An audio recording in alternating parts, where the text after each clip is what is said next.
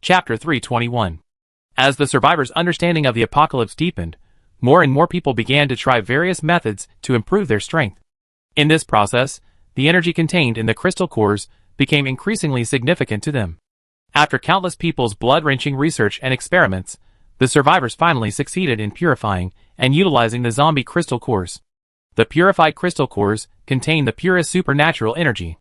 Survivors simply absorbed the energy within and converted it into usable energy for themselves.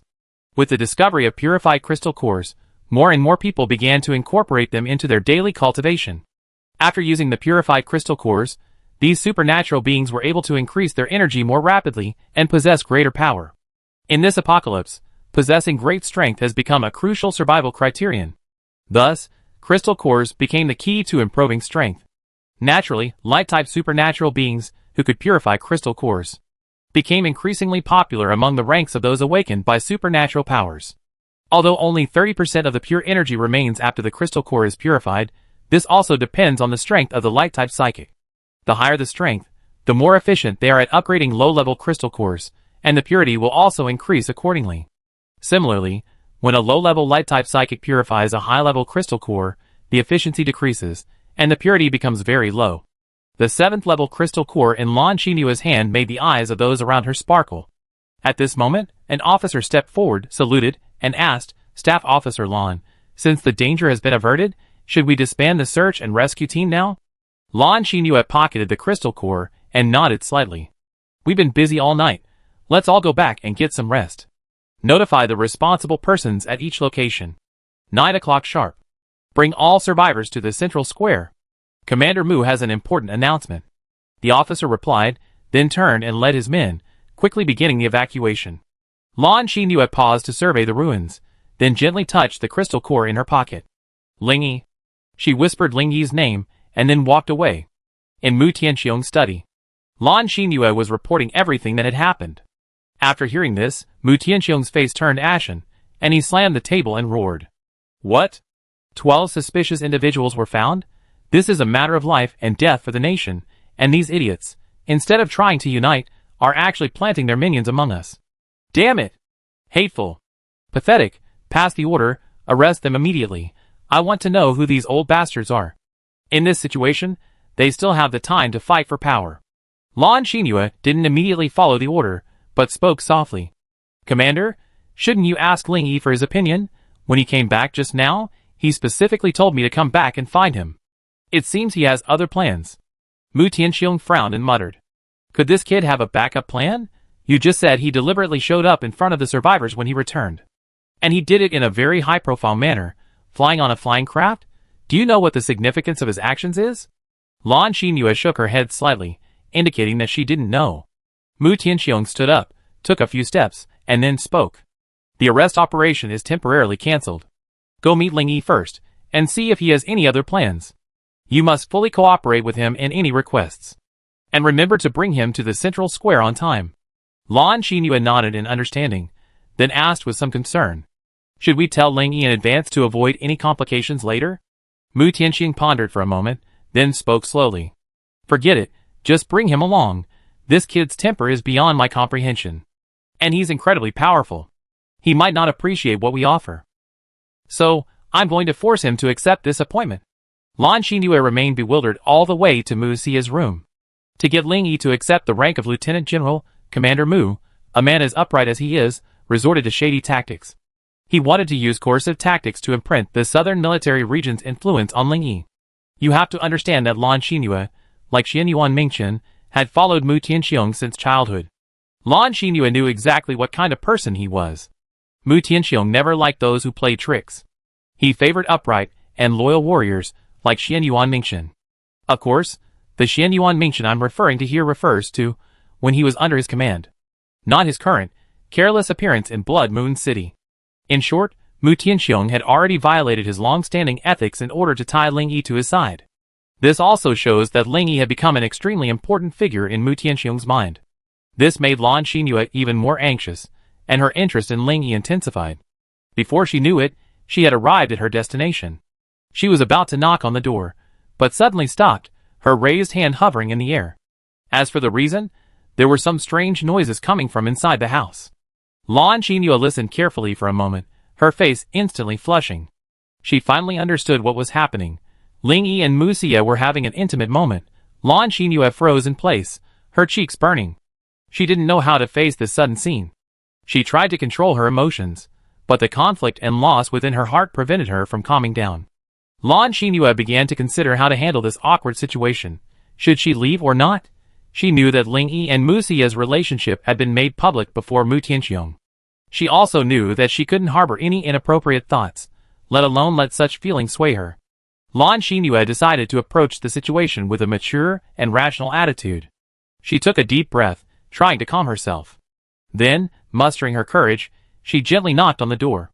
The sounds from within faded, and soon the door slowly opened. Ling Yi appeared at the door, his face stern and displeased. Lan Xinyu stood outside, and seeing Ling Yi's expression, a faint, awkward smile crossed her face. "Sorry, did I disturb you?" Ling Yi twitched his lips, his face gruff. "You're asking even though you know the answer. It's obvious you're asking deliberately.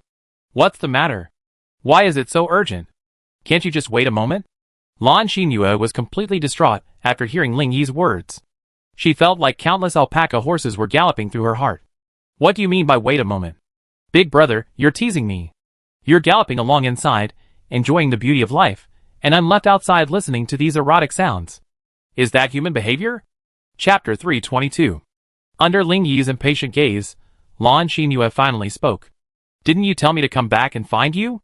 Now you're blaming me." Ling Yi curled his lips, still displeased. "After all, you're a 5th-level expert. Don't you have any hearing ability at all?"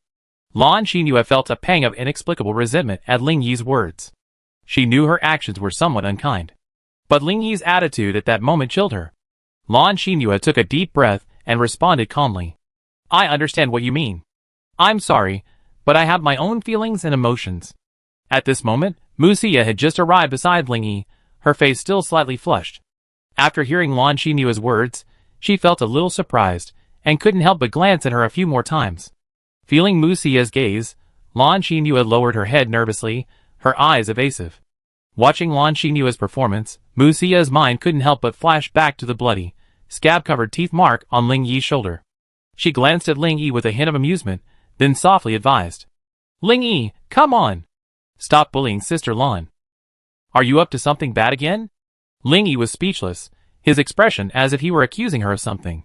"Please, do you think I'm that kind of person?" Mu Xie remained silent, merely staring at Ling Yi with ill intent, her gaze slowly focusing on his shoulder.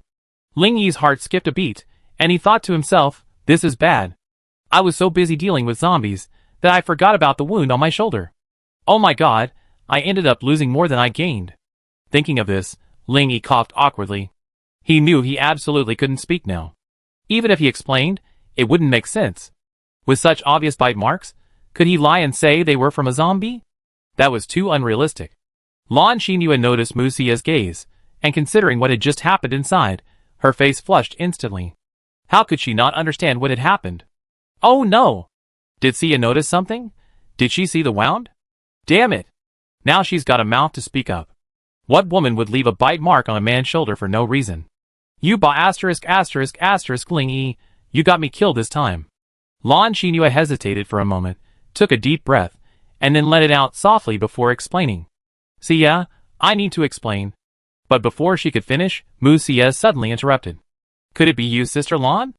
Lan Xinyu's heart tightened at Mu Xie's question. She knew her explanation might spark further speculation and suspicion.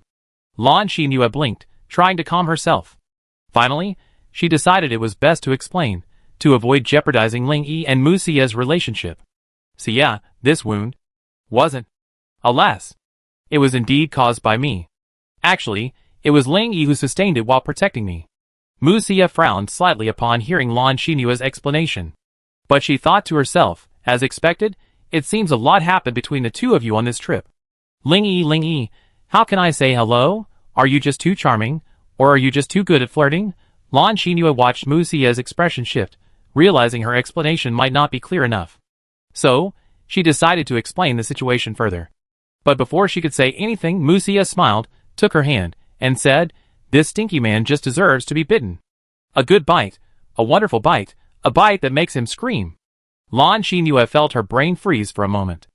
She was stunned by Mu Xia's sudden reaction, speechless. Ling Yi was also extremely confused and speechless. He didn't know what he had done wrong. How could it all be my fault out of nowhere? Did I deserve to be bitten?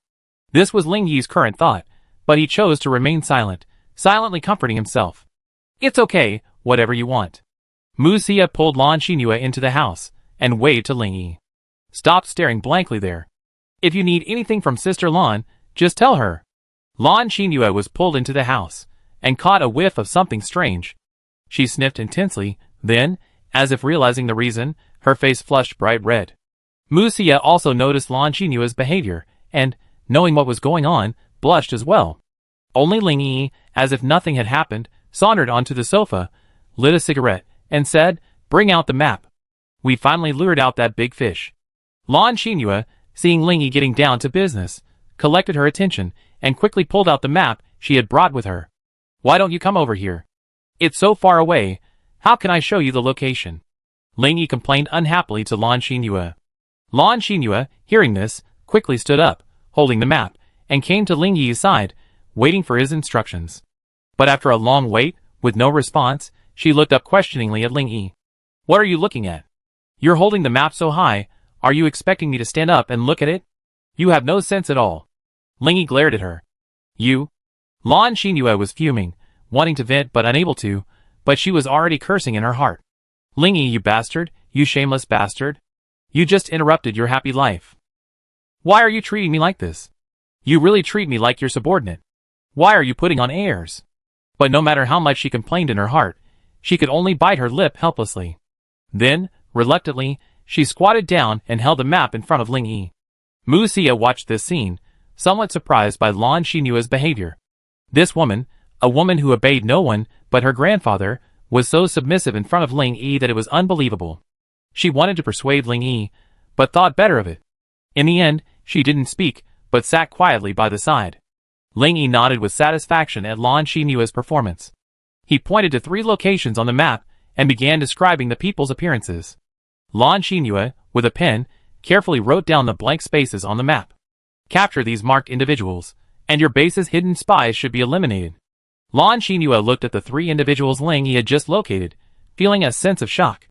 She was familiar with all 3, they were regular employees, holding high positions, yet they were actually undercover agents. If this were true, it would be truly terrifying. The person behind this had actually gone so far as to have spies right under their noses. In other words, as soon as there was even the slightest sign of trouble within the base, the other party can pass the message on at the first moment. Chapter 323. A chill ran through Lan Xinyu's heart. She realized this discovery could pose a significant threat to the entire base. "Ling Yi, are you sure you're not mistaken? These 3 individuals are of high status. If anything goes wrong, it could cause unrest in the base." Lan Xinyu truly hoped the list she seen was real. She expected Ling Yi to say he made a mistake and needed to confirm it. However, Ling Yi's next words completely dispelled all her illusions, leaving her feeling restless for a long time. "If you think my judgment is wrong, then just let them continue playing around until things get out of hand. Why do you think I went to all that trouble to get a 7th level mutant zombie? Just to test the waters, to see if there were any other hidden foxes." Sure enough, they revealed 3 tails. Lan Xinyu couldn't understand why Ling Yi was so sure there were still undercover agents. She asked, her eyes filled with deep confusion. "I still don't quite understand how you knew there was an undercover agent." Ling Yi raised an eyebrow, and his words nearly sent Lan Xinyu into a rage. "I'm really curious how you got into the general staff. Your IQ is truly worrying." Lan Xinyu gritted her teeth at Ling Yi's assessment. "I'm a combat staff officer, not a national security officer. Counterintelligence isn't my forte." Ling Yi shook his head in disdain, and added a sarcastic remark.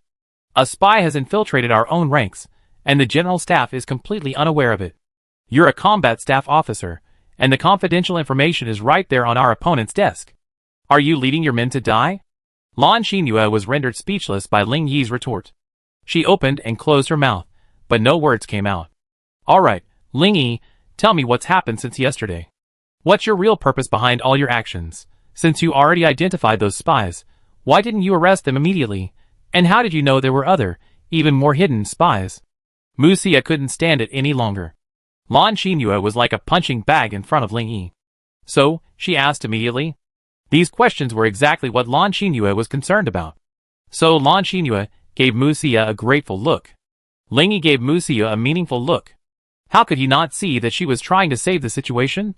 He could only shake his head and explain. Yesterday, when I released the smoke screen to warn you of the mutant zombie attack, a group of people did indeed appear.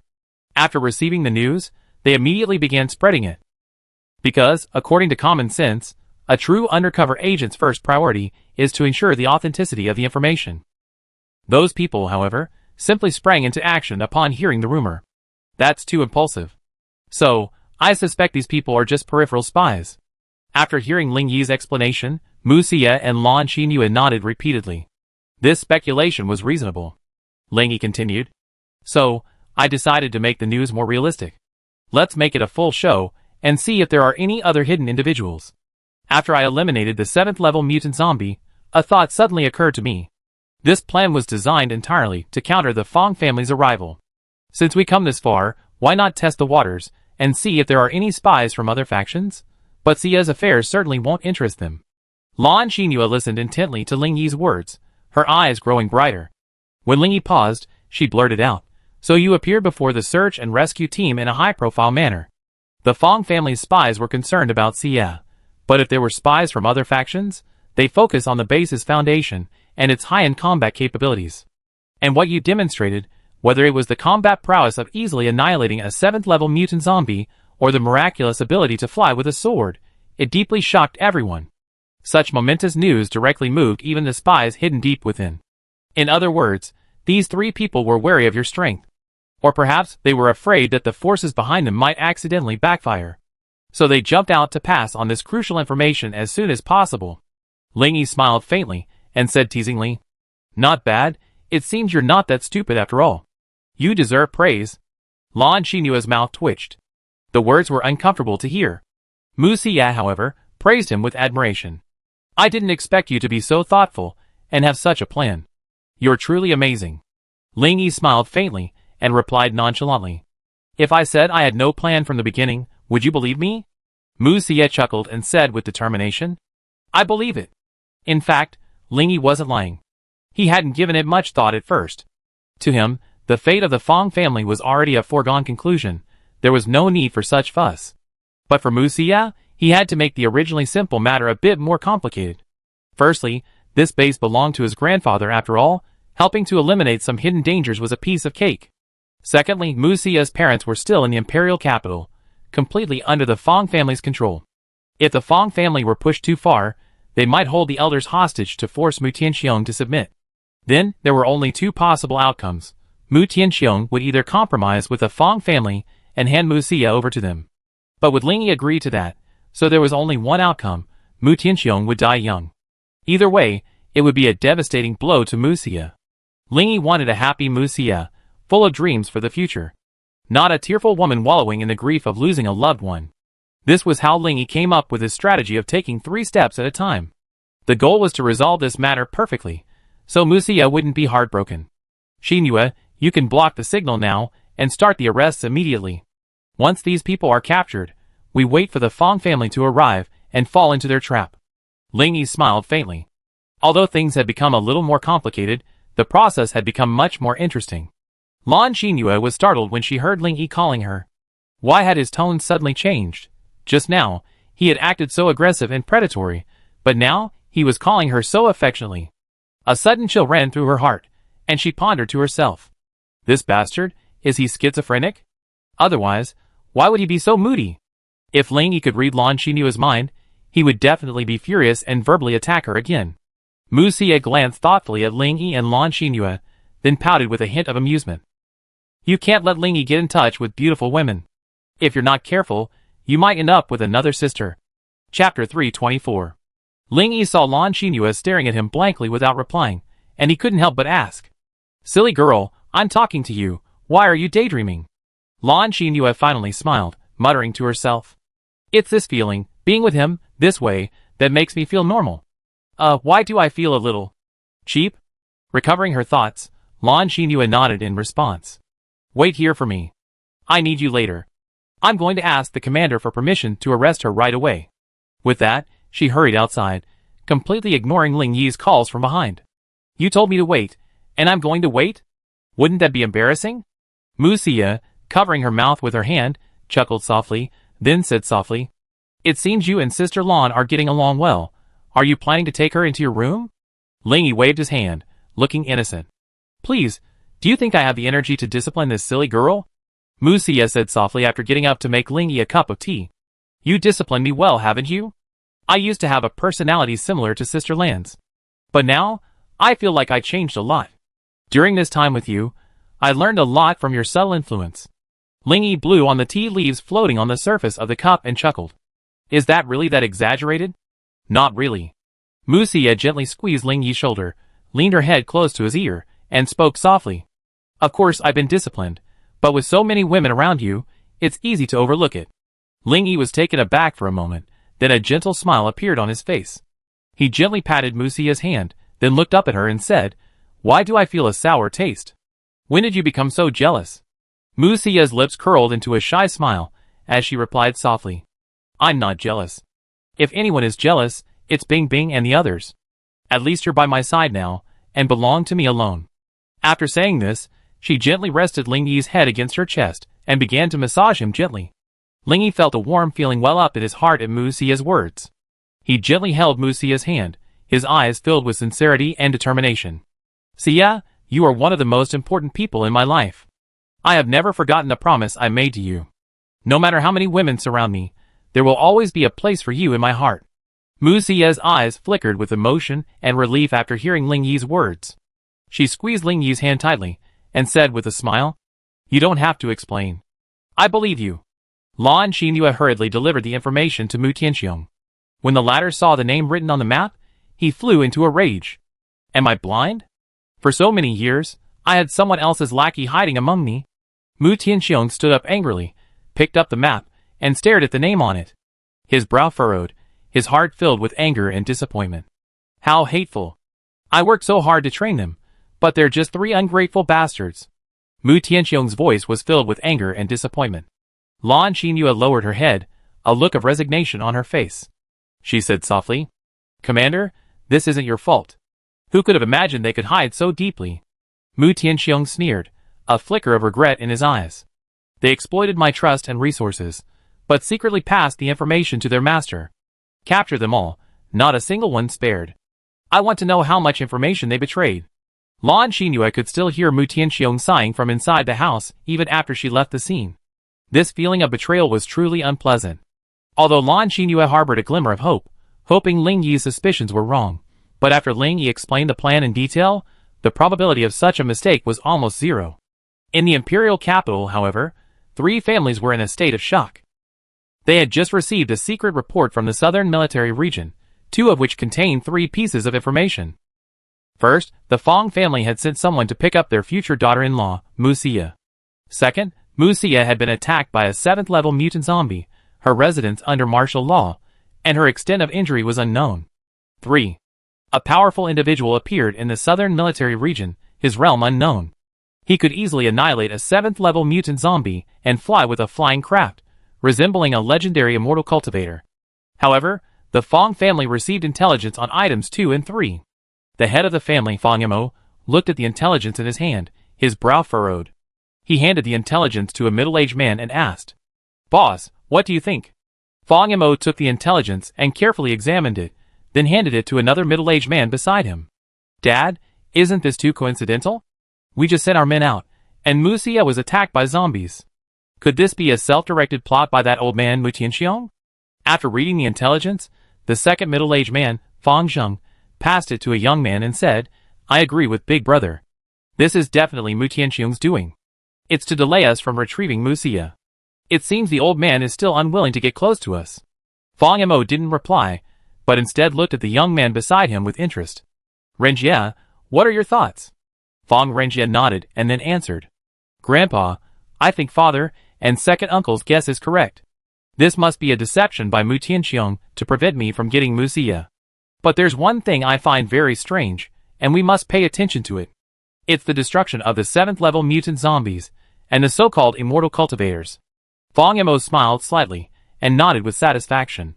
Big brother, second brother, see? Renjie is smarter than you. He's even better than his teacher. Hearing this, Fang Renjia's face was filled with a smile. His son's praises lit up his face. Fang Zheng, however, forced a smile, a barely perceptible coldness flickering in his eyes. Fang Mo waved at Fang Renjia and smiled. Come to Grandpa and tell us what you think. Fang Renjia approached with neither servility nor arrogance, then spoke. After pondering the contents of the second intelligence report, I believe it's highly likely true. First, the undercover agent must have received sufficiently reliable information before releasing it. He has always transmitted information through a single channel, and the fact that there has been no contact for so long suggests the information is highly accurate. Second, a level 7 mutant zombie can't be eliminated at will. If the information is true, then the undercover agent must have witnessed the scene firsthand. It's unrealistic for Mu Tianxiong to have fabricated it beforehand just for show. After all, a level 7 mutant is so powerful that he couldn't have obtained it without anyone noticing. Even if there was an operation, our people wouldn't have been completely unaware. So, I believe this information is highly accurate. Perhaps we should assume the worst-case scenario. There's a high probability that there are level 7 or 8 experts around Mu Tianxiong. Chapter 325. Fang Mo smiled, very pleased with Fang Renjia's performance. Fang Renjia, standing beside him, scoffed. A 7th or 8th level being. Don't you think that's a ridiculous excuse? Currently, the masters of the imperial capital are mostly stuck between 5th and 6th levels. Don't think you can ignore the truly powerful just because you have some strength. The higher the realm, the more difficult it is to break through. To kill a 7th level mutant zombie, even our Fang family would have to mobilize a large number of masters, and there's no guarantee of 0 casualties. So, I disagree with your speculation. There can't be anyone higher than 6th level around Mu Tianxiong. Fang Renjia glanced at Fang Renjia obscurely, then smiled faintly. Uncle's analysis makes perfect sense. A breakthrough requires opportunity. Just like a month ago, I was still a 4th level awakener. But now, I surpassed you and reached the 6th level. Not only has he crushed the younger generation in the imperial capital, but he's also left the older generations of other families far behind. There's one more thing I want to remind you, Uncle. The powerful figure behind us. He seems to be at the peak of the 8th level. These words, clearly carrying a hint of instruction and guidance, made Fang Zheng's mouth twitch.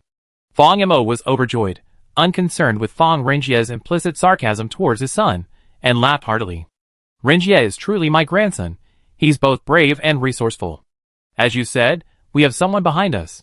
Who can guarantee that Mu Tianxiong doesn't have a powerful figure behind him? We must analyze problems with skepticism. Caution is the key to success. But you must remember that external forces are, after all, external forces. Only our own strength can ensure the longevity of our Fang family. The key point now is, regardless of whether Mu Xie's injury is real or fake, or even dead, we must act as if Mu Xie is the daughter-in-law of the Fang family, even if it's just an illusory title. We must win over Mu Tianxiong. Even if he remains neutral, it's better than being surrounded by enemies on all sides. Fang Renjia smiled faintly, and spoke with absolute certainty. As long as Mu Xie is still breathing, I will find a way to save her. She will definitely be the granddaughter-in-law of the Fang family, and I can't bear to see such a beautiful woman die. Fang Mo smiled at his son and interrupted. Dad, Mu Tianxiong is like a stone in a toilet, stinking and hard. What should we do if he refuses to compromise? Fang Mo's eyes darkened, and he spoke coldly. There are no ifs. His son and daughter-in-law are still in our hands. As long as he stays calm and doesn't interfere, I won't go too far. After we take it over several other military regions, even if he becomes even more powerful, in my eyes, he'd be nothing more than a grasshopper after autumn, unable to hop for more than a few days. After Fang Mo finished speaking, he looked at Fang Renjia with anticipation. Renjia, Grandpa will have the family masters continue to cooperate with you in strangling the zombie horde. I will strive to raise your strength to a higher level. As long as your strength steadily increases, our Fang family will be able to stand out from the crowd and compete for supremacy in the end times. Fang Renjia smiled slightly, his tone tinged with arrogance. Please rest assured, Grandpa. I will do my best to improve my strength. One day, the Fang family will be at the top, and no one will dare to tell us what to do. Fang Mo nodded repeatedly upon hearing this, extremely satisfied with Fang Renjia's performance. Fang Mo's mouth stretched almost to his ears, his son's excellence a source of pride for him. Fang Zheng's eyes were filled with gloom, and he cursed inwardly. Bah! A lowly person has achieved success. I wonder what kind of idiotic luck he has gotten to inherit such an inheritance. Not only can he create strengthening potions, but also a variety of other valuable treasures. Damn those worthless bastards. If only they had this opportunity. How could they let me hold my head down and feel so miserable every day? The Dongfang family in the imperial capital. A large crowd had also gathered at this moment, and the head of the family, Dongfang Yao, slowly asked, "What do you think of this information?" A middle-aged man replied after a moment of contemplation. "Head, if all this is true, it's a good thing for us. Mu Tianxiong has no connection to our Dongfang family. Winning him over is practically impossible. The Fang family's current actions are simply leveraging their control over Mu Tianxiong's son and daughter-in-law. Anyone with a discerning eye can see that the Fang family is coercing the Mu family. In this turbulent end of times, they arranged such a high-profile event to bring Mu Xia to the imperial capital. The Fang family appears to be full of affection and attaches great importance to this engagement. In reality, they're simply playing a trick on the Mu family, testing Mu Tianxiong's reaction. If Mu Xia is sent to the Fang family, the Mu family will be forced to rely on them." Thankfully, Mu Tianxiong acted promptly. At the very least, this demonstrates that Mu Tianxiong is unwilling to be associated with the Fang family. Dongfang Yao nodded deeply upon hearing this. "Your speculation makes perfect sense. That old fox, Mu Tianxiong, is quite clever. First, he publicly announced that his granddaughter was attacked by a level 7 mutant zombie and was in imminent danger. Then he directly and publicly arranged for someone to eliminate the level 7 mutant zombie. What a brilliant plan. It simply tells the Fang family that Mu Xia is injured and unable to go to the imperial capital. If you want to resort to force, I'm sorry. I have a master who can eliminate a level 7 mutant zombie. You can consider whether he's capable enough." The middle-aged man nodded in agreement, agreeing with Dongfang Yao. He then stroked his chin and spoke slowly. "Patriarch, I think we can change our attitude toward the Mu family. Although our relationship was lukewarm before the apocalypse, with few interactions, if the Fang family truly wins over the Mu family now, they become even more brazen in the imperial capital. You mean, we should lend a hand to the Mu family when the time is right? Or do you believe there's truly a master beyond the 7th rank behind Mu Tianxiong?" Dongfang Yao asked, somewhat puzzled and helpless. "But under the current circumstances, we can't intervene at all. What if we end up losing more than we gain? Wouldn't that be like shooting ourselves in the foot?" The middle-aged man shook his head, his tone filled with determination. "Patriarch, we used to have someone above us, but what about after the apocalypse? The current situation in the imperial capital is a complete scramble for supremacy, each with its own agenda. There are no permanent friends in this world, only permanent interests. Our Dongfang family and the Mu family may not have much to do with each other, but in this apocalyptic world, strength is everything. If the signal Mu Tianxiong sent is genuine, then he has nothing to fear from the Fang family's threats. It's better to help someone in need than to add icing on the cake.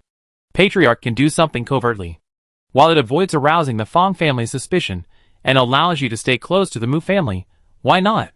Chapter 326. Dongfang Yao frowned, tapping his fingers lightly on his knee. It had to be said that the middle-aged man's proposal tempted him. One more enemy is worse than one more friend. Given the choice, anyone would choose more friends. Besides, Mu Tianxiong of the Mu family now commanded tens of thousands of troops and had established a base of operations. If he truly had the support of a powerful figure, at least he could establish some connections and become familiar with them. Dongfang Yao understood that his current situation was not easy. In this apocalyptic world, the strong reigned supreme, and the imperial capital was a hodgepodge of people, their interests intertwined and complex. He stopped tapping his fingers and decided to accept the middle-aged man's proposal and establish some contact with the Mu family. Dongfang Yao looked at the middle-aged man and asked, "Your proposal is a good one. Tell us, how can we provide Mu Tianxiong with some help without anyone noticing?" The middle-aged man nodded with satisfaction. The fact that his proposal was accepted showed that Dongfang Yao had complete faith in him. "Master, we can't get too close to the Mu family openly. After all, we're constantly seeing the Fang family. But behind the scenes, there's plenty of room for maneuver. For example, we could leak some information about the Fang family. Or perhaps tell Mu Tianxiong the true situation of his son and daughter-in-law." Dongfang Yao's eyes brightened, and he slapped his thigh. "Okay, let's do it. You arrange everything and ensure no information leaks." The middle-aged man smiled slightly and bowed in response. "Please rest assured, master." As the Dongfang family made their decision, the Huang family on the other side was also plotting. The head of the family, Huang Shanqi, sat in a secret room, with his two sons, Huang Gang and Huang Hai, sitting below him. After reviewing the intelligence, Huang Shanqi asked in a gloomy voice, "What do you think of this?" The eldest son, Huang Gang, said after a moment's reflection, "I don't think there's anything strange about the Fang and Mu families. Everyone in the capital knows about this. Mu Xia's escape from marriage had everyone laughing their asses off. The Fang family wanted to take Mu Xia back simply to save face. If someone else snatched up their intended daughter-in-law, the Fang family would be utterly disgraced." Huang Shanqi didn't react at all, but turned to look at the second son. Huang Hai saw his father's gaze fixed on him, and quickly began to form his words. "I don't think this has much to do with us. The Fang family's intentions are well known. They simply want to annex the Mu family. But the Mu family's old man is not someone to be trifled with. It will be very difficult for the Fang family to force the Mu family to submit. For now, we can just watch the show. It would be best if they just fall out and fight. If a member of the Mu family dies in the imperial capital, I'm sure the old man won't let it go." After hearing his two sons' words, Huang Shanqi felt nothing but disappointment. His two sons were always too impulsive and hasty in their handling of things. They always focused on immediate gains, never delving into the underlying meaning. Huang Shanqi sighed deeply. In the past, he had plenty of time to slowly nurture his sons. But now it was the end of the world. Without strong measures and careful planning, they could be exploited or eliminated at any moment. You need to handle matters more cautiously and rationally, Huang Shanqi said with a look of disappointment. In the end times, nothing comes easy. Don't always try to protect yourself. In an age where strength reigns supreme, if you don't provoke others, they might stab you. How can I rest easy if the Huang family falls into your hands like this? How can you two fools stand a chance against those old foxes?" Huang Gang and Huang Hai looked at their father's disappointed expression, feeling a tinge of guilt. Huang Shanqi shook his head and waved at his two sons. "Since you made your decision, then stay calm for the time being. Remember, don't get too close to the Fang family, lest they become the victim of a fire. Get out. I take care of everything else." Watching his two sons leave, Huang Shanqi sighed deeply. In another secluded courtyard in the imperial capital, Dugu Bo, head of the Dugu family, paced restlessly in his study. Suddenly, there was a knock on the study door, and a sweet, girlish voice rang out. "Grandpa, can we come in?" Dugu Bo couldn't help but smile at the words and replied, "Ha, my Feifei is here. Come on in, everyone. I've been waiting for you." As the door opened, a sweet-looking, voluptuous young woman rushed in. "Feifei, you're already an adult, yet you're still so impulsive, not like a girl at all," Dugu Xian shouted angrily from behind. "Second brother, our niece is so lively and adorable. Besides, you already told me she's an adult, so just leave her alone," Dugu chimed in with a chuckle. "Third brother, you're absolutely right. You're just too controlling. Our Dugu family is made up of grown men, and we only have one girl like Feifei. How wonderful. Being active is a good thing. Don't you see how smart she is? She thinks things through much more carefully than we do." Dugu Bo pointed at the young men standing outside the door, and said unhappily, "Second brother, Feifei is better than those good-for-nothing brats behind you. All they do all day is eat, drink, and have fun, never doing anything serious. When something happens, they all hang their heads and can't say a word. If this continues, what will be the future of the Dugu family? I see no hope at all." Dugu Xian wanted to speak up, asking his old man to stop doting on Dugu Feifei. But after hearing Dugu Bo's complaints, he wisely chose to keep quiet. Those young men drooped even more, like ostriches. Although she was deeply unhappy with the old man's comments and harbored resentment towards Dugu Feifei, she recalled the doting attitude her fathers had shown towards her. No one dared to raise any objections, though words came out easily. However, the whipping she received back home would be much harder to bear.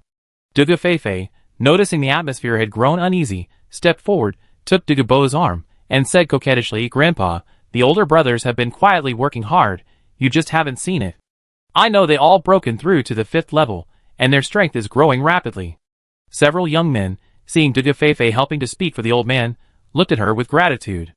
Dugu Bo patted Dugu Feifei's head, and said cheerfully, "You're the only one who's so sweet-talking. You always find a way to make Grandpa happy. Please sit down. We need to discuss something." Everyone found their seats, and Dugu Feifei sat affectionately next to Dugu Bo.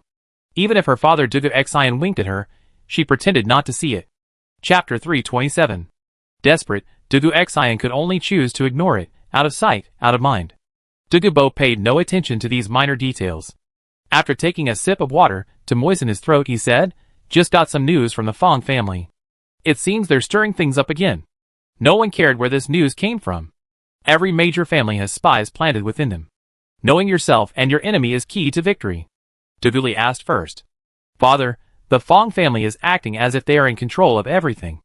Could it be that they're planning to take action against the aristocratic families of the imperial capital? As one of the 4 great families of the imperial capital, the Fong family has always been quite influential, and lately, they seem a bit restless. Dugubo took a deep breath, thought for a moment, and then spoke. According to the information relayed, the Fong family hasn't dared to act recklessly in the imperial capital for the time being. Although the Fong family is ambitious and constantly seeking to expand their sphere of influence, if they truly intend to attack the imperial capital's aristocratic families, they have to consider whether they have the strength to do so. Although the 4 major families operate independently and have their own power and influence, everyone understands the principle of lips, teeth, and limbs, and it's difficult for a single family to dominate. Dugu Xian speculated, frowning. Father, could it be that the Fong family is targeting the 4 major military regions again? Dugubo nodded, speaking helplessly. Yes, you guessed right. They set their sights on the Mu family to the south again. Dugu Feifei straightened her body upon hearing this, and asked in confusion. Grandpa, is there any news about Sister Yu? She's been out of contact since the apocalypse, and Grandpa Mu has been worried about her. Dugubo said with a faint smile. That's right, my elder brother finally found Yaya. If I hadn't gotten the news from the Fong family, I would still be in the dark, but the problem is, the Fong family has already sent a group of experts to the south. Their goal is to bring Yaya to the capital to marry the Fong family's son. Dugu Feifei frowned, complaining unhappily. Sister Yu ran away from home to escape marriage. Now that she's finally escaped death, she's back again, and the Fong family is targeting her. How despicable. Dugubo's face was filled with anger. He took a deep breath, and his face trembled. The Fong family's behavior is truly infuriating. Not only do they covet the power of the aristocratic families, they also seek to exploit marriage to achieve their own goals. Thus, they tied the Mu family to their side. It's a pity my elder brother fathered a fine son and married a fine daughter-in-law. They were kept in the dark by the Fong family, unaware of their actions, and even went so far as to implicate their daughter. Dugui sighed softly upon hearing this. Father, you don't know, but Mu Yang and I have always had a close relationship. He's not unreasonable, but unfortunately, he's a sentimental person. He's deeply in love with Lu Qingqing, to the point of being unable to extricate himself. And Lu Qingqing, as you know, is a career-driven woman. She's especially passionate about medical research. It just so happens that the Fong family controls this field, and over time, their ties with the Fong family have become closer. Dugubo slammed the table and roared upon hearing this explanation. Bullshit, what do you mean by deeply in love? That's just a coward, a henpecked coward. Research? Can research be a living? Can I sacrifice my daughter's happiness for it? If that Mu Yang were my son, I would have slapped him to death long ago. Dugui, seeing his father's fury, shrank back, not daring to speak again. The eldest son, Duguli, spoke softly from the side. Father, please calm down. The Mu family's situation is clear. We always had a small family. Uncle Mu only has one son. What else can he do? Dugubo sighed heavily, his tone somewhat resigned. Alas! It's been hard for me, your elder brother. My sister-in-law passed away early, leaving me to raise this child alone. You dedicated your life to the country and the people, but you neglected your child's education, resulting in such a ruined child. If the Fong family truly marries into the Mu family, all your life's glory will be reduced to ashes. Grandpa, we can't just sit back and watch. Dugu Feifei said firmly. We must stop the Fong family's conspiracy. Sister, you must not be harmed again. We must not allow Grandpa Mu to be caught in a dilemma and ultimately face a path of no return. Dugubo's eyes gleamed with relief at Dugu Feifei's words. He gazed deeply at his beloved granddaughter and spoke firmly. You're right. We can't just sit back and watch. Since you can't make up your mind, let me ruin this marriage. If the Fong and Mu families marry, with the support of tens of thousands of troops from the south, the Fong family will next target the aristocratic families of the imperial capital. This will not only help the Mu family out of their predicament, but also protect the future of our Dugu family. Dugu Li's eyes flashed with murderous intent. He made a gesture of wiping his throat and asked, Father, do you want me to arrange for someone to rob and kill the Fong family? Dugu Xian, standing nearby, spoke hurriedly. Brother, this won't work. Once we mobilize our forces, the Fong family will be immediately aware of it. Whether we succeed or not, it will alert them. Dugubo nodded in agreement. Second brother is right. We can't do something so blatant. We haven't reached the point of breaking off relations with the Fong family yet. Dugu Feifei's mind raced, her eyes suddenly brightening. Grandpa, why don't we find a way to control Uncle Mu and Aunt Lu? Grandpa Mu is so cautious because they're in the Fong family's hands. If he weren't hindered by this relationship, I believe Grandpa Mu would fight back fiercely and never compromise. Upon hearing this suggestion, Dugubo patted his granddaughter's head lovingly. Look, my Feifei is incredibly smart, thinking the same thing as me. But there's one thing you don't know. I know my brother's character very well. He could marry Yaya into the Fong family for the safety of Muyang and his wife. But he definitely wouldn't willingly send his granddaughter to them. He definitely has a plan. This was evident from Yaya's effortless escape from the marriage. Even if things can't be avoided, if the survival of the country is at stake, I'm certain that my brother will sacrifice his family for the sake of justice. Even if he knows he can't win, he abandon his family and fight the Fong family to the bitter end. This is the outcome I dread most. At this moment, Duguyi's face lit up with sudden realization, and he said in surprise. So, father has been asking me to spend more time with Muyang recently, precisely to prepare for this action? Dugubo nodded affirmatively. You guessed right. Tell me, how's that Muyang doing lately? Hearing the question, Duguyi frowned and looked at his father nervously. Then hesitantly began to report. Chapter 328.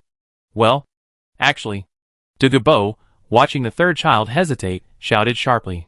If you have something to say, just say it. If you have something to say, just say it. Don't be so hesitant, you're a woman. Duguyi shuddered at the sudden shouting, startled. No longer daring to hide, he spoke quickly. Actually, I haven't seen Muyang and his wife in over 10 days. Everyone was stunned at these words. Dugubo, in particular, paled slightly, his eyes flickering with worry. Have you tried to find out where they went? Hearing his father's question, Duguyi nodded quickly in response. As soon as I realized they were missing, I immediately started asking around. I learned the Fong family was conducting research on an important pharmaceutical.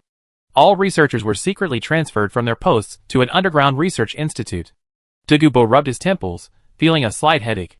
After a while, he continued, since it's research, I understand Lu Qingqing being taken away. But what about Muyang?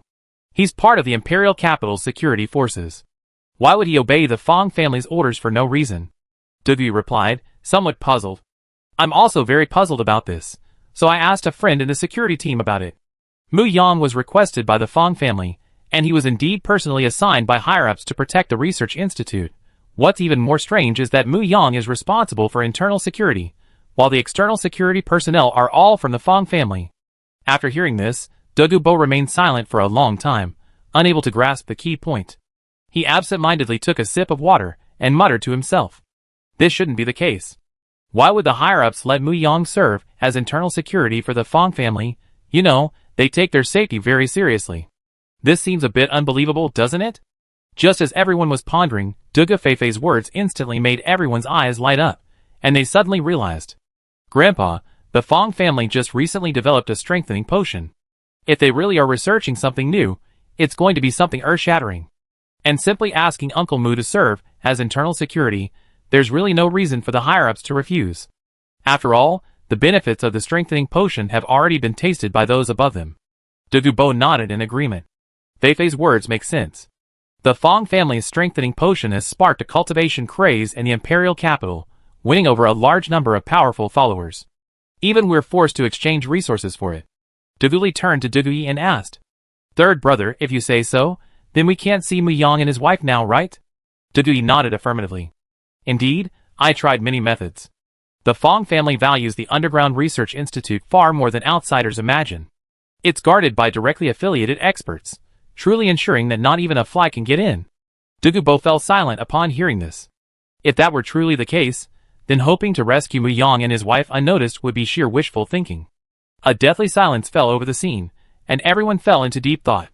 After a long pause, a young man whispered. Why don't we contact Grandpa Mu first, and see if there's any other way? Before Dugubo could say anything, Dugu Xian looked at his son and scolded him profusely. You idiot!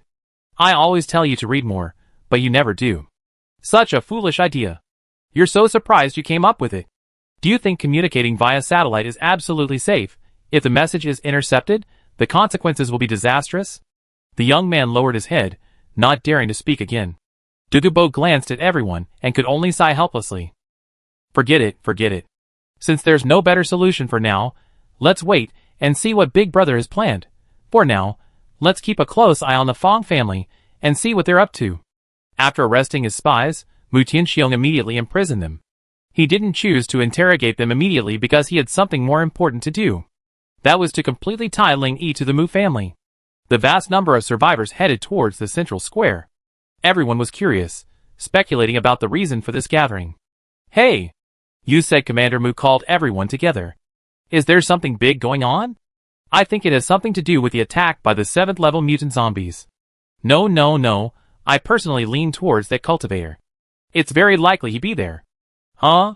Now that you mention it, I think it's possible too. A group of survivors just joined. Perhaps that big shot is among them. Yes, I also heard that there's a very powerful young man among the survivors. With a single strike, he eliminated Colonel Lee, who ranked among the top 5 in strength. Time passed, and the square grew larger and larger. Because of the sheer number of people, the square and the streets were packed. Even the windows of the surrounding buildings were thick with heads. Atop the platform in the center of the square stood the officers, all in uniform. Mu Tianxiong, clad in a resplendent general's uniform, stood on the platform, his gaze sweeping around with a determined look. His voice echoed throughout the square over the loudspeaker. Fellow countrymen, I am here today to make an important announcement. The crowd fell silent for a moment. Everyone was captivated by Mu Tianxiong's appearance, and even more curious about what he was about to announce. However, Mu Tianxiong didn't announce anything directly. Instead, he turned and asked in a low voice, "Is Lan Xinyu not back yet? Go look for her." Then he slowly began to offer some encouraging words. Lan Xinyu, breathless, ran into Mu Xia's room and anxiously shouted to Ling Yi. "Ling Yi, hurry! Hurry and come with me! Everyone is waiting for you." She was truly exhausted. They had just hurriedly arrested and detained everyone on the list. Then, realizing time was running out, they rushed to find Ling Yi. The whole morning had been spent in a constant rush. "Sister Lan, why is Grandpa looking for Ling Yi? What's the urgent matter?" Mu Xia, noticing Lan Xinyue's exhausted look, stepped forward and handed her a glass of water, asking, "It's good news for Ling Yi. Let's go! We're running out of time." She hurriedly downed the water in one gulp and replied, "Good news? I don't know what good news will happen. Ever since I got here, I've been busy like a top. If I'm not going anywhere. It's definitely not good news." Ling Yi complained, lazily reclining on the sofa. He had an attitude of, "Do whatever you want, I won't move." Chapter 329. Lan Xinyu was completely dumbfounded by Ling Yi's scoundrelly attitude. Tens of thousands of people were waiting for him in the square. If Ling Yi stood them up, there was no telling how Mu Tianxiong would step down. Lan Xinyu shook her head vigorously, unable to imagine the severity of the consequences. He looked at Ling Yi with pleading eyes, a hint of entreaty in his tone. "Ling Yi, I beg you, now is not the time to lose your temper. The commander really has something urgent to discuss with you, and it can't be delayed." Ling Yi leisurely lit a cigarette, speaking with an air of, "You guys worry about it, I'm not. If you don't give me a reason, I'm going to lie here and not go anywhere." Lan Xinyu, nearly crying, shouted angrily. "You?" She had no idea what to say next. Mu Tianxiong had kept it a secret from Ling Yi because he was afraid he wouldn't agree. If she told the truth and this guy just walked away, it would be troublesome.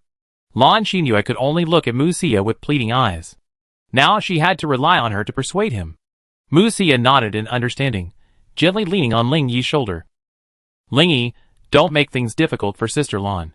Since Grandpa wants you to come over, it must be something important. For my sake, please go." Ling Yi turned slightly to look at Mu Xia and said with a grin, "Give me a kiss, and I'd be there right away." Mu Xia glanced at Ling Yi charmingly and obediently pressed her red lips to his. Lan Xinyue's mouth twitched, and she cursed inwardly. "You really don't treat me as an outsider, you shameless bastard." Ling Yi slowly stood up contentedly, muttering to himself. Tens of thousands of people gathered, and they insisted I go. That's gotta be bad news. The old man's trying to trick me again. Lan Xinyue's mouth dropped open as she watched Ling Yi leave. She'd forgotten Ling Yi's perceptive abilities. It turned out he'd known about the square all along, so he was deliberately trying to make things difficult for her. "Are you leaving or not?" "Forget it." Standing at the doorway, Ling Yi turned and shouted at the stunned Lan Xinyu. Recovering from his reverie, Lan Xinyu hurriedly followed and spoke. I drove here. It's faster this way. The commander must be waiting impatiently. Ling Yi shook his head speechlessly and asked back. With the crowds thronging the square right now, do you think a car can get in? With that, he threw down his bloody evil blade and prepared to fly off. Looking at Ling Yi's slightly cunning gaze, Lan Xinyu understood the key point. This guy was trying to take advantage of her again, and a deep blush crept across her face. Just as she was stunned, Ling Yi urged with a chuckle. Front or back? Choose now. Lan Xinyu frowned and murmured. I'm not choosing either way. Don't think I don't know what you're thinking. Although her voice was soft, Ling Yi heard it clearly. The corners of his mouth curled slightly as he spoke softly. Alas! Time waits for no one. I wonder how much longer this old man can fool around. Lan Xinyu glared at Ling Yi fiercely, gritting her teeth. Asshole, you dare threaten me with this excuse? Ling Yi grinned and immediately activated the blood evil to slowly ascend into the air. Then he winked at Lan Xinyu and said, Since you're not in a hurry at all, I go take a stroll out of town. You go say hello to the old man first. I need to get some fresh air. I go see him naturally when I feel better. Lan Xinyu was stunned upon hearing this. If Ling Yi really ran away, leaving the commander stranded in the square, letting down tens of thousands of survivors, that would be a complete joke. She shook her head and shouted. Wait, I'm choosing the back. Hurry and get down. Ling Yi then smiled wickedly, lowering his bloody blade and approaching Lan Xinyu. Why didn't you make your choice earlier? You have to make such a fuss. Lan Xinyu clenched her hands and wrinkled her nose in anger. She decided not to say anything more. She felt she was no match for Ling Yi and her idle chatter. Ling Yi stared at Lan Xinyu, who reluctantly jumped behind him, and asked with a hint of a smile. Are you ready? I'm taking off. Lan Xinyu turned her head away, ignoring him. Ling Yi shrugged helplessly, then curled his lips, followed by Lan Xinyu's exclamation. Ah! Feeling a pair of delicate arms around his waist, Ling Yi's face lit up with a triumphant smile. Lan Xinyu's face, however, flushed with shyness. Watching the two figures gradually disappear in the sky, Muxia pouted and muttered. Huh? You can actually fly people, and you haven't even let me experience it. Such a romantic thing, and Sister Lan took the lead. Looks like we're getting another sister in the family. On the square, Mu Tianqiong wiped the sweat from his forehead, his mouth nearly dry from talking. But Lan Xinyu and Ling Yi were nowhere to be seen. The generals behind him stared at the commander's back in confusion and bewilderment, their thoughts running wild. What's wrong with the commander today? He's usually so decisive. Why is he insisting on spouting so much meaningless talk now? Is the commander suffering from Alzheimer's? He seems to have repeated the same thing several times. The survivors in the audience sighed and groaned, many of them crouching on the ground, their legs numb from standing. Someone in the crowd murmured quietly. Isn't there something important to announce? I've been standing for almost 2 hours, and my legs feel like they're giving out. I have to get back to make lunch. It's almost noon. I can't take it anymore. I can't take it anymore. I feel like I'm falling asleep listening to this. At that moment, someone suddenly looked up and saw the incredible scene, and he shouted. Am I dazzled? An immortal has descended? You must be dizzy. I thought I saw a chicken leg. Damn. I'm not dazzled. Look up, almost up, there's an immortal. Damn it. It's him. It's him. He's the one who destroyed the 7th level mutant zombies. Yes, I was there too. It was him, there's no doubt about it. Everyone at the scene looked up at Ling Yi, who was flying through the sky on a sword. Li Yao excitedly said to her brother. Brother, look. It's Big Brother Ling Yi. Oh my god, he can fly. This is amazing. Li Qing also looked at Ling Yi's figure in the air with excitement. I knew Mr. Ling was something special. Look, what an amazing sight. Mu Tianqiong shielded his eyes from the sun with his hands, squinting at the sky, muttering to himself. This kid is finally here. I almost lost my face. Chapter 330. Lan Xinyu was feeling extremely awkward. Gazing at the sea of heads below, she almost wanted to die. Under the gaze of the crowd, she clung to Ling Yi's waist, her body pressed tightly against his back. Lan Xinyu felt her cheeks burning. She had never imagined herself in such an awkward situation. She couldn't help but regret her rash actions, filled with shame. In reality, it was simply Lan Xinyu's inexplicable feelings for Ling Yi that filled her with all sorts of thoughts. The survivors' attention wasn't on her at all. Everyone's eyes were fixed on Ling Yi, wondering who this young man was. Only when Ling Yi slowly landed on the platform did Lan Xinyu frantically release his hand and hurry towards the general's group. She stood upright, but the blush on her face couldn't hide her nervousness. Ling Yi slowly walked towards Mu Tianxiong and asked with a smile, "Old man, why did you call me here so urgently and make such a fuss? What's going on?" Before Mu Tianxiong could reply, an officer behind him shouted angrily, "How dare you speak to the commander like that? You're so bold." Ling Yi slowly turned his head and looked behind Mu Tianxiong. He saw a middle-aged man, tall, upright, and majestic. A pair of black glasses perched on his high nose bridge exuded an air of determination and wisdom. His eyebrows were thick and neat, slightly raised, giving off an impression of confidence and decisiveness. His eyes were deep and piercing, sparkling like two black gems. His high nose bridge framed his resolute features, giving him an air of majesty. Dressed in a neat and formal military uniform, he exuded a sense of dignity and authority, a commanding presence that was undeniable. Ling Yi glanced at the middle-aged officer's rank. He was actually a division commander. Ling Yi grinned and was about to speak, but Mu Tianxiong spoke first. "Han Wu, who told you to speak without permission? Have you forgotten the rules of the army?" Han Wu was taken aback by the accusatory tone. He looked at Mu Tianxiong in confusion, and seeing him blinking at him repeatedly, he could only reluctantly keep silent. Mu Tianxiong then turned and smiled at Ling Yi. "Xiaoyi, I haven't had time to greet them yet. Don't mind." Ling Yi shrugged, indicating his indifference, and then pressed on. "Old man, let's talk business. Even though it's cool now, look at the crowd below. They're already staggering, clearly impatient." Mu Tianxiong's mouth twitched, and he cursed inwardly. "This is all your fault, kid. If you come earlier, this would have been over." He thought this in his heart, but he spoke with a smile. Wait a moment. I start explaining why I gathered everyone here." After explaining to Ling Yi, Mu Tianxiong glanced at the crowd below. His expression instantly became solemn and serious, and his voice was powerful and forceful. "Everyone must be curious about who this person next to me is. Let me introduce him now. His name is Ling Yi. Despite his young age, he's new to our base. But his arrival not only solved our food and clothing problems, but also resolved the attack by the level 7 mutant zombies." Hearing this, the crowd erupted in excitement and began to discuss. He really killed the level 7 mutant zombies. Commander Mu said it himself. How could it be false? It's absolutely true. I feel so blessed now. With such a powerful leader around, we don't have to fear a single zombie. Mu Tianxiong was very pleased with the outcome. It was all within his expectations. This also laid a solid foundation for his upcoming announcement. He waved his hand at the crowd and continued. "Everyone, please be quiet and listen to me. The team Ling Yi brought delivered tens of thousands of tons of food to our base. We can rest easy this winter. And we have enough food to survive and seeds to sow next year. I believe our future will only get better, and our base will become increasingly prosperous." Applause and cheers erupted from the crowd. Everyone was filled with heartfelt gratitude for Ling Yi and his team. Everyone understood how important and fortunate it was to have such a brave group of people protecting them in these difficult apocalyptic times. Words of praise filled the air. Li Yao excitedly watched the crowd's reactions, her heart filled with joy and pride. Although she and her group were mentioned, all of this was Ling Yi's doing. If it weren't for Ling Yi's rescue, she, her brother, and the others would likely have perished somewhere. Suddenly, Mu Tianxiong's resounding voice drowned out the clamor. "Now, I have an announcement to make in recognition of Ling Yi's tremendous contributions." At this news, the entire room fell silent. Everyone held their breath, awaiting Mu Tianxiong's next announcement. Mu Tianxiong's voice echoed throughout the venue. "I will appoint Ling Yi the rank of Lieutenant General and the position of Chief of Staff. He will be the core force of our base.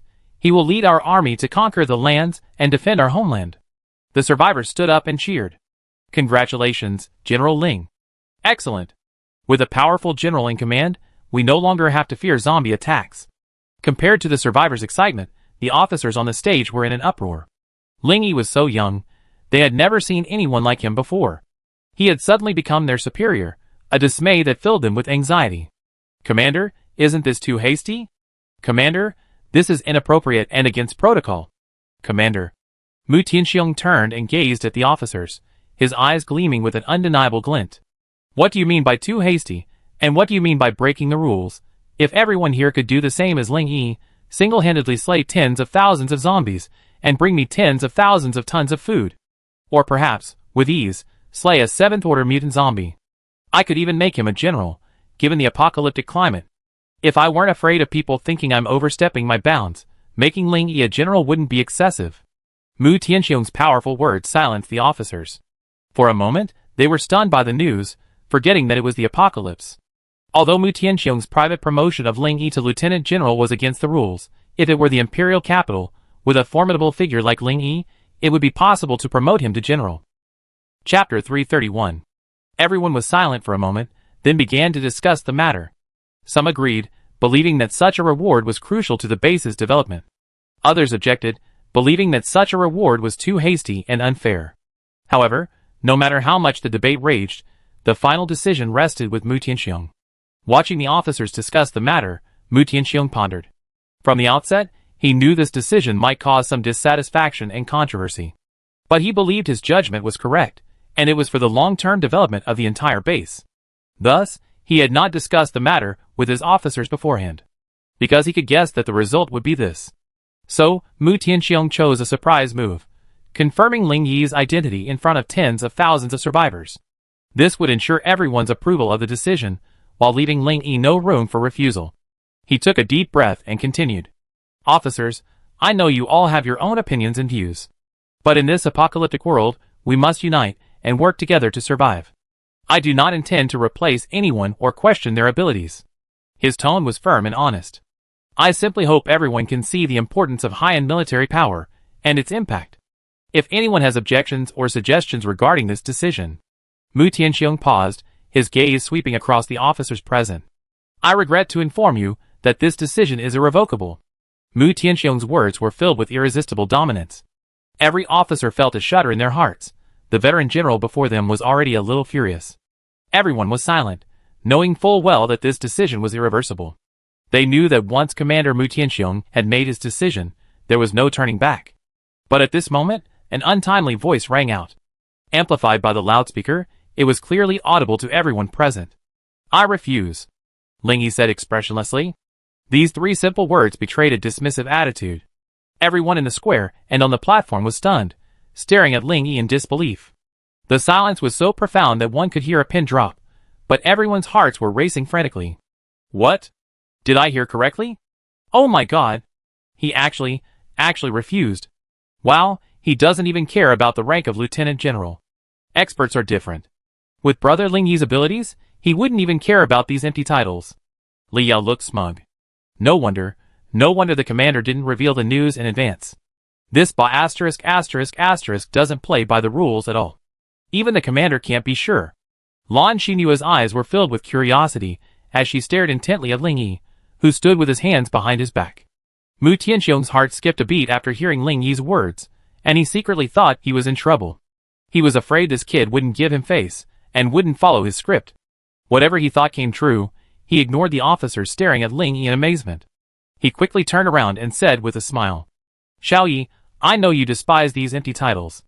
But as long as you remain in this position, it will be a reassurance for those below you. Therefore, I hope you can prioritize the greater good and accept the honorary position for now. The officers were completely numb. They had just been opposing this decision. But Ling Yi, the very person they were opposing, flatly refused. Now, Commander Mu, with a pleading attitude, begged Ling Yi to accept the rank. The contrast between the two stunned everyone. The rank, which they viewed as a symbol of honor and power, was completely disdained by Ling Yi.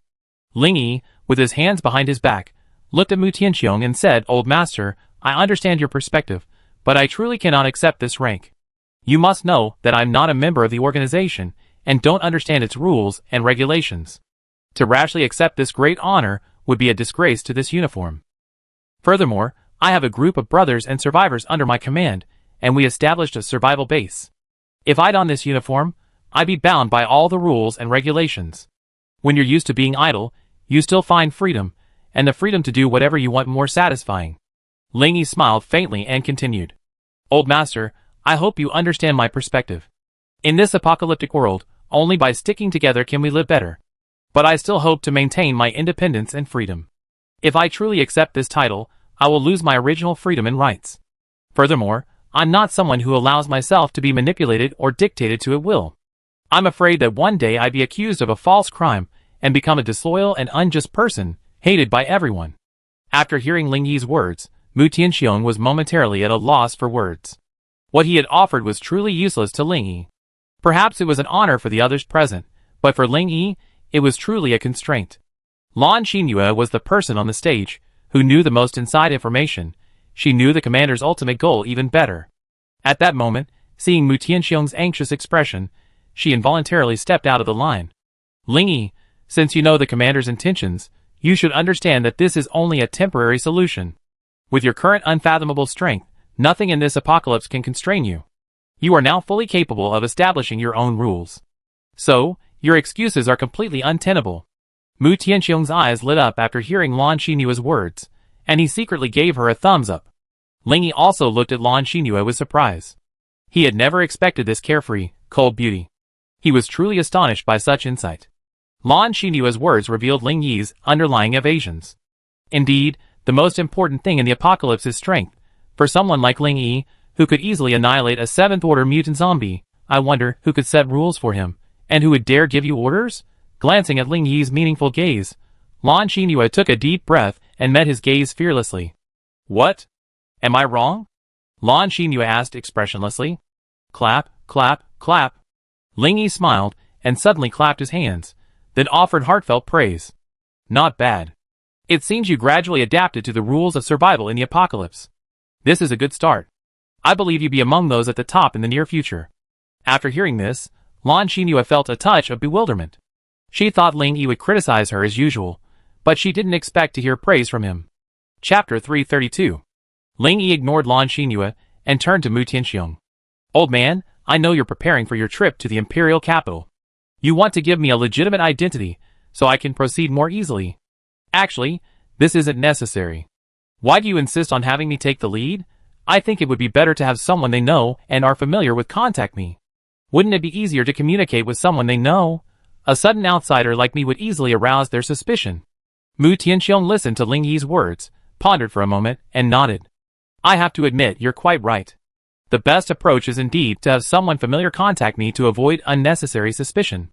But do you think anyone under my command could take on this mission? It requires not only strong strength, but also a meticulous mind. Aside from you, I simply can't think of anyone else. Ling Yi smiled faintly, turned around, patted Lan Xinyue's shoulder, and said, The old man has so many talented people under his command, how could he be without one? It's not so far away, but so close at hand. I think Chief of Staff Lan is a great candidate. Mu Tianxiong's mouth twitched. How did this turn of events finally bring him to Lan Xinyue? He almost wondered if Ling Yi was deliberately seeking revenge for Lan Xinyue's accusations. Lan Xinyue glanced at the hand on her shoulder, then at Ling Yi, who was smiling. That strange smile made her uneasy, and she felt Ling Yi had ulterior motives. Ling Yi ignored them, and the two of them looked constipated. He put his hands behind his back and suddenly spoke loudly. My fellow countrymen, although I cannot become your lieutenant general, I have a better candidate to recommend. That is the intelligent and charming staff officer Lan Xinyue. I nominate her to be your lieutenant general and to protect you. Lan Xinyue's expression suddenly changed upon hearing Ling Yi's words. Was he preparing to laugh at her? Ling Yi, stop kidding. Military ranks can't be awarded arbitrarily. Lan Xinyue shouted anxiously. Mu Tianxiong was also bewildered. Ling Yi was being ridiculous. He was actually offering the rank of lieutenant general to Lan Xinyue. It was a joke. But before he could say anything, Ling Yi's voice rang out again. Perhaps everyone is confused by my proposal, and even more skeptical of Staff Officer Lan's abilities. Actually, none of that matters to me. Old man, if Lan Xinyue's abilities reach the top of your base, or even reach the 7th level, would she be qualified for the rank of lieutenant general? Mu Tianxiong stared at Ling Yi in amazement, completely unable to believe his ears. If there truly were a 7th level cultivator within the base, then a lieutenant general would be a big deal. But that's just a fantasy. Realms don't just break through on a whim. If that were truly possible, the streets would be filled with experts. The officer stared at Ling Yi in amazement, feeling that he was a real boaster. After a while, Mu Tianxiong recovered his composure and asked uncertainly, Xiaoyi, do you really have a way to help Xinyue break through to the 7th level? If so, I can give her the rank of lieutenant general. A wicked smile curved the corners of Ling Yi's mouth, and he nodded gently. Lan Xinyue blinked her eyes, taking in Ling Yi's malicious gaze, and the smile on his lips. She suddenly remembered that Ling Yi had previously said he had a way to improve her strength. But to achieve a significant improvement, she would have to be in close and unconditional contact with him. Thinking of this, Lan Xinyu shook her head vigorously and shouted, "No, I don't want to improve my strength. Don't even think about it. I won't let you succeed." Hiss. Everyone, on stage and in the audience, gasped at Lan Xinyu's outcry. Although Ling Yi's words were light, as if they could easily improve someone's strength, regardless of whether they were bragging or not, if they were true, it would be a simple matter of ascending to heaven. But Lan Xinyu refused without a second thought, speaking so decisively. This move was truly incomprehensible and extremely confusing. Oh my god, what if it's true? You refuse so decisively, as if you were about to be eaten. Unbelievable? Boss, I do. Choose me. I do too. I do anything. The survivors in the audience shouted, regardless of whether it was true or not. Ling Yi's strength was truly evident. Not only could he fly, but he could also easily kill a 7th level mutant zombie. Even if he couldn't reach the 7th level of strength as Ling Yi claimed, even if he could even raise their level by 1 level, that would be something they would be more than happy to achieve. Mu Tianxiong almost jumped at Lan Xinyu's sudden shout. He looked at Lan Xinyu suspiciously, trying to discern something from her nervous and shy expression. Lan Xinyu also realized she had been a little overexcited. She had buried her head deep in her chest, her gaze fixed only on her toes. Mu Tianxiong's eyes shifted, considering Lan Xinyu's performance, and the strength and wisdom Ling Yi had displayed over the past few days. He was over 80% certain that what Ling Yi said was true. Just then, Ling Yi slowly spoke. "Grandpa, I will raise Lan Xinyu's strength to above rank 7 as soon as possible. As for the lieutenant general rank, forget it, give it directly to Xinyu. But please rest assured, we must go to the imperial capital, and I will be by Xinyu's side all the way. I will do my utmost to fulfill your wishes. Because I don't want to see Xia in tears all day." Mu Tianxiong felt his beard tremble with excitement. The fact that Ling Yi had said this proved that he had already made a plan and a decision. If he continued to force him to accept his wishes, it might backfire. Although he couldn't directly bind Ling Yi to his base, at least his relationship with his granddaughter was there. If anything happened to the base, Ling Yi would definitely not stand idly by. Furthermore, if Lan Xinyu could truly break through to the 7th level with Ling Yi's help, it would be a truly great event for the base. Mu Tianxiong nodded heavily, and then said, "Xiaoyi, I trust you. I do as you say." Lan Xinyu panicked. The commander had actually agreed. How could this be allowed? "Commander, I disagree." Mu Tianxiong frowned and shouted in displeasure. "Nonsense. Even I'm tempted by the thought of breaking through to the 7th level. The others would be even more eager. This is your opportunity, and it's Ling Yi's decision." Mu Tianxiong paused, then spoke in a commanding tone. Lan Xinyu obeyed orders. Although Ling Yi has not accepted the rank of lieutenant general, in my heart, his position is equal to mine. Therefore, from this moment on, Ling Yi's words are mine. No matter what he tells you to do, you must obey unconditionally. Chapter 333. Lan Xinyu's mouth dropped open, completely bewildered. The commander had simply issued a command, throwing her to Ling Yi. Leaving her no room for refusal or rebuttal, she felt almost heartbroken. This wasn't just an opportunity. For Lan Xinyu, it was a grave crisis. Although her time with Ling Yi had been brief, she had already been taken advantage of. Now, he was forcing her to obey Ling Yi's orders unconditionally. This was like a sheep entering a tiger's mouth, with no way back. Lan Xinyu's heart raged with complaints, filled with fear for the future. "Commander, are you truly unaware of Ling Yi's character, or are you pretending not to know? Your future grandson-in-law is a complete pervert. Throwing me to his side is like asking me to offer myself to him." She was filled with anxiety and worry. But seeing Mu Tianxiong's unyielding gaze, she could only nod helplessly. "Yes, Commander," Mu Tianxiong finally said with a satisfied smile. "Xiaoyi, you're satisfied now, right? What a pity. If you joined, I could truly rest easy, without having to worry about the zombie threat at all," Ling Yi said with a faint smile. "Don't worry, old man. You simply feel that the strength of your subordinates is improving too slowly. Although I can't join your team directly, given our current relationship, an offensive and defensive alliance is still possible, so I decided to work closely with you. I can provide the same strengthening potions as the Fong family, and even potions with other special effects. And the old man just needs to exchange something with me." As soon as these words were spoken, everyone on the stage's faces suddenly changed. The Fong family's enhancement potion had been widely rumored. Who wouldn't know its miraculous properties? The survivors were also thrilled, even though none had ever seen or used it. But the Fong family's descriptions of its miraculous qualities had already etched a deep impression on everyone. One dose of the enhancement potion could transform an ordinary person into an enhanced person. Furthermore, the enhancement potion could increase the enhanced person's strength, making it both safe and stable. Unlike crystal cores, which require purification, a time-consuming and laborious process. If the purity is insufficient, there's a risk of contracting the zombie virus during use. When the Fong family released the enhancement potion, everyone went wild. But until now, due to transportation difficulties, only the survivors in the imperial capital have access to it. And I heard that obtaining the enhancement potion requires a vast amount of resources. It's simply not a luxury accessible to ordinary people. Mu Tianxiong asked excitedly. Are you serious? You can trade with us for the enhancement potion. Whatever you need, just tell me. I'm willing to trade with you if it's within my means. Ling Yi didn't immediately state his needs, but instead asked, Old Master, do you know what resources the Fong family needs? Mu Tianxiong answered without hesitation. Crystal cores. Thanks to the Fong family's promotion of their enhancement potions, crystal cores have become the mainstream trading currency in the imperial capital. To be honest, the Fong family team that's arriving soon will be carrying 100 bottles of enhancement potions that I ordered. Ling Yi looked at Mu Tianxiong in surprise. This matter had never been mentioned before. I'd like to know how the exchange ratio is determined. Lan Xinhua spoke hurriedly, noticing Mu Tianxiong's gaze fixed on her. The Fong family doesn't have a complete exchange ratio list. After all, high-level mutant zombies aren't so easy to kill. Even if someone obtains a high-level crystal core, most people won't exchange it. They keep it for purification and personal use. So, the crystal cores currently in circulation are primarily low-level. 1 second-level core equals 10 first-level cores. 1 third-level core equals 10 second-level cores. 1 fourth-level core equals 10 third-level cores. 1 fifth-level core equals 10 fourth-level cores. For now, that's the breakdown, increasing tenfold, and the Fong family's price for the enhancement potion is 100 first-level crystal cores per bottle.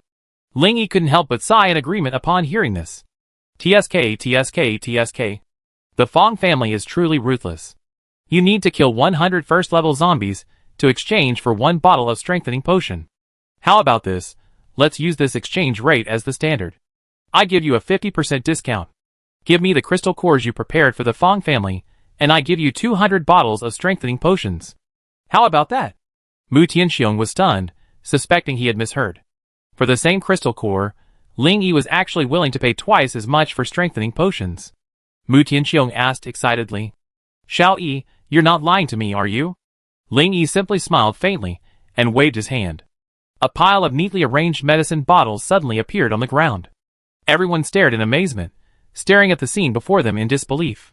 They couldn't believe their eyes, as if they had stepped into a fantasy world.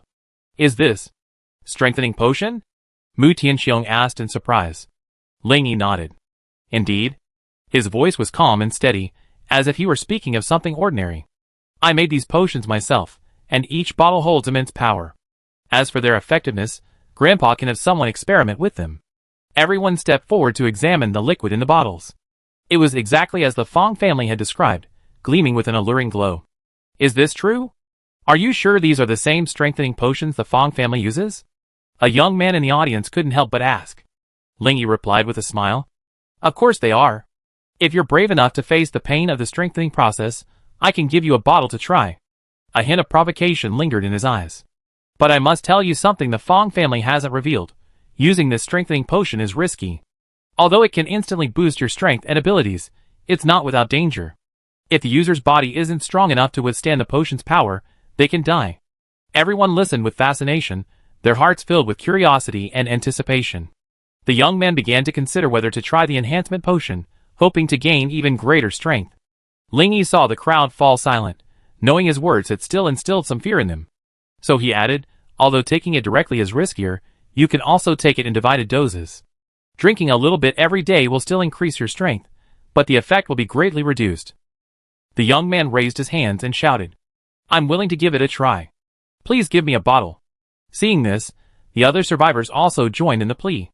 Ling Yi smiled slightly and said, this isn't a charity. If you want it, work hard to earn crystal cores, and then buy it from Commander Mu. As soon as he finished speaking, Ling Yi threw out a bottle of enhancement potion. Everyone watched in disbelief as the potion slowly floated through the air toward the young man below the stage. Chapter 334.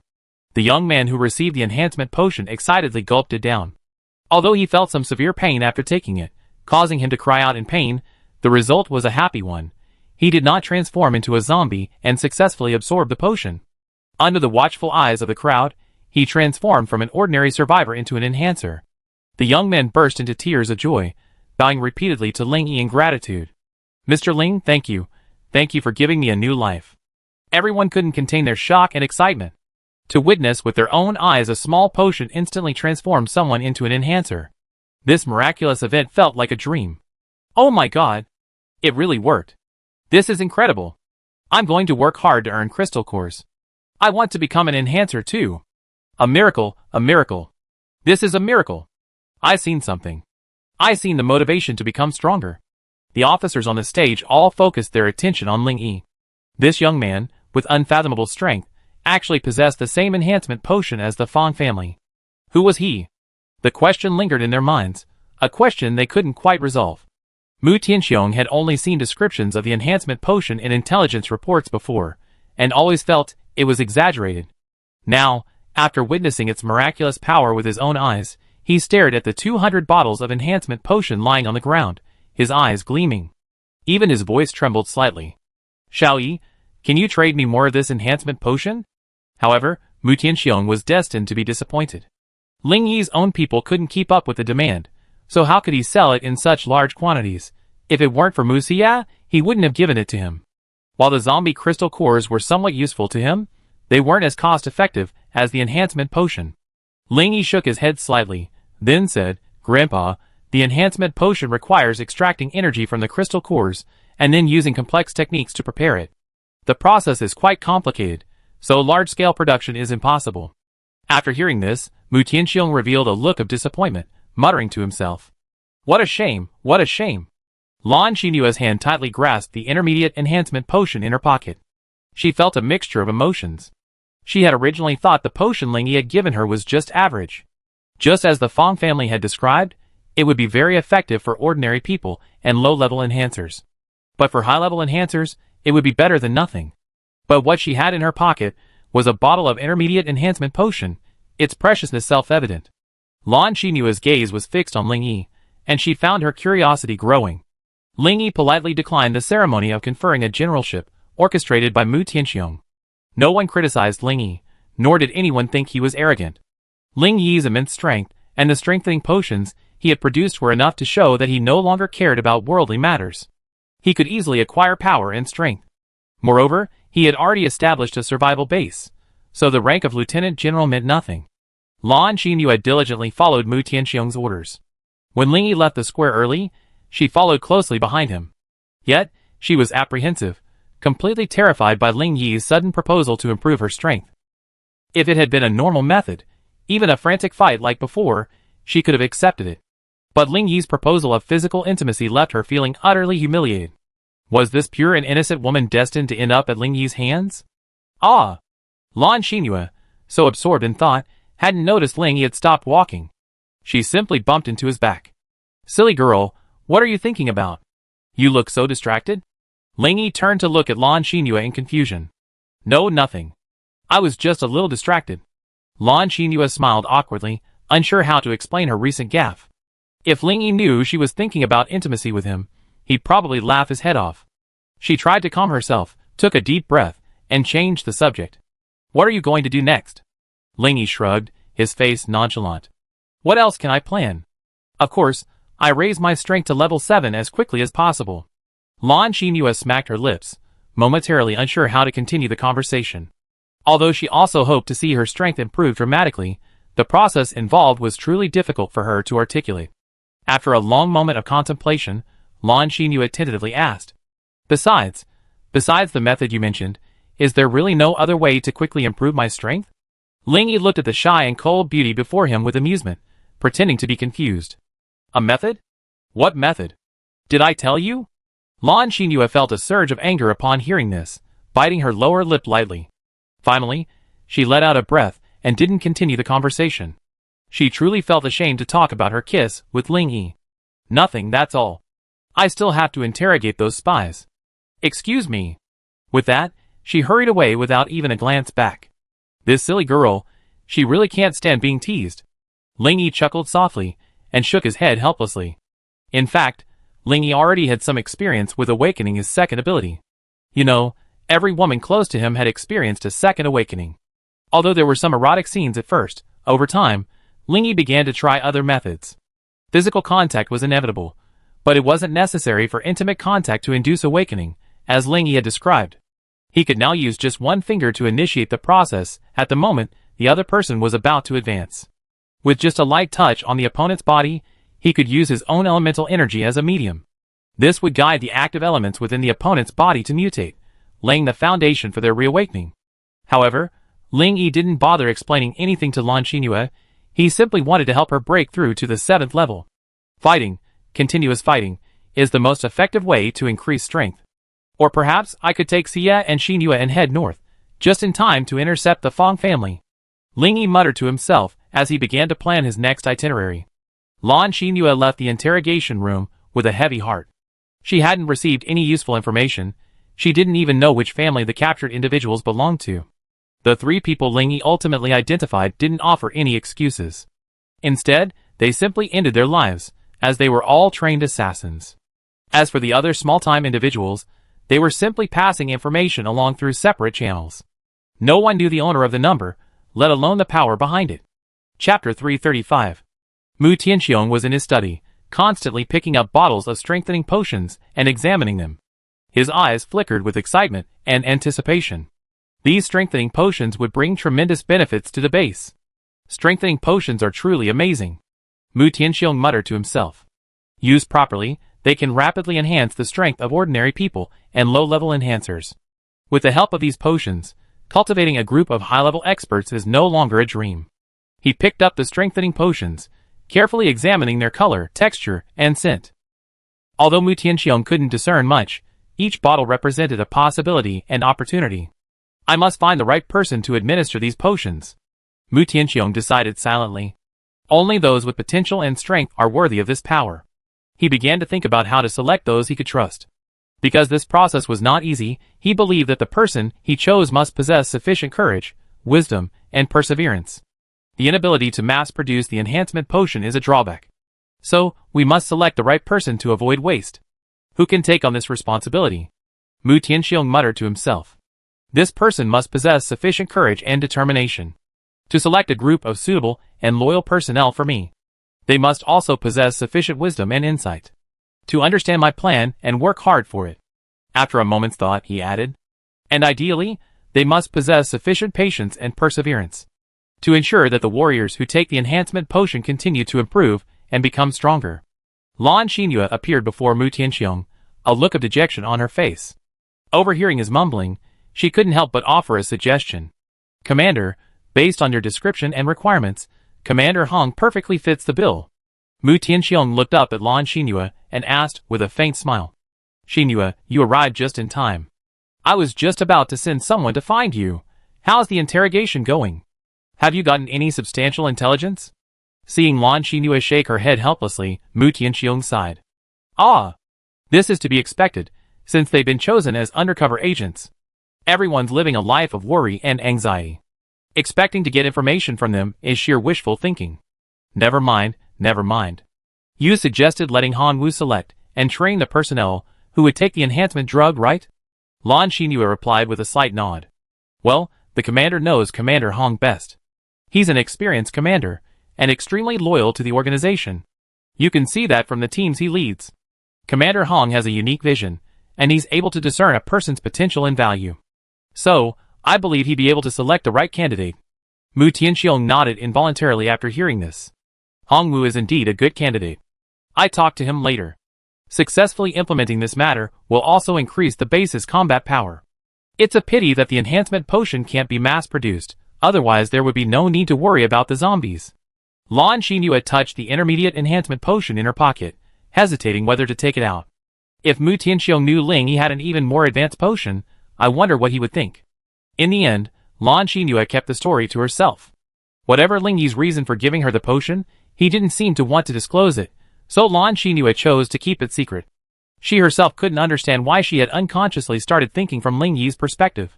Could it be that I have feelings for him? The thought suddenly popped into Lan Xinyue's mind.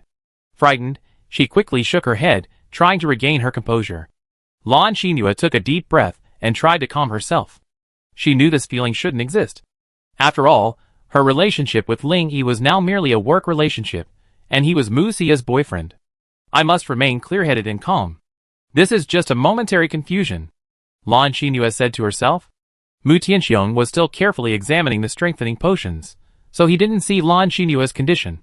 He suddenly turned around, hands behind his back, and asked, "Did Ling Yi tell me how to raise your strength to the 7th level?" Lan Xinyue shuddered at this sudden question. She saw a look of confusion in Mu Tianxiong's eyes. He seemed puzzled by her own reaction. A faint blush crossed Lan Xinyue's face, and she stammered. He hinted a little earlier. It requires contact between the two of us. Mu Tianxiong looked at Lan Xinyue, her feminine demeanor, with a huge question mark hanging over his head. He had never seen Lan Xinyue so shy before. Combined with what she had just said, Mu Tianxiong's eyes widened, and he blurted out, "Could this kid's method be to practice dual cultivation with you? This bastard. No wonder he's surrounded by so many women, and no wonder he's so formidable. He actually possesses such a sinister technique. No, could he possess some special ability?" Lan Xinyue was completely stunned, as if struck by a bolt of lightning. She stood there in a daze, unable to recover for a long time, her mind a mess.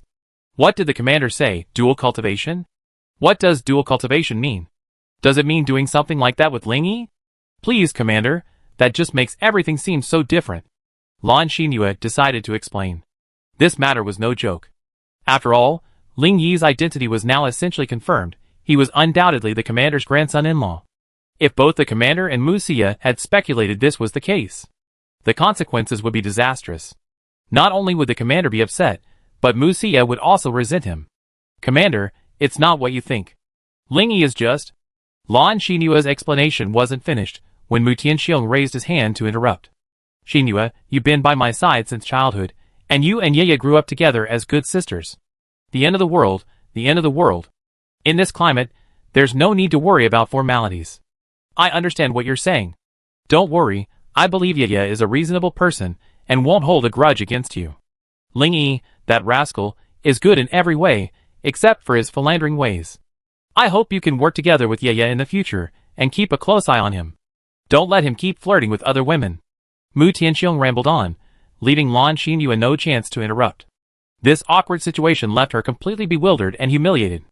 In her heart, it felt like 1,000 horses were galloping through her body, and she couldn't calm down for a long time. Chapter 336. Lan Xinyue was bewildered, unsure how to handle this situation. She had never imagined that she and Ling Yi would be entangled in such a situation. She had never imagined that she would be misunderstood by the commander, and would become Ling Yi's woman.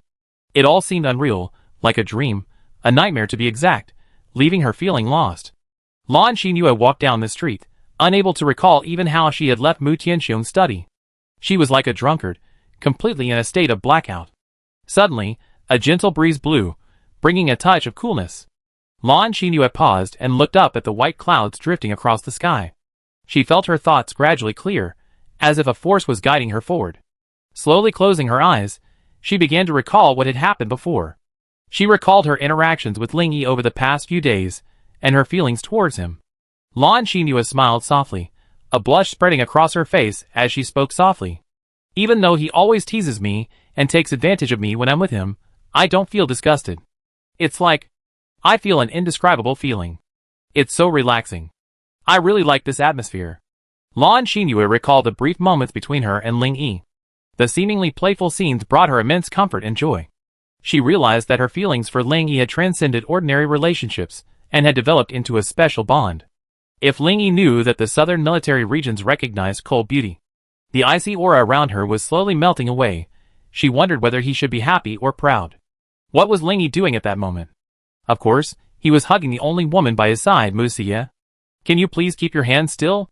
They're becoming more and more lascivious," Mu Xia said, blushing, as she gently pressed down on Ling Yi's roaming hands. "Why are you blaming me? You know, I used to be a very honest man. It's all because you, this bunch of fairy-like beauties, have seduced me." Ling Yi chuckled. "You're just a chatterbox. You're taking advantage of me and acting like a spoiled brat. I haven't settled the score with you yet. When we left, the sisters gave us so many warnings. They told me to keep a close eye on you to prevent you from being unfaithful and promiscuous. Ling Yi felt something was amiss, and quickly interrupted. Hey! Stop it. Stop accusing me, okay? How could I be so philandering? I'm just hanging out with you every day. I warm your bed every night, and pay my dues. I'm diligent and hardworking, just worried you wouldn't be satisfied. Ah! You? Stop it, it's so embarrassing. It's always you who's so shameless, and keeps coming up, making it impossible for me to get a good night's sleep. Mu Xia blushed as she patted Ling Yi's chest. Ling Yi didn't stop her playful behavior, but simply smiled at her. After a while of playful play, Mu Xia gently leaned against Ling Yi's chest and asked softly, "What are your plans next? Are you going straight to the capital, or will you stay for a while?" Ling Yi gently stroked Mu Xia's hair and slowly replied, "For now, we stay here. The road conditions are bad right now. It won't be possible for the Fong family to get here for a month or so." Mu Xia asked curiously, "Are you waiting for someone from the Fong family?" Ling Yi said with a faint smile, "Of course, if I rashly go to the imperial capital, it will definitely cause unnecessary trouble. My purpose is to rescue our parents. If things get too tense, it could put them in danger." Mu Xia's face lit up with a relieved smile when she heard Ling Yi mention our parents. He put his arms around Ling Yi's neck and kissed him directly. After a long moment, Mu Xia spoke from the bottom of her heart. "Ling Yi, thank you. I feel so happy to have you by my side. I'd like to come along on this trip to the imperial capital. Is that okay?" Ling Yi shook his head gently, soothing him. "Originally, I was planning to take you with me, but now, I changed my mind." Mu Xia looked at Ling Yi in confusion, waiting for his explanation. Ling Yi smiled faintly, touched Mu Xia's smooth face, and said, "Because my beloved woman is pregnant. How could I bear to let you travel so far?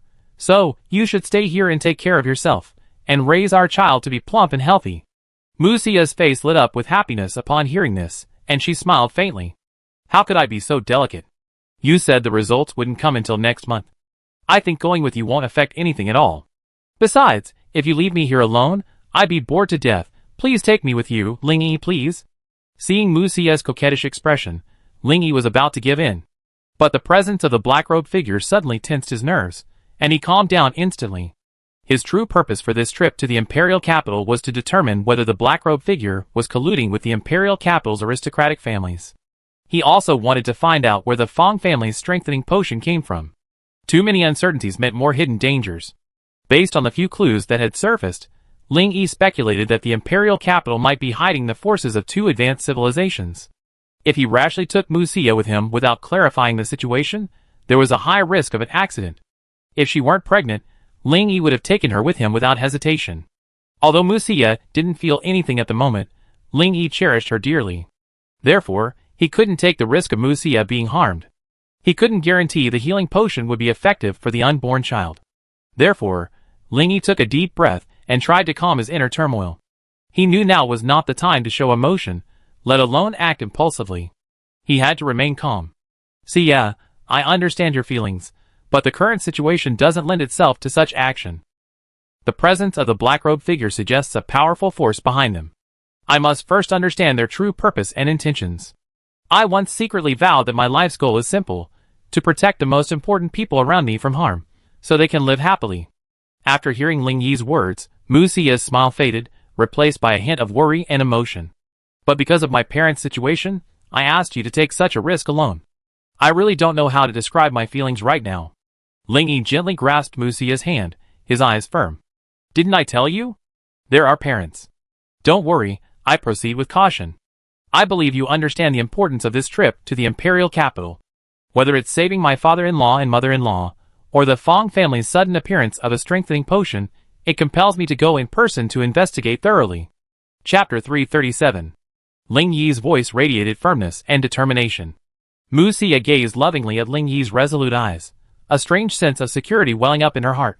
She knew Ling Yi was a responsible man, always brave enough to forge ahead for those around him. "Ling Yi, you must be extremely careful. Don't take any risks. You must return safely. The children and I will be waiting patiently for you.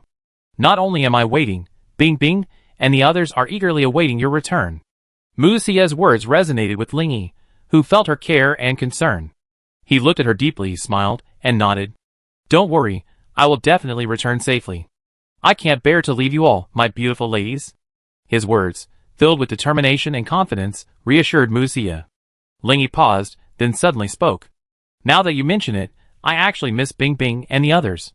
Besides, after going to the Imperial capital, I probably won't be able to return for a while.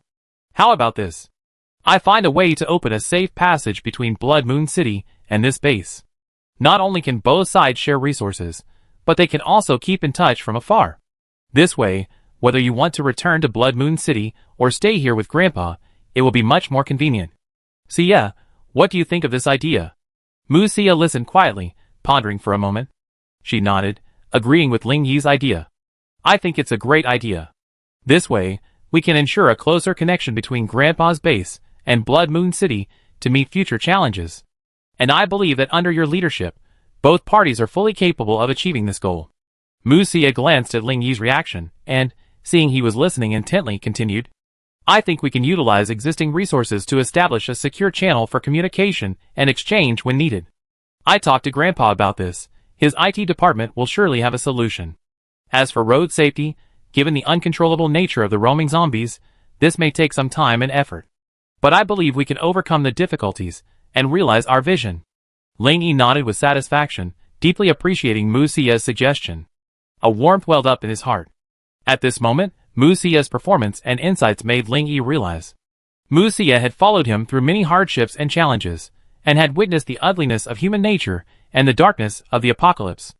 After more than half a year of living in the apocalypse, she was no longer the naive, ignorant, and somewhat willful little woman she once was.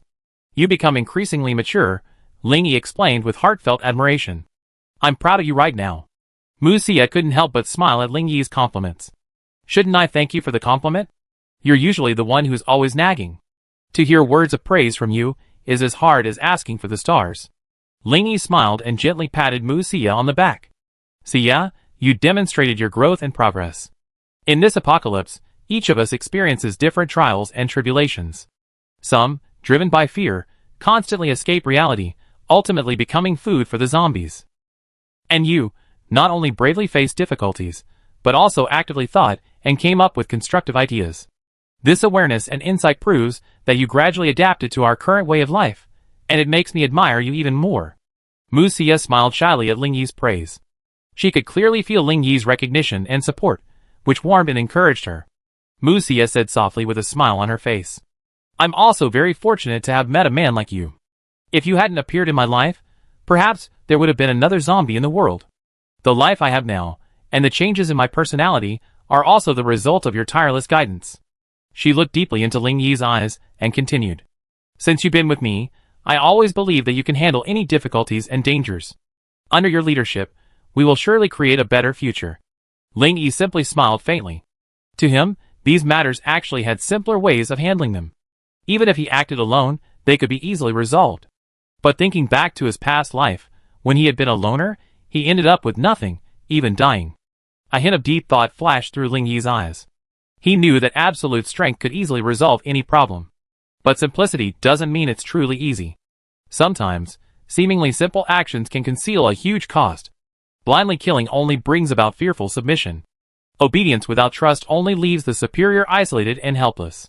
In his previous life, Ling Yi preferred to resolve problems through simple and direct means. I wouldn't listen to the opinions of my subordinates. My word was final, and I could kill whomever I pleased. But now I think about it, sometimes letting go of unnecessary self-stubbornness can bring unexpected rewards and opportunities. Like now, Ling Yi is surrounded by a group of partners who are centered around him. Many things don't require his personal involvement. He simply provides a plan, and others will naturally and wholeheartedly carry them out. Ling Yi reviewed familiar faces in his mind, and a warm feeling welled up in his heart. These were people he trusted, and the most important people to him in this world. Although he possessed immense strength and wisdom, the importance of teamwork gradually became apparent. Everyone had their own strengths and abilities, and only through collaboration could greater success be achieved. All he had to do was be their solid support, shielding them from the elements and protecting their lives. And the result of all this was the heartfelt support of those around him. What are you thinking about? So lost in thought? Musia, noticing Ling Yi's long silence, waved her hand in front of him and asked. Nothing, I just suddenly feel so good having you around. Ling Yi replied with a slight smile. After a pause, he continued. I'm planning to take Lan Xinyu out for training these next few days to raise her strength to level 7 as quickly as possible. You and Luo Chen should come along too. I see if I can raise your strength quickly. Mu Xia's eyes lit up at the words, and she couldn't help but speak. Yeah. That's great news. I've been looking forward to this for a long time. It feels like my progress has slowed down lately, and you won't let me go out hunting zombies alone. I'm afraid Bing Bing and the others will surpass me. Chapter 338. That night, Mu Xia was once again exhausted by Ling Yi's torment and fell asleep. Ling Yi, however, sat leaning against the headboard, brow furrowed in thought. The discovery of the Fong family's enhancement potions had been on his mind. One thing he was certain of, these potions had never been leaked by anyone from Blood Moon City. He knew about the Fong family's enhancement potions, and had personally seen the report describing them. They were exactly the same as the enhancement potions revealed by the system. So, this was definitely not a simple research finding, there must be a greater conspiracy behind it. In fact, Ling Yi already had a suspicion, but he wasn't sure yet. Now, he decided to verify it to see if it was as he had imagined. I haven't thought about it for months. If it weren't for this, I would have forgotten about it. Ling Yi shook his head helplessly and muttered, then communicated with the system in his mind. Huff, huff, huff. Host, you still remember me?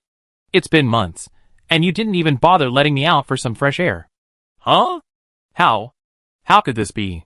Why haven't you broken the seal of the 6th level yet? This shouldn't be the case. Under normal circumstances, with your incredible talent, you should have broken through long ago. Why aren't you using all these attributes? Ling Yi ignored the system's complaints, but raised an eyebrow. It's true, he hadn't paid much attention to the system's data in the past few months. He only knew that the system backpack, which had been almost empty, was now piled high with various supplies. Although he and Mu Xia had experienced many battles on the way to the base, it was impossible for such a large amount of supplies to be dropped. However, Ling Yi knew the reason. It must have been the result of the ongoing fighting in Blood Moon City. The supplies were likely dropped by those identified by the system as team members. Reminded by the system, Ling Yi pulled up his stats panel. He was shocked when he saw it. Host, Ling Yi. Occupation, Esper Enhancer, Level 6 sealed. Attribute points, Strength plus, 6,000, plus 7690, Defense plus, 6,000, plus 7570, Speed plus, 6,000, plus 7812, Spirit plus, 6,000, plus 9980, Gold, 6,000. Wood, 6,000. Water, 6,000. Fire, 6,000. Earth, 6,000. Wind, 6,000. Ice, 6,000. Thunder, 6,000. Light, 6,000. Dark, 5,200. At first glance at the current stats, even Ling Yi himself was a little confused. Unconsciously, he was close to breaking through the barrier of the 6th level seal. And his additional attributes had also increased significantly, especially his spiritual attributes, which had reached the peak of the 9th level. In other words, Ling Yi only needed to cultivate his spiritual attributes a little bit to break through his own limits and begin the stage of constructing his own dimension. Ling Yi kept staring at his spiritual attributes, but his mind was filled with anxiety. Oh no! I forgot the extraordinary aspect of the blood demon reincarnation technique. Not only can the technique operate on its own, but the larger the battle range, the more energy it devours from the enemy. Damn! If my spiritual power breaks through the peak of the 9th level, the consequences will be unimaginable. Ling Yi was so worried because once he broke through the plane building process, the powerful energy within him would clash with the plane's rules. The constraints of the rules would likely lead to rejection by the plane's controller. If this were to happen, it would be very disadvantageous for Ling Yi. If he were to be rejected by the plane's controller, he would need to be ready for battle at any moment. Ling Yi wasn't afraid of fighting, nor did he think he would be defeated by the plane's controller. He was simply afraid of being expelled from this plane, and thus unable to care for those around him. He shook his aching head, and decided to take things one step at a time. Ling Yi regained his composure, and communicated with the system again. Alright. Stop whining. I have something serious to tell you. Seeing Ling Yi's serious expression, the system stopped messing around. Ling Yi nodded in satisfaction and then asked. I remember you said before that only one system would appear in each plane, right? The system's response was somewhat baffling. Indeed. To avoid unnecessary trouble, such as multiple systems in the same plane potentially killing each other, my king will only dispatch one system to assist one person. Ling Yi continued. Fighting among yourselves? Why would you systems do this? After all, you're of the same race. What could possibly drive you to fight each other? This time, the system didn't respond immediately, choosing instead to remain silent. Ling Yi understood the implication. He curled his lips in disdain. Look at you, you're acting like it's such a secret. I came to you today to tell you that I suspect there's another system in this plane. This single statement stirred 1,000 waves. The previously silent system, upon hearing this news, completely lost its composure. Impossible, absolutely impossible. I'm still here, how could another system appear? Ling Yi found the system's shock and disbelief somewhat amusing. He knew his words had hit the system's sore spot. But he also understood that now was not the time for jokes.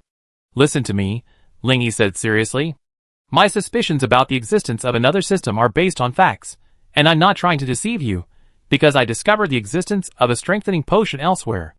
I can guarantee that it definitely didn't come from my hands. So where do you think this strengthening potion came from? It seems only your plane could produce it. Perhaps the other system has existed for a long time. Or perhaps there are even more hidden systems? The system was visibly agitated, its voice trembling. What are you talking about? This is impossible. I always existed. So how could another system appear? It's even more impossible for multiple systems to exist in the same plane. What exactly do you want to do? What's your purpose? Using such a crude method, are you trying to extract information from me? Ling Yi shook his head helplessly, then narrowed his eyes, and spoke coldly. Do you think your existence is the only option? You think you're unique, but you don't know that your existence is like fleas on the king of machines. Grab a handful. Ling Yi sneered and continued. I'm not exaggerating about the existence of another system. And I already know its approximate location. It won't be long before we can find it. The system's voice grew even more tense. But I've always been the only one. How could this be? Stop! Ling Yi interrupted it impatiently. The most important thing now is to find the other system and understand its origins and purpose. Chapter 339. The system froze in shock upon hearing Ling Yi's words. It was in a state of confusion, and for a moment, it began to believe Ling Yi's words. There was no need for Ling Yi to flirt with such matters. After all, this matter was of vital importance to both of them, involving vital interests. The system was silent for a moment, then slowly spoke. If everything is true, this situation is undoubtedly very strange. How could another system appear when I haven't perished?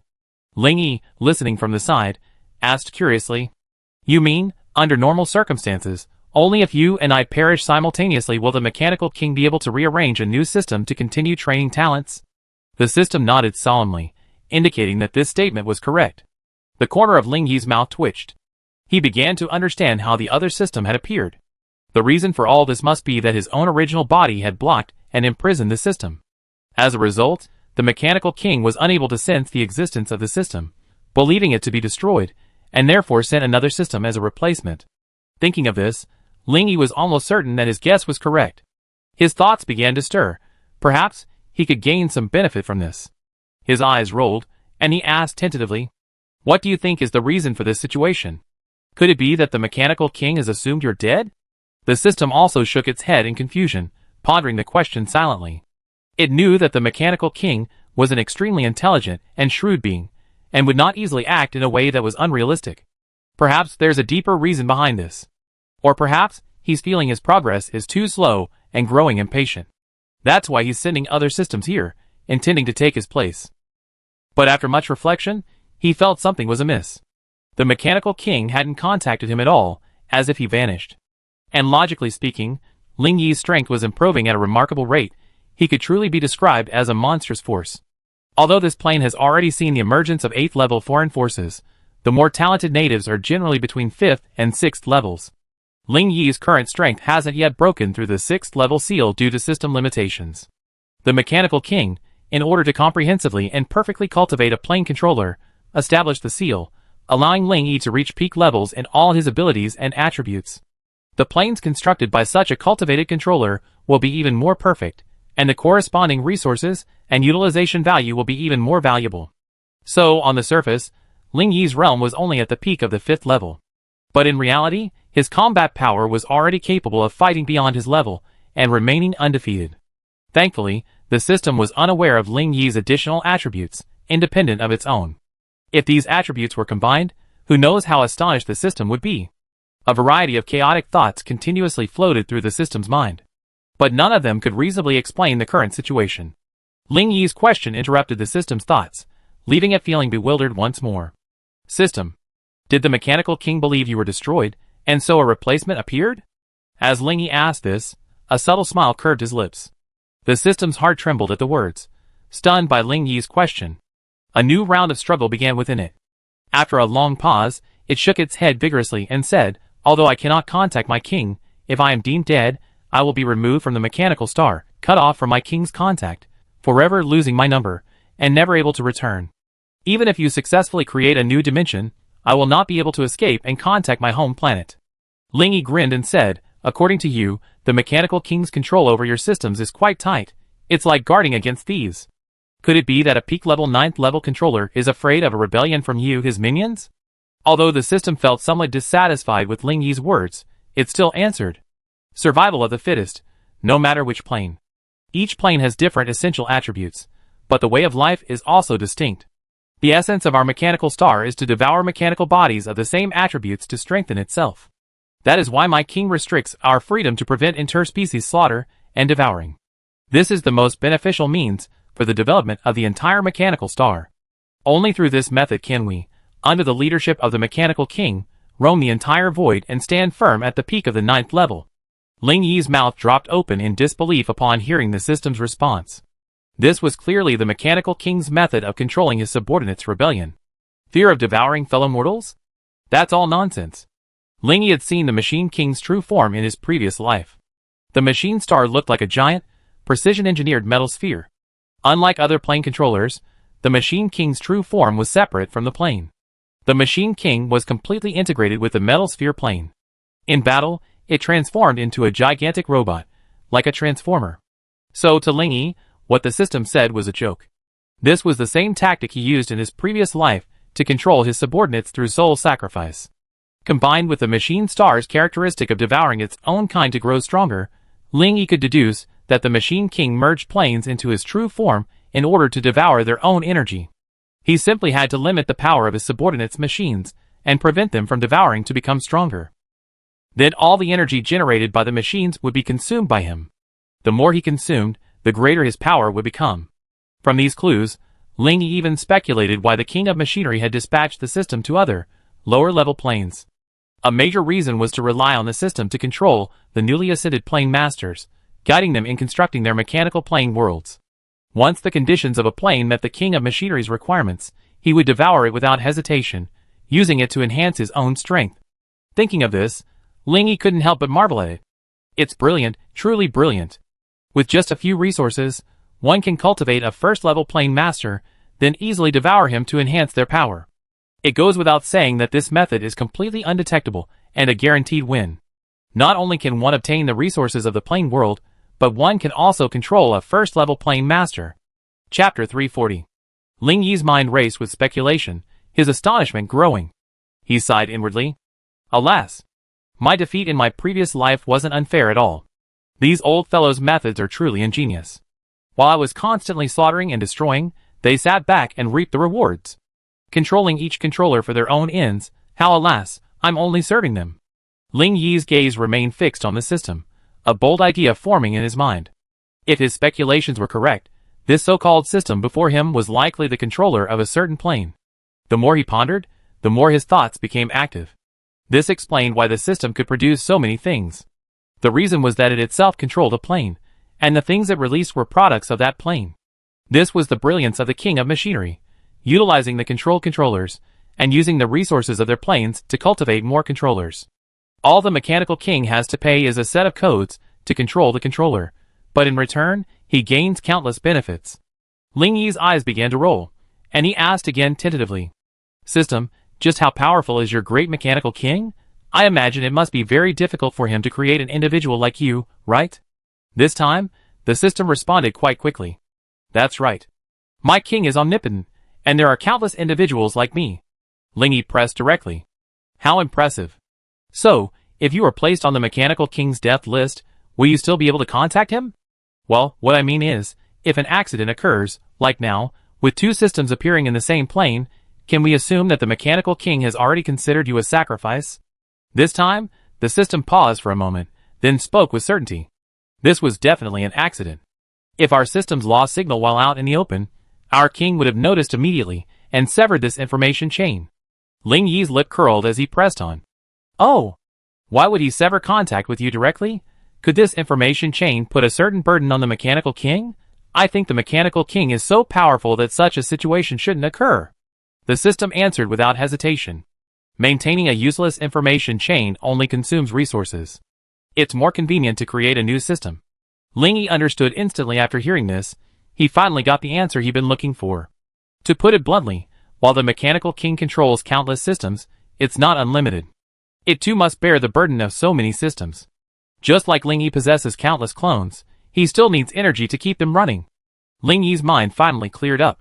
He finally understood the limitations of the mechanical king. So that's how it is. While the mechanical king controls countless systems, it also has its limitations. Just like I possess countless clones, I also need energy to keep them running. Ling Yi had some ideas from the mechanical king's control system. Ling Yi began to think about how to better utilize his abilities. The mechanical king's actions made Ling Yi feel a sense of crisis. You have to understand that these systems will upgrade, and the growth of a system is actually the upgrade of the plane. This is why the system had previously urged Ling Yi to use more attribute points, in order to increase its energy level.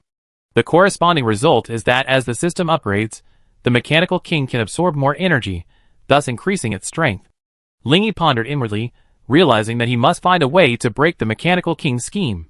Otherwise, as more and more systems upgrade, the mechanical king will exert devastating control and dominance over the entire void plane.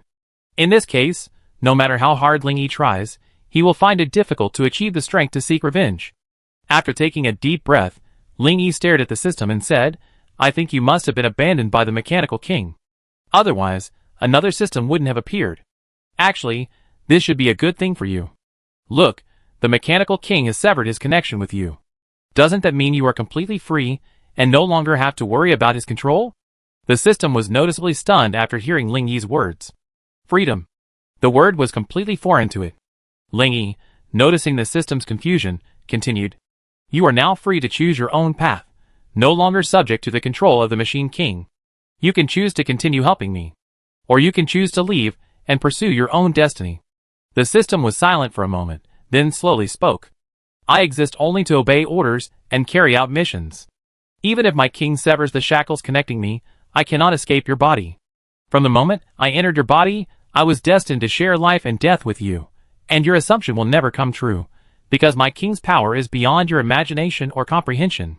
Ling Yi wasn't surprised by the system's response, because it still felt it couldn't escape the control of the mechanical king. A system completely under the mechanical king's control possessed no autonomy, and would never harbor any thoughts of betrayal. It's like a prisoner about to be executed being suddenly told they're free, released. Do you think they believe it? The answer is definitely no. Since that's the case, then you can only see and accept reality. Ling Yi took a deep breath, trying to remain absolutely calm. He believed his judgment was correct. The mechanical king might indeed have severed the connection to his own system. To confirm the truth of this news, Ling Yi gritted his teeth and prepared to take a risk. He intended to break the system's constraints on the 6th level, and see what would happen after the breakthrough. If his suspicions were correct, then he might gain a system that truly served him. If his suspicions were wrong, it didn't matter, he could find a way to deal with it. Risk and opportunity coexisted, and Ling Yi decided to take a chance. System, how about I make a bet with you?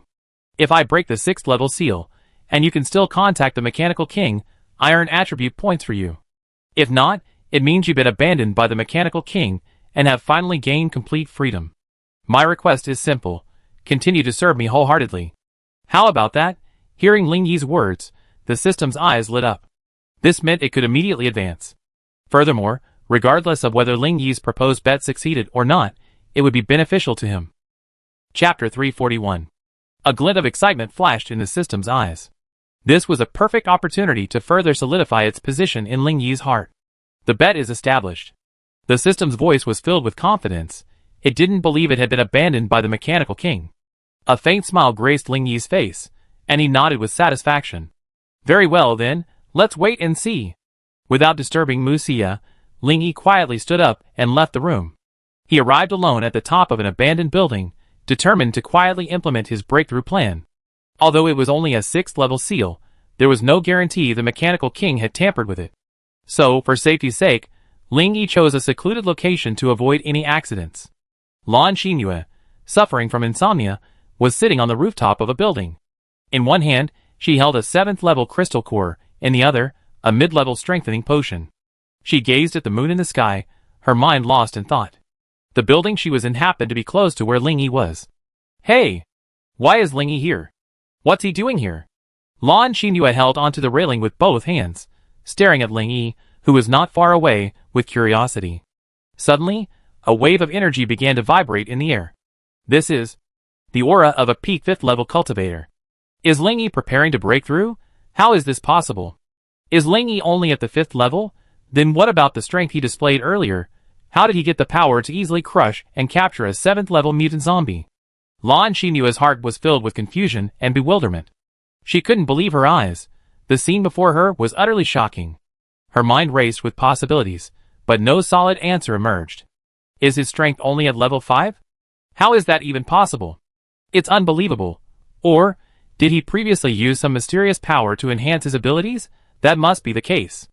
After all, this guy is so mysterious, and he possesses all sorts of strange potions. Ling Yi, oblivious to anyone observing him, stood on the rooftop of an abandoned building. The moonlight softly fell on him, illuminating his resolute features. He closed his eyes, and a powerful elemental vibration emanated from his body. 10 flickering elemental energies surrounded him. With each breath, the surrounding air began to distort, forming swirling circles of multicolored energy. Suddenly, a dazzling multicolored light descended from the sky, like a shooting star streaking across the night sky. The light gradually condensed into a massive sphere, growing ever larger. Finally, a vast vortex formed, engulfing Ling Yi. Under Lan Xinyue's incredulous gaze, Ling Yi's body was enveloped by a vortex, his entire form seemingly transformed into a star. Witnessing Ling Yi's breakthrough firsthand, her eyes widened and her mouth dropped open. She couldn't believe her eyes. The scene before her left her speechless. What the hell is going on? He can mobilize such a vast amount of elemental energy. But Ling Yi's aura was undoubtedly at the peak of the 5th level, even though no matter how she probed, she had been unable to sense his realm. But everything now indicates a transition from level 5 to level 6. Ling Yi is already so formidable at level 5. What will his strength reach once he reaches level 6? Lan Xinyue felt a surge of awe, mixed with a tinge of envy. Ling Yi directly used attribute points to replenish his supernatural powers to level 6. He felt a bang in his mind, as if something had broken. Ling Yi's strength continued to rise, and the air around him began to grow turbulent. The feeling after a breakthrough is different. Even the absorption of elemental energy has increased several times faster. Since he's already broken through the seal, and his additional mental power attribute is about to reach the peak of level 9, besides, sooner or later, he have to face the master of this plane, Pangu. He might as well go all out, and place a bigger bet. Ling Yi pondered this inwardly, then narrowed his eyes and roared. Let the storm intensify. Breakthrough, keep on breaking through. Lan Xinyue, not far away, was amazed at the noise Ling Yi made as he broke through. Suddenly, she heard Ling Yi's roar and the powerful energy erupting from him. This sudden change made her eyes pop out, and she wondered if she had misheard. He said, keep on breaking through? Oh my god. When did realm breakthroughs become so easy? As Ling Yi roared, a powerful beam of light emanated from him, instantly enveloping the entire building in a dazzling radiance. This overwhelming force filled the air, and then the light shot up into the sky, causing terrifying changes in the surroundings. The wind grew even more violent, and thunder and lightning rippled through the sky, as if the sky would collapse at any moment. Not only was Lan Xinyue stunned by the scene, but the tremendous commotion also alarmed everyone in the base. They had never witnessed such a shocking sight before, and they couldn't help but wonder how it could have happened. But as they looked up, their gazes involuntarily turned to the figure on the tall building. Who is this? What is he doing? Oh my god, who is so powerful that a breakthrough could cause such a scene? It seems to be Ling Yi, Mr. Ling. You bet it's really Ling Yi. Is he breaking through? However, Ling Yi's subsequent energy fluctuations left everyone stunned, for it was beyond their comprehension. Lan Xinyue, being closest to Ling Yi and feeling the energy fluctuations most deeply, collapsed to the ground in shock. She felt her lips trembling, her voice trembling. Level 7? Level 8? Oh my god! What did I see? It's still growing. What's going on? Level 9. Ninth? Still can't stop. His strength is still skyrocketing. Is Lingyi planning to ascend directly tonight? Lan Xinyu felt herself stammering. Her words were almost incoherent. Lingyi had truly shocked her. Everyone who witnessed this scene was stunned. Lingyi's current strength was beyond their imagination. Just looking at that figure made them want to kneel down in worship. This power beyond comprehension, in their hearts, was perhaps comparable only to that of a god, an inexplicable awe welled up in everyone's hearts, as if they were facing a true god. They dared not doubt or disobey, but could only silently wait for the figure that terrified them. Chapter 342. Lingyi was truly generous to the system this time. He had invested nearly all of his over 50,000 attributes, leaving only a little over 2,000 points, which he couldn't really use. Because Lingyi discovered that when he frantically added attribute points, whether it was basic or supernatural attributes, as long as they reached 9999, that is, peak level 9. No matter how he manipulated, he couldn't break through the shackles of the rules of this plane. Lingyi felt a little frustrated. He realized that he had tried his best, but it seemed he still couldn't break through to the level of a controller in one fell swoop. The power of the rules of this plane seemed to be somehow limiting his growth. I don't know if this is luck or misfortune. I long to break through the constraints of this plane's rules, but I also have a lingering ambition to break free, so I can rebuild my own bloody plane. Lingyi sighed inwardly, somewhat helplessly. At this moment, a disembodied voice suddenly echoed in Lingyi's mind. Young man, I deliberately altered the power of rules. Don't worry, this isn't my fault. You know full well that your true strength far exceeds this plane. I've been guiding the power of rules to create a sense of affinity with you, preventing any repulsion. Otherwise, you would have broken free from the shackles and established your own plane long ago. Lingyi narrowed his eyes and sensed the voice, but he couldn't find the voice's owner. Instead, he could sense Lan Xinyu not far away. But the message the voice conveyed still gave Lingyi some suspicions. He calmed his mind and spoke slowly. If my guess is correct, you are the ruler of this plane, Pangu? A hint of admiration lingered in the hollow voice. You guessed right. I am none other than Pangu. Let's cut to the chase. There's a saying in this plane from ancient times. The enemy of my enemy is my friend. You hold many secrets, and I know some of your origins. We can cooperate, as we share a common enemy. I'm currently fighting an invasion from the outside world, and can't spare the time to help the humans of this plane. So, I hope you can help me eliminate all the open enemies. Lingyi pondered for a moment.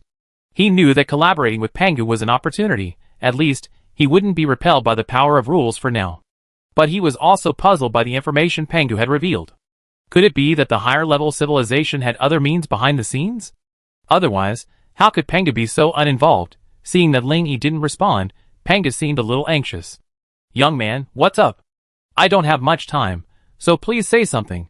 Hearing the urgency in Pangu's voice, Lingyi spoke without hesitation. I don't mind, but I have a request I hope you agree to. When I create my own dimension, you must not interfere. And when I leave your dimension, I take everyone with me. Pangu's tone grew increasingly urgent, and he replied without a moment's hesitation. All agreed, all agreed. When one person prospers, everyone else prospers. I get it. Damn, another group coming. What are we doing with the vanguard? Hold the line. Don't let any of us in. Brother, I'm busy here, so let's leave it at that for now. I leave the public affairs to you. When you have time, come find me at the center of the nuclear explosion. Pangu said hastily, then severed contact with Lingyi. Lingyi felt somewhat baffled. He didn't understand why Pangu was so eager to cooperate. Perhaps the current situation wasn't as simple as it seemed, hiding deeper secrets and conspiracies. Lingyi also understood that he couldn't easily trust Pangu's words. After all, Pangu was the controller of this plane, and perhaps various reasons kept him busy right now. But once he was free, he might turn the tables. Based on the brief conversation with Pangu, it seemed the other party was engaged in a battle. With whom? Lingyi was curious. After analyzing the situation, combined with Pangu's last words, he had some guesses. The center of the nuclear explosion? Could Pangu's true form be there? There are 4 nuclear explosion locations. Where exactly is he? And the fighting seems intense. Who is his enemy? Nuclear explosion? Nuclear explosion? Oh no! Could the force battling Pangu be the advanced civilization behind the black-robed man? Lingyi suddenly felt that the most important thing now was to remain calm and vigilant. To better prepare for the challenges and dangerous situations that lie ahead, The closer one gets to the truth, the more composure is needed. Ling Yi was filled with questions, and he decided to continue his investigation on his own to uncover the truth of this mystery. Panga's words were somewhat ambiguous, impossible to delve into, and ultimately of little use. The only thing Ling Yi found somewhat helpful was that he no longer had to worry about being repelled by the power of rules. In other words, he no longer had to worry about a sudden conflict with Pangu. His strength was now confined to the peak of the 9th level, unable to break free from the shackles of the power of rules. For others, this might be a frustrating situation. But for Ling Yi, it was a blessing. He hadn't wanted to leave this plane so soon in the first place, and being able to stay was a blessing. Besides, Pangu's restriction of his strength with the power of rules was not a major concern. Ling Yi could sense that the power of rules merely blocked his energy nodes, preventing him from absorbing the energy of this plane for cultivation. However, the system's functionality was not affected at all. It was just that his additional attributes might not be able to improve further. In other words, if Ling Yi wanted to break free from the constraints, with his current abilities, he could easily do so. But he wouldn't do that. He would keep it to continue improving the strength of those around him. Wouldn't that be the perfect thing? And Panga seemed unaware of the existence of the system within Ling Yi. As long as Ling Yi didn't destroy Panga's seal on his energy, he could rest easy and utilize the resources of this plane. He could continue to hunt zombies to replenish his system attribute points. Even if Panga had hidden schemes, any plots and intrigues were futile in the face of sheer power. You have to remember, if you really counted, Ling Yi's current strength was far beyond the peak of the 9th rank. Add to that his own additional attributes, and, wow, only Panga could surpass him in this plane. But Ling Yi had a backup plan. Even if Panga gave him trouble, he wouldn't be afraid. As long as he could handle the system, and then diligently accumulate attribute points. When trouble really arose, he could use his accumulated strength to increase his strength. Then, no one would be able to stop him, and those around him would become even stronger. Moreover, with his clones, there was no need to fear anyone hindering him. Chapter 343. Thinking of this, Ling Yi felt a significant weight lift off his shoulders. The next task was much simpler. He simply needed to manage his system. Then, using the zombie situation as an opportunity, he would diligently accumulate attribute points and continuously cultivate the people around him. When his own power was nearly consolidated, that would be the time for Ling Yi to construct the plane. Lan Xinyue was completely numb. She stared blankly at the soaring figure, unable to help herself. How powerful is he now? He can actually fly through the air without any external aid. In the blink of an eye, Ling Yi soared 1,000 meters into the air. The elemental energy around him offered no hindrance, giving Ling Yi a feeling of warmth. This must be Panga's trick, allowing him to better display his abilities in this plane. At this moment, Ling Yi felt a shroud of elemental energy. There was no need to deliberately release energy to maintain his form. The elemental forces naturally supported his body. If he were to circulate his energy, aided by elemental power, his speed would more than double. While it wasn't quite the legendary teleportation, his extreme speed was already impossible to detect. System, my bet has been fulfilled. Now it's up to you. Ling Yi hovered in the air, communicating with the system in his mind. You broken through to the peak of the 9th stage, and used all your attribute points? Wow, I didn't expect you to be so courageous. It's incredible. The system was stunned upon seeing Ling Yi's attribute panel.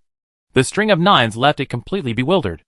Ling Yi smiled faintly, without showing any arrogance, and asked calmly. That's nothing to be surprised about. If I hadn't been concerned about the mechanical king behind you, I would have broken the seal long ago. Now it's time for you to show off, and see if you still belong in the ranks of the mechanical star. Or, in other words, have you been abandoned by the mechanical king? Hearing Ling Yi's words, the system was startled, almost forgetting its business, and quickly replied. No, absolutely not. My king has always been watching over me, and has never left. Seeing the system's confident expression, Ling Yi could only shake his head helplessly, then smiled calmly. Why don't you just try and see? Why do you have to deceive yourself? If you can still contact the mechanical king, you should be reminding the system to upgrade now, instead of talking nonsense here. Ling Yi's slightly sarcastic words made the system's heart skip a beat. According to normal logic, Ling Yi would automatically upgrade upon breaking the 6th level seal.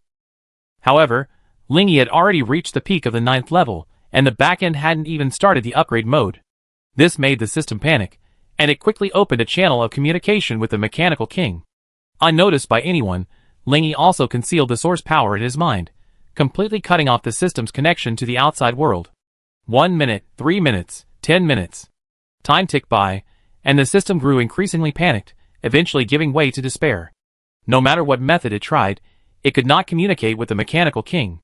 Even the exact location of the mechanical star had been hidden. As time passed, the system's despair grew stronger. It had tried every possible means to contact the Mechanical King, but each attempt had failed. Don't try. The facts are already before you. Why can't you face them bravely? Or do you simply wish to be the Mechanical King's lackey? Wake up, system. I understand your reliance on the powerful for survival. But as the master of a plane, you're willing to be treated like trash, easily discarded. You still cling to your master with such fervor that I have to admire you. Are you being a servile person? Or are you just a slave at heart? Ling Yi mocked the system's behavior relentlessly. Every word he spoke was so insightful that it threatened to collapse. But the information Ling Yi revealed filled the system with fear. For Ling Yi seemed to know so much, even his own identity. Unwilling to be mocked by Ling Yi, the system began to roar hysterically. Shut up. You know nothing. Separated from the connection and resources of my home planet, I can't contact the Mechanical King. Then I will become a defective product, a system that will never be able to upgrade again. Furthermore, I am bound to you by life and death, unable to leave your body. This means I will remain at this level forever, with no possibility of further advancement. Ling Yi scratched his ear, his tone filled with disdain. Go ahead and keep bragging. Why keep hiding things even at this point? Do you really think I know nothing?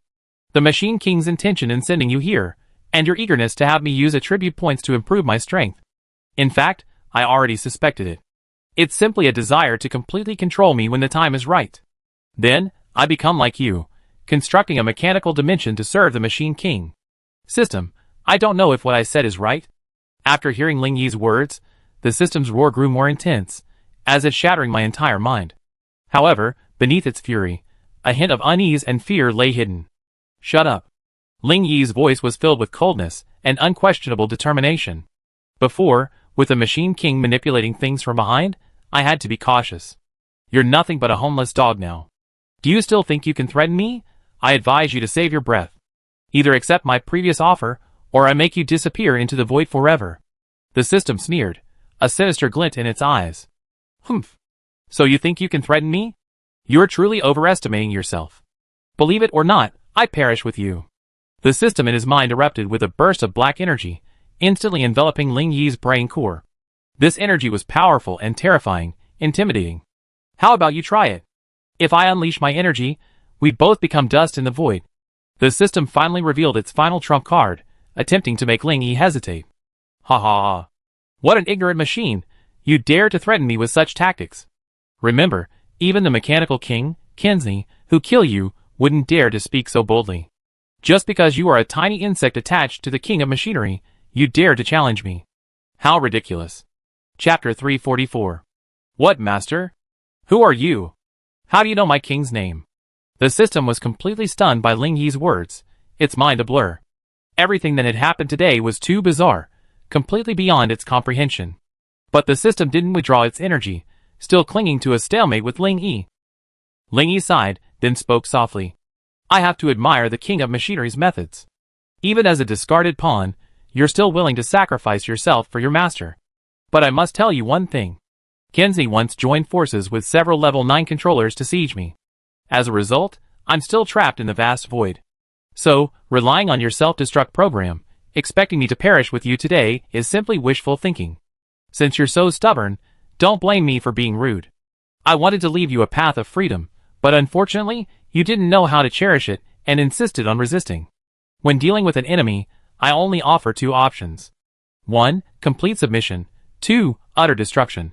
Since you're refusing to accept a toast, I decided to fulfill your wish with the second option. Before the system could react, the blood-red figure in Ling Yi's mind suddenly appeared, emitting a terrifying laugh. Hee hee. Hee hee. It's been so long since I devoured a master. I don't even know what it feels like. The system instantly fell into a blood-red space, surrounded by a terrifying, bloody aura. Various mountains of corpses and seas of blood rose and fell, constantly rotating before the system's eyes. The system felt its soul begin to tremble, leaving it with an unprecedented sense of fear and despair. This blood-red space seemed like a messenger from hell, intent on devouring its soul. Just as the system was about to be consumed by fear, a dazzling blood-red light suddenly flashed. The blood-red figure from before reappeared before the system. This time, he was clad in blood-red armor, his face handsome and solemn. It was none other than Ling Yi. I will give you one last chance. Surrender or die. Ling Yi's voice was filled with authority and unquestionable authority. The system felt a powerful, devouring force emanating from the blood-red Ling Yi. It was powerless to resist the oppressive force. It felt as if its soul had been frozen, even its thoughts slowed down. The system was plunged into utter fear and helplessness. It knew it could no longer escape the constraints of this blood-red space. However, just as the system was about to give up, a faint light suddenly flashed. This emanated from the core of the system, its very source of power. As the light spread, a robotic figure slowly emerged from the blood-red space. The robot was small and thin, its entire body covered in a solid metal shell. Fear flickered in its eyes, as if it was terrified of Ling Yi. Don't do it. I vaguely recognize you. You are the blood demon Venerable. Could Ling Yi be your reincarnation? The robot's voice was filled with disbelief and immense doubt. Ling Yi merely smiled faintly, a cold glint in his eyes. I didn't expect you to recognize me. The blood demon Venerable is me, and Ling Yi is the blood demon Venerable. And the very thing you've been trying to do to control my brain core is precisely the source of my own power. The robot felt a wave of fear and unease deep within its soul.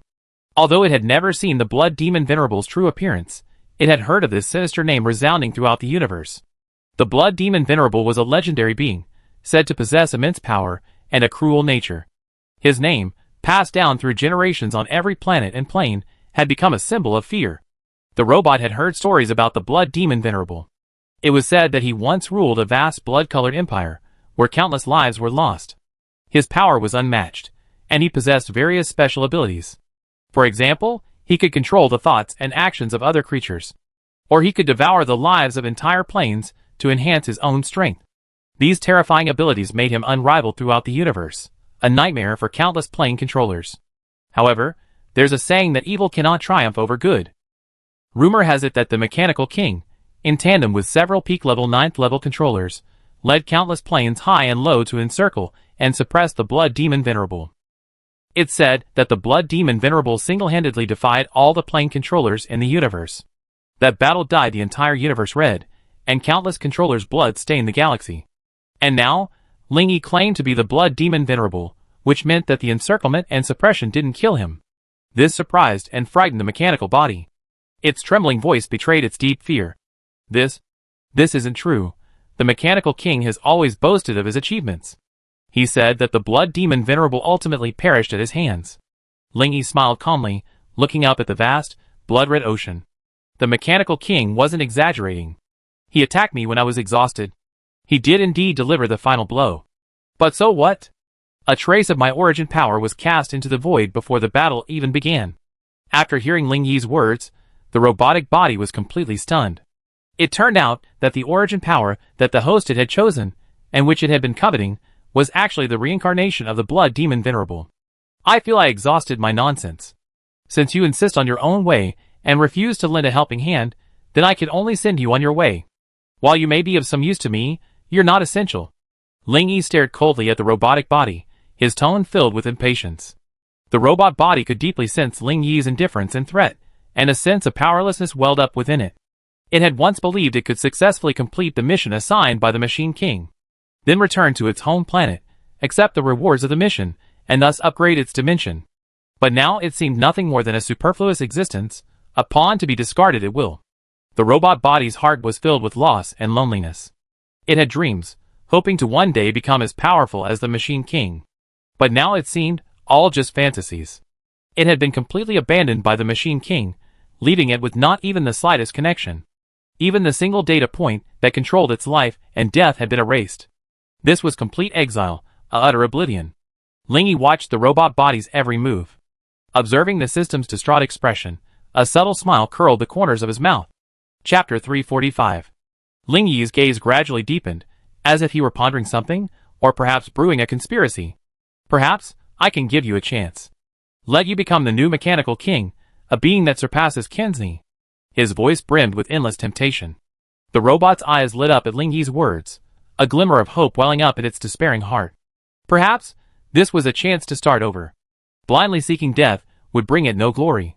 For it was a forsaken child, an exile abandoned and forgotten, to become a being more powerful than the mechanical king. These words burned like a raging fire within the robot's heart. Perhaps, if spoken by anyone else, they would have found them ironic and ridiculous. But coming from the blood demon Venerable, they held a different meaning. Although he was a demonic being rumored, he was also a figure feared throughout the entire universe.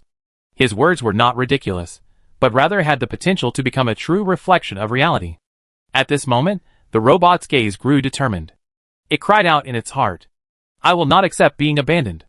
I will not accept working so hard only to be discarded like trash. I will not accept being forcibly controlled by the Machine King. Since I am destined to be someone else's vassal, I will become a thoughtful and conscious subordinate." Through this thought, the robot's heart grew even more resolute, as if it had a new goal and motivation. "If I am willing to be your loyal servant, can you help me rediscover my true purpose?" The robot's tone lost its previous arrogance, replaced only by humility. Ling Yi smiled faintly, a glint of approval in his eyes.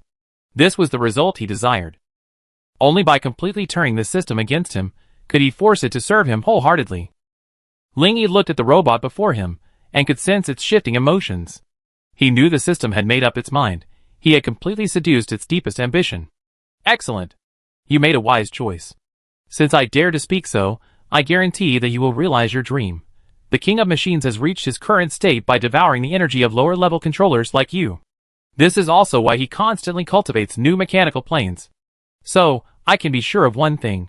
As long as you can devour other machines, your strength will gradually increase.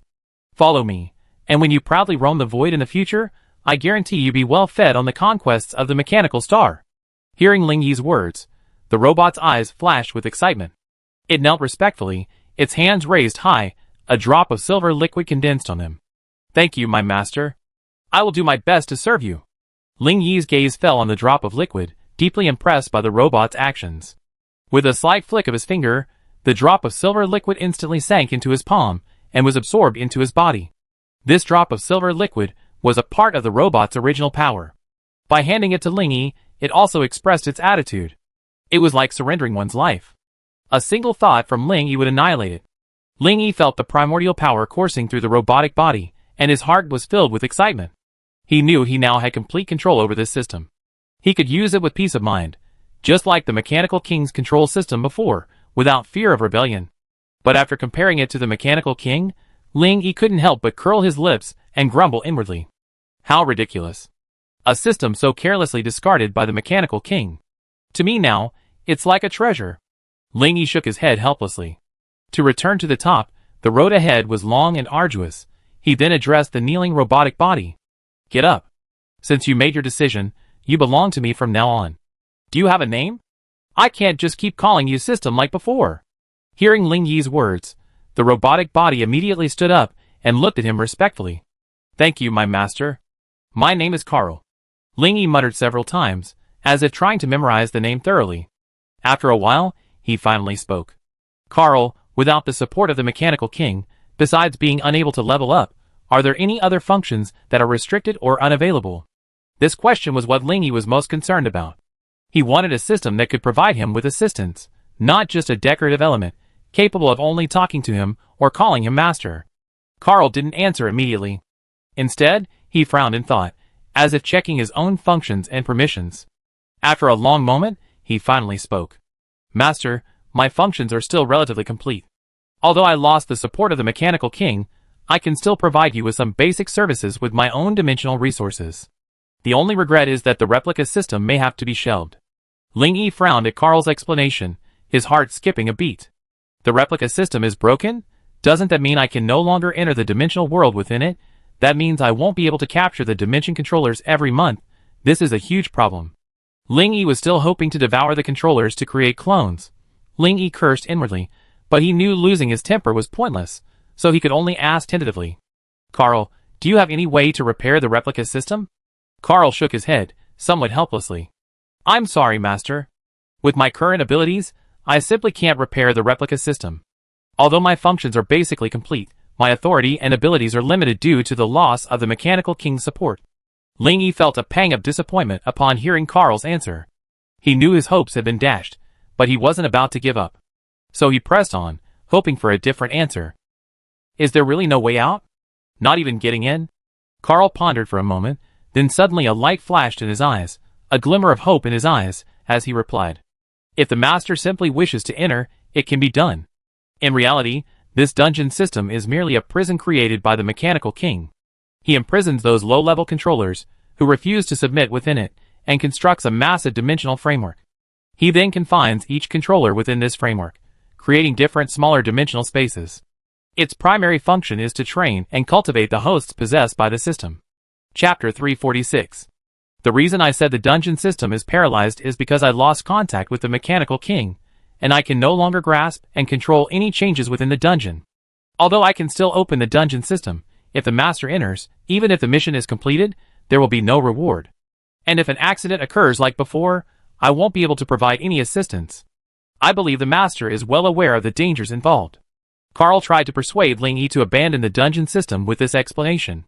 The previous plane collapses had already left Carl with a psychological scar. Ling Yi was a complete dungeon terminator, entering once a month. But each time, a plane collapse would inexplicably occur, resulting in the death of the current plane's controller. Carl had tried to identify the cause, but to no avail. Ling Yi ignored Carl's inner struggles. He only cared about one thing, that he could still enter the dungeon system. That was enough. All other dangers were nothing to him. Ling Yi smiled faintly, looking at the nervous Carl. Are you curious about why every time I enter a dungeon, the controller of that dimension inexplicably dies, causing the entire dimension to collapse? Carl suddenly looked up at Ling Yi. Although he didn't ask, his eyes sparkled with curiosity. Seeing Carl's expression, Ling Yi couldn't help but burst into laughter. Ha ha ha. You never guess I was responsible for all of this. I found each of those controllers, chopped them in half with a single strike, and then devoured their origin power. Carl's eyes widened, completely stunned by Ling Yi's words. He had never imagined that Ling Yi could actually eliminate the controllers within the dungeon, and even devour their origin power. You're saying that the plane collapses were caused by you on purpose? Carl stuttered. Ling Yi nodded, a smug smile on his face. Indeed, it was me who did it. A complex mix of emotions surged in Carl's heart, shock and fear. Carl's expression of shock was barely concealable, his eyes filled with disbelief and terror. Your strength isn't enough to kill the controller? And yet all this happened. This is simply unbelievable. His voice trembled, and he stared at Ling Yi in disbelief. Ling Yi didn't intend to explain further, he simply said, because I am the blood demon venerable. Ling Yi's voice radiated a domineering aura, as if he had returned to his former identity as the blood demon venerable. My previous life's strength was enough to make the entire universe tremble. I return today? Those who dream of destroying me should be prepared to be trampled underfoot. His words were filled with confidence and arrogance, as if he had once again stood at the pinnacle of the universe. Carl looked at the intimidating figure before him. Now his master, he felt a mixture of awe and relief. Perhaps one day, he too could follow in Ling Yi's footsteps and dethrone the mechanical king, replacing him. If anyone knew the conversation or thoughts between Ling Yi and Carl, they would surely think that one man and one machine were completely insane. However, in the distant future, after Carl had absorbed the original power of the mechanical king, he would often tell others about it. At first, I thought I was crazy to have such a crazy idea, but under the guidance of my master, I never expected this impossible dream to actually come true. Let's not talk about Ling Yi's joy at having successfully subjugated Carl, but about what happened in the Blood Moon City. Leng Yan was now hurriedly running into Ying's office, shouting anxiously. Commander, those women are taking people out again, and I can't stop them. Ying didn't look up at Leng Yan, but instead focused on the documents in his hands. After a while, he slowly spoke. You're a deputy commander, after all. Can you be less rash? Is such a small matter a big deal? This isn't the first time the mistresses have gone out. Why panic? Leng Yan wiped the sweat from her forehead and said helplessly. With the captain away, if anything happens to the ladies, I wouldn't be able to pay for it even with my life. Ying sighed softly and offered earnest words of comfort. They have all successfully broken through to the 6th level of ability awakeners. And the female soldiers around them, trained by them, are exceptionally skilled and capable. There's no need to worry about their safety. Just let them go. Hearing Ying's response, Leng Yan couldn't help but warn again. Commander, this time is different. They're getting out of control. According to the intelligence, this time the target is City G, to the southeast. Didn't you tell Shueisha to hold off on clearing City G for now? Ying couldn't sit still after hearing Leng Yan's words. He quickly stood up and began to carefully examine the map on the wall. Lung Yin watched Ying's fingers gesturing back and forth on the map, unable to understand for a moment, and could only scratch his head helplessly. Ying's head was completely covered by armor, revealing only a pair of slightly solemn eyes. After a long moment, he tapped his finger on the map and spoke slowly. Their real target isn't City G, but here. The southern military base. Lung Yan's eyes widened as he stared at the spot Ying had pointed out on the map. His heart tightened, and he asked uncertainly, could it be? They're planning to fight their way all the way to the southern military base? Is their ultimate goal to find the captain? Ying nodded affirmatively and replied in a deep voice. My guess is correct, based on their recent movements and direction. All preparations are heading southeast. And the southern military district base is precisely in that direction. More importantly, the captain himself is located there. Lung Yin frowned, speaking worriedly. But they don't know the exact location of the southern military district base. Acting rashly like this, I'm worried it could be dangerous. Should we send the blood demon to provide support to prevent any accidents? Ying pondered for a moment, then shook his head and said solemnly. No, the blood demons must not move for now. Don't forget the survivor base to the west. The forces behind them are still unknown, and I always suspected someone is secretly obstructing them. If the blood demons leave the Blood Moon City, I'm worried they take action. What if they attack us with malicious intent? While we can't say we can't defeat them, if war breaks out, the base we painstakingly built for months will be affected. This is something our master doesn't want to see, and it's something we subordinates won't allow. Chapter 347. After hearing Ying's analysis, Lung Yin felt the situation had become somewhat complicated. What should we do? If anything happens to these women, I'm afraid the captain will tear them apart. Ying's gaze remained fixed on the map, and after a long moment of thought, he spoke. Their superior combat capabilities are enough to protect themselves. We only need to provide timely support when they are in danger. Persuasion and interception are useless. We can only ensure they reach their destination safely. Lung Yin remained anxious after hearing Ying's answer. He couldn't help but think about how to provide more precise support at this critical moment to ensure the women's safety. Just as he was racking his brains, Ying's next words brought a sigh of relief. I handle this matter. You keep an eye on the developments in the west and report any developments immediately. Lung Yin responded and respectfully left the room. Ying slowly sat back down, rubbing his temples with both hands, and then communicated directly with Ying Yi. 1. Stop messing with those ugly zombies and mutants. There's an urgent matter that requires your attention. Ying Yi's voice sang lazily and emotionlessly. My research is at a critical juncture, and I don't have time for anything else. After hearing this reply, Ying Yi was at a loss for words. After a long pause, he finally managed a single sentence. This concerns the safety of the mistresses. This time, Ying Yi was taken aback. Without further ado, he asked directly. Just tell me the situation. Ying Yi was unequivocal, briefly explaining the situation. Ying Yi was silent for a moment, then replied. I have the civet cat and the black dragon, along with several powerful mutant beasts, provide covert protection. You take care of things above ground, and I continue my research, so we can both achieve our goals. Ying Yi nodded secretly, and said nothing more. Ying Yi stayed in the Underground Research Institute, rarely appearing in public. He led a group of scientists, conducting various genetic mutation experiments, which were difficult to publicize. But Ying Yi had to admire the personnel in the institute. Through their various research and experiments, they had cultivated a large number of monsters. They were all bizarre yet powerful mutant beasts or mutant zombies. In particular, Ling Yi's two pets, the civet cat and the black dragon, had been extensively studied and strengthened by Ying Yi, becoming the leaders of that group of monsters. Ying had personally fought the black dragon and was still deeply impressed. That small snake had grown into a mighty dragon. Just like the mythical dragon, its power was extraordinary. Combined with the mutant beast's formidable physique, it could already face off against a peak-level 8th-tier Ying.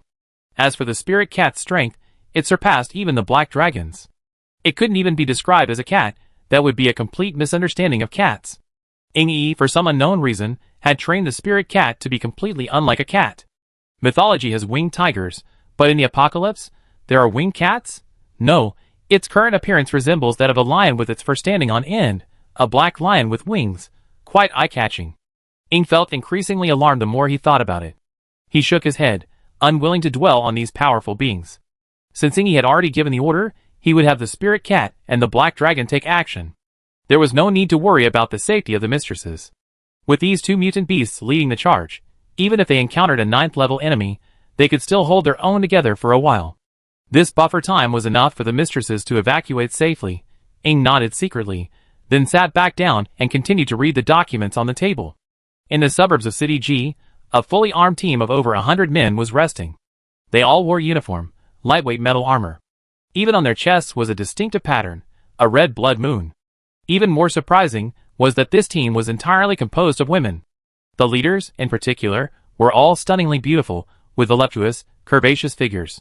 This female force was trained and organized by the women closest to Ling Yi. The leader was none other than Xia Mobing.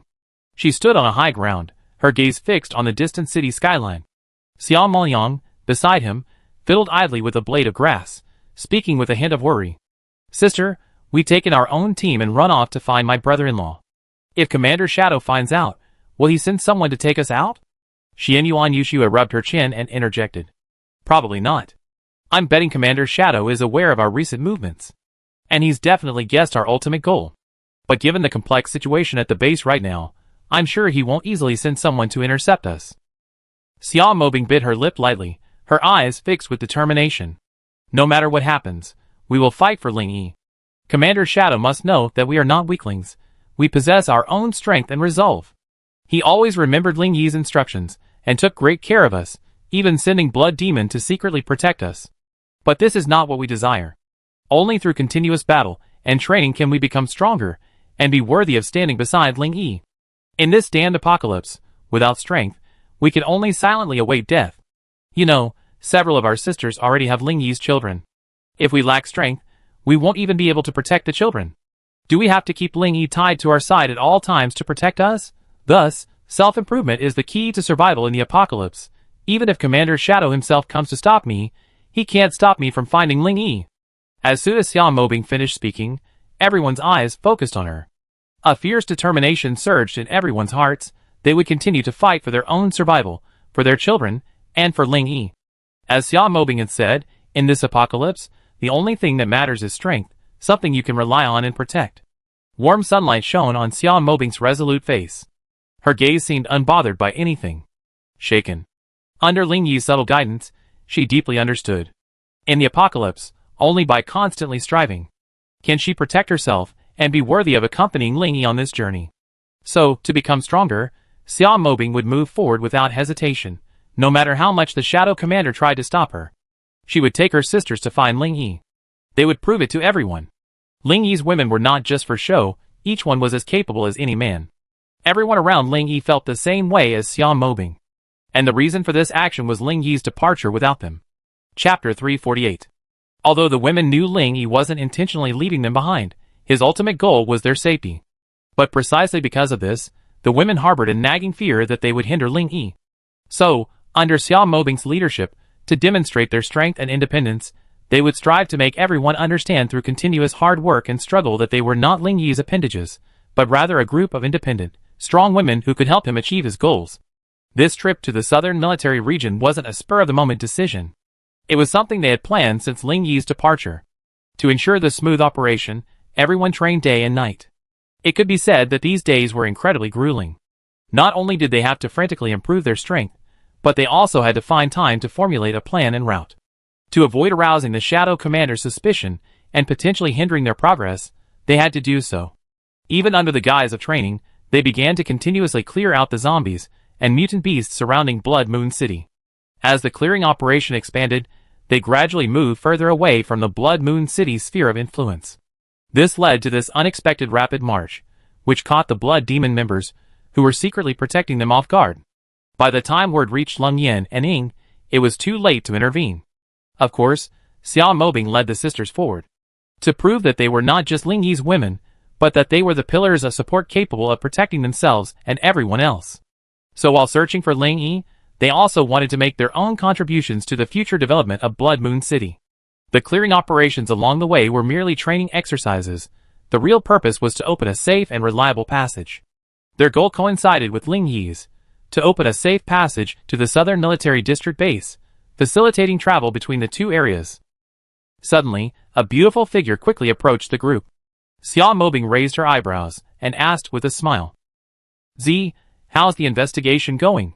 Lu Zi pulled a bottle of stamina potion from her backpack, took a few sips, and then slowly replied. We taken a basic look and found several survival bases within the city, with an unknown number of people. In the northern area, in particular, my men can only observe from a distance. The aura emanating from that area is far too powerful for us to handle. The locals have even put up signs along the edge, marking it as a forbidden area. Xia Mobing frowned upon hearing this. That place marked as a forbidden area. There must be a hidden secret, or perhaps a powerful zombie presence. She cast her gaze back towards the city, her voice filled with determination. We must find a way to capture this city. This is the only way we take on our route south, saving us a lot of time. Besides, if we capture this place, even if we can't recruit the locals, we can still trade with them. It's like finding a transit point or outpost for the Blood Moon City. Everyone nodded in agreement at Xia Mobing's words. Xianyuan Yushua was even writing and drawing in a small notebook, explaining the importance of this operation. The importance of G cannot be underestimated. Besides the advantages of a southbound route, it also offers many other unique advantages and opportunities. First, this city is located at a transportation hub. Roads connect many major cities and important ports. This means that Blood Moon City can quickly and easily expand its territory in all directions. Second, this city already possesses abundant natural resources, minerals, and agricultural products. By connecting this city, it can become a production base for Blood Moon City. Even if we don't manage it ourselves, we can achieve a win-win situation by collaborating with local survivors. Furthermore, with our research team, we can provide advanced technology and management experience. As long as we help the locals improve, productivity will not only provide them with better employment opportunities, but also create necessary resources for us. Furthermore, we can use this opportunity to showcase the strength of our Blood Moon City to the world, raising our profile and visibility. In short, while taking this city may present some challenges and difficulties, such as whether the locals will resist or whether the powerful zombies in the northern district can be eliminated, taking City G, by fully leveraging its strategic location, resource advantages, and future potential, will surely lay a solid foundation for Blood Moon City and achieve greater success and development. So, I firmly agree with Bingbing's opinion. We must take this place. After listening to Xianyuan Yushua's analysis, Xia Mobing nodded with satisfaction. She glanced around at the others with a smile and spoke slowly. Sisters, do you have any other opinions? Everyone shook their heads simultaneously. Xianyuan Yushua had made it clear. Xia Mobing clapped her hands and shouted. Then, let us work closely together to meet this challenge and conquer this place. I firmly believe that as long as the sisters work together and unite as one, we will surely achieve brilliant results. Let us forge ahead courageously, strive hard, and work towards our common goal. As soon as Xia Mobing finished her words, she led the way towards the city. As night fell, Xia Mobing and her group found a relatively safe place to camp near City G. However, they were unaware that a local force was secretly observing their every move. A group of heavily armed women. A middle-aged man with a goatee muttered, stroking his chin. Brother Ba, it's absolutely true. I've been keeping an eye on them. They're all stunningly beautiful, especially the leaders. They're practically angelic, and everyone's bags are bulging, so they must have plenty of food. Should we have a go at them? A shiki-eyed young man suggested. That's right, Brother Ba. It's unjust not to take money and beauty that come to you. Another echoed.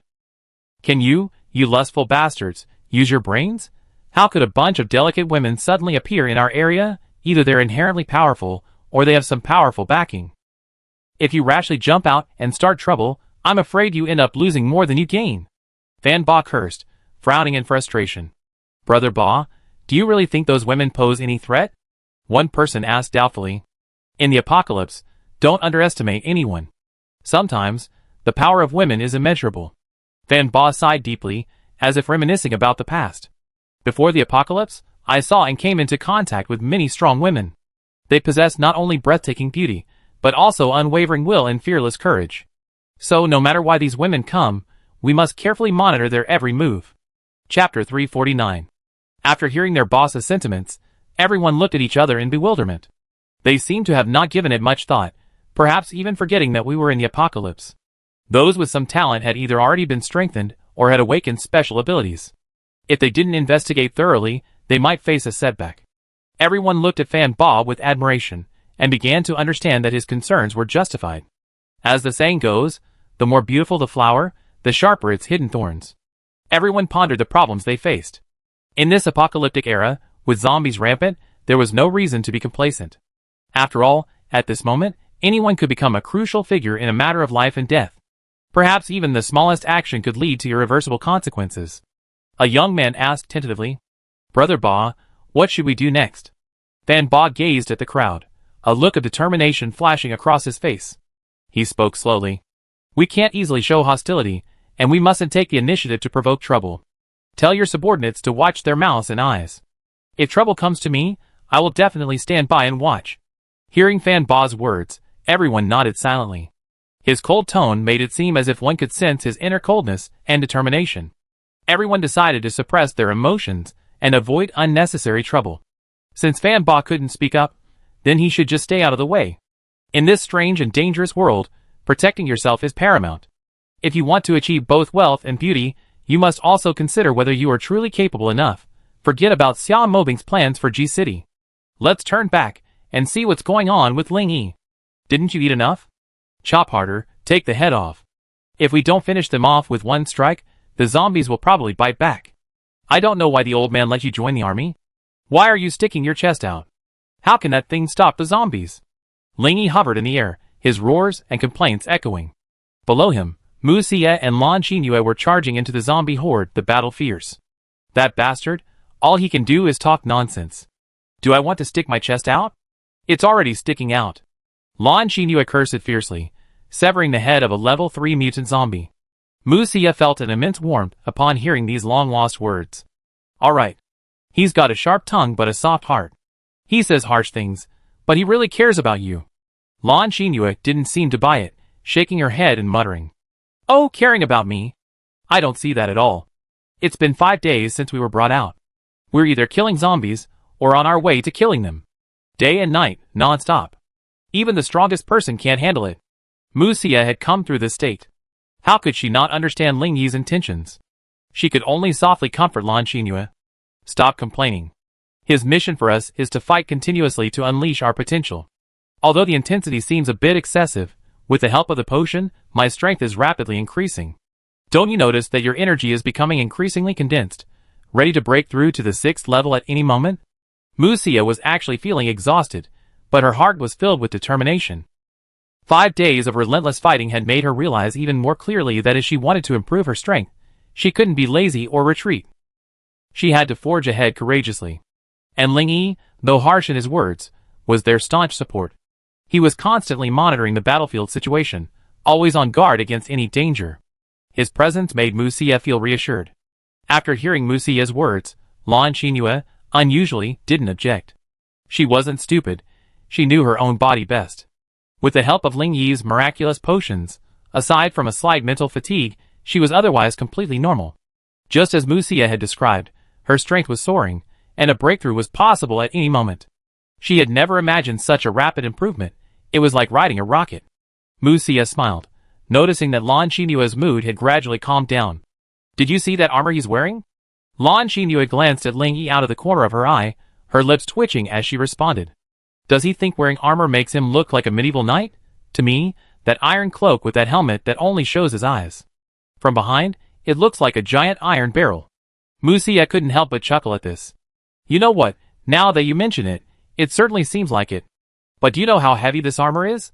You won't believe it. Lan Qinyue's interest piqued, and she quickly pressed on. How much could it possibly weigh? Probably around 100 pounds. This isn't surprising. Any average level 4 enhancer can handle this weight. To put it bluntly, it's all show and no substance. It's bulky and hinders movement. Mu Xie shrugged, then spoke. You're wrong then. I'm not sure exactly how much this armor weighs. But judging by the armor he's worn in the past, this entire set must weigh over 15 tons. Lan Qinyue's eyes widened in surprise, her voice incredulous. Are you kidding me? 15 tons? Then what kind of material is he using to make this armor? Existing metals simply don't exist. Mu Xie smiled at Lan Qinyue's confusion and explained, this armor is made of a special alloy. It also uses high-tech energy conversion technology. I don't know the specific materials and craftsmanship. But these things that we think are impossible are simple things in Ling Yi's hands. Ling Yi's amazing qualities can't be viewed with conventional eyes. He always unconsciously does something unimaginable yet incredibly shocking. After hearing this, Lan Qinyue gave Mu Xie a meaningful look. She clearly understood Mu Xie's meaning.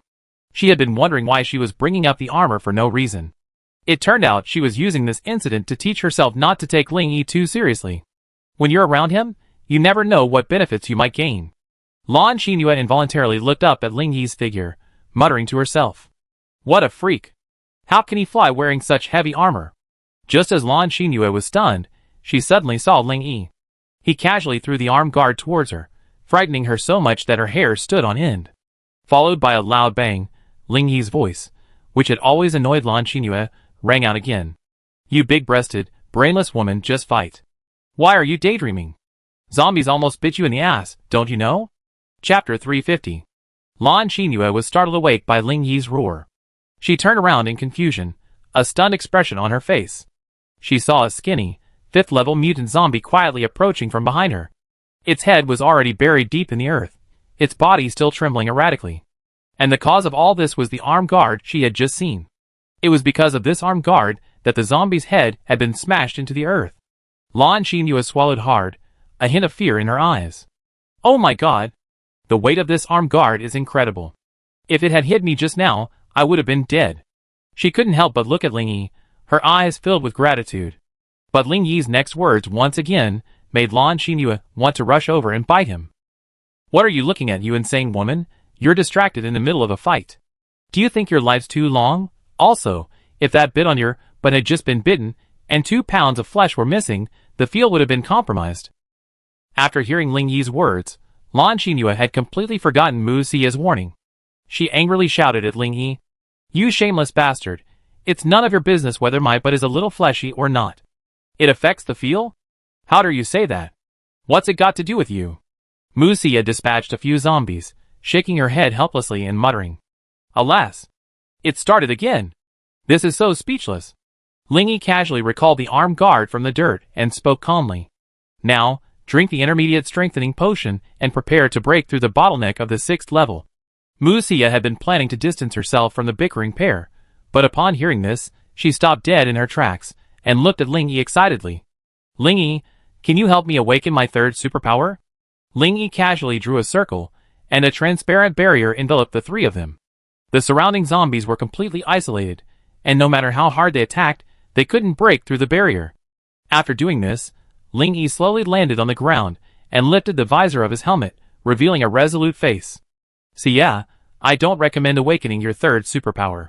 I learned that having more superpowers doesn't necessarily mean you're stronger. Over-awakening superpowers can bring hidden dangers. Ling Yi gazed deeply at Xia, his eyes filled with worry. The strength of supernatural powers depends on one's own elemental energy reserves. Everyone's elemental energy reserves vary. This is one of the main factors affecting supernatural power. Some people are naturally rich in elemental energy, thus possessing powerful supernatural abilities. Others, on the other hand, have relatively low elemental energy reserves. Thus, their supernatural power manifestations are correspondingly weaker. Therefore, to enhance one's supernatural power, one must constantly refine and strengthen one's elemental energy. Only through constant accumulation and compression can supernatural power become increasingly refined and further enhanced. It's not simply about awakening various supernatural powers one by one to achieve a dramatic increase in strength. For our body is like a container, it can be filled with one type of energy or with multiple types of energy. I believe you can imagine the difference. It's the same principle as biting off more than you can chew. See, yeah, you need to carefully consider and weigh the pros and cons before making a wise decision. Xia smiled slightly, expressing her understanding. She realized that over-awakening her superpowers might only bring her trouble and instability. After all, she didn't possess Ling Yi's monstrous physique and talent. To grow into a powerful being in this superpower world, she needed to delve deeper into and understand the workings of elemental forces. She shouldn't simply pursue the diversity of superpowers. After Ling Yi's explanation, Mu Xia resolved to stop pursuing the diversity of superpowers. Instead, she would focus on deeply exploring the 2 existing elemental forces. Lan Xinyu listened thoughtfully to their conversation. Her knowledge of superpowers came entirely from the introduction provided upon awakening. After Ling Yi's in-depth analysis and explanation, she felt her eyes light up. Lan Xinyu couldn't help but fall into deep thought. She suddenly realized that Ling Yi's explanation not only gave her a deeper understanding of supernatural powers, but also pointed out a clear direction for her future cultivation. Her excitement filled her with confidence. She decided to work even harder to explore and develop her innate supernatural powers. Ling Yi turned to look at the stunned Lan Xinyu and asked, "Silly girl, what do you think? Do you want me to help you awaken a second supernatural power?" Lan Xinyu raised her head, her brows furrowed slightly. She wasn't bothered by Ling Yi's rude address, but rather by the decision to awaken a second time. After pondering for a moment, Lan Xinyu spoke softly, somewhat shyly. "Ling Yi, I'm actually still not very familiar with my own supernatural powers. I'm not sure what impact a second ability will have. So I'd like to hear your opinion." Ling Yi smiled faintly. He understood Lan Xinyu's concerns. She must have been confused by what he had just said. So he gently explained. "A second awakening may indeed bring some unknown changes. But it could also be an opportunity for us to unlock even greater power. The reason I advise Sia to give up the third ability is this, because she has already awakened her water and ice abilities. These two abilities are of the same nature, and working together can unleash even greater power. But if she awakens a third ability, it will cause a conflict between the abilities, and the consequences will outweigh the benefits." After hearing Ling Yi's explanation, Lan Xinyu felt a little more at ease. She understood what Ling Yi meant. If Sia awakened a third power, it might cause a conflict in her strength attributes, thus affecting the use of her already mastered water and ice abilities. Lan Xinyu nodded slightly, a glint of understanding flashing in her eyes. After pondering it over, a slight blush slowly appeared on her face. She looked at Ling Yi expectantly and said, I want to know if my second power attribute will conflict with my first. If there's a problem, can I give up on awakening it?" Ling Yi looked at Lan Xinyu, her face blushing with embarrassment. He hadn't expected this woman's quick thinking. First, confirm the attributes of the second superpower. If it's beneficial, awaken it. If it conflicts, abandon it. Ling Yi had already speculated on 10 possible combinations of attributes. Ultimately, he concluded that awakening 2 superpowers was the most stable approach. After all, human energy is limited. Cultivating 3 superpowers simultaneously would not only be time-consuming and laborious, but also carry the risk of uneven energy distribution, leading to insanity. Thus, awakening 2 superpowers of the same attribute was the safest option and the greatest guarantee of improving strength. Chapter 351. Lan Xinyu felt a surge of nervousness when she saw Ling Yi staring at her without saying anything. She couldn't help but recall Ling Yi's earlier words. To achieve a second awakening, she needed close contact with him. Lan Xinyu felt her heartbeat quicken, and she stole a glance at Mu Xia. She hesitated for a moment, but finally mustered her courage and slowly approached Ling Yi. To mask her embarrassment, she coughed softly and asked cautiously, "Ling Yi, I want to try. Can you help me?" Lan Xinyu felt her cheeks flush as she spoke. Ling Yi's gaze fell on Lan Xinyu, and he grinned slightly. "Of course, I'm more than happy to serve the beautiful advisor Lan. I wonder which method you like to choose." Hearing these words, Lan Xinyu's heart instantly tensed. Looking at Ling Yi, who wore a sly smile, Lan Xinyu bit her delicate red lips, revealing a feminine expression. Mu Xia, standing by, rolled her eyes at Ling Yi. She knew Ling Yi's playful ways. She experienced it firsthand, perfectly harassed. Now, he simply switched roles and started teasing Lan Xinyu. Lan Xinyu, hearing Ling Yi's questioning, turned to glance at Mu Xia. Then, blushing, she coughed softly and whispered, Can we change places?" "I see ya." Lan Xinyu's voice trembled slightly as she looked at Ling Yi earnestly, emitting an indescribable feeling. "Ha ha, I didn't expect you to have this little womanly side. My elaborate performance was worth it." Ling Yi suddenly burst into laughter, completely stupefying Lan Xinyu. Mu Xia also covered her mouth with her hands, giggling. She had never seen Lan Xinyu so shy before. After a moment's pause, Lan Xinyu finally realized that Ling Yi had been playing a trick on her. "Ling Yi! You bastard!" Lan Xinyu snarled, gritting her teeth. Ling Yi stopped laughing and looked at Lan Xinyu tenderly, saying softly, "Xinyu, I always admired your pride and strength. It's truly amazing that a woman can achieve this. But I know that behind that strength lies a hidden vulnerability. So, I long to see your shy side. That's the real Lan Xinyu." After hearing Ling Yi's words, Lan Xinyu didn't refute him. She blushed slightly and lowered her head, unsure of how to respond. But she muttered to herself, "Ling Yi, you're the first person I ever been willing to show my vulnerability to." Ling Yi glanced up at the sky and spoke. "Alright, time for relaxation and entertainment is over. If we delay any longer, we'd be slaying zombies in the dark." Hurry and take your intermediate level enhancement potion and strive to break through to level 6 in one go. Xinyue, don't worry, just focus on breaking through. As long as the ability attributes are suitable for you, I will help you awaken again as soon as possible. Even if you don't find the right ability this time, there will still be opportunities for breakthroughs next time, so there's no need to worry. As soon as Ling Yi finished speaking, the two women sprang into action. They sat cross-legged on the ground and, without hesitation, quickly took their intermediate level enhancement potions. Lan Xinyue closed her eyes tightly, and the energy in her body began to ripple. She was exerting all her might to drive the energy within her body to break through. She believed Ling Yi would help her at the most critical moment, and this filled her with hope and courage. Lan Xinyue felt the energy surge within her, and she tried to control her breathing and focus her mind. Suddenly, her consciousness seemed to transcend the barriers of time and space, gaining a higher level of understanding. Body and mind became one, and the energy within her reached an unprecedented height. Ling Yi observed the energy fluctuations concentrated within Lan Xinyue, a flicker of relief in his eyes. He didn't know whether to call it a coincidence or Lan Xinyue's good fortune. A huge surge of energy burst forth from her body. The energy radiated from her body, gleaming and dazzling like lightning. Lightning element.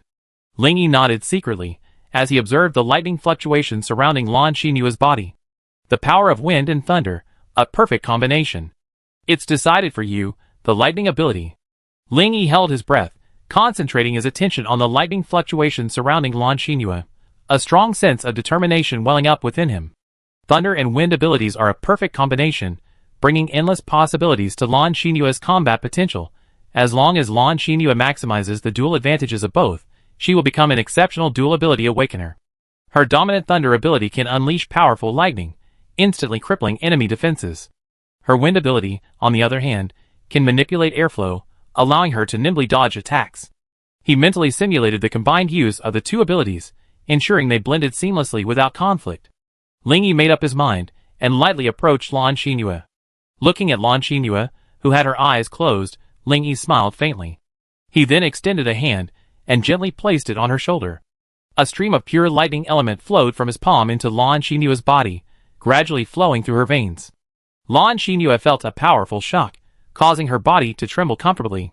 The lightning element around her began to slowly return to her body, resonating with Ling Yi's invading energy. In a daze, Lan Xinyue felt her body gradually become lighter. She began to twitch involuntarily, as if immersed in the electric shock. Ling Yi sensed the activation of Lan Xinyue's lightning power, and a surge of emotion welled up within him. This interaction, akin to a soul-to-soul connection, created an unprecedented and mysterious connection between Ling Yi and Lan Xinyue. They could feel the throbbing of each other's thoughts, as if their hearts were deeply connected. Ling Yi waited until the lightning element in Lan Xinyue's body had completely calmed down before slowly withdrawing his hand. Suddenly, a breathtaking force of lightning and thunder erupted from Lan Xinyue's body. Her form danced like a gentle breeze, and the energy within her grew even more powerful and majestic as the lightning surged. This sudden surge of momentum made Ling Yi nod in satisfaction. Lan Xinyue's strength reached a new height at this moment. Lan Xinyue slowly opened her eyes, a pure and resolute light gleaming in them. She sensed the power she now wielded, far beyond her previous imagination. The power of lightning blossomed around her like a guardian, emphasizing her unique and powerful presence. Lan Xinyue turned to look at Ling Yi, her gaze filled with ambiguity and gratitude. This man, who always teased her, had unexpectedly increased his strength so dramatically. Chapter 352. Lan Xinyue quietly felt the lightning element surging throughout her body, as if it had completely merged with her. An unprecedented power surged through her. This power gave her immense courage, and made her realize that her potential had taken a significant step forward. What are you looking at? Do you find me so charming and elegant that you can't help but feel admiration for me? Ling Yi suddenly interrupted, instantly dampening Lan Xinyue's joy. Instead, her mouth twitched, and she felt deeply depressed. This unromantic man. Who's feeling admiration? How shameless. Me? Me? What the hell is me? Do you think this is the age of immortal heroes? Lan Xinyue retorted without hesitation, glancing at Ling Yi. Seeing his self-righteous expression, she couldn't help but laugh. Now she understood that Ling Yi didn't really dislike her. It was just a momentary prank. He always had that unique way of teasing me. Perhaps only those who were familiar with him could truly appreciate Ling Yi's unique charm. During her time with Ling Yi, Lan Xinyue unexpectedly felt a warmth and joy she had never experienced before. I don't believe you're a fool. What are you standing here for? Why don't you just go and fight? Use the remaining energy from your breakthrough to deplete all your energy. You can stabilize and condense your energy. If you don't even understand this, I don't know how you got to your current level. Lan Xinyu pondered silently, Ling Yi's words truly touching her. Perhaps he has a point. I really need to challenge myself more. For me, combat shouldn't be a simple showdown of strength, but rather a process of expending and concentrating energy. This will allow me to gain a new understanding and appreciation of my own strength. Ling Yi's voice echoed faintly again. True strength lies not only in defeating the enemy, but also in stabilizing one's own energy, so that one can better control and utilize it. Don't waste time. Seize the opportunity and fight. I don't have much time. Lan Xinyu, hearing Ling Yi's urging, angrily grabbed her weapon and rushed out. Humph. Can't you just talk nicely? Knowing your personality is one thing. But hearing something like that suddenly still makes me feel really bad. This was Lan Xinyu's inner thoughts, but she didn't dare say it out loud, fearing Ling Yi would rant again. After Musia's breakthrough, she had already burst through the barrier and engaged the zombies without Ling Yi's reminder. Those around Ling Yi were already accustomed to these minor details. They were just basic procedures. If Ling Yi had waited until they started to urge her, they would probably have risked family discipline afterwards. A spanking. Ling Yi removed the protective barrier and slowly ascended to hover again, admiring the battlefield between the two women. Lan Xinyu moved lightly through the zombie swarm. The lightning balls in her hands shone brightly, each one imbued with boundless lightning power. Using her wind and lightning abilities, she crushed the hideous zombies, crushing them like a whirlwind. Meanwhile, Musia displayed her agility within the water curtain.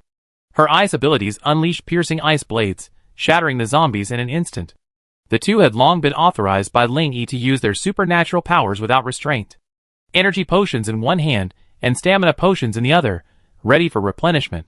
So, they didn't need to worry about energy depletion at all, as they could use their various supernatural powers in a relentless assault.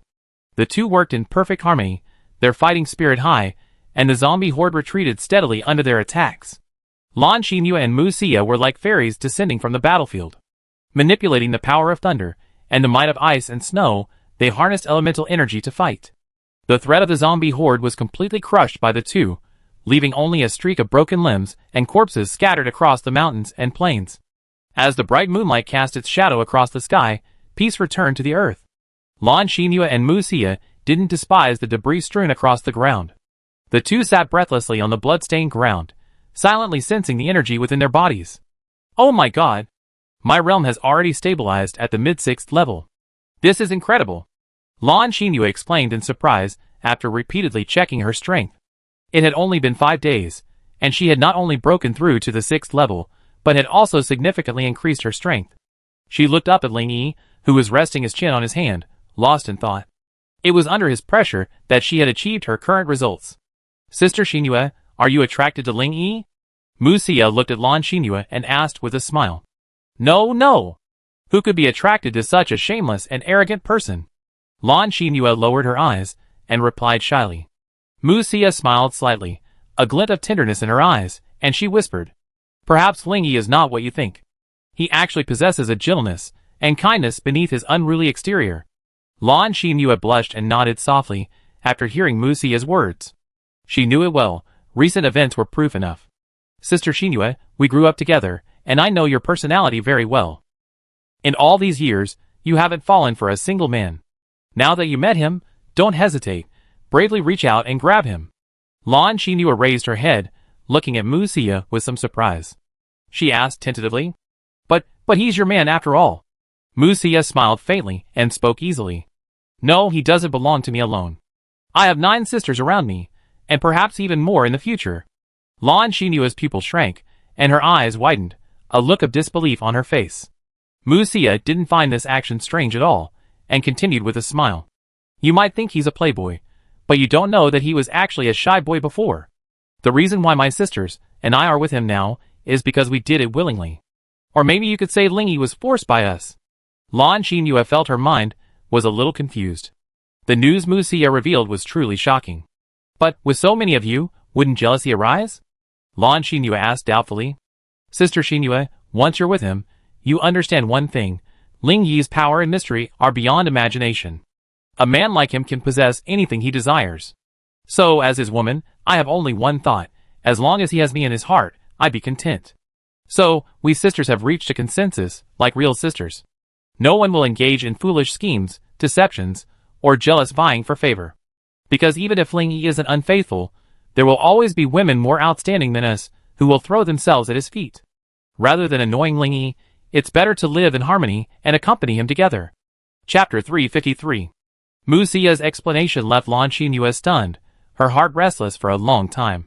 In this cruel and merciless apocalypse, the essence of human nature has gradually become fragile and unpredictable.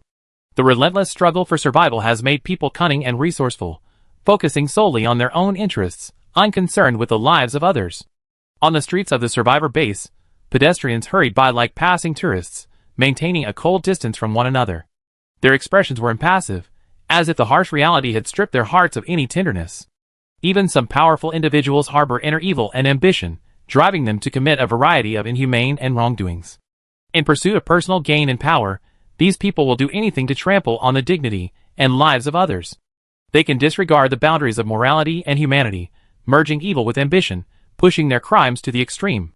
The fragility of human nature and the boundlessness of desire have led some to lose moral restraint and stray into the abyss of human darkness. So Lan Xinyu wasn't opposed to men having 3 or 4 wives.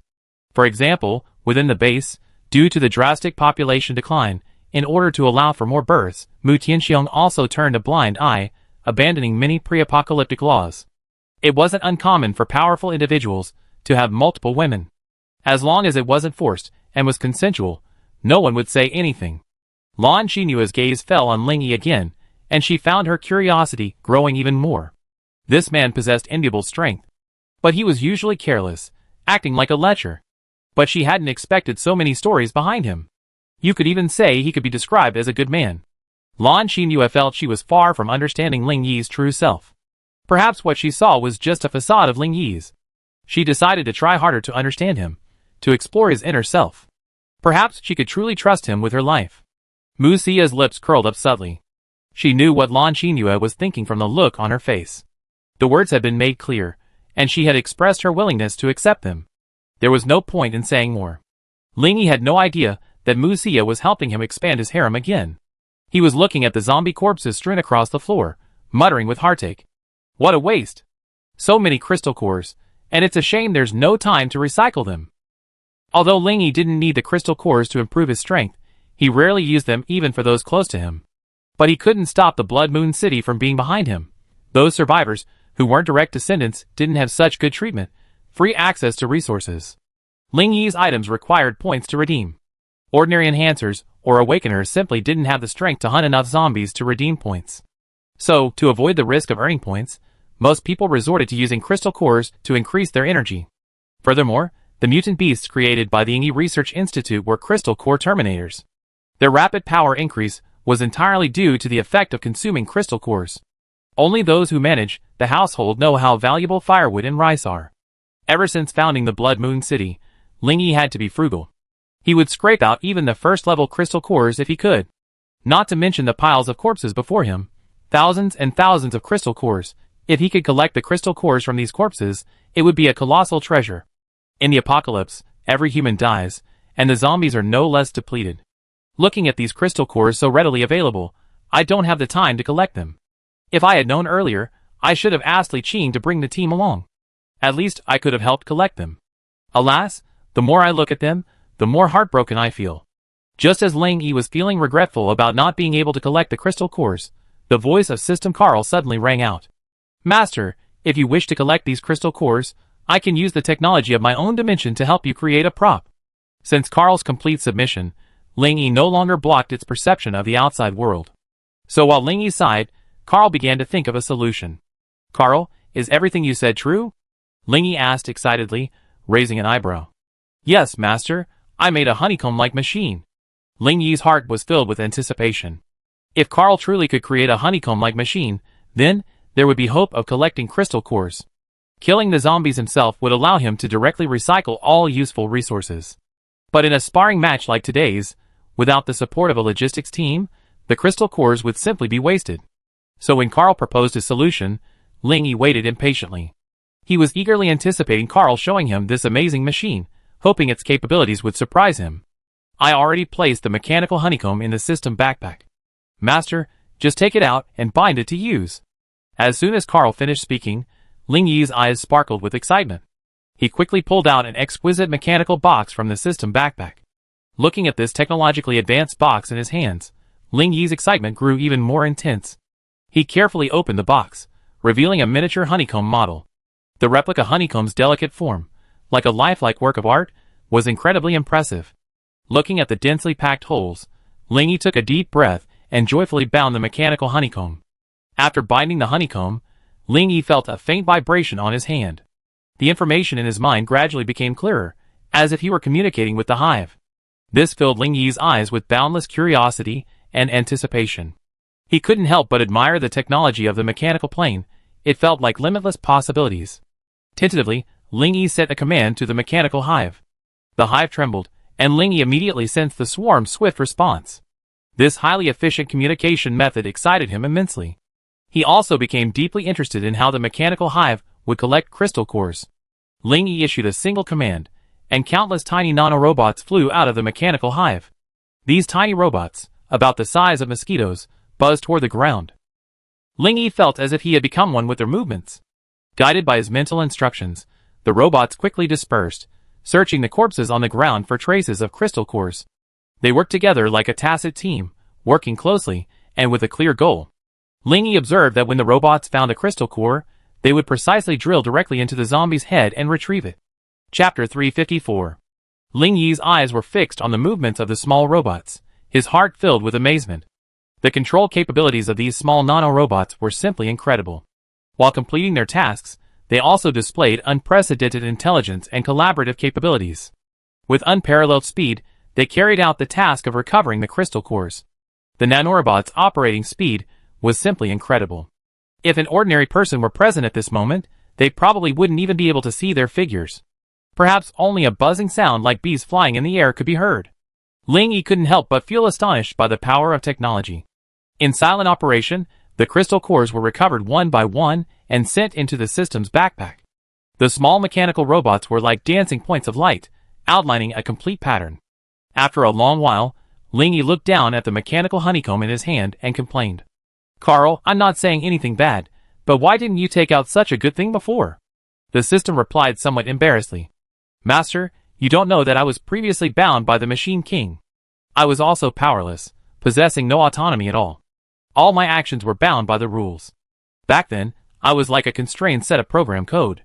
All workflows were pre-programmed by the Machine King, and I could only follow his orders step by step. After the master-servant relationship with the Machine King was broken, I have completely liberated my own dimension. Now, I have greater autonomy. I can flexibly operate at any time and in any place, according to my master's needs. Answer all your questions truthfully, and provide you with better service." Ling Yi nodded after listening to the system's explanation. "Although we are in the name of master and servant, I hope you understand one thing. That is, I will not constrain you like the mechanical king did. I will give you complete freedom. So, if you encounter any difficulties, please inform me promptly. Only by helping each other can we ultimately achieve what we both want." The system smiled slightly and replied softly. "I am deeply grateful for your trust in me, Master. In the days ahead, I will strive to utilize my abilities to the best of my ability, and will never let you down." The system's voice revealed a firmness and confidence. Ling Yi smiled slightly, feeling relieved about the current system. His efforts in recruiting Carl had paid off. He had finally become an excellent assistant. Trust was mutual, and this response only strengthened Ling Yi's confidence and expectations in the system. With the nanobots within the mechanical hive helping to clean up the battlefield, the various crystal cores in Ling Yi's system backpack were growing at a visible rate. Mu Xie and Lan Xinhua watched the nanobots cleaning up the battlefield, their eyes filled with curiosity. Did Ling Yi create these little robots? What are they doing? Mu Xie brushed her hair from her forehead. Although curious, she remained calm. Being with Ling Yi, there are no shortage of strange things. If I were to delve into every single one, wouldn't it be annoying for Ling Yi, not just you? Hearing this, Lan Xinhua was slightly startled, then looked at Mu Xie earnestly and smiled. "See, yeah, I noticed quite a change in you since I came back this time." Mu Xie's face flickered with a smile, a hint of happiness in her eyes. During her time with Ling Yi, Her life had become incredibly interesting, filled with all sorts of bizarre events. But she also knew that if she tried to get to the bottom of everything, it would not only be irritating, but would also make Lingy grow tired of her. So, perhaps this thrill of the unknown was precisely the source of their tacit understanding. When you meet the right person, you naturally learn to change. Love is about mutual tolerance, about finding mutual growth in silent understanding. Only true tolerance can strengthen love and deepen a bond. The journey of love is a process of mutual adaptation and adjustment. Only by learning to use love to overcome each other's shortcomings can we achieve better versions of ourselves. Mu Xia's gaze fell on Lingy, filled with affection. After a long pause, she continued. Actually, you changed quite a bit recently. I just didn't notice. Lan Xinyu blinked her eyes and asked awkwardly. No way, I'm still me, nothing's changed. Mu Xia turned to look at her, a playful expression on her face. Hee. The change I'm talking about isn't about completely pleasing the other person, but rather a process of mutual understanding and compromise. We learn to accept each other's uniqueness, tolerate each other's flaws and shortcomings, and this has strengthened our relationship. This tolerance stems from our sincerity in our relationship. We're willing to make efforts and sacrifices for each other to make our relationship even better. Think about it, you used to be completely indifferent to the opposite sex, finding even a single word annoying. But now, you get angry with them, argue with them, and even feel the urge to hit them at any moment. Lan Xinyu lowered her head slightly, lost in thought. Mu Xia's words surprised her, even frightened her. But after truly considering them, she had to admit that she had truly changed recently. Many emotional changes that shouldn't have occurred to her had unconsciously surfaced. Could it be that I really have different feelings for Lingy? Lan Xinyu silently questioned herself. To her, this inner change felt so subtle and unreal. She had once believed that her feelings for Lingy were merely friendships, stemming from Mu Xia's connection. But now, she discovered that her interest in and curiosity about him had inexplicably increased. She couldn't help but wonder. If she had secretly fallen for him. I say, are you two planning to spend the night among the corpses? You're covered in sticky blood, and you don't even feel disgusted? You even have the leisure to sit and chat. An untimely voice echoed, and Lingy slowly descended in front of the two women. That bastard. Lan Xinyu's thoughts were interrupted, and she blurted out involuntarily. But Lan Xinyu smiled faintly. Seeing Lan Xinyu's transformation, she knew it was only a matter of time before they became sisters. Lingy glanced at Lan Xinyu, ignoring her complaints, and simply said calmly, You two should wash up first. We spend the night at the farm a little ways to the east. Mu Xia smacked her lips and asked, in this wilderness, where are you going to let us wash up? Are we supposed to stand here naked? Chapter 355. Lingy was stunned upon hearing this. He had actually forgotten about this. He had always had Xiao He with him in the RV, so his daily needs were no problem. Lingy surveyed his surroundings, an idea forming in his mind. He led the two women to an open space and, using his earth-based abilities, constructed a simple mud hut. It's a bit rudimentary, so you just have to make do with it. Lingy rubbed his nose and said to the two women. The two women looked at the mud hut before them, made up of 4 mud walls, speechless. Why doesn't it even have a roof? Are you planning on spying later?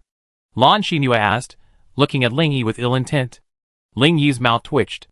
He already mentioned it being rudimentary, yet he still had such high expectations. I want to see you. Do I need to spy on you? Believe it or not, I just strip you naked. Of course, he could only think this in his mind. If he spoke it out loud, Lan Xinyu would probably explode again. Feeling Mu Xia's expectant gaze, Lingy could only sigh and continue installing the roof. Lingy, there's no water or heating here. It's winter. Aren't you afraid I catch a cold if I use my water powers to shower? Mu Xia took Lingyi's arm and stated her needs. Lingy wanted to slap himself. Why bother asking them to wash for no reason? Now, it was like asking for trouble. No problem, you guys go in. These are minor issues. I can handle them. Finally, Lingy agreed. Since it was their request, he would do his best to satisfy them. Watching the two women enter the simple mud house, Lingy shook his head. He first used his fire powers to create a huge circle of fire around the house, raising the temperature inside.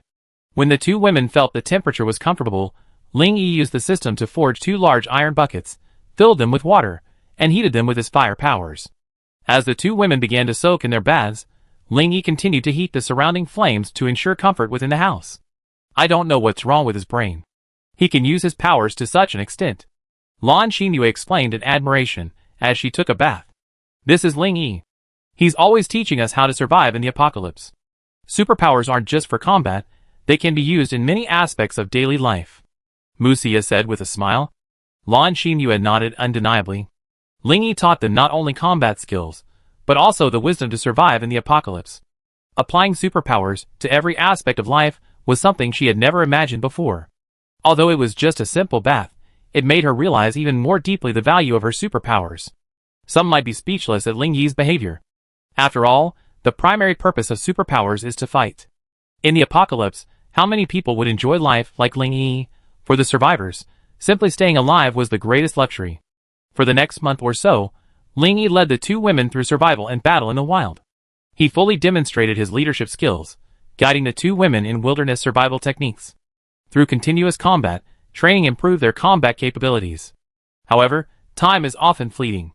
Lan Xinyue's communicator relayed a message from the base. The Fong family had arrived. When she received this news, she felt a surge of anxiety. Returning meant the end of her training with Ling Yi was nearing. Although Ling Yi still teased and pranked her from time to time, she gradually discovered that she didn't resent such contact. On the contrary, Lan Xinyue felt she was beginning to enjoy this kind of life. Deep down, she sometimes harbored a terrifying thought. How much better it would have been if Musia hadn't come along. Perhaps then, Lan Xinyue might have completely let go, giving everything to Ling Yi. However, Lan Xinyue knew that time could not be reversed, and she had to accept reality. The Fong family's arrival meant she needed to return to the base immediately. Although she had gradually grown accustomed to Ling Yi's training, even becoming somewhat dependent on it, she understood that this was only a temporary phase, and perhaps this experience would become an unforgettable memory for her. But she needed to face new challenges and return to accept new missions. Inside the military base, Mu Tianxiong's brow furrowed. Although he had long known about the Fong family's arrival, but when the impending reality finally came, it felt unacceptable. After all, there were so many things involved. Han Wu, where are the Fong family members? Mu Tianxiong asked calmly, his hands behind his back. According to the news from the outpost, they're only 3 days away from us. Han Wu replied from the side. 3 days? That's pretty quick. Have you informed Lan Xinyue? It's best for her and Ling Yi to handle this.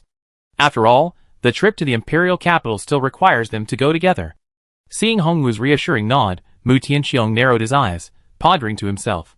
I wonder how that Ling Yi kid will explain this to the Fong family. Even if he uses Ye's serious injury as an excuse, it's the end of the world now.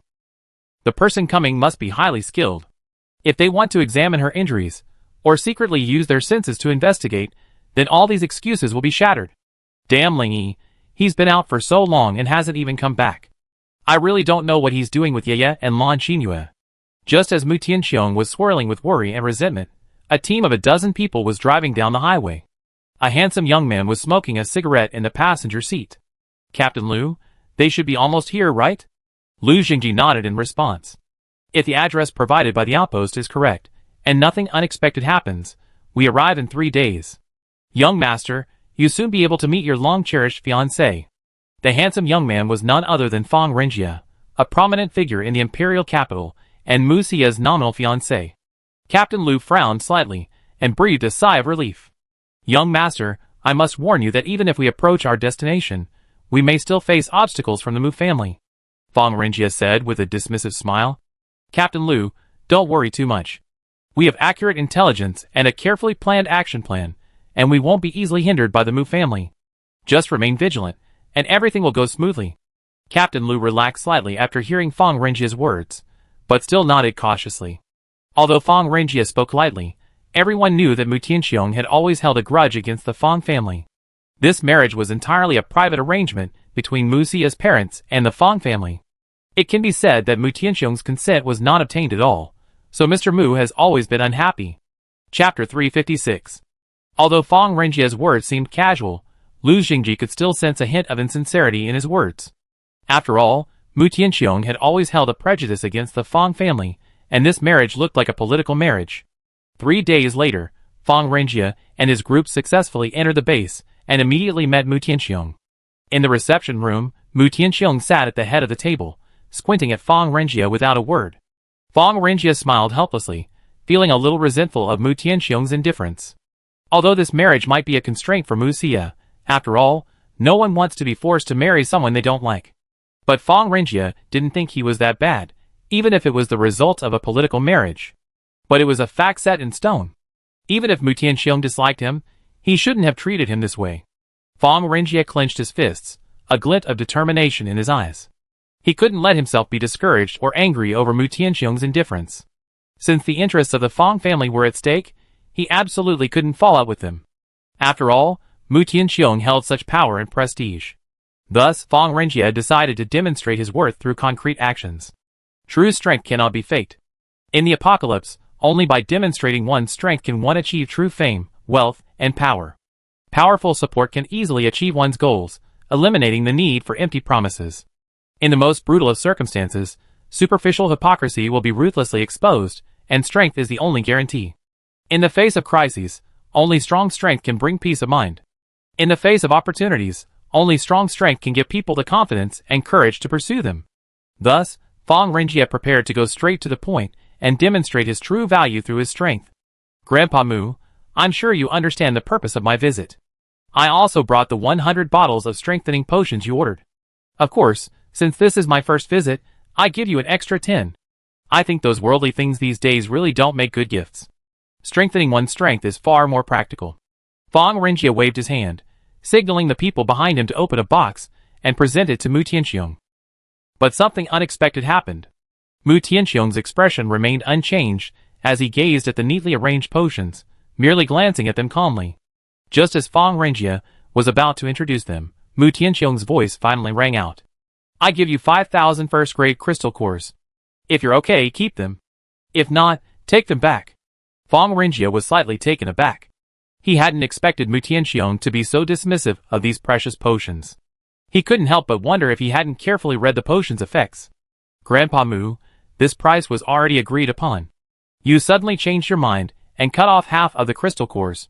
Doesn't that seem a bit unreasonable? Mu Tianxiong snorted coldly. He already had Ling Yi's supply, and the price he quoted was exactly that. He knew the Fang family's intentions perfectly. They simply wanted him to give up, using the enhanced potion as a pretext to showcase the Fang family's strength and heritage. Since I'm forcing you, then take her back. Fang Renjie had prepared countless excuses, but none of them worked at this moment. He had never expected Mu Tianxiong to play by his own rules. Could it be that this old fellow is convinced I must take Mu Xie with me? So he's using this as a threat to lower the price of the enhancement potion? Older people are always wiser, and old foxes are always old foxes. Although the enhancement potion has a decent drop rate, I have to kill zombies one by one, slowly extracting them. If the price is lowered today, I guarantee you won't raise it again. Thinking of this, Fang Renjie took a deep breath, and then an idea struck him. He smiled, very gentlemanly, and spoke slowly. Grandpa Mu, since you said so much, if I don't agree today, I'd be remarkably immature. Let me suggest this. I heard the southern military region is brimming with talent, all exceptionally skilled. To anyone who can defeat me, I won't charge you a penny for this potion today, and I sell it to you at half price in the future. But if I manage to win, then, sorry, the price will be what it is. What do you think of this proposal, Grandpa Mu? Oh, by the way, to avoid wasting time, I reveal my realm first. For now, I'm stable at the peak of level 6, and I could break through to level 7 at any moment. I also hope to use this opportunity to hone myself through sparring. Maybe I even break through. Mu Tianxiong's pupils narrowed. Previous intelligence had said he'd just broken through to level 6. Unexpectedly, in such a short period of time, he already reached the level 6 bottleneck. This rate of strength increase was truly terrifying. Mu Tianxiong couldn't help but lapse into deep thought, carefully considering Fang Renjie's proposal. This was a blatant attempt to exert pressure, to overpower the southern military region with force. The others behind Fang Renjie eagerly awaited Mu Tianxiong's response. Fang Renjie, with his peak 6th level strength, proudly displayed his trump card.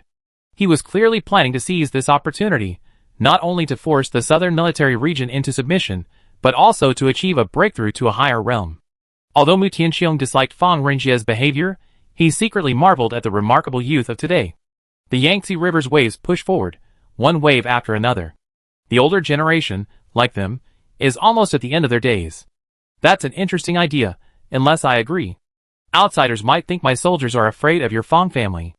I agree to this bet. Mu Tianxiong took a deep breath, his eyes gleaming with a sharp light. Although he knew that no one could match Fang Renjie right now, Ling Yi was on his way back. As soon as he arrived, the brat wouldn't dare to act so arrogantly again. Since you're so confident, let's set up a competition tomorrow. You brought a group of experts with you, so why not have a sparring match and exchange your cultivation experiences? I do have quite a few outstanding talents under my command. If anyone can defeat you, I will certainly treat them well and reward them generously. But don't be too confident. Realm breakthroughs aren't just talk. I'm very much looking forward to your performance.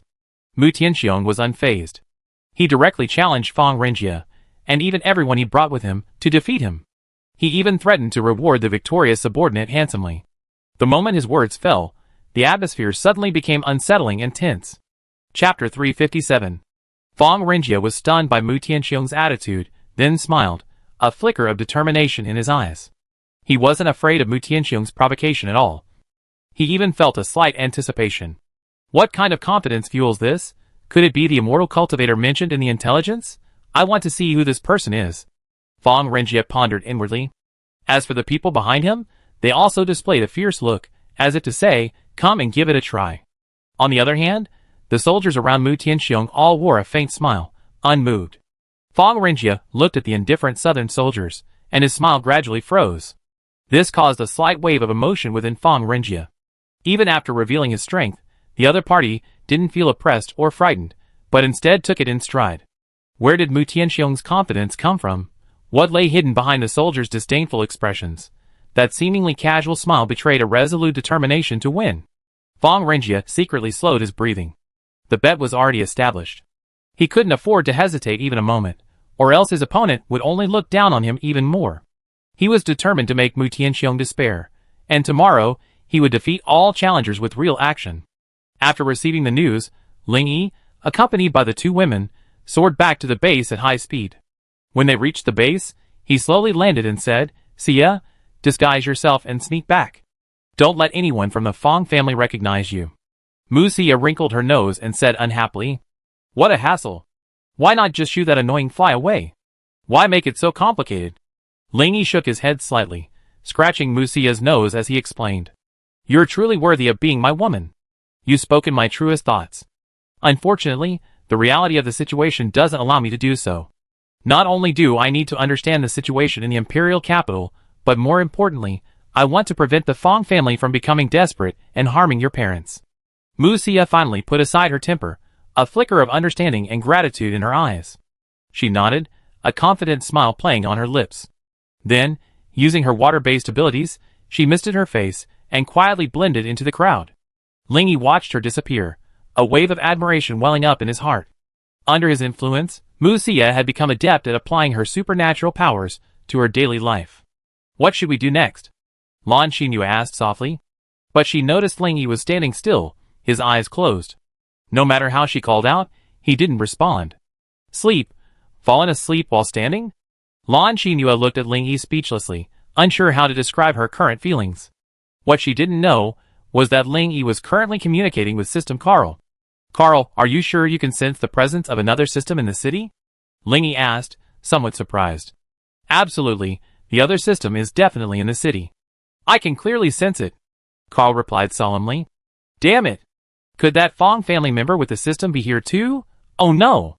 Since you can sense its presence, does that mean it's discovered you too?" Ling Yi's tone was tinged with anxiety. If his suspicions were correct, that wouldn't be a good thing.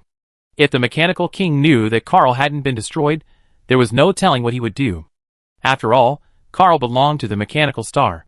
To the Mechanical King, if Carl were alive, he would be an escaped prisoner, and even more of a potential threat. However, Carl's next response made Ling Yi secretly relieved. "Master, rest assured. Without the Mechanical King's control as a pivotal factor at its current level, it can't detect my presence at all." Ling Yi smiled slightly, and nodded slightly. "That's good. Then let's plan how to capture it without anyone noticing." Hearing Ling Yi's words, Carl seemed excited and thrilled. Master, if I can devour it, I should be able to advance a level. This will also increase my plane's resources, and upgrade some of my technology. I believe I can better assist you, and the future development of the Blood Moon City." Ling Yi's eyes flickered slightly. He gently stroked his chin in thought for a moment, then looked at Carl and smiled deeply. "Carl, I actually have an idea. Perhaps we don't need to rush to devour it. If we can harness or control its power, could we use it to strengthen our strength? Carl immediately understood Ling Yi's idea and shook his head in response. My situation is different. I'm in the core area of your brain, blocked from the outside world by you. That's why the Mechanical King couldn't sense my location, learn my exact information, and therefore determined I was dead. But the system we discovered is different. The Master can't directly block its existence. Even if you enslave the other host, you can't enslave the system as well. You know how our system controls the host. It's to completely control the source power in the central region of the brain core, a fusion, if you will. So, as soon as the system detects enslavement, it will immediately initiate its self-destruct sequence, annihilating the host along with it. Ling Yi felt a chill in his heart upon hearing this secret. He deeply felt the wisdom of his initial decision to block the system. If he had remained muddle-headed, allowing the system to take advantage. Even if he finally put up a fight, the slightest mistake could trigger the system's self-destruct sequence. Thinking of this, Ling Yi subconsciously clenched his fists, muttering to himself. The tactics of this old fox, the Mechanical King, are truly unpredictable. I must always be vigilant in future encounters. After calming down, Ling Yi continued. In that case, let's do as you say. What kind of cooperation do I need to devour the opponent's system in one fell swoop? Hearing Ling Yi's words, Carl grinned, as if he had already succeeded. It's actually very simple. When the master fights him, take him by surprise, and throw him into a state of confusion. The system in his body will temporarily lose connection with his brain. It's like a system paralysis, and it won't be able to transmit information to the King of Machines in a timely manner. And during this period, I can directly devour the opponent's system, leaving no trace. When he wakes up and discovers his system is gone, I'm sure that scene will be very interesting. Chapter 358. Ling Yi's lips curled up, his approval of Carl's plan strong. He hadn't intended to kill him in the first place. After all, he still had to go to the imperial capital. If the feud escalated and they killed Mu Xia's parents, that would be no fun. Even if Mu Xia and Mu Tianxiong didn't blame him, Ling Yi probably wouldn't have the face to face them. Ling Yi pondered for a moment, and an idea suddenly struck him. He decided to use the Fong family to carry out his plan, perhaps taking the opportunity to rescue Mu Xia's parents. After all, the trip to the imperial capital was imminent, and having someone familiar with the situation there to guide him would be greatly helpful. Thinking of this, Ling Yi had a rough idea of what to do next. Ah! How can you be so crazy?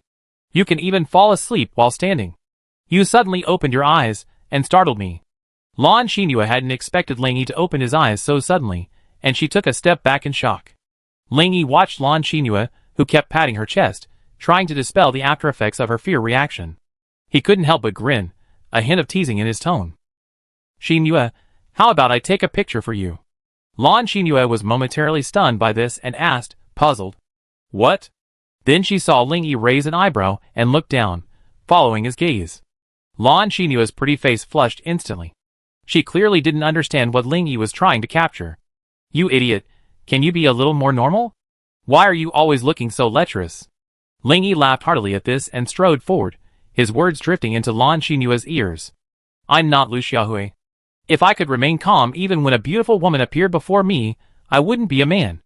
Lan Xinhua opened her mouth, about to retort, but somehow, she slowly closed it. Her heart was pounding, and she muttered to herself. Is he complimenting me on my beauty?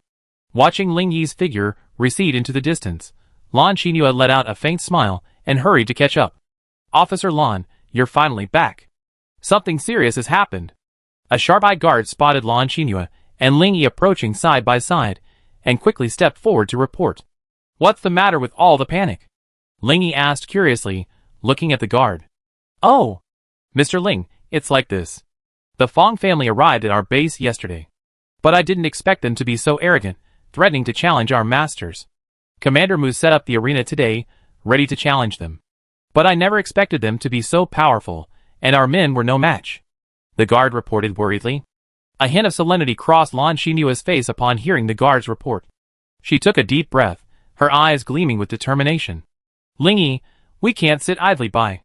We must immediately support Commander Mu. We must not let the Fong family look down on us. I must uphold the dignity of our base. Ling Yi nodded slightly. The Fong family was truly understanding. He was just trying to figure out a reason to start a fight with them, so he could find an opportunity for Carl to devour their system. To his surprise, the Fong family would proactively challenge him, saving him a lot of trouble. Ling Yi followed Lan Xinyu all the way, plotting how to seize the opportunity in this arena match. Once Carl devoured the opponent's system, he would also gain greater benefits and resources. As soon as the two men arrived near the ring, they heard a flurry of noise, evidently indicating a fierce battle. What? That's all you have? You can't even defeat me. You still dare to challenge my young master? How ridiculous. The large man raised his fist arrogantly, his demeanor invincible. This drew boos and cries of disapproval from the audience. The crowd noticed that the young master he was referring to was standing next to Mu Tianxiong. But they didn't necessarily admire his strength, quite the contrary. They began to doubt the young master's true strength. A wave of anger spread like a tide. The survivors longed for someone to raise the banner of justice and dispel the darkness from this chaos. Mu Tianxiong observed the large man's arrogant behavior with a cold eye, wishing he could personally teach him how to shut up. At this moment, Fong Renjie spoke with a faint smile. Grandpa Mu, please don't be offended. My subordinates are rude and uneducated, and they can't speak kindly. I think Grandpa Mu is being overly considerate of us. Although we are guests from afar, there's no need for such consideration. Just dispatch your experts. We can still afford to lose. The audience gradually raised their heads at this remark, noticing that despite his slender figure, this young master exuded an unfathomable aura. He seemed neither ostentatious nor arrogant, but rather gentle and refined. He seemed like an unshakable mountain hidden in the shadows. This aura made everyone reconsider.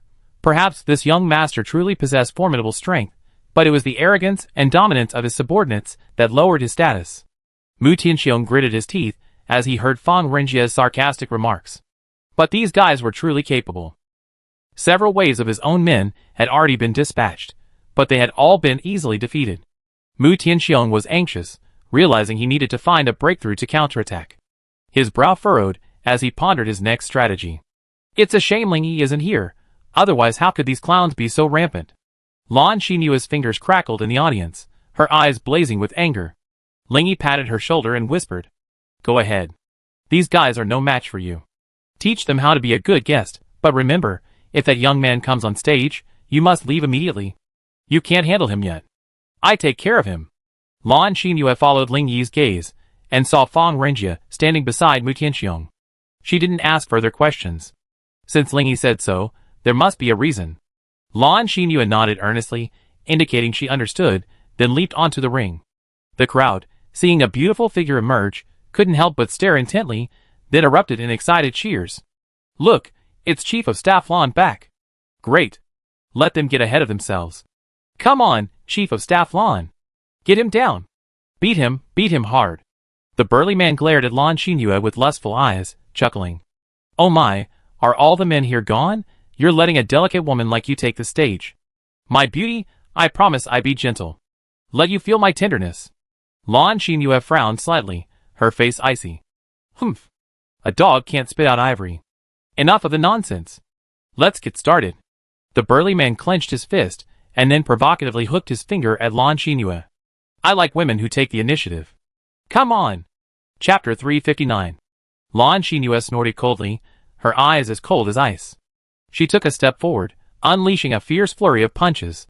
Her moves were as swift and powerful as a hurricane, her fists seemingly carrying boundless force as they charged straight at the burly man's face.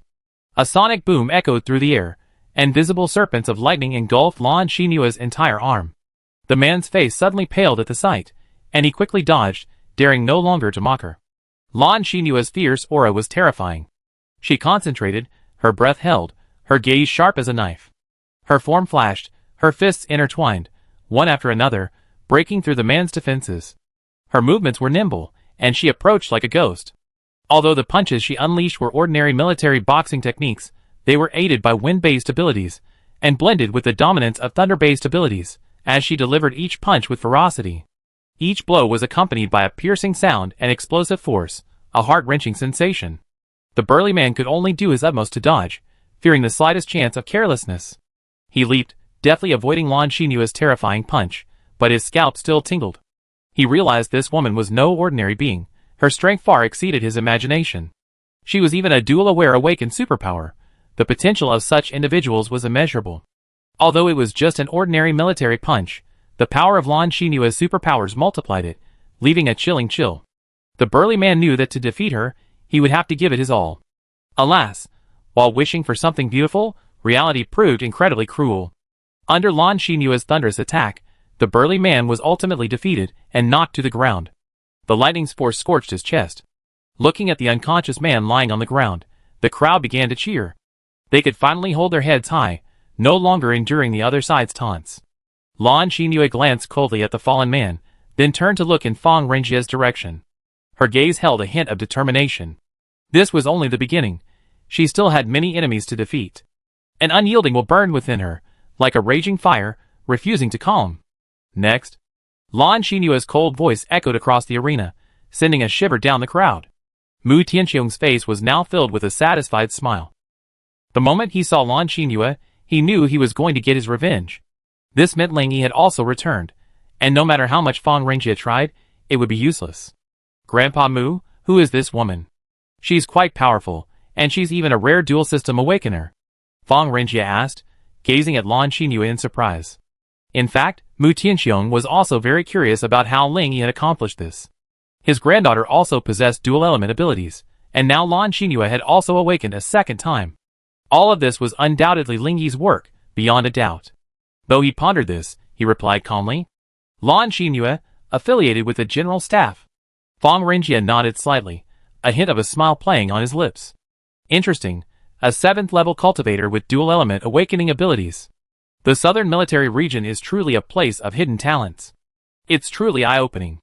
Only after hearing this did Mu Tianxiong carefully sense Lan Xinyue's strength. It truly is the aura of a 7th-level cultivator. Ling Yi truly did it. This is incredible. He said he wanted to raise Lan Xinyue to the 7th level, and he actually did it. This kid's abilities are truly insane. Feng Renjie's gaze lingered on Lan Xinyue, examining her. Admiration was undisguised in his eyes, but to Lan Xinyue, it was more of a possessive gaze. This made her eyebrows raise, and she let out a delicate cry. If you want to fight, do it right. Stop dilly-dallying. The bright red sun shone on Lan Xinyue on the ring. Her stern gaze swept around, seemingly piercing everyone's heart.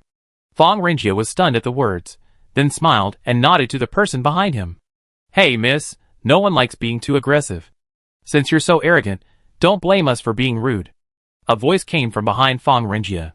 Immediately afterwards, a middle-aged man stepped onto the ring, his gaze stern and shrouded in a murderous aura. He waved his fists, determined to challenge Lan Xinyue.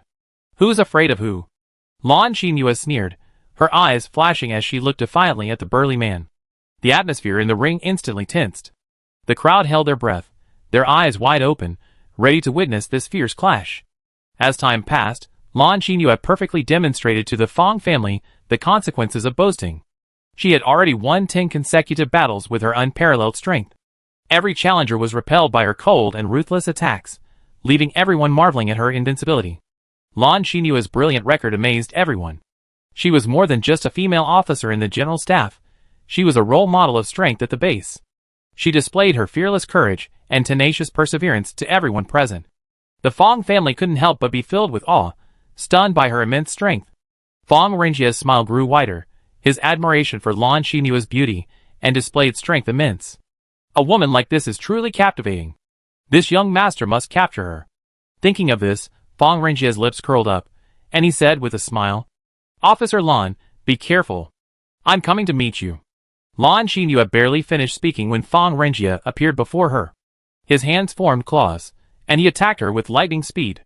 Damn it! A sneak attack, and targeting my private parts, you scum! Seeing it was too late to dodge, Lan Xinyue could only shield her chest with her hands, attempting to block the attack. As Feng Renjie watched his target draw closer, a smile curled his lips. At this critical moment, a calm voice rang out, accompanied by Feng Renjie's figure flying backwards. Who gave you the guts to attack my woman? Lan Xinyue looked closely, and saw Ling Yi standing in front of her with his back to her. Her head was buzzing. What did I hear? He said, that I'm his woman? Oh my god. When did I become his woman? At this moment, Ling Yi turned and whispered. You go down first, leave this here for me. Lan Xinyue nodded woodenly, not knowing how she left the ring. Ling Yi's words echoed in her ears.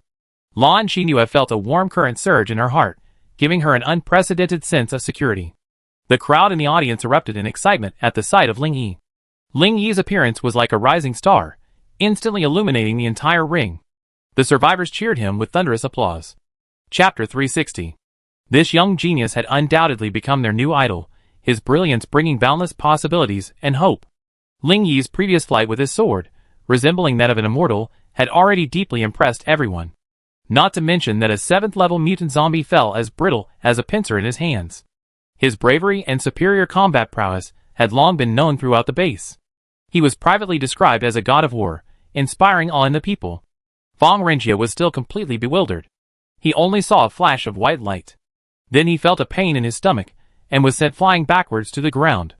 He struggled to his feet, shaking his head, which had grown heavy. He wiped the blood from the corner of his mouth with his hand, his gaze cold, as he looked at the armored young man before him. Ling Yi, hands behind his back, smiled faintly, but his eyes radiated a chill. Fong Renjie felt a powerful aura approaching, as if the entire world was trembling. This was a feeling he had never experienced before. Not even the mysterious individuals who supported his family possessed such a powerful aura. Fong Renjie stared intently at Ling Yi, his heart filled with confusion. "May I ask who you are, and why are you interfering in the ring match?" Ling Yi chuckled. "I'm your uncle, and seeing you shamelessly attack me, I must teach you a lesson." Ling Yi's words drew laughter from the survivors, creating a joyful atmosphere. However, a hint of displeasure crossed Lan Xinyue's face, and she muttered softly, "That's awful. Why do you call me auntie?" But Fong Renjie, the person involved, was seething with rage, his fury instantly erupting. A sudden, stern expression crossed Fong Renjie's face. His gaze swept across the crowd fiercely, his aura slowly releasing as he spoke in a low voice. "Sir, your words are so rude. Don't you understand that words can cause disaster?" Everyone was stunned by Fong Renjie's words, their expressions varying. For a moment, silence enveloped the entire arena. Fong Renjie sneered and continued. "Too many people speak without restraint, never realizing the consequences of their words and actions. If you speak decisively but don't act prudently, how can you maintain a long-term good fortune?" His words were perfectly timed, causing everyone present to reflect silently. Ling Yi, however, scratched his ear and spoke with a look of impatience. "Are all the children of your great families, pretending to be scholars, but secretly despicable and shameless? Stop the nonsense and start fighting. I have to accompany your mother." Fong Renjie saw Ling Yi ignore him, and his anger grew even more intense. Unleashing his supernatural attributes, he sneered and spoke slowly. "You speak so arrogantly, it seems you deserve a beating and a lesson. I give you a chance. If you can defeat me within 3 moves, I spare your life." Ling Yi glanced at Fong Renjie indifferently, his face filled with disdain. "I thought you had a lot to rely on, but you're just a 5-element awakened supernatural being. No wonder your strength has increased so quickly, it scared me. Don't hide it. I give you time to break through to the 7th level, lest you accuse me of bullying you later." Fong Renjie's eyes flashed coldly at Ling Yi's words. He replied calmly, "If you think my strength is just that simple, you're naive." After saying this, he took out 2 bottles of potion and drank them one after another. The aura emanating from him suddenly erupted, like a brilliant light, causing the crowd watching to tremble. Ling Yi, however, narrowed his eyes, seeing it all clearly, and muttered softly. "First, use a bottle of intermediate-level strengthening potion to guide his energy to the 7th level. Then use a bottle of violent potion to amplify his strength. This kid really uses the system's products quite skillfully." At this moment, the crowd looked at Fong Renjie in fear. They hadn't expected this young man to unleash such powerful energy in an instant. It was intimidating. Fong Renjie sneered, and the energy around him surged, emitting an unparalleled aura. "Boy, now I show you what true strength is." Lan Xinyue witnessed Fong Renjie's instantaneous burst of energy with her own eyes. She secretly felt a surge of fear. No wonder Ling Yi said she was no match for him. This guy was truly hiding his true strength. Lan Xinyue felt the gap between herself and Fong Renjie was indeed stark. Although she had already reached the 7th level of strength, she was still nothing compared to Fong Renjie. Feeling the powerful energy fluctuations only strengthened her resolve to improve her own strength. Lan Xinyue turned to look at Ling Yi, who remained impassive. She felt no trace of worry about him, but rather anticipation. She wondered how Ling Yi would defeat Fong Renjie, whom she could never match. She felt her own accumulated strength reach its peak. Fong Renjie's eyes widened, and he roared, "Die! You arrogant brat!" Instantly, a powerful surge of energy emanated from Fong Renjie's body, and he leaped forward, leaping towards Ling Yi. His gaze was as sharp as thunder, condensed with determination and resoluteness. At the same time, a strong murderous intent surged from the depths of his heart, determined to make Ling Yi pay the price. Humph! You're so flashy. You really think you're serious? Ling Yi snorted softly, his eyes suddenly wide open. His blood-red pupils shrank, and two red rays of light pierced Fang Renjia's shoulders in the blink of an eye. Ah! Fang Renjia fell to the ground in pain, clutching his shoulders, cold sweat dripping down his forehead. Ling Yi sneered, looking at his stunned expression, and said calmly, "Such a small trick, it's not worth a single blow." But in his heart, he was speaking to Carl. "Carl, are you ready?" Carl replied excitedly at Ling Yi's voice. "Master, I'm always ready." Ling Yi's lips curled up involuntarily, and he shouted softly. Soul shock. A powerful mental force, compressed to its limit, burst forth from his body. Fang Renjia had just opened a bottle of healing potion and drank it. Suddenly, he sensed something and quickly looked up at Ling Yi. Before he could react, a sudden roar echoed in his mind. Fang Renjia's body suddenly underwent a strange transformation, and violent tremors spread throughout his body. His eyes gradually turned red, and blood gushed out, dripping onto the ground. A powerful mental force overwhelmed him, completely enveloping him. Fang Renjia realized he was under a state of mental pressure. He struggled to resist the intrusion of the powerful mental force. He had exhausted all his strength, trying to maintain his sanity. "No! I cannot be overwhelmed by this power," he shouted through clenched teeth. Chapter 361. Fang Renjia took a deep breath, concentrating all his mental energy, trying to find a way out. The overwhelming pressure shattered him, but he knew he couldn't give up easily.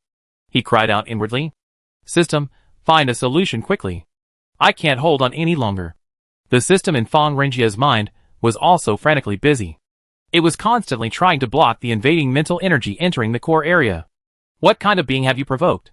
This mental energy has already exceeded the limits of this plane. Oh my god, have you provoked the plane's controller?" Fang Renjia's heart tightened. He knew that if he had truly provoked the plane's controller, the consequences would be disastrous. He had to find a solution quickly, otherwise the consequences would be disastrous. However, all the thoughts of Fang Renjia and the system were in vain. Explode? With Ling Yi's loud shout, the two of them instantly lost contact. "Carl, it's up to you now." Ling Yi smiled faintly. Carl responded, his eyes gleaming with excitement. He took a deep breath, focused his attention, and began to infiltrate Fang Renjia's mental system. It felt like being in a maze-like virtual space, with various codes and programs swirling and tangling around him. Carl remained unfazed. He confidently searched for the opponent's weakness, preparing to launch a fatal attack. They were both systems, and Carl was confident he could quickly identify the weak points in the architecture. "Found it!" Suddenly, Carl shouted excitedly. Then it responded to Ling Yi. "Master, I have successfully devoured the opponent's system and need to fuse it immediately, so I will be immersed for a while. You may remove the mental pressure now, and wait for me to complete the fusion. I believe I can build more resources to serve you." Ling Yi felt a surge of joy at Carl's words, and nodded with satisfaction. He also believed that as long as Carl successfully upgraded, he would gain more resources and abilities. "Carl, just rest assured and continue the fusion. I will await your good news. This process may take some time, but the end result will surely bring him great rewards." The moment Ling Yi removed the mental pressure, he made a slight move.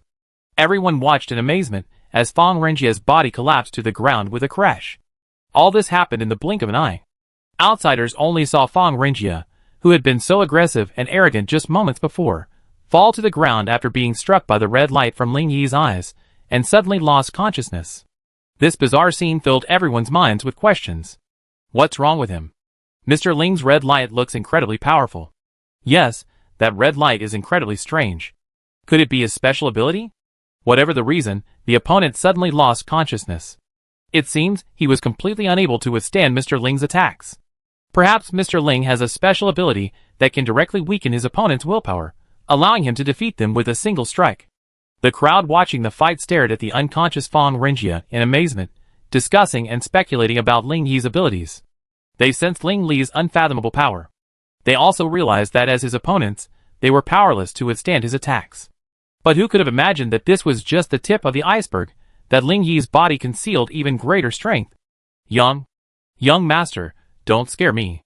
The Fang family's followers panicked upon seeing Fang Renjie collapse. They ignored their own injuries and surrounded him. Lu Xingji breathed a sigh of relief after confirming that Fang Renjie was merely unconscious. If an accident had truly occurred, if anything serious had happened, they would have had to flee immediately. Otherwise, they would have been met with a relentless pursuit by the Fang family.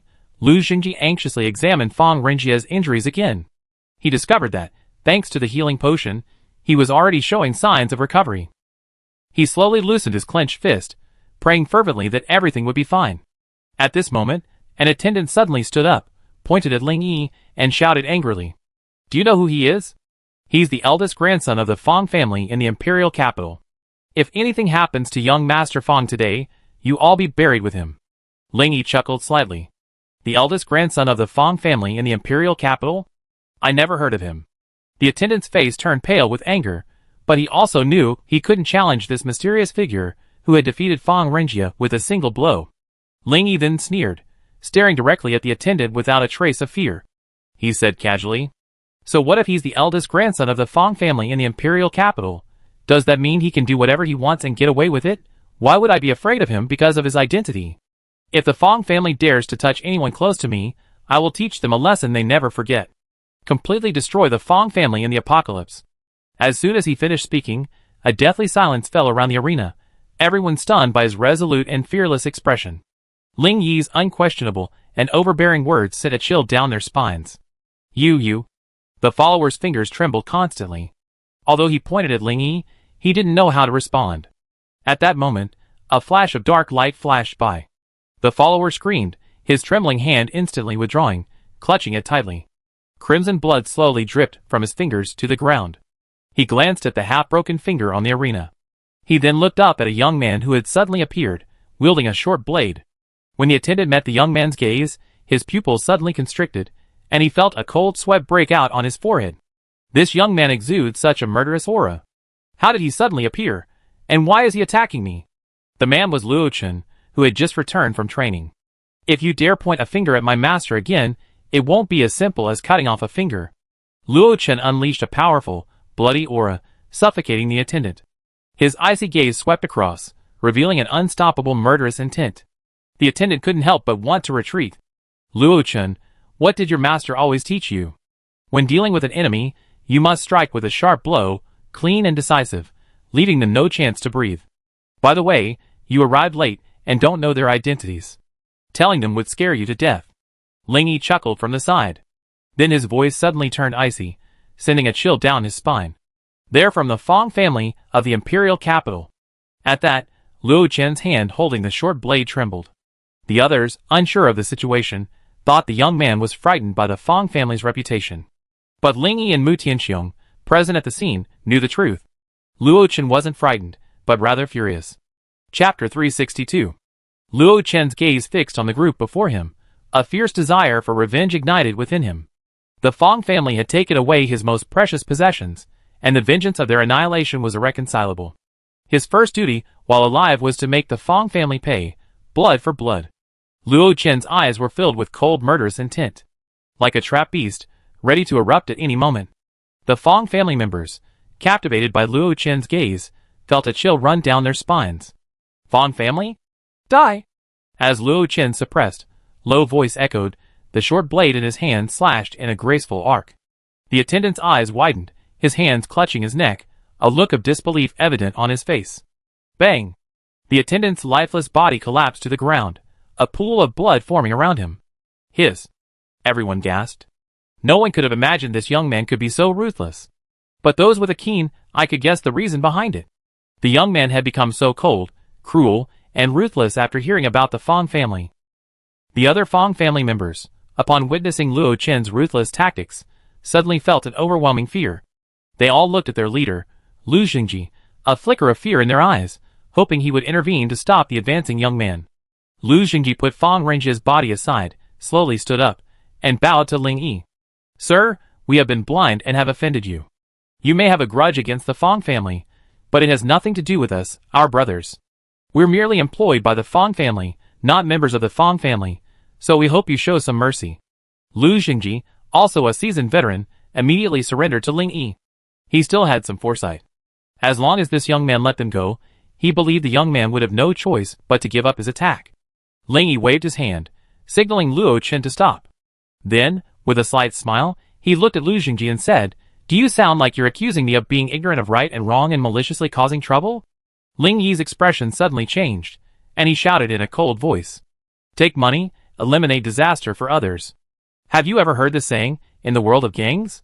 You can't win, so you want to clear yourself completely. How could that be possible?" Ling Yi swept a cold gaze over Lu Xingji and the others, a hint of sarcasm in his voice. "If you want to evade responsibility, I'm afraid it's not that easy in this world." His words were as sharp as a knife, chilling to the bone. A nameless fear suddenly surged through the Fong family. They dared not move a single step, fearing the young man would suddenly strike and slash, chopping off their heads. Lu Xingji's eyes flickered, and he spoke with a hint of resignation. We know we are no match for you. We only beg for your forgiveness. We brothers promise to flee far from home and never again serve the Fong family. We hope you will be magnanimous. We would be deeply grateful." Hearing Lu Xingji's request, Ling Yi simply smiled indifferently. He clasped his hands behind his back, his gaze cast into the distance, a look of deep thought. After a moment, Ling Yi spoke slowly. "Since you come so far, and since you're only employed by the Fong family, I can't bear to embarrass you any further. From now on, you are free to leave, but remember, never run around for the Fong family again and pursue your own dreams." His voice was calm, yet it tinged with a firm resolve. Lu Xingji and the others were overwhelmed with emotion upon hearing these words. They all stood up and bowed deeply to Ling Yi, their hearts filled with endless gratitude and relief. However, Ling Yi suddenly spoke again. "But before that, I need you to do me a small favor. I'm sure you all have no objection." Lu Xingji's heart tightened, but he knew it was an offer hard to refuse, so he had to accept it anyway. So he took the initiative and asked, "What can we do for you, sir? Simply tell us. We brothers will fight for it, risking our lives." Ling Yi smiled and nodded, very pleased with Lu Xingji's attitude. "It's nothing serious, really. I just want you to get this guy back to the Fong family safely, and pass on a message for me. Don't be so ruthless in your actions. It's not that I won't take revenge, it's just that the time hasn't come yet." Lu Xingji had originally planned to just walk away. He didn't bother to care about Fong Renjia's life or death. But Ling Yi's actions forced him to nod his head. "Don't worry, sir. We definitely send him back to the Fong family and deliver this message." Ling Yi waved his hand. "Leave the enhancer this kid brought, and you can return to the Fong family." Hearing this, Lu Xingji glanced at Ling Yi in disbelief, thinking to himself, "We take advantage of the Fong kid being unconscious on the way and just throw him away. Even if he survives and returns to the Fong family, he won't know it was us who did it. If we return to the Fong family, escaping again will be incredibly difficult." As he pondered this, Ling Yi raised his hand, sending a powerful gust of wind across his face. He then added something that made Lu Xingji gasp. His hopes instantly shattered, leaving him feeling a chill. "Don't be two-faced. If this guy dies, your life will be over too. I already placed a taboo on you. If I arrive in the capital and find Fong Renjia gone, then I trigger the taboo. Do you understand me?" Lu Xingji felt a wave of fear. He knew Ling Yi's threat was not groundless. The young man before him was an extremely dangerous figure. If he angered him, the consequences would be disastrous. I dare not," Lu Xingji said in a trembling voice. "I will complete the task assigned by the master meticulously, and ensure that there will be no mistakes." At this moment, Lu Xingji felt a surge of despair. He knew he had fallen into a situation from which he could no longer extricate himself. The young man before him was experienced and meticulous. He simply could not fool him. Tricks were used to fool him. He began to regret his original choice. Why had he chosen to join the Fong family?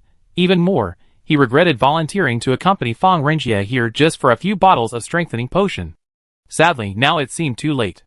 Lu Xingji said goodbye to Ling Yi, then arranged for someone to carry Fong Renjia, and quickly left the scene. Seeing this scene, everyone was a little stunned. It was like a farce, over in a flash. The crowd, filled with questions, whispered to each other, and slowly began to leave the place. "Xiao Yi, just now I thought that kid from the Fong family was arrogant enough.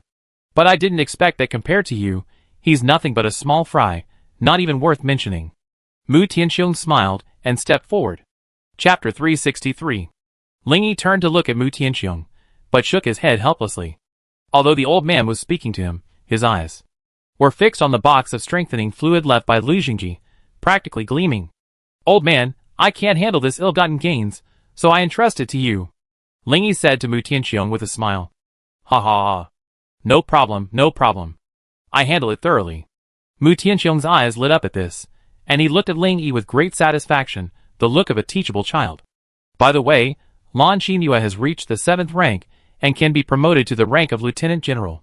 I'll be heading to the Imperial capital in the next few days, so if you need to tell Lan Xinyue anything, please do so immediately. Also, I plan to open a trade route between the Blood Moon City and this area. I already cleared 1/3 of the safe routes. After I leave, I hope the old man can arrange for personnel to continue developing the route. I have quite a bit of stuff, and I believe that by exchanging resources between the two places, we can definitely develop even more. Hearing Ling Yi's suggestion, Mu Tianxiong nodded, a glint of approval in his eyes.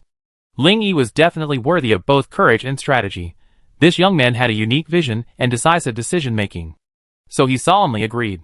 Don't worry, I arranged for personnel to continue developing the trade route. Those things you have are truly valuable.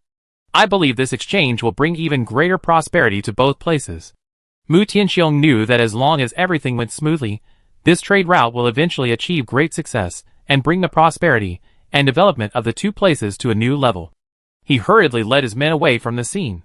He immediately deployed his forces and confidently began implementing his plan, working tirelessly to realize this shared dream. At the same time, in the distant void, the mechanical king once again opened his vast eyes. Incredibly complex calculations flowed through his eyes, as if he were solving an extremely complex puzzle. The mechanical king muttered to himself. What happened in that blue plane? Why did another system fall? The Dark Lord is busy vying with the Plane Master for control of the Earth's core. He shouldn't try to trip me up. After all, we had an agreement to do our own thing and not hinder each other. So who is antagonizing me, or were the two systems' falls merely accidents? The mechanical king seemed to sense some danger. And the mechanical plane he had constructed began to undergo subtle changes. A mixture of unease and curiosity gradually spread within the mechanical king. After a long moment, the king of machinery slowly closed his eyes, muttering to himself as he sent out 5 systems. Time waits for no one. If the Dark Lord seizes the plane first, my plan will be in vain. This is the first time 7 systems have appeared in the same plane. I hope the last one left will give me a big surprise. Unbeknownst to Ling Yi, the king of machinery had once again sent systems. 5 at a time, completely unconcerned about whether they would devour each other. At this moment, Ling Yi was leisurely embarking on the journey to the imperial capital with Lan Xinyue. According to his plan, he would have set out long ago, but unable to resist Mu Xia's gentle affection, he delayed for a few days. Ling Yi had a hard time coaxing Mu Xia to stay at the base. Mu Tianxiong also strongly urged Mu Xia to stay and recuperate, refusing to allow her to travel north with him. Because Mu Xia's pregnancy had already been verified and was absolutely true. Under such circumstances, neither Ling Yi nor Mu Tianxiong would let her take such a risk. If anything went wrong, it would be too late to regret. Luo Chen, go get a car. Walking is too tiring. There aren't many zombies along the way. They've probably been cleared out by the Fang family. Ling Yi, smoking a cigarette, instructed Luo Chen, who was leading the way. Luo Chen turned back and replied, then vanished in a flash. What's up? Tired? Don't you always brag about walking improving your basic stats? Lan Xinyue said, adjusting her armor. She also had Ling Yi craft a set of weighted armor for her daily training. She could feel her strength and endurance steadily improving. Ling Yi's craftsmanship was unique. Every piece of equipment brought her surprises and improvements. She had profited greatly from Ling Yi along the way. She had practically replaced all her gear, all custom made for her by Ling Yi. It's not that I'm tired, it's that it's too much trouble. If it weren't for you and Luo Chen training, I would have flown to the capital long ago. There's no need to walk every step of the way. But along the way, apart from weight training, there hasn't even been a single decent battle. It's a waste of time. It's better to just drive ahead. Fight zombies if there are any, and continue on our way if there aren't any. Ling Yi sat by the roadside and expressed his thoughts. Lan Xinyue replied with a wry smile. Hey Ling Yi, you're the laziest on this trip, okay? We're heading to the imperial capital to complete a mission, not to seek the thrill of battle along the way. You know, in a world overrun by zombies, being safe and sound is a blessing. Besides, I feel this kind of training isn't a waste of time. It's actually very helpful for improving your attributes. Ling Yi nodded in agreement. Well, you're right. So I decided that you continue your walking training, while Luo Chen and I drive ahead to scout the way. Lan Qinyue had thought Ling Yi would accept her suggestion and continue the weighted walking with her. But Ling Yi's words left her stunned, her hair disheveled in the wind. When Luo Chen found a vehicle, Lan Qinyue didn't choose to walk. Seeing Ling Yi remove his armor, she silently took off her own weighted armor as well, handing it to him to store in her space ring. Under Ling Yi's teasing gaze, she blushed and slid into the back seat. But when she saw Ling Yi also getting in, Lan Qinyue frowned and said, "You sit in the front." Ling Yi ignored her and ordered Luo Chen, who was in the driver's seat. "Luo Chen, drive." Lan Qinyue glared at Ling Yi angrily, as if she was displeased with him.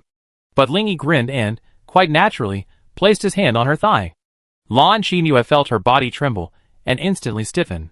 The blush that had just faded from her face reappeared, seemingly even more vibrant than before. She took a deep breath, slapped Ling Yi's hand away, and glared at him fiercely. "If you keep messing around with your claws, I chop them off." After saying that, she glanced at Luo Chen, who was in the driver's seat. She happened to see him carefully moving the rearview mirror to the side. Chapter 364.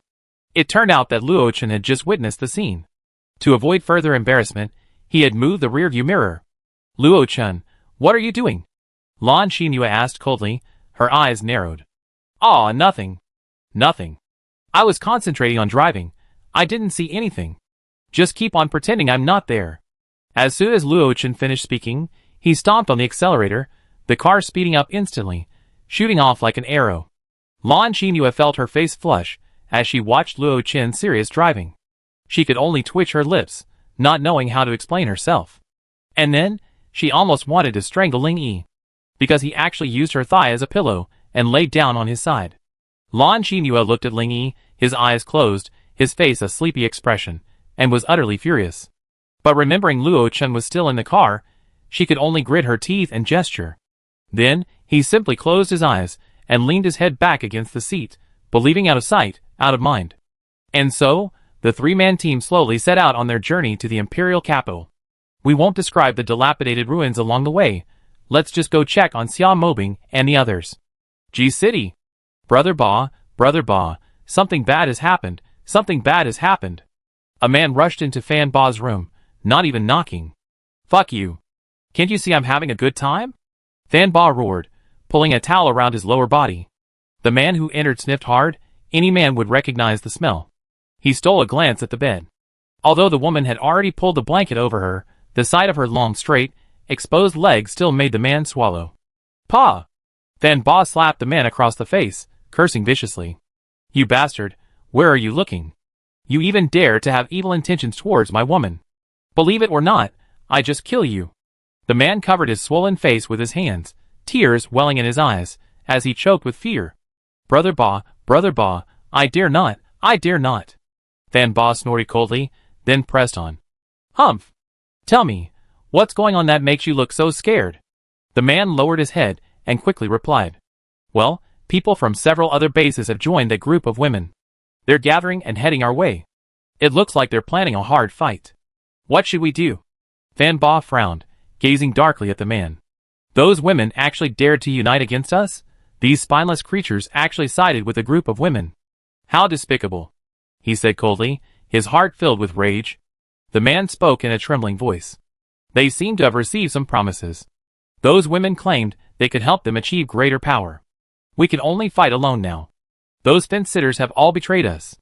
Fan Ba glanced at the man coldly, his eyes flashing with murderous intent. "I've been running rampant in G City for years. How can I allow some women to bully me? Go inform everyone at base to prepare for battle. They soon regret betraying us." Frightened by Fan Ba's gaze, the man took a few steps back, a wave of fear rising within him. He knew Fan Ba was not someone to be trifled with. His years of dominance in G City weren't just based on bragging. He hurriedly turned and left, alerting the base to prepare for battle. But he was thinking to himself, "I'm afraid anyone who betrays Fan Ba this time will regret their decision. But those women don't seem to be easy to mess with either. Should I find a chance to escape?" Even off to the other side, tens of thousands of survivors gathered, marching towards Fan Ba's location in a mighty procession. Leading this group were Xia Mobing and his men. At this moment, a young man respectfully reported to Xia Mobing. "Sister Bingbing, You may not know that this Fan Ba has been entrenched in G City since before the apocalypse. He is a tyrant who abuses his power for personal gain and commits crimes. Fan Ba exploits his position and influence to wantonly bully the people and amass wealth. His actions not only harm the interests of ordinary people, but also undermine fairness and justice in society as a whole. He frequently uses his power and influence to oppress the weak. No one, whether merchants or farmers, can escape his clutches. Fan Ba acquires ill-gotten gains through bribery and market manipulation. This has driven countless small businesses out of business and forced them to leave G City. Not only that, he exploits his position and power to cover up his crimes. He has connections in both the black and white worlds. Fan Ba manipulates various illegal transactions and activities in G City, reaping enormous personal gains. He also frequently colludes with criminals to carry out illegal activities. His actions had long drawn widespread public attention and condemnation. People were clamoring for his imprisonment, deeming him a morally corrupt and unmitigated scum. However, Fan Ba paid no heed to these voices. He had a legion of scapegoats under his command, completely unafraid of legal sanctions. As a result, not only did he remain unpunished, but he became even more rampant. He even sent thugs to threaten those who dared to expose him. In short, most of the criminal activity in City G is linked to Fan Ba. Xia Mobing frowned, a cold glint flashing in her eyes. She sneered. If what you say is true, then this Fan Ba. It seems he lives up to his name, aiming to take over the entire city. Since no one can bring him to justice before the apocalypse, then we will enforce justice and restore peace to this city. Xia Mobing's slender fingers gently stroked her hair, her gaze fixed firmly into the distance as she continued with resolute determination. We must put an end to his ambitions and prevent this city from becoming his private domain. Our mission now is to punish him accordingly. Awaken that ray of light in this murky world. As Xia Mobing finished her words, a sharp night breeze blew past. Her gaze fixed on the distance, a fierce fighting spirit ignited within her. In this troubled city, they must stand up and fight for justice for the oppressed and voiceless. Even a glimmer of hope is enough to give survivors a renewed desire to live. And Xia Mobing's most important goal is to make the Blood Moon City famous. Let the survivors know that the Blood Moon City is a free, just, and oppressive place to live. With the current conditions of the Blood Moon City and its constantly improving system, it is enough to make the survivors yearn for it. Chapter 365. Over the past month or so, Xia Mobing and the others have been diligently working in City G.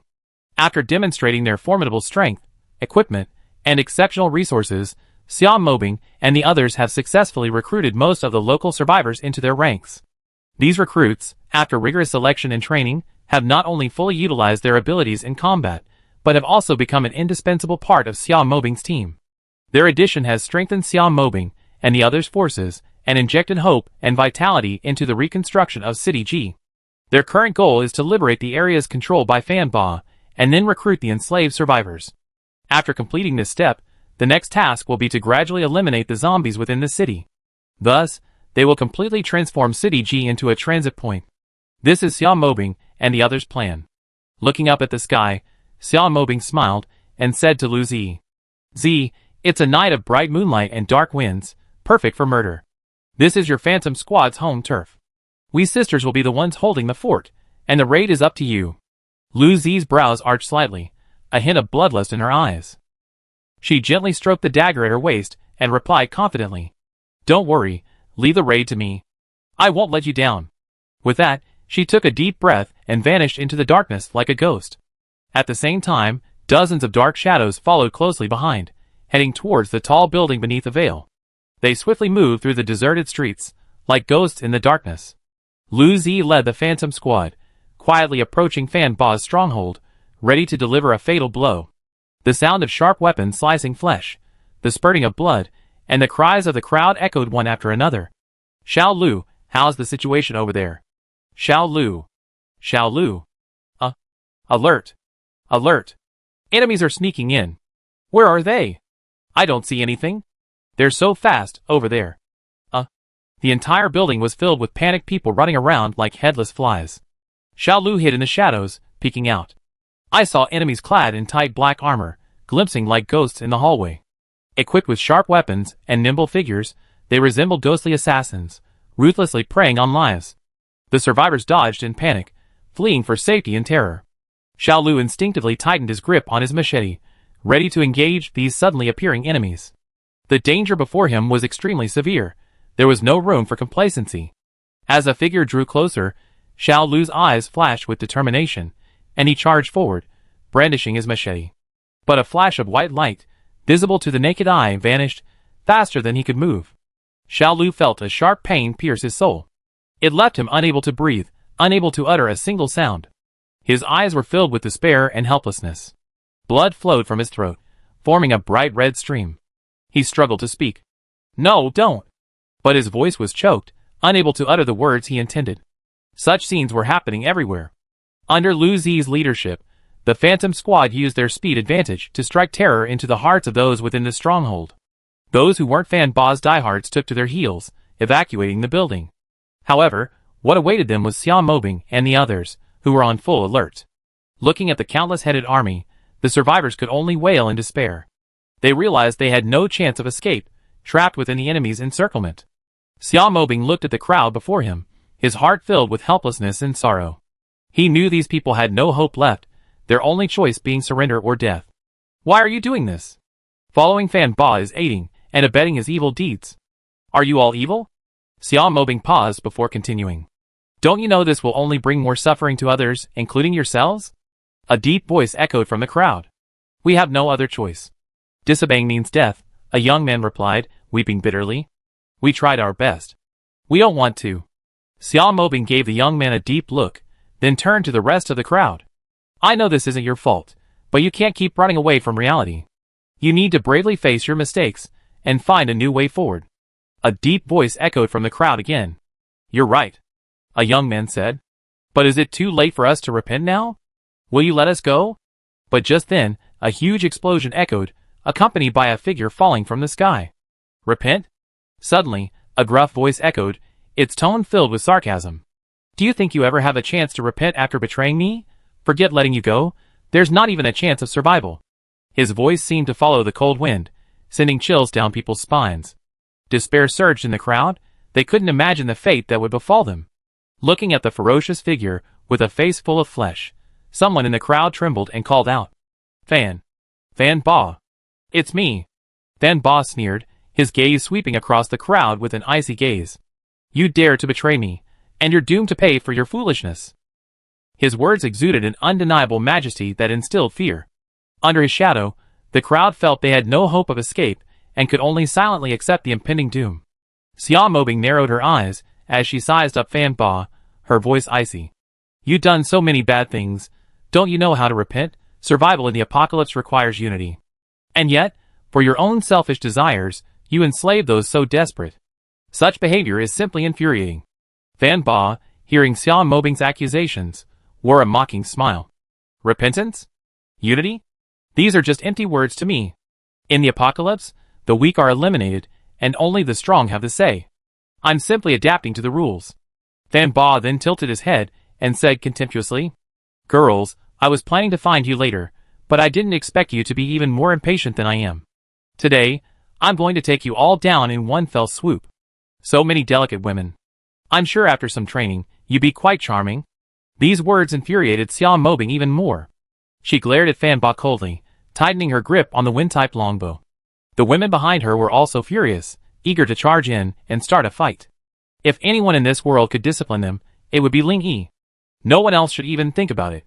If they dare, there's only one outcome, death. Chapter 366. Xia Mobing's eyes were now filled with murderous intent. Fan Ba could say anything, but he absolutely could not insult them. For they all defined themselves as Ling Yi's women, and Ling Yi was the only man in their lives. To protect this pride and dignity, Xia Mobing was ready for battle. She would show Fan Ba with her actions that the price of insulting them would be her life. However, before Xia Mobing could act, two figures flashed out and attacked Fan Ba. "Except my brother-in-law, no one else can take advantage of me," Xia Ma-young shouted, her sword flashing with the power of thunder, as she slashed at Fan Ba.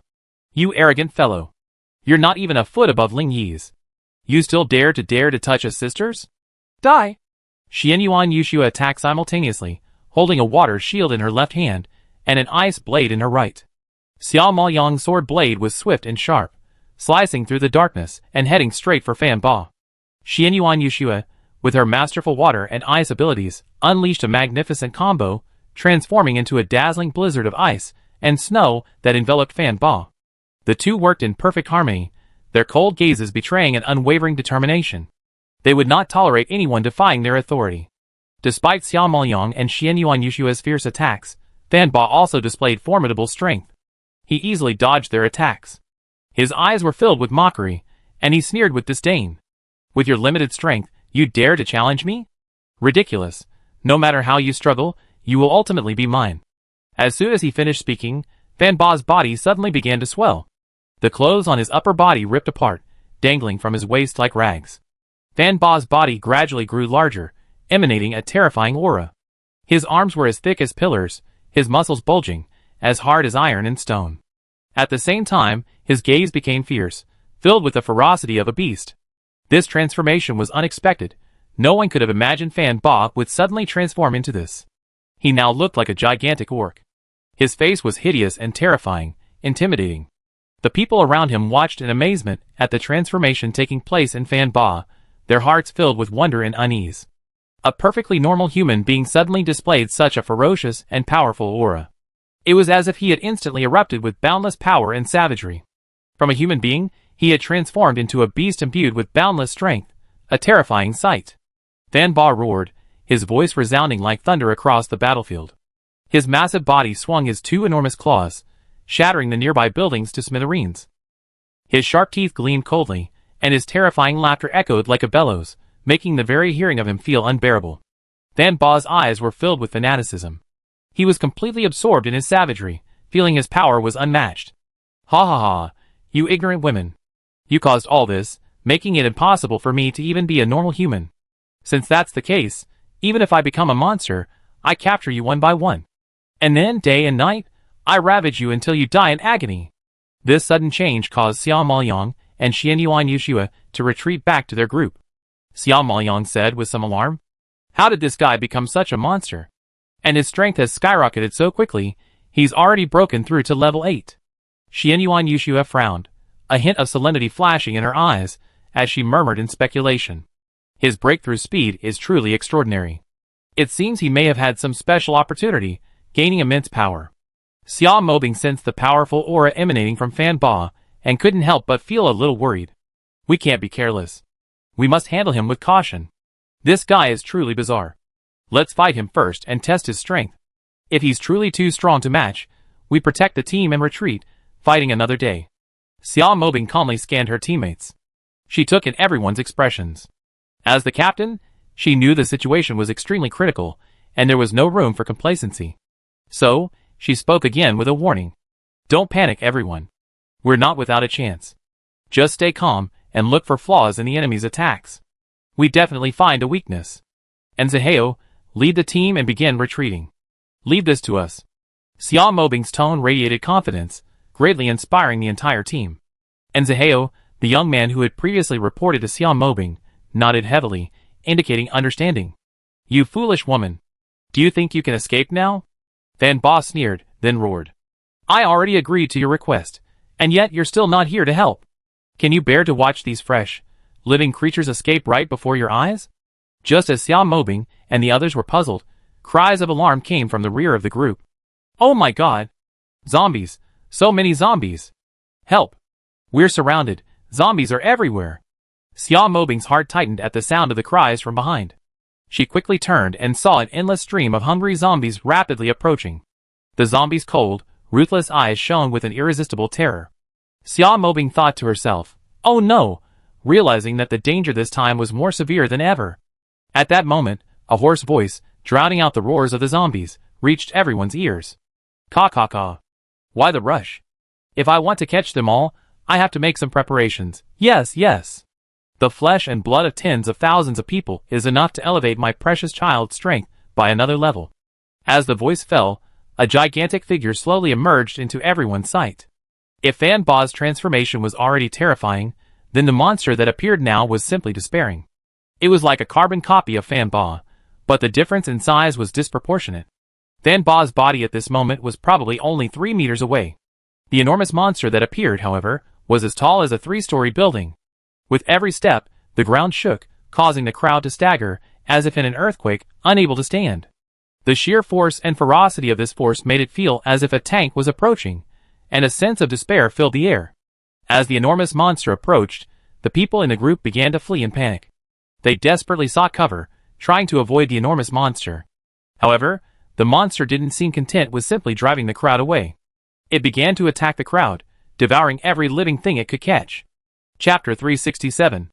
The crowd around them stood dumbfounded.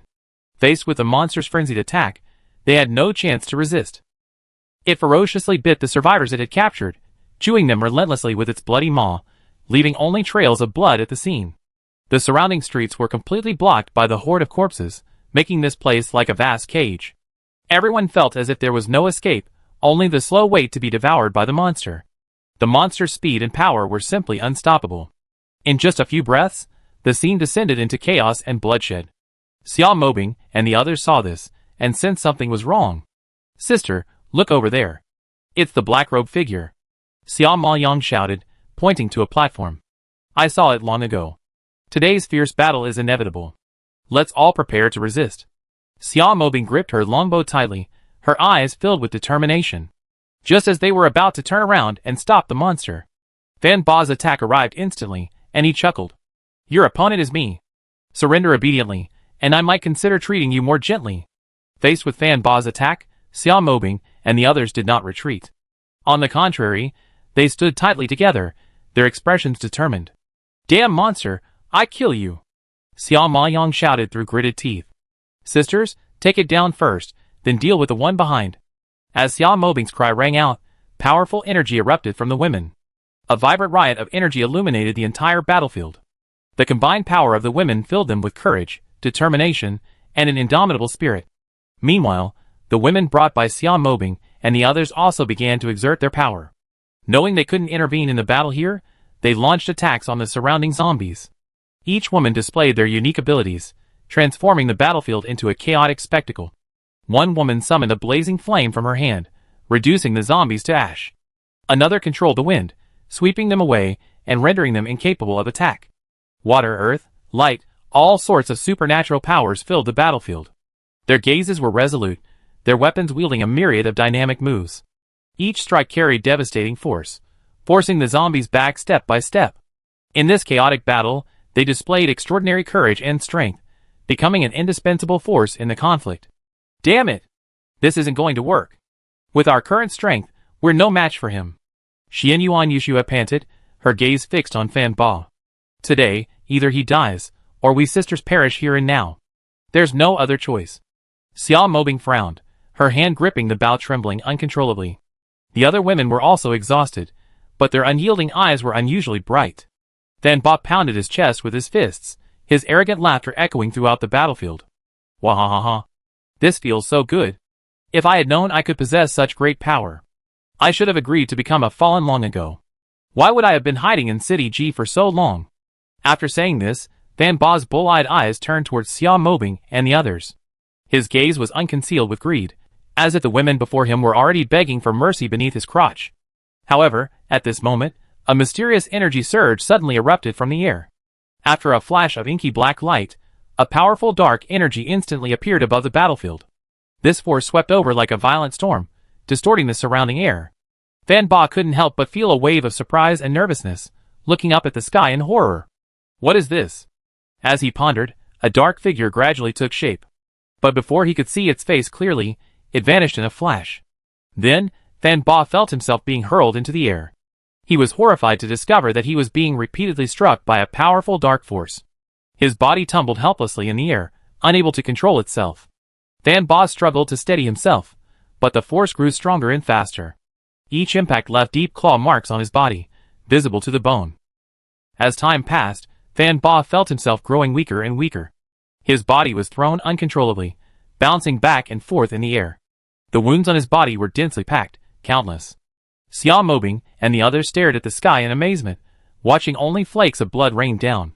Fan Ba felt his strength draining away, and he knew he was nearing the end of his life. The wounds tore further apart, and crimson blood splattered out. The feeling of weakness grew stronger, and he felt as if he were in endless darkness. Everything around him began to blur, as if he were gradually disappearing from the world. Fan Ba was filled with resentment. He had never imagined that he had just possessed immense power. And yet, now he was so vulnerable, he didn't even know who was attacking him. Suddenly, a resounding dragon roar echoed through the heavens and earth. A pitch-black figure appeared again in the nearby sky. The shadow grew closer and clearer, gleaming with a strange light amidst the blazing black flames. When the shadow was only a few meters away from Fan Ba, a pair of massive bony wings instantly unfolded, and its body eerily froze in midair. It opened its maw as wide as it could, and devoured Fan Ba in one gulp. The sound of crunching announced that Fan Ba was gone. Black dragon, it's a black dragon. That figure must have been a spirit cat. Great! We're saved. After seeing the shadow's true form, Xiao Maoyang shouted excitedly. Xiao Mobing also breathed a sigh of relief, his tense hands slowly relaxing. It seems the shadow commander is fully aware of our actions. He's been using the civet cat and the black dragon to silently protect us from the shadows. A massive black shadow suddenly descended from the sky, landing gently in front of Xiao Mobing and the others. As the black mist surrounding it gradually dissipated, a civet cat the size of a lion emerged. It slowly folded its wings, then stepped forward and gently nuzzled Xiao Mobing's chest. Its eyes were filled with human affection, and it meowed softly. Meow! Xiao Mobing gently stroked the civet cat's head and smiled. Luckily Ling Yi isn't here, otherwise you'd be getting beaten up again today. That jealous man has beaten you up so many times for getting close to us. Chapter 368. When the spirit cat heard this, Ling Yi's ferocious face and roar suddenly flashed through its mind. Slut, you dare to tease my woman? Do you believe I beat you into a cat? The spirit cat's pupils shrank sharply, and it instinctively took a step back. This scene made the women burst into laughter. It seemed that Ling Yi's beating had left a psychological scar on the spirit cat. Roar! At this moment, the black dragon in the sky had already feasted on Fan Ba's body. Its body swirled down, its mouth wide open in a very human-like manner, greeting the women. Xiao Maoyang pinched her nose, waving her hands in front of her face, complaining. Ah! Black dragon, shut your mouth. It stinks of blood. It stinks. The black dragon blinked a few times, a look of bewilderment on his face. Snap! Crack! The spirit cat suddenly raised its foot and accurately kicked the black dragon in the chin. The black dragon closed its mouth, looking at the spirit cat with a look of resentment and dissatisfaction. But when it saw the spirit cat baring its teeth at it, it tilted its head to the side and snorted in dissatisfaction. 2 jets of pitch-black flames burst from its nostrils, blasting 2 small craters into the ground. Seeing this, Xiao Mobing shook her head helplessly, and the other women shrugged. They all knew that these 2 were Ling Yi's pets. Neither was willing to submit to the other, fighting openly and covertly to determine who was superior. But in the end, the spirit cat had the upper hand. No matter how hard the black dragon trained, it always managed to outmaneuver it. Xiao Mobing stepped forward and patted the black dragon's massive claw. Alright, black dragon, you did great today too. Now's not the time for a fight. Let's eliminate the enemies first. We roast the mutant beast for you 2 later, okay? Roar. Meow. The 2 beasts' eyes lit up, and they simultaneously flew towards the giant monster behind them. Xiao Mobing also shouted at this moment. Everyone, move towards me. Get inside the building to avoid accidental injury. The panicked people now knew that the 2 mutant beasts were their own. At this shout, they turned around without a word and headed towards Xiao Mobing. Those who arrived first rushed to help, dragging those who hadn't yet entered the building inside. They supported each other, ensuring everyone could escape safely as quickly as possible. While fighting the giant monster, the spirit cat and the black dragon noticed that the crowd had already evacuated. But the zombie horde was also slowly advancing, chasing Xiao Mobing and the others. The 2 beasts simultaneously roared to the sky, and 7 or 8 more echoed nearby. Followed by this, dust and gravel flew, accompanied by a continuous hissing sound. 8 giant black pythons, each with a single horn atop their heads, surged towards the battlefield with overwhelming force. The atmosphere on the battlefield suddenly became tense and oppressive. The black pythons rolled in like dark clouds, emitting a strong murderous aura. Their hissing seemed to warn anyone who dared to stand in their way. The corpses were toppled to the ground by the 8 pythons' charge, and many were simply crushed into a pulp. The black pythons, like a dark whirlwind, relentlessly pounced upon the corpses. Their bodies were massive and powerful, their scales gleaming with a cold light. Each tentacle held a deadly threat, a chilling threat. Zombie horde was completely powerless against the black python's earth-shaking attack. Tiny as they were, they instantly collapsed before this terrifying force. The screams and wails of the zombies filled the battlefield, becoming the dominant theme in this land of life and death. The black-robed man, constantly monitoring the battle, was now completely bewildered. Questions kept swirling in his mind. Where did these mutant beasts come from? How could they obey the commands of those women? Why are they so powerful? The black-robed man continued to ponder. If these mutant beasts could truly be commanded by humans, could it be certain that other forces were also manipulating the mutant beasts?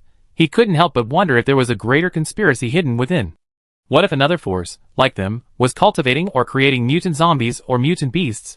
The consequences would be disastrous, completely disrupting their plans. The black-robed figure's gloomy gaze silently observed the mysterious women calmly battling the zombies, trying to find a clue from them. The battlefield had become completely one-sided.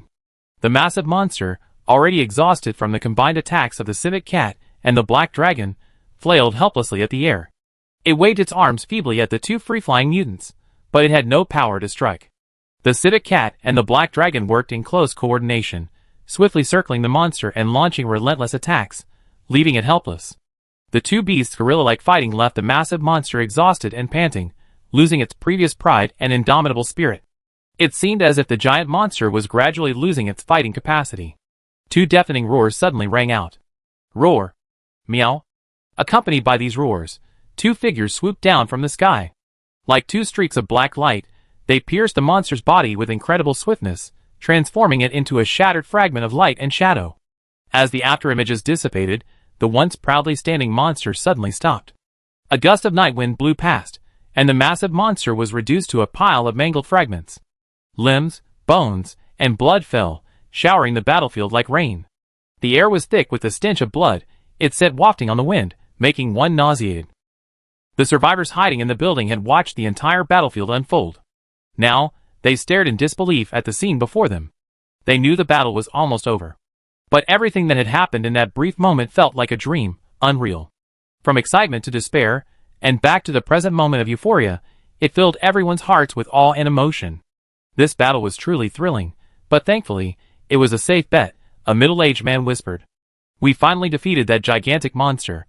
Yes, another young man agreed, nodding. Thanks to the people of Blood Moon City, otherwise, we would all have become the monster's food today. Who could have known that Fan Ba would be mingling with the zombies?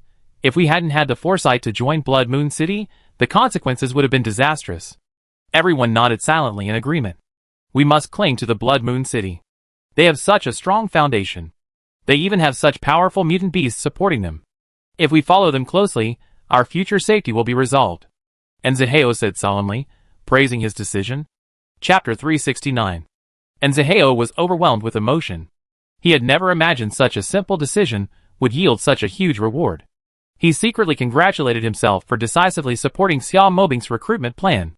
Now, not only did he earn Xia Mobing's appreciation, but he also gained power and status. Everything seemed effortless. Seeing the threat of the giant monster was gone, and Zaheo decisively gathered the survivors and launched an attack on the remaining zombies. Led by Zaheo, the survivors followed Xia Mobing and the others, and quickly began clearing out the remaining zombies. Each person expertly employed their combat skills, ruthlessly defeating one zombie after another. Morale was high, and everyone engaged in a fierce battle with the zombies with all their might. Suddenly Xia Maoyang shouted, Sister, that black-robed figure has escaped. Hearing Xia Maoyang's cry, Xia Mobing's heart tightened. He turned and gazed for a moment in the direction the black-robed man had fled, only to find that the black-robed figure had vanished without a trace. Xia Mobing's brow furrowed, a faint sense of unease forming in his heart. Not capturing the black-robed man would be a hidden danger. If he were to pass on the news, it would likely attract the forces behind him, a ticking time bomb for the newly liberated G City. However, it was too late to say anything now. Xia Mobing shook his head helplessly. It was my oversight. I should have had the spirit cat keep a close eye on him. Xia Mobing's eyes were fixed on the direction the black-robed man had disappeared, filled with regret and worry. This mistake could have unforeseen consequences. But even if we take action now, it's impossible to remedy the situation. Bing Bing, this isn't your fault. As we continue to expand our territory, clashes with the black-robe forces are inevitable. We can't develop quietly without the enemy's knowledge. That's impossible. Xianyuan Yushua patted Xia Mobing's shoulder soothingly. Sister Shuer is right. The current situation is unavoidable. We must confront the threat posed by the Black Robe forces. As the Blood Moon City expands, our strength will grow stronger. I believe we can definitely contend with the enemy. Xia Mobing nodded slightly, a glint of determination in her eyes. Yes, we must be fully prepared to face future challenges. We must no longer tolerate the Black Robe's reckless behavior. We must protect the survivors, who have joined the Blood Moon City, and safeguard the safety of this land. Her voice shone with irresistible determination. Xianyuan Yushua and Xia Maoyang smiled with relief at this sight. They grew more appreciative of Xia Mobing's courage and heartfelt approval of the decision. After months of painstaking effort, the city's zombies were completely wiped out. The Black Robe forces Xia Mobing had worried about were nowhere to be found, and no further attacks were launched. Thus, under the leadership of Xia Mobing and his companions, City G finally returned to being a city populated solely by humans. The streets and alleys were revitalized, and survivors walked through the busy streets amidst laughter. The city once again became a place filled with hope and courage, giving the survivors hope for the future. Atop a tall building, Xia Mobing and his companions surveyed the fruits of their labor. Sunlight filtered through the green trees onto the streets and alleys, and the survivors beamed with smiles. G City's vitality had returned, and cheers and well wishes filled every street corner. This city, filled with hope and courage, had become the most beautiful home in their hearts. Everyone was deeply grateful to Xia Mobing and the others, and yearned even more for the Blood Moon City. They were all grateful to join such a force, where their safety and livelihood were maximally guaranteed. In the imperial capital, the Dugu family, the main members, gathered once again. Dugubo spoke first, looking at the group of descendants. I heard the Fong family has returned. Have you heard the details? Duguli straightened himself and answered. Father, according to spies, the Fong family returned yesterday. To everyone's surprise, Fong Renjia was part of the team. But the operation doesn't seem to be going smoothly. Not only did Fong Renjia fail to retrieve Mu Xie, but he himself returned seriously injured and remains in a coma. Dugubo rubbed his chin in surprise. That's quite unusual. Fong Renjia is a leading figure among the younger generation in the imperial capital. He's so powerful he could be ranked among the top 3, yet he returned seriously injured and in a coma. Could it be that my elder brother has a talented young man under his command, who can easily defeat Fong Renjia? Duguli shook his head and continued. I'm not sure about that, but according to reports from the Fong family's entourage, Fong Renjia seems to have provoked someone at the Southern Military District base, who shouldn't have. It seems Fong Renjia proposed a sparring match with the soldiers there. At first, the Fong family advanced with flying colors, leaving the Mu family's masters in a state of dismay. Later, Commander Mu's staff officer, Lan Xinhua, stepped into battle and, despite her female status, managed to defeat the Fong family. Fong Renjia couldn't help but step down to fight, but his tactics seemed somewhat dishonorable, a bit of a tease. This angered a young man named Ling Yi, who claimed to be Lan Xinua's boyfriend. And with a single blow, Fong Renjia was knocked unconscious. After listening to Duguli's story, everyone's expressions varied, and they fell silent. Some wondered who this Ling Yi was, possessing such terrifying strength, capable of knocking Fong Renjia unconscious with a single blow. Dugu Feifei, on the other hand, looked bewildered. She and Mu Xie had been close since childhood. Therefore, she was very familiar with the Xianyuan siblings, who had grown up together, and Lan Xinhua. From what she knew of Lan Xinhua, she had always been cold and frosty. She was an icy beauty, who wouldn't even look a man in the eye. It was simply unbelievable that she had a boyfriend. Dugubo tapped his fingers on the table, then spoke slowly. Who could have imagined that a seemingly peaceful military district dispute would devolve into a personal feud between this young man named Ling Yi and the Fong family? Ling Yi's appearance was a stroke of genius, undoubtedly adding an unpredictable element to this conflict. Was this a deliberate arrangement by my elder brother, or was it pure coincidence? Who is Ling Yi? I never heard of such a person in the Mu family before. The others shook their heads, clearly unfamiliar with the name. Ling Yi's sudden appearance sparked curiosity and surprise among those present. The Dugu family speculated whether this was a carefully orchestrated countermeasure by Mu Tianxiong. Or was it simply Fong Renjia's bad luck, a coincidence? In any case, Ling Yi's identity posed a profound mystery. This unfamiliar young man, capable of defeating the imperial capital's most prestigious figure in a single blow, clearly had earned his reputation for good. Chapter 370. In the imperial capital, at the Fong family mansion, outside Fong Renjia's room, Fong Mo paced anxiously back and forth. What had been a simple matter had turned out to be a tangle of problems. Not only had he failed to bring Musia back, he hadn't even seen her. Even more deplorable was the fact that his grandson, whom he had placed such high hopes in, had been beaten unconscious by a nobody and returned in disgrace. Fong Yimou anxiously pondered his next move. He knew he had lost miserably this time. He needed to reevaluate his plans and his opponent, and find a more effective way to achieve his goal. Regardless of whether Mu Tianxiong was behind all this, he decided to put Musia's matter aside for the time being. The priority now was to treat his grandson's injuries. After all, Fong Renjie was the hope of the Fong family. He couldn't leave him unconscious. At that moment, a black-robed figure slowly walked out of the room. Fong Yimou hurried forward and asked respectfully, "Your Excellency, how is my grandson's injury? Can it be treated?" Fong Fong also took a few steps forward, his brow furrowed, as if he wanted to speak but dared not. Fong Yimou glared at him, signaling Fong Fong to stop talking. The black-robed man's face was completely hidden within his hood, his expression impossible to discern. But just from the solemnity of his voice, one could tell the situation was grim. "It doesn't look serious for now, but—" Fong Yimou felt uneasy, eagerly awaiting the black-robed man's answer. Fong Fong's nervousness grew, his eyes fixed on the black-robed man. He also turned his gaze to his father, as if hoping to find a glimmer of hope in Fong Mo's expression. Fong Yimou knew the answer, but could only pray silently. But he forced a smile, trying to offer some comfort to his grandson's father. The black-robed man was silent for a moment, then slowly raised his head.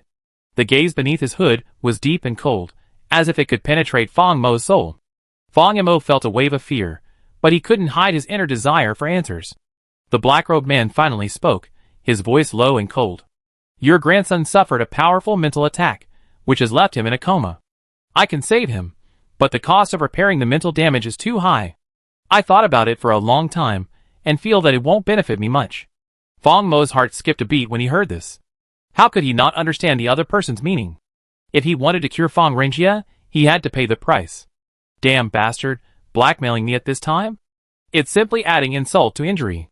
The black-robed man, seeing Fong Mo's silence, showed no anger. Instead, the black-robed man, observing Fong Mo's pensive expression, continued, "Of course, if you don't want to compromise, I can offer you another option.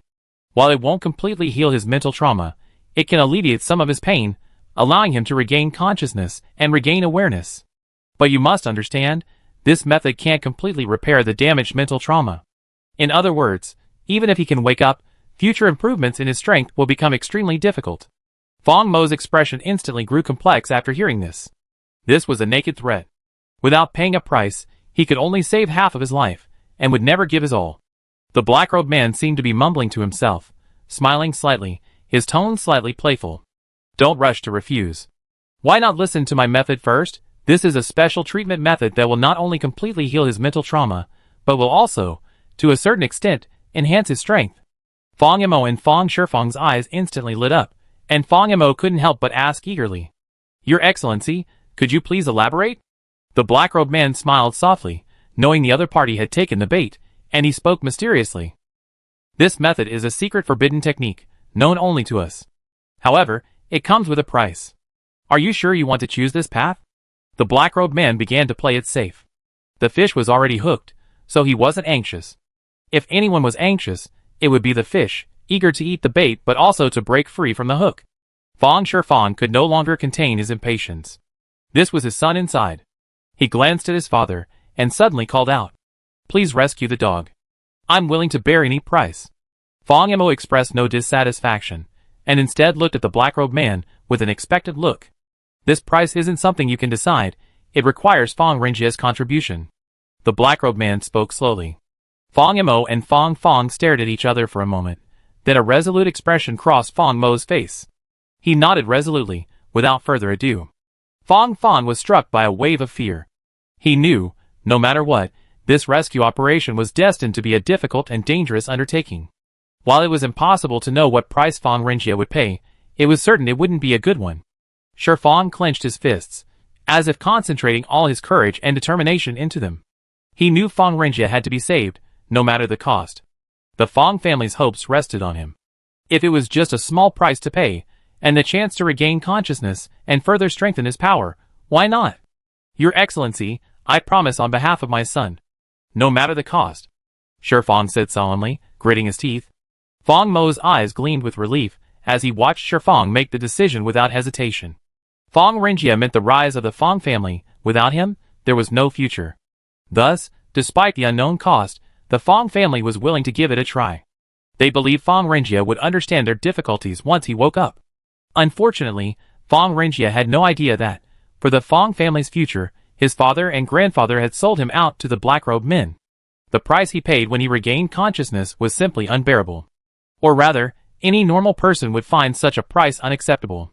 This is the sorrow of being a child of a prominent family. Everything must be sacrificed for the family. Every child of a prominent family is destined to bear immense pressure and expectations. Their time and energy are completely absorbed by the family's interests. And personal dreams and pursuits are often forgotten. Such sacrifice and dedication may be tragic for the individual, but for the family, it is an endless responsibility and honor. Alas, the price of such sacrifice and dedication is simply too high. Children of prominent families often feel a sense of spiritual emptiness and loss. They watch those around them pursue their own dreams, while they themselves silently pursue the family's interests. They may be successful in the eyes of others, but deep down, they always feel an unspeakable loneliness. Chapter 371. Over half a month passed in a flash, and Fang Renjie finally regained consciousness under the black-robed man's treatment. However, when he saw himself in the mirror, he went completely mad. That face was not his at all. It had completely transformed into something neither human nor ghostly. Fang Renjie's eyes widened in horror. He tried to wipe the mirror, hoping it was just a prank. But no matter how hard he tried, the blurry, distorted face remained. He covered his face, tears streaming hysterically, feeling despair and helplessness. This was not his face. It was a curse, a sin. What kind of face was that? It was like rotting fruit, corroded by time, like a painting drained of life. In his dim eyes, only thick bloodshot veins pulsed, like a lonely mad ghost. His sallow skin withered like a dead leaf, and the corners of his cracked mouth were stained with blood. The entire body exuded a sickening odor of decay. If Ling Yi were here, he would be horrified.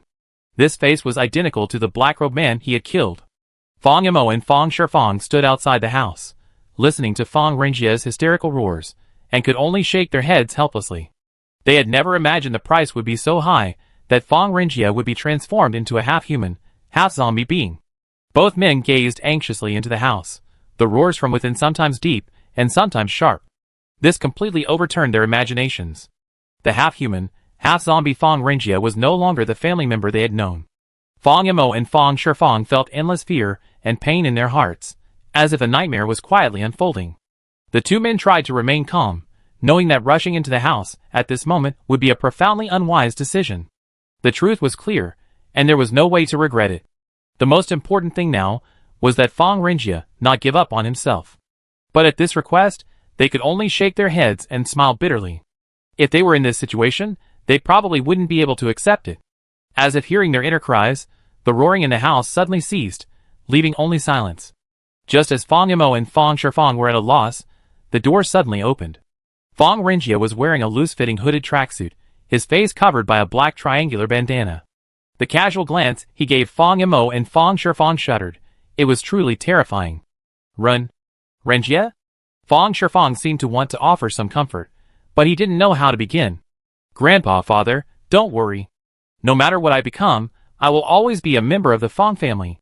Fang Renjie's hoarse voice echoed, bringing a sigh of relief to Fang Yimou and Fang Shifang. His resolute words echoed in the air, and this brief declaration deeply moved Fang Yimou and Fang Shifang. They seemed to see the perseverance and pride flowing in the Fang family's bloodline. Fang Yimou couldn't help but applaud. Well done. You're truly worthy of being my grandson. Your sacrifice is so great, and as a grandfather, I'm deeply distressed. But don't worry, once the situation stabilizes, I definitely pass the position of head of the Fang family to you. Fang Shifang, hearing these words, couldn't help but feel joyful. This was the position he always dreamed of. Even if he didn't have the chance to take it, wouldn't it be the same for his son? Grandfather, I'd like to thank you for your kindness. I will fight for the future of the Fang family, and I will never regret it until my death. Fang Renjie uttered his thanks hoarsely, his eyes glancing obscurely at his father and grandfather. His face, hidden beneath the veil, had become incredibly ferocious, like a beast seeking its prey. In a village south of the imperial capital, on the outskirts, Ling Yi was resting against an old tree with withered vines. The corners of his mouth suddenly curled slightly, and he muttered to himself. I didn't expect it to turn out like this. It's really getting more and more interesting. Just then, a gentle voice echoed from the side, accompanied by a peeled fruit being brought to him. What do you mean it's getting more and more interesting? Look how happy you are. Lingy opened his mouth and bit into the fruit, licking his jade-like fingers. Ah! You're so annoying. You always tease me. Lan Xinyue's voice was filled with shyness. I think you're becoming more and more interesting, a bit like a woman. Lan Xinyue looked at the smiling Lingy and couldn't help but pout, speaking with a hint of displeasure. Nice words from you always taste distorted. Why don't you just say I'm not feminine? Why do you have to beat around the bush? Lingy chuckled and pulled Lan Xinyue into his arms, whispering softly. Hey! Why aren't you happy about it? Whoever said you're not feminine? I give him a beating. Such a sweet feminine scent, it's intoxicating. After saying this, Lingy shook his head and sniffed hard, his face fascinated. It was truly fragrant, not just an exaggeration. Lan Xinyue had a naturally pleasant body odor, one that Lingy couldn't stop smelling. This unique body fragrance seemed to freeze time. The scent emanating from Lan Xinyue was like the fragrance of a garden, refreshing and invigorating. Lingy was completely captivated by this enchanting aroma, wishing he could hold her in his arms forever. Lan Xinyue felt Lingy's tight embrace, and a wave of shyness washed over her face. Her eyes gleamed with shyness, the corners of her lips curled slightly, and her heart felt like a leaping deer. She gently pushed Lingy's body, as if trying to break free.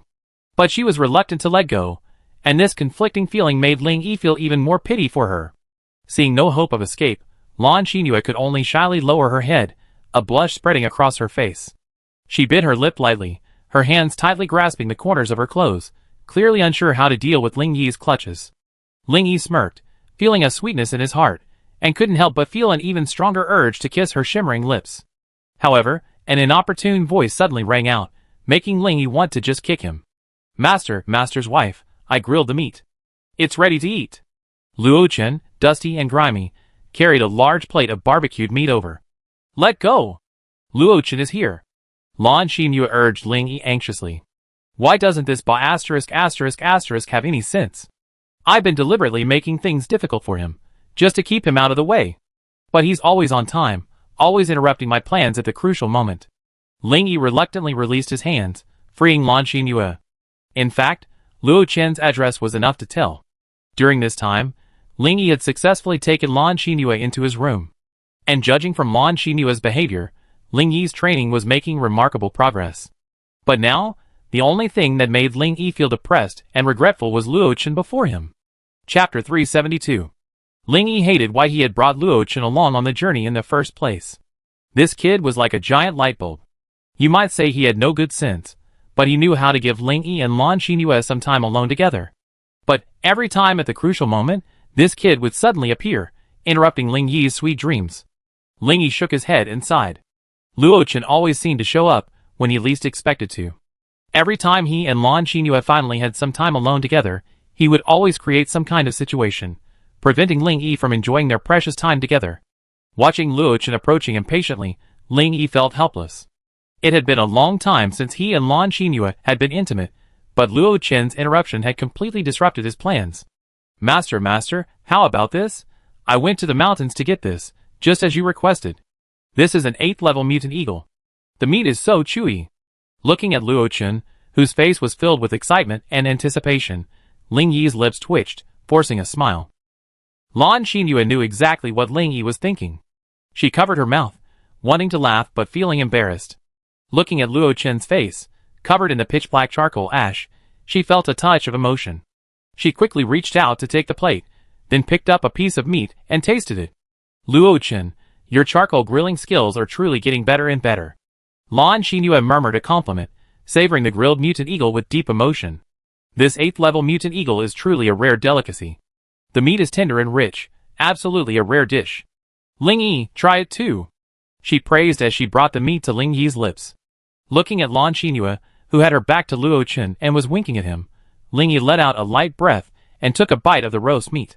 He chewed the roasted mutant eagle meat with great passion, savoring the richness and tenderness of the meat. He couldn't help but admire it inwardly. This roasted mutant eagle meat is truly a rare delicacy. I didn't expect Luo Chen's barbecue skills to become even more refined. Lingy overlooked the reason for Luo Chen's skill. It was because whenever he wanted to be intimate with Lan Xinyu, he would find various excuses to eat different mutant beasts to get Luo Chen away.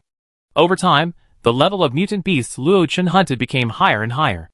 As he grilled more and more meat, his barbecue skills were honed accordingly. Well, it's really good this time, an improvement. Next time, let's try a different flavor and try something from the river. Ling Yi looked at Luo Chen's expectant expression. Although he felt annoyed, he still gave a heartfelt compliment. Luo Chen's eyes lit up at Ling Yi's affirmative answer. He raised his head, a longing smile on his face. Yes, master, I understand. Next time, I try to find a high-level mutant beast in the river and roast it for you myself. Master's wife, take your time.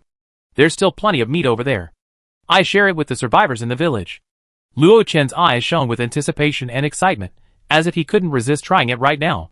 Seeing Luo Chen's back as he left, Ling Yi's heart moved, and he thought to himself, I'm not going to inexplicably train this kid to become a post-apocalyptic chef, am I?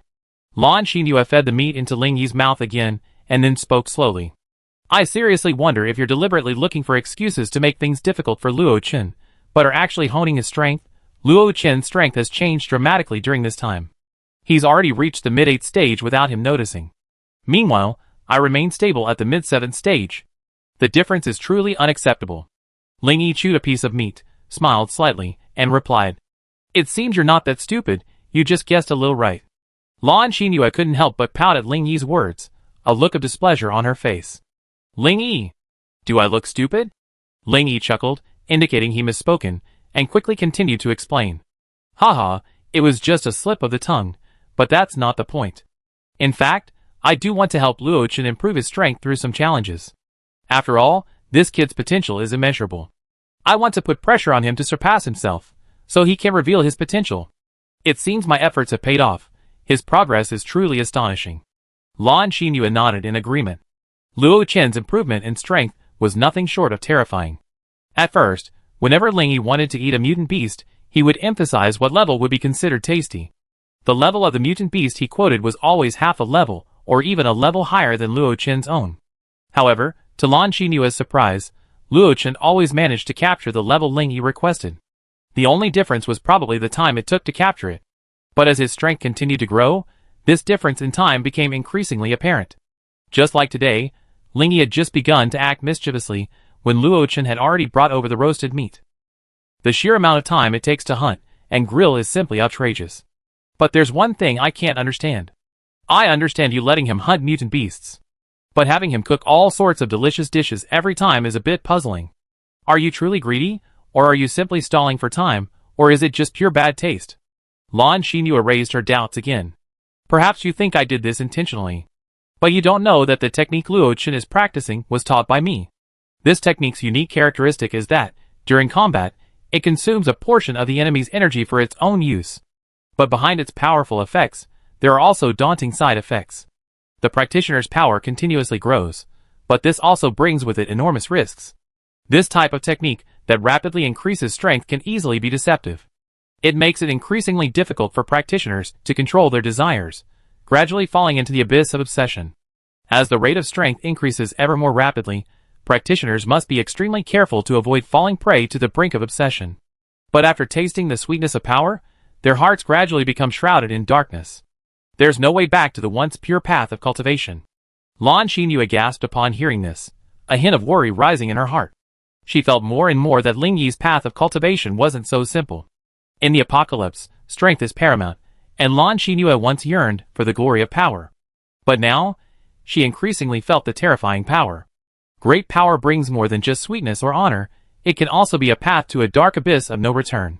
Then, will you? Lan Xinyu didn't know how to express the slightly panicked feeling within her. Silly. I won't become what you imagine. Ling Yi gently patted the back of her hand, smiling comfortingly. Chapter 373. Seeing Lan Xinyu's still somewhat worried expression, Ling Yi could only continue explaining. The reason I had Luo Chen start cooking all kinds of delicious food was simply to distract him. If he treated improving his strength as a habit and a hobby, combined with his current cultivation method, his strength would increase rapidly, and he would be unable to suppress his inner desires. But I asked him to shift his attention and hobbies to cooking. This will help him not focus on pursuing strength, but cultivate his own interests and hobbies, and also stabilize his mind. Lan Xinyu frowned slightly, pondering for a moment before asking, "Do you think cooking is really effective in distracting him?" Ling Yi replied with a smile. When a person immerses themselves in passion, as long as they invest their energy, their mind will become calmer and more focused. Cooking is a skill that requires dedication and passion. By cultivating Luo Chen's culinary skills, he will learn that every detail requires meticulous attention to detail, and every dish requires meticulous polish. This method of training will cultivate his patience and focus, and will also benefit his cultivation. Furthermore, once he develops a deep interest in cooking, it will have a miraculous effect on adjusting his mindset. He will not be dominated by the desire to kill. Lan Xinyu marveled at the unique training method Ling Yi arranged for Luo Chen. After all, the path of cultivation isn't a single path, it requires individual flexibility based on their individual circumstances. This innovative method may help Luo Chen shed his overly bloody and bloodthirsty tendencies, and turn his attention to more meaningful and soothing things. If this continues, Luo Chen will surely be able to face the negative effects of his increased strength with a more peaceful mindset. Lan Xinyu looked at Ling Yi seriously and asked tentatively, "Do you think this method is suitable for me?" Ling Yi shook his head slightly, then said with a sly smile, "Your situation is different.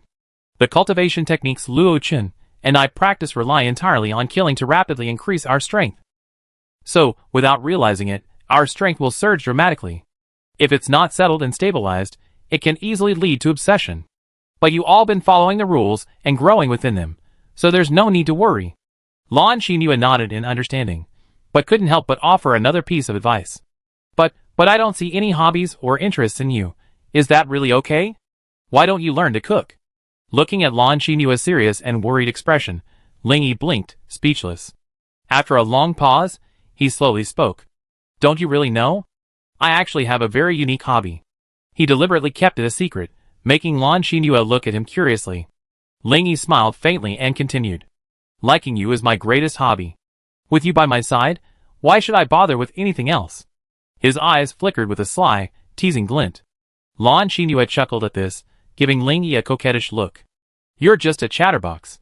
Don't think I don't know you have a harem of wives and concubines.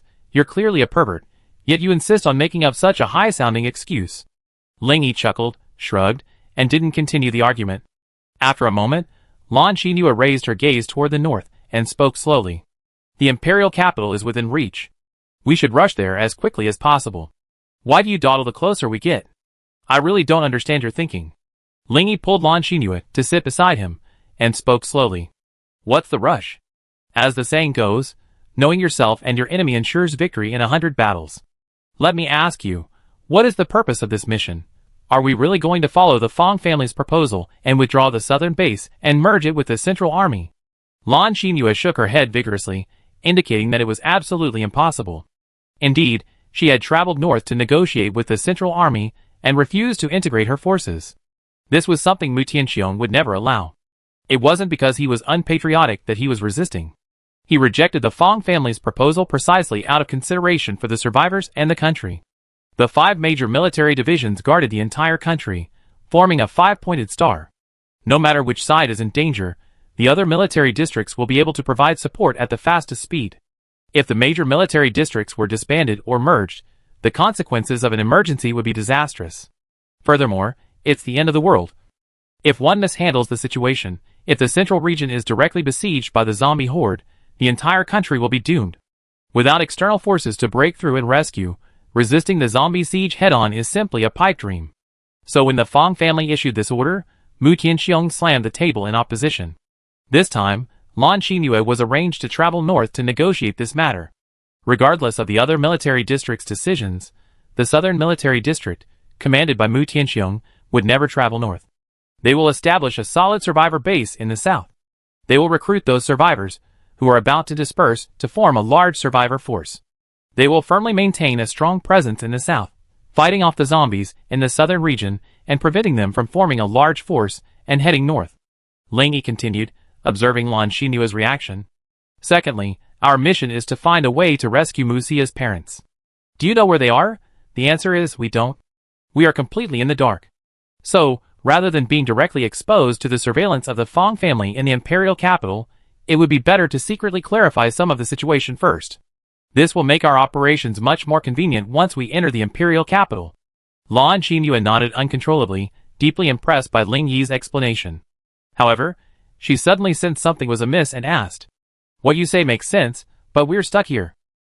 We can't even see the shadow of the imperial capital. What can you possibly know about the situation? Are you just guessing?" Looking at Lan Xinyu's puzzled expression, Ling Yi's lips curled slightly.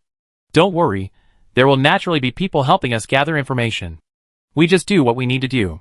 Then, just wear your formal attire, wearing your lieutenant general's epaulets, and strut into the imperial capital." Lan Xinyu's eyes flickered with anticipation at Ling Yi's words. She knew that, despite the current situation appearing uncertain, Ling Yi could always offer her unexpected surprises. So, she decided to trust Ling Yi, nodding without hesitation and offering a trusting smile.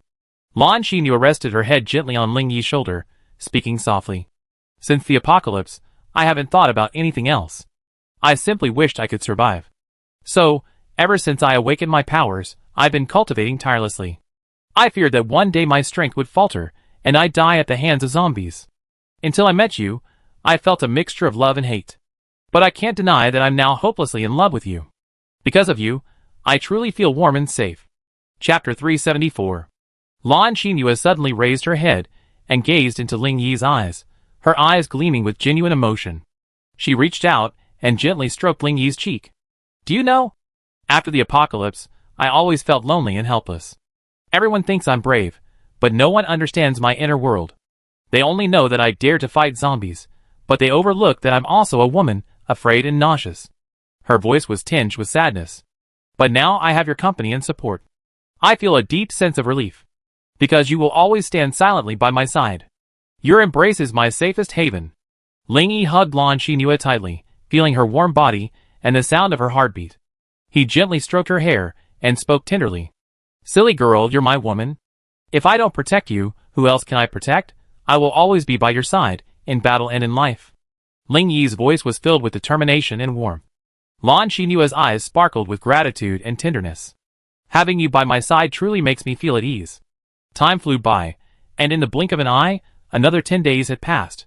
Let's not talk about Ling Yi and Lan Xinyu's sweet time in this small village. Let's go to the imperial capital and see what's going on. At the entrance to the Fong family's underground research facility, 2 guards stopped the heavily clad Fong Renjie. "Young Master Fong, without the head of the family's warrant, we're sorry we can't let you through."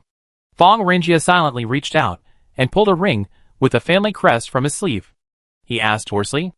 "This was given to me by my master. Do you need any other warrant?"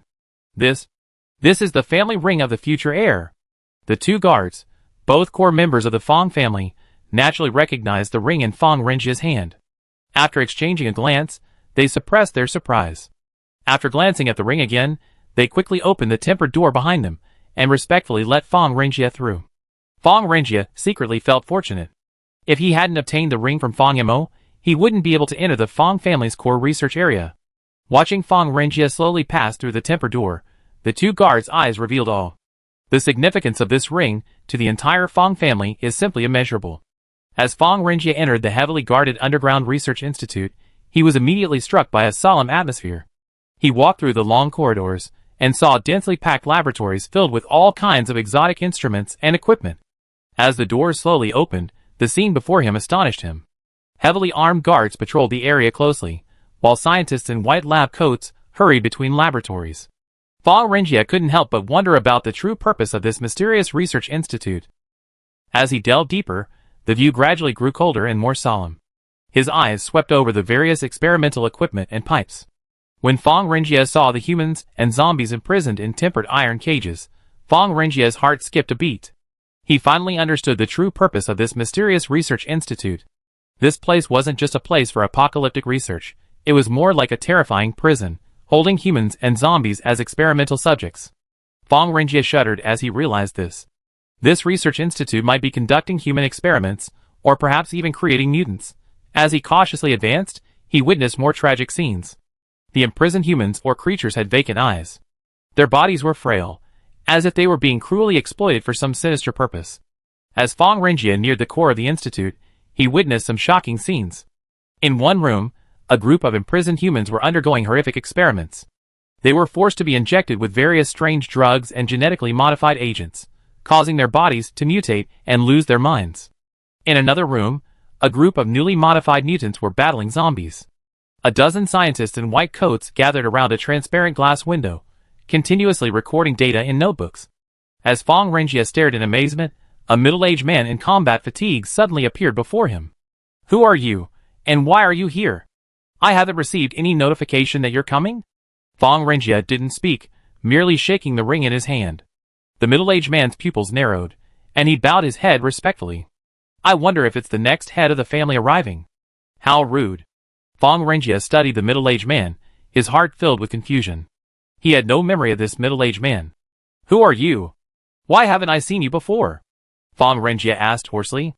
The middle-aged man raised his head, his eyes fixed on Fong Renjie sharply.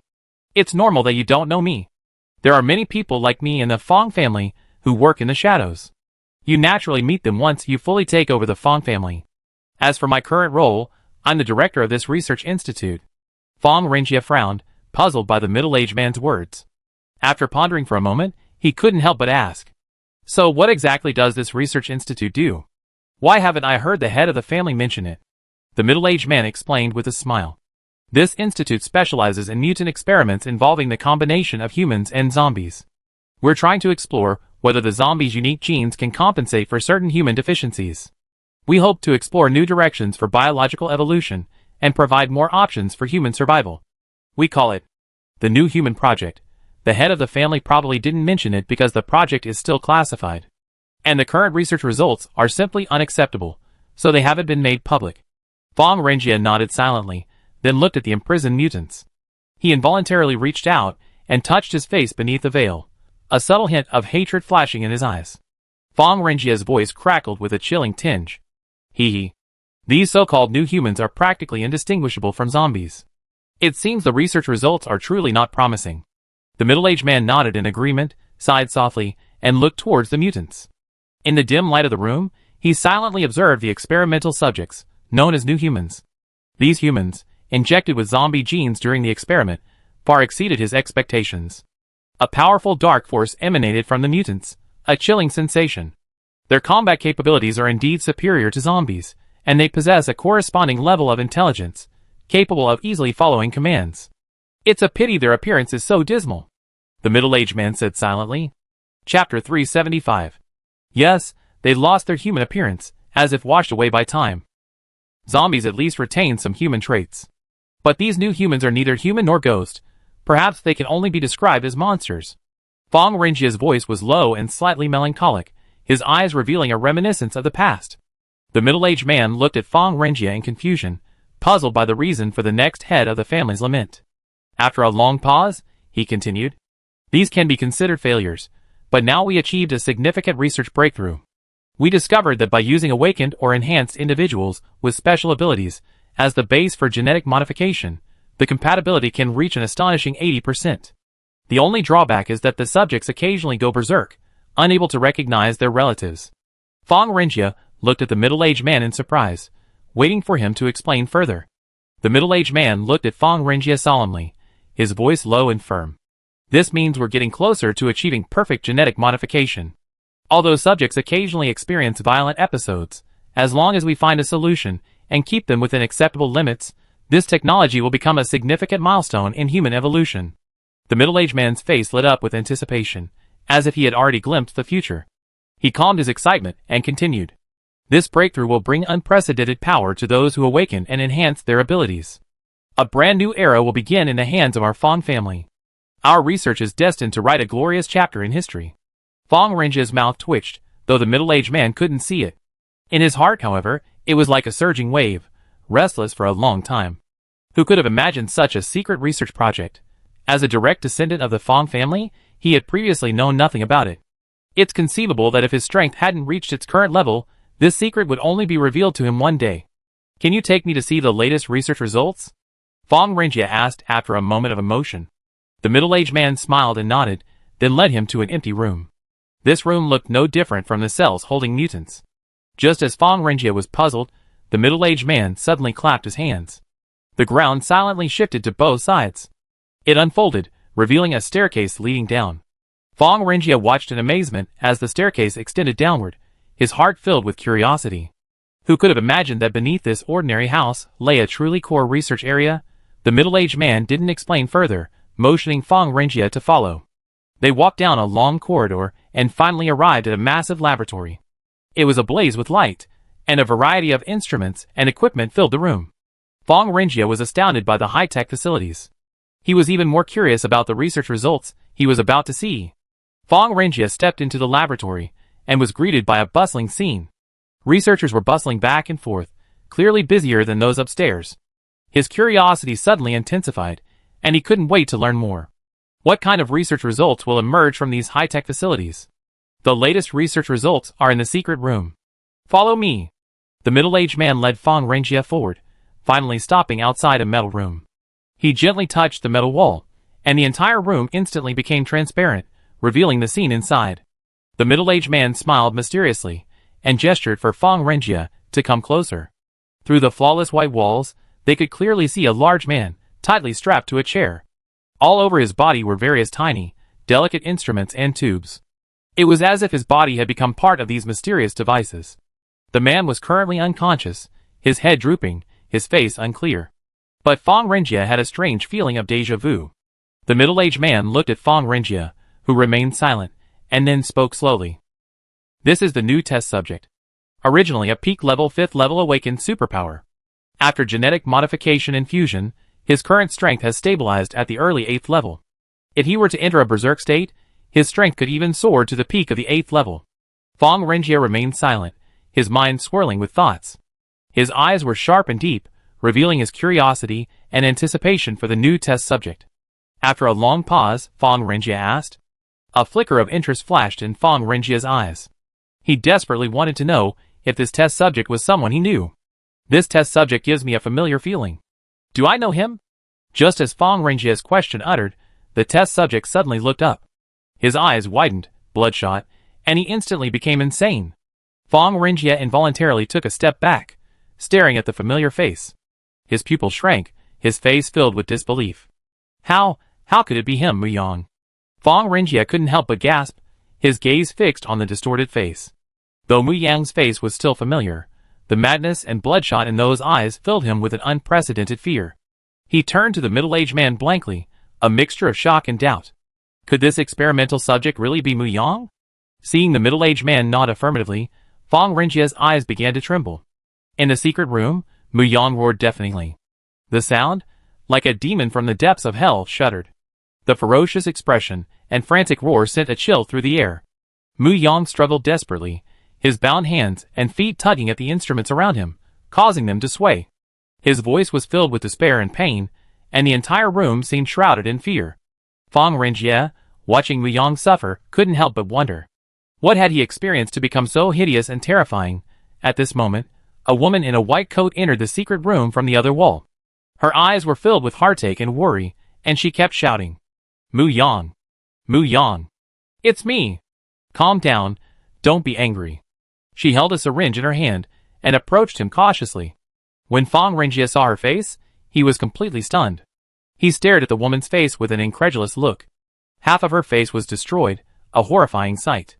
The skin was mutilated, its red, swollen flesh twisted and tangled, as if it had been gnawed away by something. A chill ran through Fong Renjie's heart, and his understanding of the woman instantly collapsed. Chapter 376. Lu Qingqing. How could this happen? How did she become like this?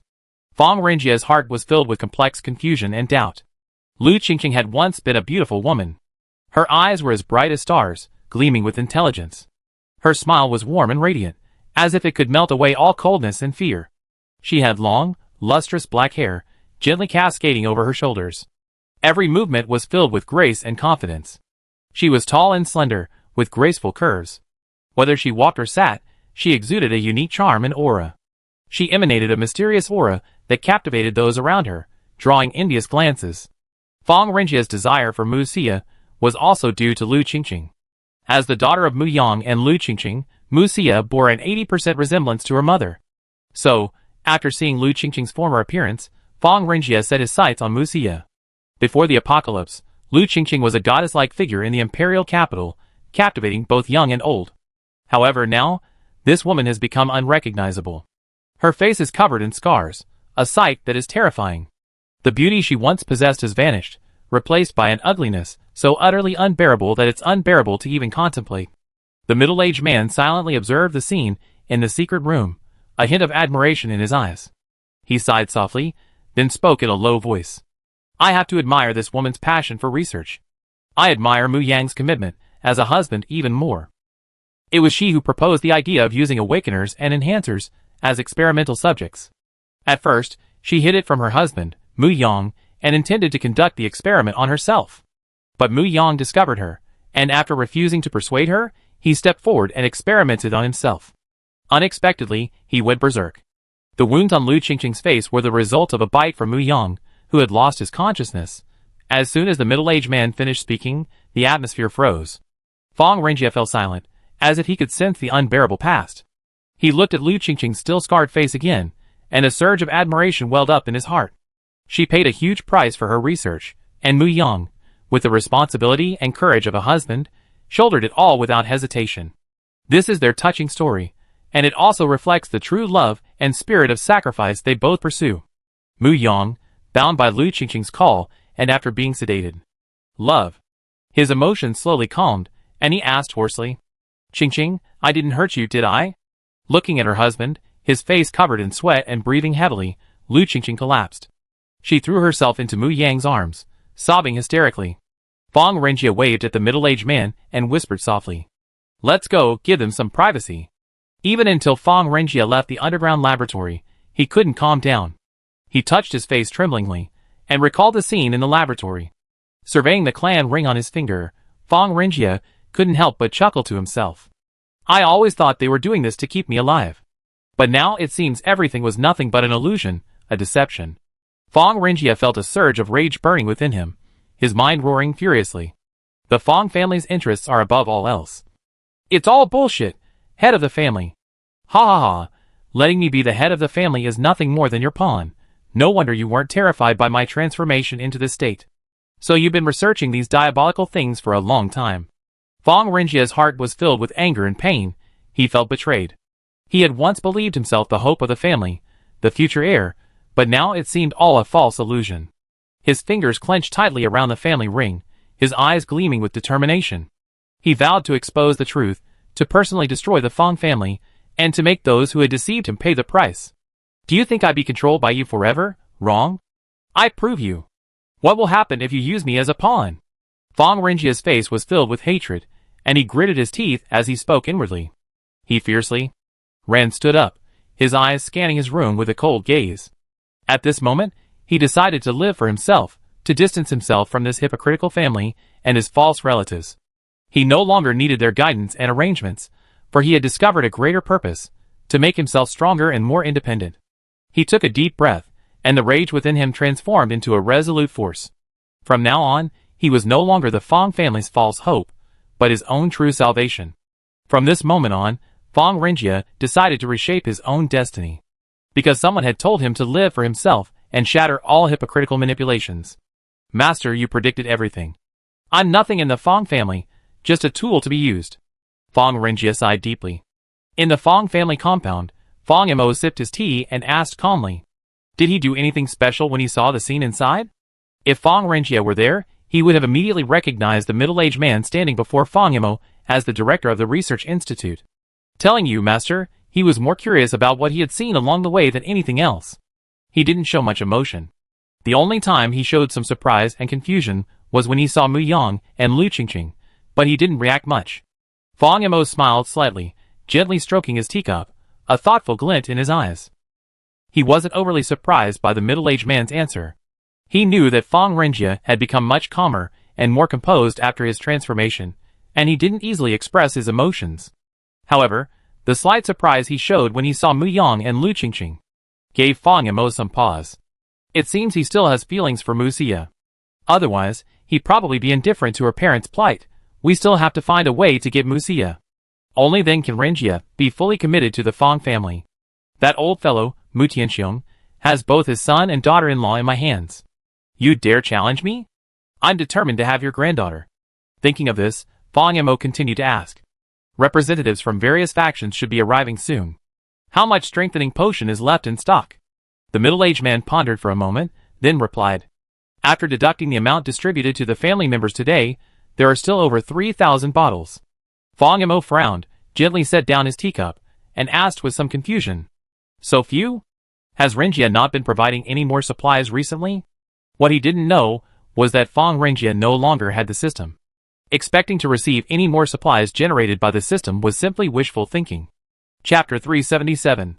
The middle-aged man shook his head and sighed. Young Master Renjia used to provide a constant supply of magical supplies, but after suffering a serious injury this time, it seems he's lost this magical ability. We may no longer be able to rely on him for additional strengthening potions. There was a hint of helplessness in his tone, clearly confused and helpless by Fong Renjia's change of heart. Fong Mo's face fell upon hearing this, and he abruptly stood up, filled with shock and anxiety. With such a small inventory remaining, they would face a huge predicament. When did this happen, and why didn't he mention it? The middle-aged man said solemnly. Today, the logistics department came to him for supplies as usual, and they learned of this news. Fong Mo's brows furrowed even deeper, deeply sensing the suddenness of this change. If Fong Renjia truly had lost his magical abilities, it would undoubtedly have a huge impact on their plans. On the other hand, Fong Mo couldn't help but ponder inwardly. Is Renjia deliberately making excuses to me? Is he unhappy with me for taking matters into my own hands and turning him into this state? Or perhaps he has other ideas in mind, feeling he's grown stronger? Fong Mo's doubts grew deeper and deeper. He began to wonder if Fong Renjia was deliberately hiding something. The more he thought about it, the more he felt his reasoning might be plausible. Fong Renjia used to be obedient and humbly accepting his words. But recently, his attitude seemed to have changed. For example, this time he went to the research institute without any prior notice. He had secretly used the clan ring and his status as the next head of the family to gain entry. What on earth is he trying to do? This question left Fong Mo baffled. He secretly resolved to probe Renjia's true intentions during their next conversation. The middle-aged man paused for a long moment before cautiously asking, Master, we lost young Master Renjia's supply. The inventory of strengthening potions is dwindling daily, and although we've been diligently conserving them, I'm afraid that with the arrival of various forces, demand will outstrip supply. This would be extremely detrimental to your plan. A hint of worry crossed the middle-aged man's face. He took a deep breath and continued. We must find a way to resolve this problem, or find alternatives. After all, several forces have already reserved quantities. If we can't deliver on time, I'm afraid our Fong family will be in irreparable trouble. Hearing the middle-aged man's worried words, Fong Mo fell into deep thought again. How could he not understand the serious consequences? I had made such bold promises back then. I give you whatever you wanted. But now, I'm unable to deliver the corresponding amount, which will deal a significant blow to the Fong family's reputation. This will inevitably weaken the Fong family's position, a result Fong Mo finds unacceptable. Therefore, the top priority is to find a solution as soon as possible to replace the strengthening potion. Fong Mo's palms clenched repeatedly, his eyes narrowed into a line. The middle-aged man was familiar with Fong Mo's lifestyle. Seeing this, he knew that Fong Mo had an idea, but was just hesitating whether to implement it. After a long pause, Fong Mo's eyes suddenly opened, and his hands clenched into fists. What if we mix reagent K with the strengthening potion? Do you think it would work? The middle-aged man shuddered, muttering. Use reagent K. Reagent K was the potion Lu Qingqing had just concocted, still in the experimental stage. The side effects had already been seen on Mu Yang, and there was no viable solution yet. Reagent K's side effects could cause violent rage, and the harm was extremely serious. Once used, people would indirectly lose their rationality and control. It was as if their most primitive impulses had been unleashed, turning them brutal and aggressive.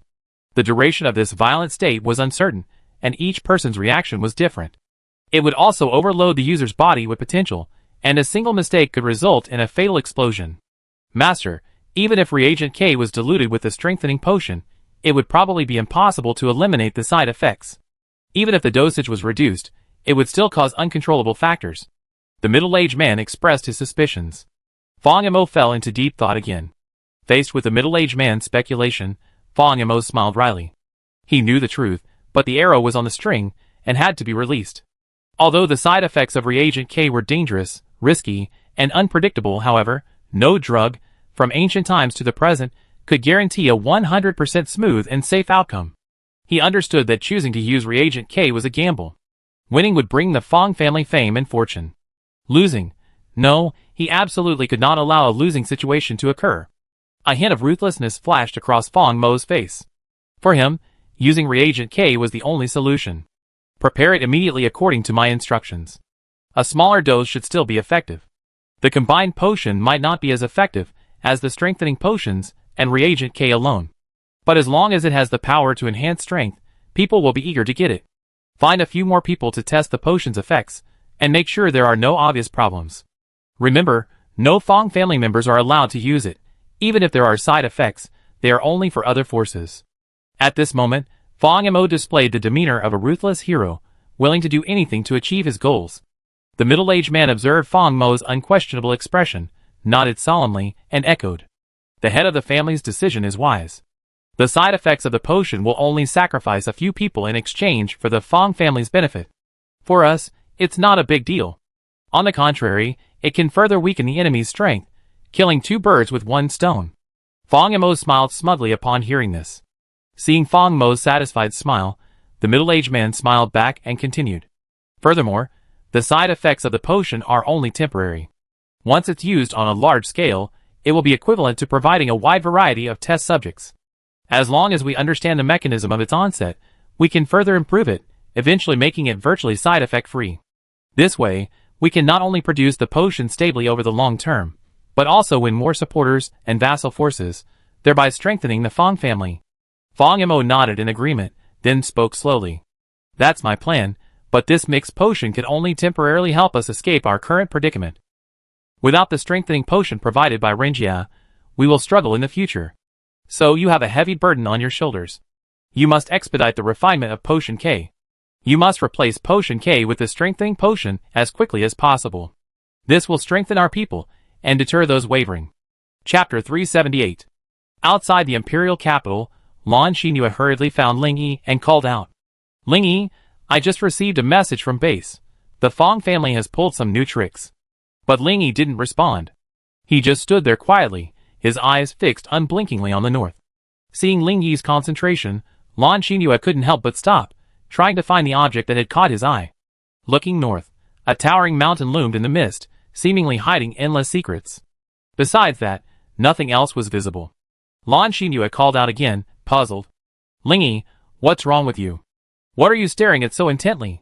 Ling Yi then slowly turned to look at Lan Xinyu, his brow furrowed, and he sighed. I already know what's going on with the Fong family. They're simply inviting various factions to the imperial capital to join some kind of survivor alliance. They're also promoting the strengthening potion. I think that's their real purpose. Lan Xinyu looked at Ling Yi in disbelief, curiously asking. Huh? How did you know? Ling Yi simply shook his head, smiled faintly, and then said, It seems the Fong family is planning to use this opportunity to secure their independence once and for all. Originally, the imperial capital simply wanted to bring the four major military regions together. Now, the Fong family is capitalizing on this momentum and expanding their scope, hoping to gain support from other factions. After all, after the apocalypse, besides the major military regions capable of self-preservation, various survivor factions have also risen one after another. Ling Yi saw the Fong family's plan clearly. Although the major military regions currently hold the largest number of personnel, and are also quite powerful. But in the apocalypse, strength is what matters, not population size. How can a group of ordinary people contend with a high-ranking powerhouse? So, the other survivor forces cannot be underestimated. If the Fong family wants to expand its influence, it must win over more support. Ling Yi paused for a moment, then continued slowly.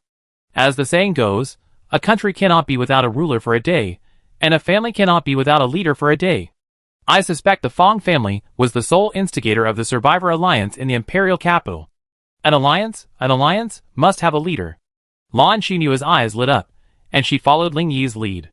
You mean, the Fong family wants to use the strengthening potion as a catalyst, so that those idle survivor forces will join or support them. The Fong family's ultimate goal is to become the leader of this alliance. Ling Yi smiled slightly and nodded.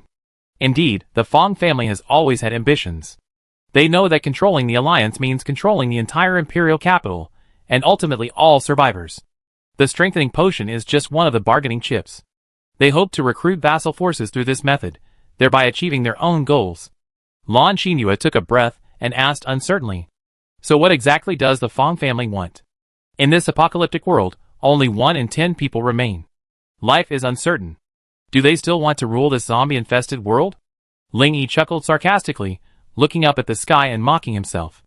That's nothing surprising. I once dreamed of ruling the entire universe. Ambitious people don't care what kind of world they rule. They don't care about the passage of time, nor about the well-being and peace of society. In their hearts, only personal gain and ambition matter.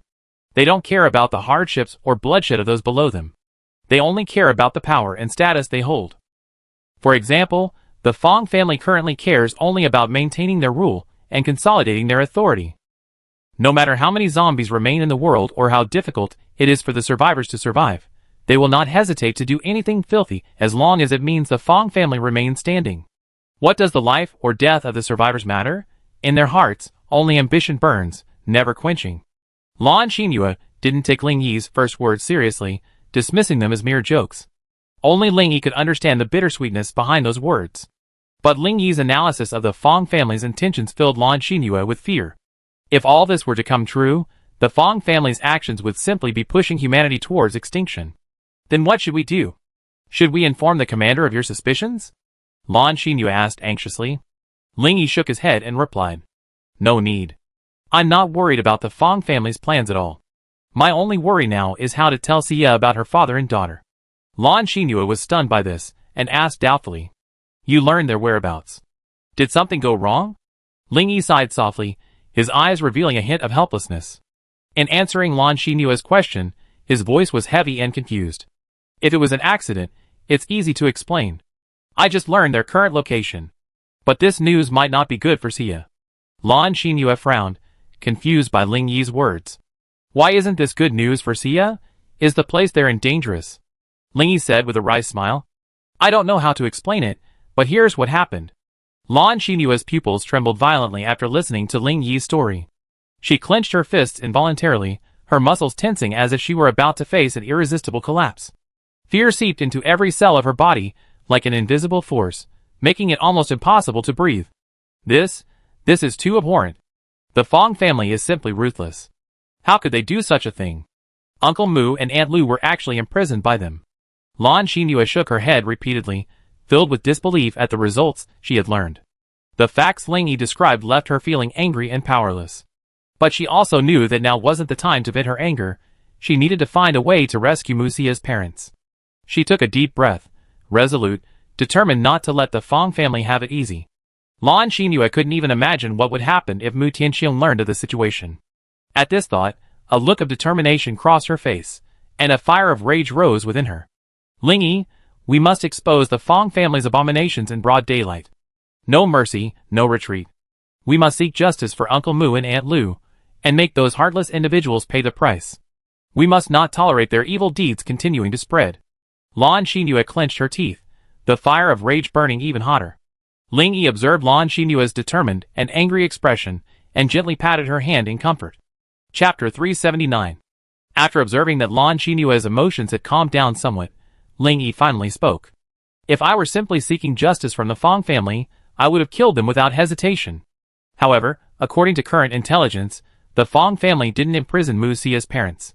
Instead, they volunteered for the research project and were even a major player. The real reason behind all this, perhaps, will only be revealed after we bring them out.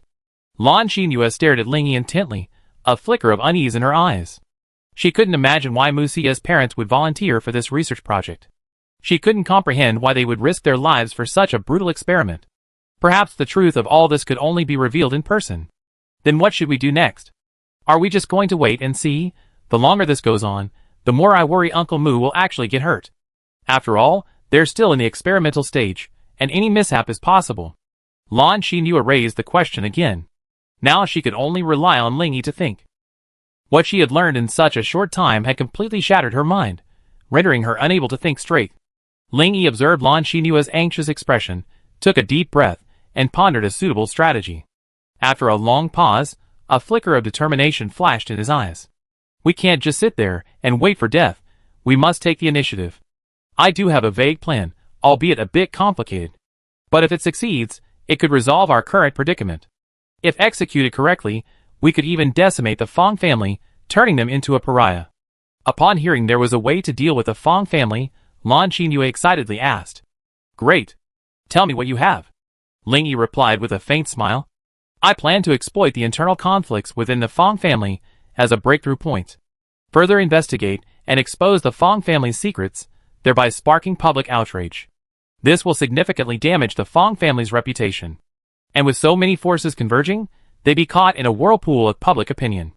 However, I need to carefully consider the details to ensure success. Or don't do it at all, or if you do, uproot the Fong family. Lan Xinyu responded with joy. I knew you had a way to deal with the Fong family. By the way, before we set off, the old man told me that if we were in the Imperial City, we need help. Let's go to the Dugu family, a family we can trust with our help.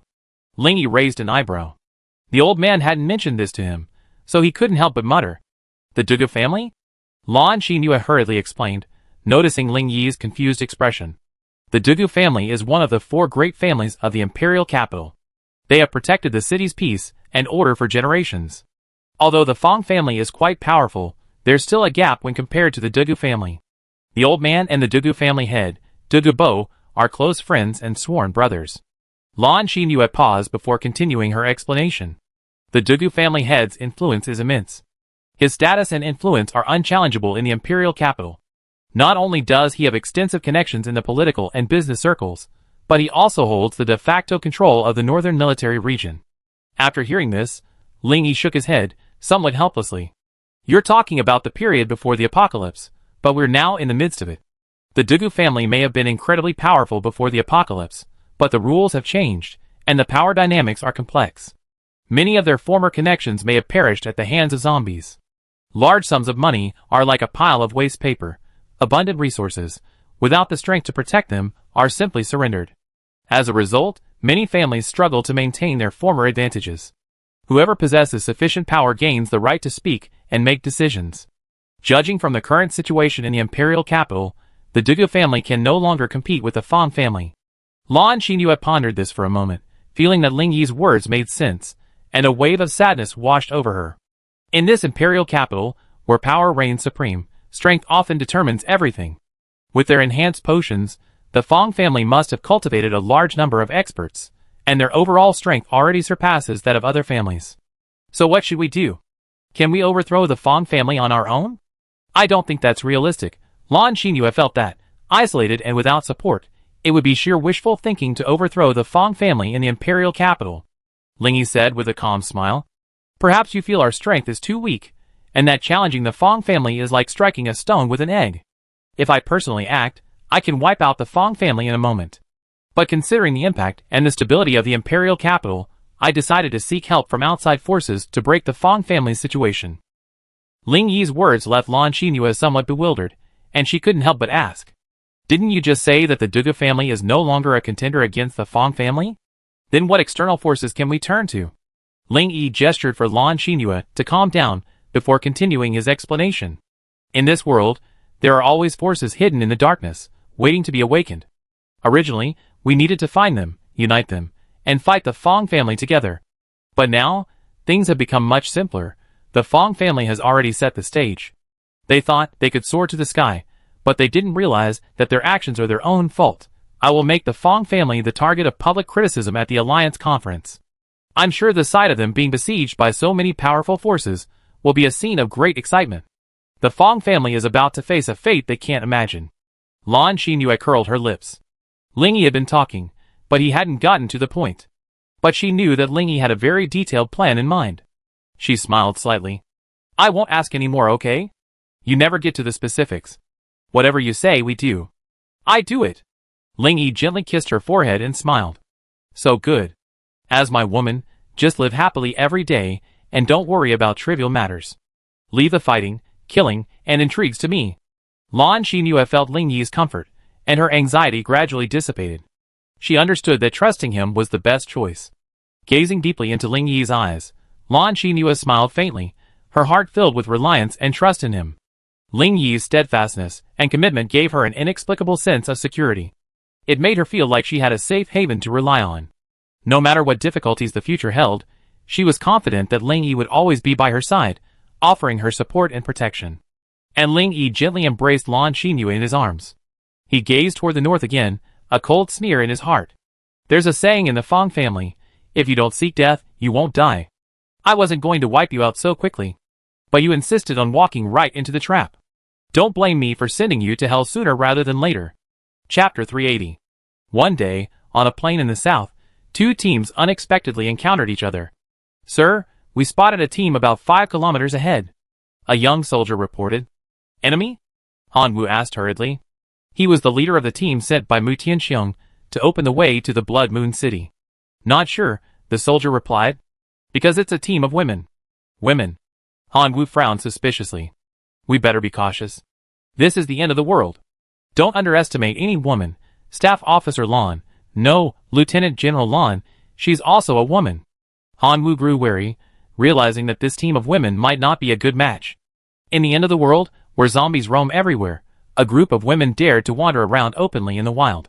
Either they were desperate, or they were incredibly powerful. Han Wu ordered the soldiers to station themselves and defend, waiting to see what happened. As an experienced leader, he knew that rash action before clarifying the enemy's true intentions could lead to greater danger. Han Wu's calm and experienced mind on the battlefield made his assessment of the battle situation more accurate and cautious. On the other side, in the team composed of women, Lu Zi had just finished listening to her subordinate's report when she approached Xia Mobing and said, Bing Bing, there's a 1,000-man force directly ahead of us. I don't know if they're friend or foe. Xia Mobing stared ahead, her brows furrowed slightly, a hint of wariness in her eyes. After a moment, she raised her head and spoke to Lu Zi. Let's observe for a while. Don't act on your own. Ensure safety. Xia Mobing ordered everyone to remain alert and observe the enemy's movements and intentions. She wasn't in a rush to act, but rather to ensure the safety of herself and her team before confirming whether the enemy was friend or foe. Lu Zi nodded, a flicker of determination in her eyes. She patted Xia Mobing's shoulder, a hint of teasing in her tone. Don't worry. I already sent the Phantom Squad to conduct covert reconnaissance to ensure the team's safety. Captain Xia, please continue commanding. I keep you updated. Xia Mobing replied grumpily. Zi, are you mocking me? Lu Zi said with a faint smile. Of course I'm not. Asked the sisters. You're becoming more and more like a leader. Sometimes it feels like Ling Yi is directing the team. Ling Yi! Xia Mobing murmured softly, her eyes filled with longing. She couldn't help but recall Ling Yi, that handsome and powerful man. He always looked at her with a confident and domineering gaze, as if conveying unspoken care and protection. These memories filled her with anticipation for the future, and made her feel the warmth of love. She gently touched her belly, a hint of happiness suddenly curling up at the corner of her mouth. The other women around her, seeing Xia Mobing like this, several of them involuntarily placed their hands on her belly. A few others exchanged glances, looking at each other in bewilderment. Although she felt a little lonely, a smile still spread across her face. Si Shui stepped forward with a smile and spoke gently. Bing Bing, you entered a new phase, preparing to welcome a new life. How enviable. Xia Mobing nodded and smiled, sighing, yes, I also feel I become more mature and understand the importance of responsibility. The sisters echoed, their eyes gleaming with anticipation and hope for the future. They tacitly knew that the child's father would provide them with the most secure support. And they would become excellent mothers, bringing endless love and warmth to their child. Just then, a member of the Phantom Squad arrived to report. Report, the other side has sent someone over, claiming to be from the Southern Military Region base. Hearing this, Xia Mobing and the others breathed a sigh of relief. Since they were from the Southern Military Region, they were definitely one of us. Sister, I think we better be cautious. We're not sure if this team claiming to be from the Southern Military Region base is truly ours. After all, the situation is already incredibly chaotic. What if they're taking advantage of the situation by using the Southern Military Region's name? Xia Maoyang frowned and warned from the side. Yes, you're right. Caution is the right thing to do. How about this? Tell the people coming here that we're from Blood Moon City. Ask them if they know Ling Yi and Mu Xia. If they do, have their commander come over to meet them. Lu Zi nodded and gestured to her men to notify them. A dozen minutes later, a tall man in camouflage uniform appeared before Xia Mobing and the others. A hint of doubt and caution etched his face as he surveyed the women. I'm a commander in the Southern Military Region. My name is Han Wu. I heard you're from the Blood Moon City. I wonder if you have any proof. His voice was deep and powerful, revealing a military authority. Xia Mobing smiled slightly and pointed to the Blood Moon emblem on his armor. Then he pulled a silver badge from his backpack and handed it to Han Wu. The badge was engraved with a red blood moon, gleaming with a mysterious light. Han Wu took the badge, and when he saw the words engraved on the back, his eyes flashed with joy. In the center of the back was a large Ling character, flanked by two smaller characters, Blood Moon. That's right. Before we set off, the young lady gave us a token like this, worried we wouldn't be able to prove our identities. Han Wu excitedly pulled an identical badge from his pocket. As he returned Xiao Mobing's badge, he spoke again respectfully. I didn't expect to meet you all here by such a coincidence. Judging from the distance, you already advanced 2/3 of the way. From this point of view, you're all formidable individuals. The Blood Moon City is truly a place where hidden dragons and crouching tigers are hidden. Xiao Mobing smiled faintly and replied modestly, Commander Hong, you're too kind. We've been away for several months and have finally managed to get here. You must have just been out for a while. If you're really calculating, you're much faster than us. Hong Wu waved his hand, speaking somewhat uncomfortably. To be honest, we didn't encounter any fighting on the way here. Mr. Ling and the ladies had already cleared this route once before, so the journey was smooth sailing. I was worried we encounter many zombies on the way, but I didn't expect you to have already completely opened up this route. The women exchanged ecstatic glances upon hearing this. Their efforts had finally paid off, and Ling Yi seemed to be working on opening up a passage between the two places as well. It can be said that their ideas coincide with Ling Yi's. Chapter 381. Xiao Mobing asked Han Wu excitedly, Where are Ling Yi and Mu Xie? Are they also in your team? Looking at Mu Xie's expectant eyes, Han Wu was somewhat confused. He had no idea what the relationship between Ling Yi and these women was. Unfortunately, Mr. Ling has been gone for a while. He and Lieutenant General Lan should have arrived in the imperial capital. But the young lady is pregnant, so she stayed at the base. Mu Xie and the others were disappointed to hear this. They had missed out on meeting Ling Yi. Xianyuan Yushua then stepped out of the crowd and said with a sweet smile, Uncle Hong, how are you? Han Wu looked over, a hint of joy on his face. Xianyuan girl, I never expected to see you again. We lost touch. I thought something had happened to you and your sister, and I was so worried sick. Where's your brother? Is that brat here? I haven't seen him in ages. I really want to have a drink with him. Xianyuan Yushua replied with a faint smile. Uncle Hong might be disappointed for a while, but my brother isn't coming with us this time. He's staying in Blood Moon City, but you should continue along the route. With the roads clear now, you should arrive in less than 2 weeks. Han Wu nodded in agreement, then continued. Well, now that the passage is open, thanks to you, my mission is complete. Originally, I should have accompanied you to the base. But I think, although the entire route is safe for now, the zombie horde is unstable and can wander around. So, I plan to place some observation posts at key locations to detect and resolve potential security issues promptly. This way, even if a horde of zombies roams the passage, we can still ensure the safety and smooth passageway. Xianyuan Yushua couldn't help but chuckle after hearing Hong Wu's words. It took a while before she finally smiled. Uncle Hong, Sister Bingbing was well prepared. We not only set up sentries in key areas, but also paid special attention to Ji City, a transportation hub before the apocalypse. Xianyuan Yushua's words revealed a tone of admiration for Xiao Mobing. We gathered all the survivors in Ji City. We helped them build a relatively complete survival base, and they'd be temporarily responsible for sentry duty. Han Wu looked at Xiao Mobing in surprise, having never expected this woman to have such a broad vision. The outposts were established not only to guard against external attacks, but also to ensure the safety and order of the survivors. None of Ling Yi's associates are easy to deal with. Such a talent for coordination and management is truly impressive. Han Wu admired him inwardly. Xiao Mobing, however, was not the least bit happy. She had done all this just to see Ling Yi and tell him that they were pregnant. But unexpectedly, she ultimately missed meeting Ling Yi. Lu Zi noticed Xiao Mobing's moodiness and whispered softly, Bing Bing, since the captain has already left for the imperial capital, we probably won't be able to see her for a while. Why don't we go to the military base to see Mu Xie first, so she doesn't get bored alone? Xiao Maoyang nodded in agreement. Yes, sister, we haven't seen Sister Xie in a while. Why not go see her first? Besides, the transportation routes are now open, so you can travel back and forth between the two places. If Sister Xie wants to return to Blood Moon City, we can still take her with us. Lu Zi smiled and nodded. That's right, why don't we go to the military base now, and give Mu Xie a surprise? Xiao Mobing took a deep breath and forced a smile. Good idea. Let's get going, Commander Hong. Our team will continue on.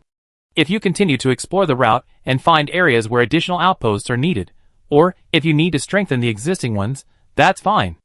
Hongwu didn't look away until Xiao Mobing and the others disappeared. The adjutant beside him frowned and muttered in confusion. Commander, the more I think about it, the more I feel that woman's last words were unpleasant. Hongwu smiled faintly, a hint of bitterness in his eyes. You heard it too. She said it was ostensibly to let us do as we pleased. In reality, she was reminding us that these outposts were set up by them, and that we shouldn't have any extravagant expectations. Despite the relationship between them, the commander tacitly accepted Ling Yi's grandson-in-law's status. But they belonged to two different factions, and their own interests were paramount. No one wanted to be watched closely by others. It seems our neighbors aren't so easy to get along with. We need to be more cautious in the future. The adjutant's face lit up with a hint of understanding after hearing this. Hongwu continued slowly. Next, we need to reassess the situation and formulate a more detailed plan. We must go to Blood Moon City, but we can skip the sentries along the way. This will be the dividing line. Any territory they capture will belong to Blood Moon City, and we will maintain it ourselves. The adjutant nodded, indicating complete understanding of Hongwu's meaning. Even if they had their own thoughts, they could only bow their heads and admit it. After all, the other side was stronger than them. Suddenly, the adjutant seemed to have a thought, and he hesitated, unsure whether to speak out. Just say what you want to say. You're dithering like a woman. Hongwu noticed something was amiss with the adjutant, and couldn't help but question him. The adjutant swallowed, then spoke cautiously. Commander, the road behind us, it seems. It seems like Ling Yi conquered it all. Hongwu's face twitched involuntarily when he heard this. You're so idle, aren't you? No one thinks you're dumb if you don't say anything. What's wrong with Ling Yi? It's not just his achievement. Lieutenant General Lan and the young lady were also involved. 2-1, no matter how you look at it, the road behind us is ours. The adjutant, noticing Hongwu's displeasure, immediately explained with a forced smile. Commander, I'm not being nosy. I just feel the need to remind you. After all, Ling Yi's strength is there. If he's dissatisfied, it could cause some trouble for our future cooperation. So why don't you report the situation to Commander Mu first to avoid any unpleasantness? Hongwu blinked, his lips twitching, and shook his head helplessly. Well then, send someone to report to the commander. The adjutant replied, and hurried to report the matter to the signalman. Hongwu vaguely heard the adjutant complaining.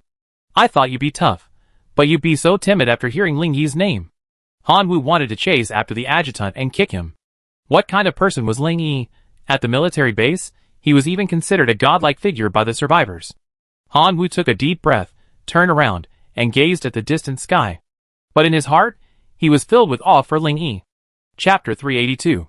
Xianyuan Yushua noticed that Xia Mobing had remained silent the entire way, her brow furrowed, as if she were pondering something. She shifted her gaze and asked tentatively, Bing Bing, are you hesitating about whether to go to the imperial capital to find Ling Yi? Hearing this, the surrounding women turned their heads, clearly quite sensitive to the situation. Xia Mobing raised her head, gazed at the distant mountains, and sighed softly. Sure, I am indeed hesitant about the path forward. Our original intention was to come to the military base to find Ling Yi, but now he's headed for the imperial capital. So I'm thinking. At this moment, Lu Zi interrupted Xia Mobing, her tone tinged with disapproval. You can't have those thoughts. If the captain were here, he'd definitely criticize you. The captain has always said that the situation in the imperial capital is complicated. There are also hidden forces that even he fears. Didn't you see that this time, even Mu Xia was left alone at the military base? So, to allow the captain to focus on his duties in the imperial capital, let's not distract him. Don't end up hindering him and putting him in a dilemma. The women fell into deep thought after hearing Lu Zi's words. Her concerns were justified. After all, the forces behind the imperial capital were too mysterious to fathom. Xia Mobing was silent for a moment, then nodded with a wry smile, agreeing with Lu Zi's point of view. After all, Ling Yi's purpose in going to the imperial capital was still unclear. Any distraction could become a burden during the operation. So, Xia Mobing decided to put her personal concerns aside for the time being. To ensure Ling Yi can focus on handling the complex affairs of the imperial capital without being distracted by the troublesome forces. Xia Mobing calmed herself and spoke. Since that's the case, let's go pick up Mu Xia first. After all, she's pregnant, and we can't leave her alone waiting for Ling Yi. Let's pick her up and go home. We see what happens next. The women nodded in agreement. This was all they could do now.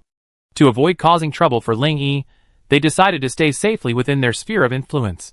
In the imperial capital, at the Dugu clan, a guard hurriedly reported to Dugu Bo. Master, there's a man and a woman outside with a young man seeking to see you. The man claims to be from the Blood Moon City, and the woman claims to be from the southern military region. Dugu Bo was stunned by this and muttered softly. It seems Brother Mu has sent people to the imperial capital, but who is this Blood Moon City? Why haven't I heard of it before? The guard, noticing Dugu Bo mumbling to himself, whispered softly. Master, do you want to see them? Dugu Bo raised his head, a thoughtful glint in his eyes. He thought Mu Tianxiong must have an important purpose for sending people, and the name Blood Moon City made him suspicious. The guard's well-placed reminder helped Dugu Bo regain his composure. After a moment's pause, he said, Go and invite them in. I be waiting in the living room. Led by the guard, Lan Xinyue and the other two entered the Dugu residence. Ling Yi was surveying the Dugu family compound with curiosity. In this ancient mansion, a century-old locust tree stood majestically in the center of the emerald green brick courtyard. From afar, a small bridge crossed a clear stream, connecting the main building of the mansion with the meticulously manicured flower beds. Sunlight filtered through the leaves into the courtyard, and a gentle breeze, carrying the fragrance of flowers, enchanted the air. The entire mansion seemed a treasure trove of time, quietly telling the story of the ages. A young girl sat quietly by the bridge, gently turning the pages of a book, her eyes revealing a fascination and yearning for literature. Her long hair cascaded over her shoulders, creating a beautiful contrast with the winding stream. In this mansion, time seemed to stand still, leaving only the sound of her joyful heartbeat. Fei Fei, long time no see. Lan Xinyue greeted the girl with a smile upon seeing her. Dugu Fei Fei heard a familiar voice calling her and looked in its direction. Wow! Sister Xinyue, why are you here? I'm so surprised. Dugu Fei Fei dropped her book and ran over quickly, her eyes filled with excitement and surprise. Dugu Fei Fei excitedly hugged Lan Xinyue, her face brimming with joy. We haven't seen each other in years. You become more and more beautiful. Lan Xinyue smiled, gently patted Dugu Fei Fei's back, and said tenderly, Time flies. We all been through so much. I used to think you and Sia were just mischievous kids who never grew up. I didn't expect that not only are you getting prettier, but your temperament has also become unique. Dugu Fei Fei smiled shyly, her eyes gleaming with an indescribable wisdom. Yes, time is like a flowing stream, taking away the innocence of the past, but also forging the strength of our present. And today, Sister Xinyue exudes a unique charm from within, captivating everyone. Dugu Fei Fei sighed softly, then lowered her voice and asked with some concern. Sister Xinyue, I heard Yaya has returned to the southern military region. But it seems she's seriously injured. I wonder how serious it is. Lan Xinyue was slightly taken aback, and was about to explain when Ling Yi interrupted her. Let's talk privately later. We have more important things to do right now. Lan Xinyue looked at Ling Yi in confusion, seeing him winking at her repeatedly. She instantly understood. He was just trying to be careful of someone listening. Dugu Fei Fei, seeing Ling Yi suddenly interrupt, couldn't help but become curious about his identity. She frowned slightly, looking at Ling Yi hesitantly, her heart filled with questions. This mysterious young man was also someone from the southern military region? His words didn't seem polite at all. Could there be some special connection between him and Lan Xinyue? Lan Xinyue looked at Ling Yi and nodded, then gave Dugu Fei Fei an apologetic smile. Fei Fei, I visit your room later to reminisce about the past. Let's go see your grandfather first. Don't keep him waiting. Dugu Fei Fei observed their expressions, and seemed to understand the key point. She smiled and nodded, her eyes gleaming brightly. Okay, Sister Xinyue. Grandpa has been eagerly awaiting news from Grandpa Mu, too. I take you there now. She turned to the security guard and said, You return to your post. I take the guests to see Grandpa. The security guard nodded respectfully and retreated, out of sight. Dugu Fei Fei, without further questioning, led Ling Yi and the others across the courtyard to the entrance of a large hall. She knocked gently on the door, then led them inside. A white-haired old man sat waiting in the living room. Chapter 383. Dugu Fei Fei walked up to the old man and saluted respectfully. Grandpa, I brought Sister Xinyue and the others. Dugu Bo smiled and raised his head, a gentle glint in his eyes. Lan Xinyue greets General Dugu. Lan Xinyue stepped forward and saluted respectfully. Dugu Bo smiled and nodded, sensing Lan Xinyue's sincerity and respect. Xinyue, why don't you listen? Just call me Grandpa, like Fei Fei did. His voice was filled with intimacy, which made Lan Xinyu feel warm and touched. He lowered his head shyly, blushing softly as he called out, Grandpa Dugu. Lan Xinyue's heart was filled with warmth. To receive Dugu Bo's recognition and closeness made her feel incredibly happy. Dugu Bo looked at her, a hint of satisfaction in his eyes. Then he turned his gaze to Ling Yi and asked curiously, This young man, I suppose, is the one claiming to be from the Blood Moon City. What's your name? Ling Yi smiled faintly and bowed. Junior Ling Yi, greetings to General Dugu. As soon as Ling Yi finished speaking, 2 exclamations echoed from within the room. What? You're Ling Yi? Dugu Bo stood up in surprise, his face brimming with curiosity. The Ling Yi who defeated Fang Renjia in a single move? Dugu Feifei clenched her hands, her eyes filled with disbelief. Ling Yi smiled and nodded. Yes, it's me. The confidence and aura he exuded moved everyone in the room. This young man had not only defeated Fang Renjia, but had also managed to defeat a whole group of Fang family masters with a small force. This name is now universally known in the imperial capital. No one can deny his strength and talent. The young are truly formidable. With your exceptional strength and exceptional talent, you have quickly become the most dazzling figure in the apocalypse. Dugu Bo paused for a moment, before slowly opening his mouth in admiration. This young man before him had done more than simply defeat Fang Renjia. It could be said that he had already trampled upon the entire younger generation of the imperial capital. Fang Renjia, after all, had long been a leading figure among the younger generation. However, Ling Yi's single blow had severely injured him, rendering him unconscious. This revealed his astonishing fighting talent and irresistible charm. His name was deeply etched in the hearts of the people of the imperial capital, and no one could deny his glory and achievements. Dugu Feifei, too, gazed upon Ling Yi with delight, her eyes sparkling with joy. In Ling Yi, she seemed to witness the rise of a legend. From his cold gaze to his fearless aura, one could sense his immense power. This is a new era, a fresh start for the younger generation. General Dugu, your praise is too great. This junior's victory was merely a fluke, not worth mentioning. Ling Yi was rarely modest, not displaying his arrogance. Haha, if I could truly defeat Fang Renjia by sheer luck, then all those young masters in the imperial capital would be nothing but good-for-nothings. Dugu Bo shook his head and laughed, speechless at Ling Yi's modesty. Ling Yi smiled faintly, staring firmly at Dugu Bo and saying, Fang Renjia's strength is indeed not to be underestimated, but I believe everyone has the opportunity to create miracles. The younger generation of masters in the imperial capital may not yet realize the full extent of their potential. But I believe that, in a life-or-death battle, they will all reveal their true strength. Dugu Bo smiled faintly, a hint of approval in his eyes. You are right. Only a life-or-death battle can test a person's true strength. Perhaps, at that crucial moment, they will surpass their past and reveal even greater potential. Lan Xinyu took advantage of a break in their conversation to hand Dugu Bo a letter.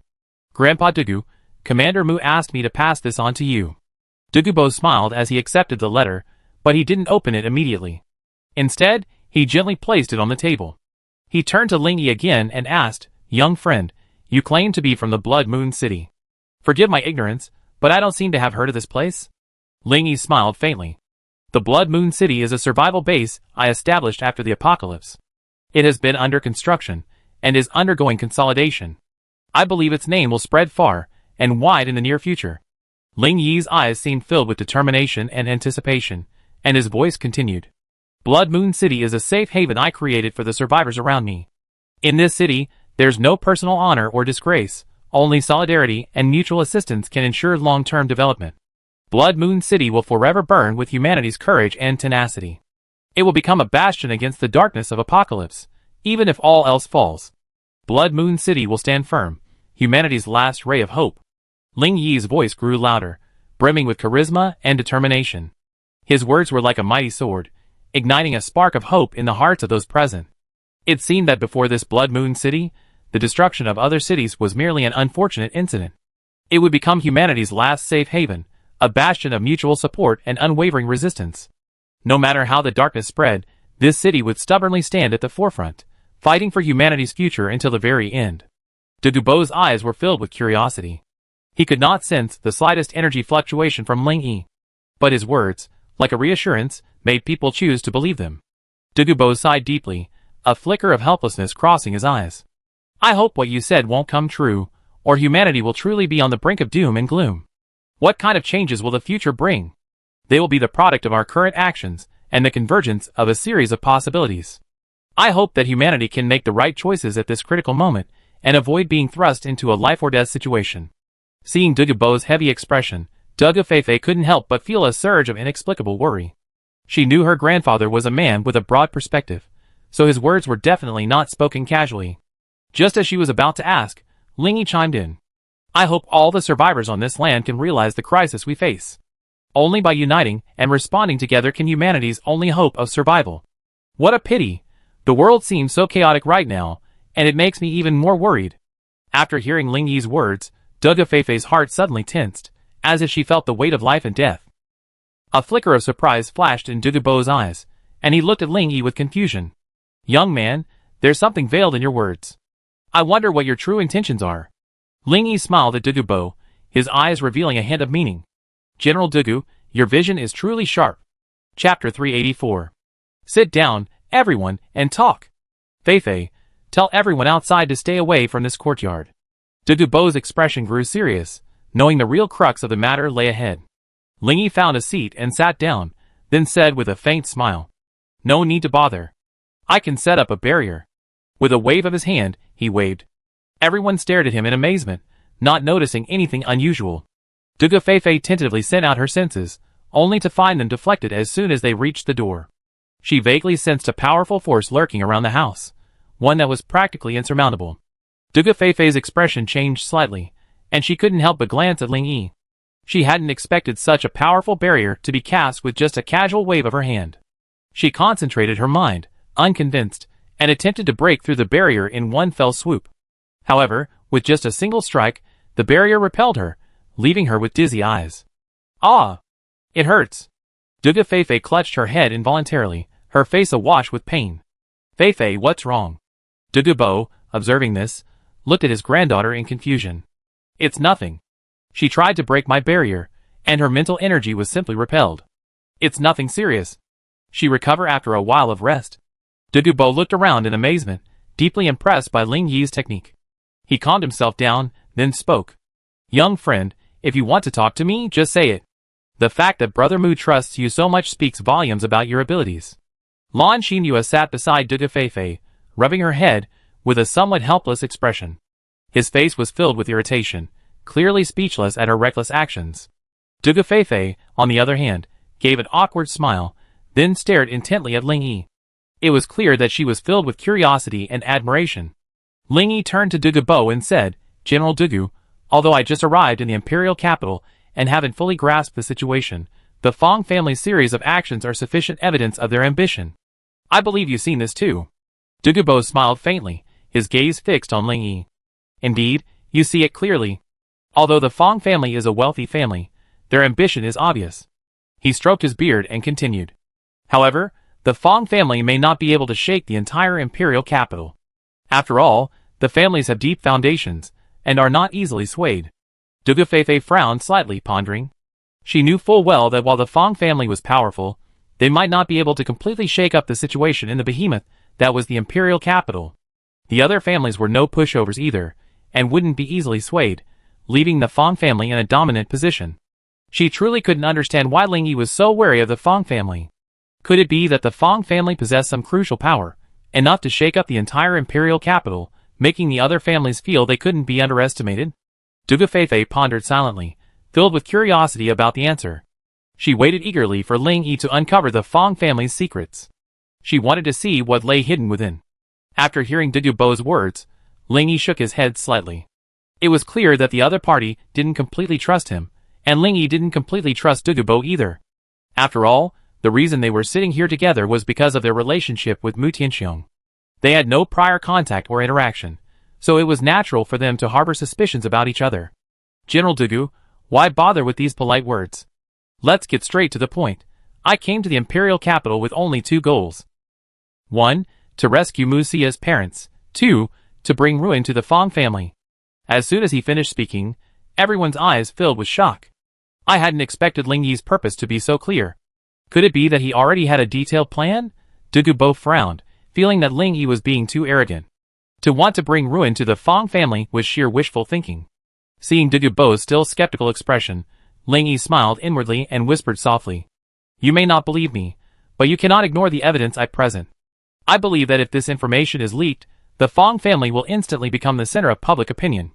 If all forces attack simultaneously, do you think the Fong family can withstand it? After hearing Ling Yi's words, the suspicion on Dugubo's face gradually faded, replaced by curiosity. Looking at Ling Yi's confident expression, Dugubo couldn't help but wonder if he already had something on the Fong family. Dugubo nodded affirmatively and asked, You are right. The power of public opinion is indeed enormous. If the Fong family faces attacks from all sides simultaneously, they will be in a very passive position. But what kind of public opinion can you provide as a trigger to bring down this behemoth Fong family? Ling Yi smiled faintly and continued. The power of public opinion is omnipresent. We can exploit the Fong family's weaknesses to incite public opinion and create internal divisions and conflicts. Once internal unrest sets in, external attacks will become more deadly, and the Fong family will be vulnerable. Dugubo felt that Ling Yi's words were a bit exaggerated. Used well, public opinion can be as powerful as a hail of bullets. It is like a soft knife, subtly influencing people's thoughts and actions. It possesses immense power, forging heroes as well as destroying great men. Guidedly guided, public opinion can be a driving force for social progress. Guidedly guided, it can become a weapon that brings disaster to the nation and its people. But the Fong family is deeply entrenched in the imperial capital, and using public opinion to bring them down is unrealistic. Furthermore, it is the end of the world. Even if the Fong family does something outrageous, how many people would dare to stand up to them? In an era where strength reigns supreme, the Fong family's might cannot be eradicated simply by sheer numbers. The Fong family's terrifying power has long been a source of fear even after the apocalypse. Not only do they possess numerous experts, they also possess abundant resources and formidable combat power. Even those who could have stood up to the Fong family before the apocalypse have unconsciously retreated. For example, the other three great families in the imperial capital, not to mention the other smaller families that still survive. They understand that opposing the Fong family is simply courting death. Dugubo alternately frowned and glanced at Ling Yi, unsure how to respond. The young man's insight and courage truly impressed him. But behind all this, there needs to be a strong foundation and foundation. He didn't deny Ling Yi's personal strength, but the Fong family wasn't just one person, but a clan. Faced with the immense power of aristocratic families, Ling Yi inevitably seemed insignificant. Even if the Dugu family were to participate, the outcome would likely be disappointing. Chapter 385. After a while, Dugubo finally put his thoughts to rest, and looked at Ling Yi again. He thought it was good for young people to be courageous and driven, but people like Xiao Kuo were simply not up to par. But he didn't want to discourage Ling Yi's enthusiasm with his words. So, he turned his gaze to Dugu Feifei and asked with a smile. Feifei, what do you think of Ling Yi's idea? Everyone's expressions varied at this. Ling Yi simply shrugged calmly, showing no dissatisfaction. After all, this was their first meeting. If he could force someone to follow his own ideas based on just a few words, Ling Yi didn't think he had that much charisma. So, either Dugubo was simple-minded, or he was a shrewd old man who wouldn't show his hand until he saw the rabbit. And if this was Dugubo's true opinion of him, then what could he do? Ling Yi hadn't wanted to seek help from the imperial capital in the first place. He was fully capable of handling the Fong family on his own. If it weren't for Mu Tianxiong and Lan Xinyue's feelings, he wouldn't have bothered to come to the Dugu residence. Ling Yi always knew that what mattered most was his own convictions, not the opinions of others. So, he simply kept moving forward, following his own path, unconcerned with the words of others. Lan Xinyue frowned slightly, a hint of dissatisfaction visible on her face. She was now completely devoted to Ling Yi. Ever since she had given herself completely to him, she had completely submitted to him. So, upon entering the reception room, she merely exchanged polite greetings. Then she chose silence, prioritizing Ling Yi above all else. He placed him on the same level as Dugubo. However, now Dugubo suddenly asked Dugu Feifei about this. This meant that he didn't place Ling Yi on the same level, he had simply demoted him to a lower level. Lan Xinyue gave a bitter laugh, feeling rather disappointed. This sudden change made her understand Dugubo's true attitude towards Ling Yi. Perhaps due to the difference in family status, Dugubo didn't take Ling Yi seriously, treating him as just a junior. Dugu Feifei was also surprised by her grandfather's question. It seemed somewhat illogical. As the main parties in the conversation, she had already overstepped her bounds by listening in. Now that her grandfather had turned the conversation to her, wasn't it a bit inappropriate? It seemed as if he was belittling Ling Yi. Dugu Feifei glanced cautiously at Dugubo, only to see him smiling. Her heart skipped a beat. Grandpa's expression suggests I should find a way to get rid of Ling Yi, but Ling Yi clearly hadn't finished his words. Does Grandpa think there's no room for cooperation between the two sides? Dugu Feifei was in a state of panic. She quickly pondered a response, unwilling to give up. She believed that being able to defeat Fang Renjie with a single move and earn Mu Tianxiong's appreciation was a sign of something extraordinary. A figure who could rise to fame in the imperial capital simply by his name must have some extraordinary qualities. Cooperating with Ling Yi might truly lead to something significant. Cough. Cough. Just as Dugu Feifei was making up her mind to disobey her grandfather's decision, Dugu Bo coughed violently, his face betraying a look of fatigue. Since General Dugu is unwell, we won't bother you. Just pretend we weren't here and didn't discuss anything. Ling Yi's lips curled slightly, and with a wave of his hand, he removed the barrier. He then stood up decisively, his expressionless face blank. Seeing Ling Yi leave, Lan Qinyue followed without hesitation, not exaggerating. Since Dugu Bo had already ordered him to leave, there was no point in him remaining shamelessly. Dugu Bo didn't express dissatisfaction with Ling Yi's cold attitude. While he admired Ling Yi's actions and courage, he wouldn't push the Dugu family into the spotlight for a plan that seemed like a vain attempt. Deep down, however, Dugu Bo was filled with curiosity and anticipation. He knew Ling Yi possessed a unique charm that was hard to ignore. This charm might bring unprecedented opportunities to the Dugu family. However, he decided to remain calm for the time being, observing Ling Yi's movements and style before making any further decisions. Dugu Bo, as the head of an aristocratic family, one of the four great ancient families, clearly understood the family's honor and responsibility. He must not only uphold the family's reputation, but also guide the younger generations to carry on its traditions. Facing ups and downs, he must remain wise and resolute. He must strive for the family's prosperity and success. He must set clear goals and plans for the family's development to ensure long-term benefits.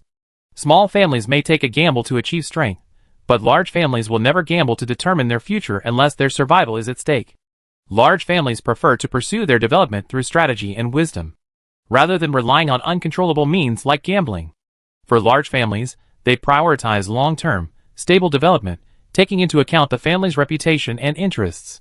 They will carefully consider and carefully choose the appropriate methods and paths to ensure the family's prosperity and long-term survival. Dugu Feifei kept her head down as she escorted Ling Yi and the others out. Dugu Bo's previous attitude had left her feeling extremely embarrassed, and she didn't know how to explain herself. As they neared the gate, she finally mustered the courage to speak. I'm sorry, I wasn't able to help at all. Dugu Feifei apologized weakly, a hint of unease in her eyes. Lan Qinyue sighed softly, turned around, and gently took her hand. You don't have to apologize, Feifei. Her voice was gentle and understanding. After all, he's your grandfather. He can't contradict his elders just for us. Ling Yi smiled softly and consoled her. Miss Dugu, there's no need to feel guilty. This isn't your fault, nor is it General Dugu's fault. After all, you're a large family, and you should think carefully before you act. But I hope Miss Dugu understands what I'm going to say next. Dugu Feifei looked up at Ling Yi, her uneasiness gradually fading. Instead, she was filled with curiosity about what was coming next. A glimmer of encouragement and anticipation glimmered in Ling Yi's eyes, and he spoke slowly. Some things require taking risks to reap greater rewards. If the Dugu family always clings to tradition and fears taking risks, this will become your limitation. Now, the situation has changed. We need to keep pace with the apocalypse and forge ahead. Now is the time to demonstrate the Dugu family's true strength and courage. Faced with the harsh reality of the apocalypse, you can no longer cling to past patterns. You should bravely break through your limitations, break free from your shackles, and embrace new heights. Only in this way can the Dugu family survive these turbulent times and forge ahead towards a glorious future. Chapter 386. After saying this, Ling Yi and Lan Qinyue, accompanied by Luo Chen, who had been waiting outside, disappeared into the vast night. Looking at Ling Yi's hazy back, Dugu Feifei suddenly felt a wave of melancholy and an indescribable discomfort. She clutched tightly in her hand a transparent crystal, a gift from Ling Yi before he left. After channeling your spiritual power, you can see things you never imagined. These were Ling Yi's last words to her. Full of curiosity, Dugu Feifei returned to her room. She gently placed the crystal in her palm, feeling its coolness. As she slowly channeled her spiritual power, the crystal began to emit a faint glow.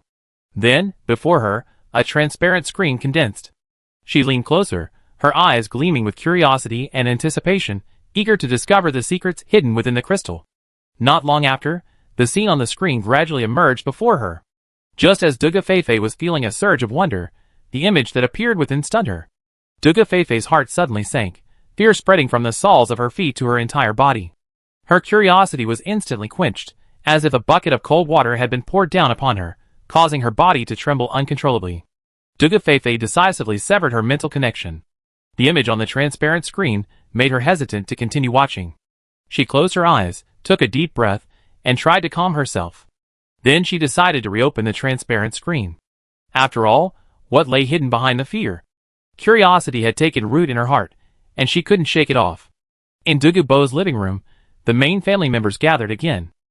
Father, according to what you're saying, Ling Yi and Lan Xinyua's simultaneous visit must have been Uncle Mu's instigation. Will your unkind dismissal cause displeasure within the Mu family? After listening to Dugu Bo's introduction, Dugu Li was the first to offer his opinion. Father, I think the eldest brother is right. Treating guests this way is indeed unkind. Even if you have concerns, you can't just kick them out. After all, we always had a good relationship with the Mu family. If conflicts arise over these trivial matters, it could have an impact on our family's development. Dugu Yi echoed from the side. Dugu Bo glanced at his eldest and youngest sons, then set his sights on the second son. Xianer, what do you think your father should do? Dugu Xian pondered for a moment, then looked Dugu Bo in the eye earnestly, and spoke softly. Father, you are the pillar of this family. We have always relied on your wisdom and judgment. But the situation is complicated now, and what my eldest and third brothers say is not without reason. You and Uncle Mu are comrades in life and death, a bond that spans generations.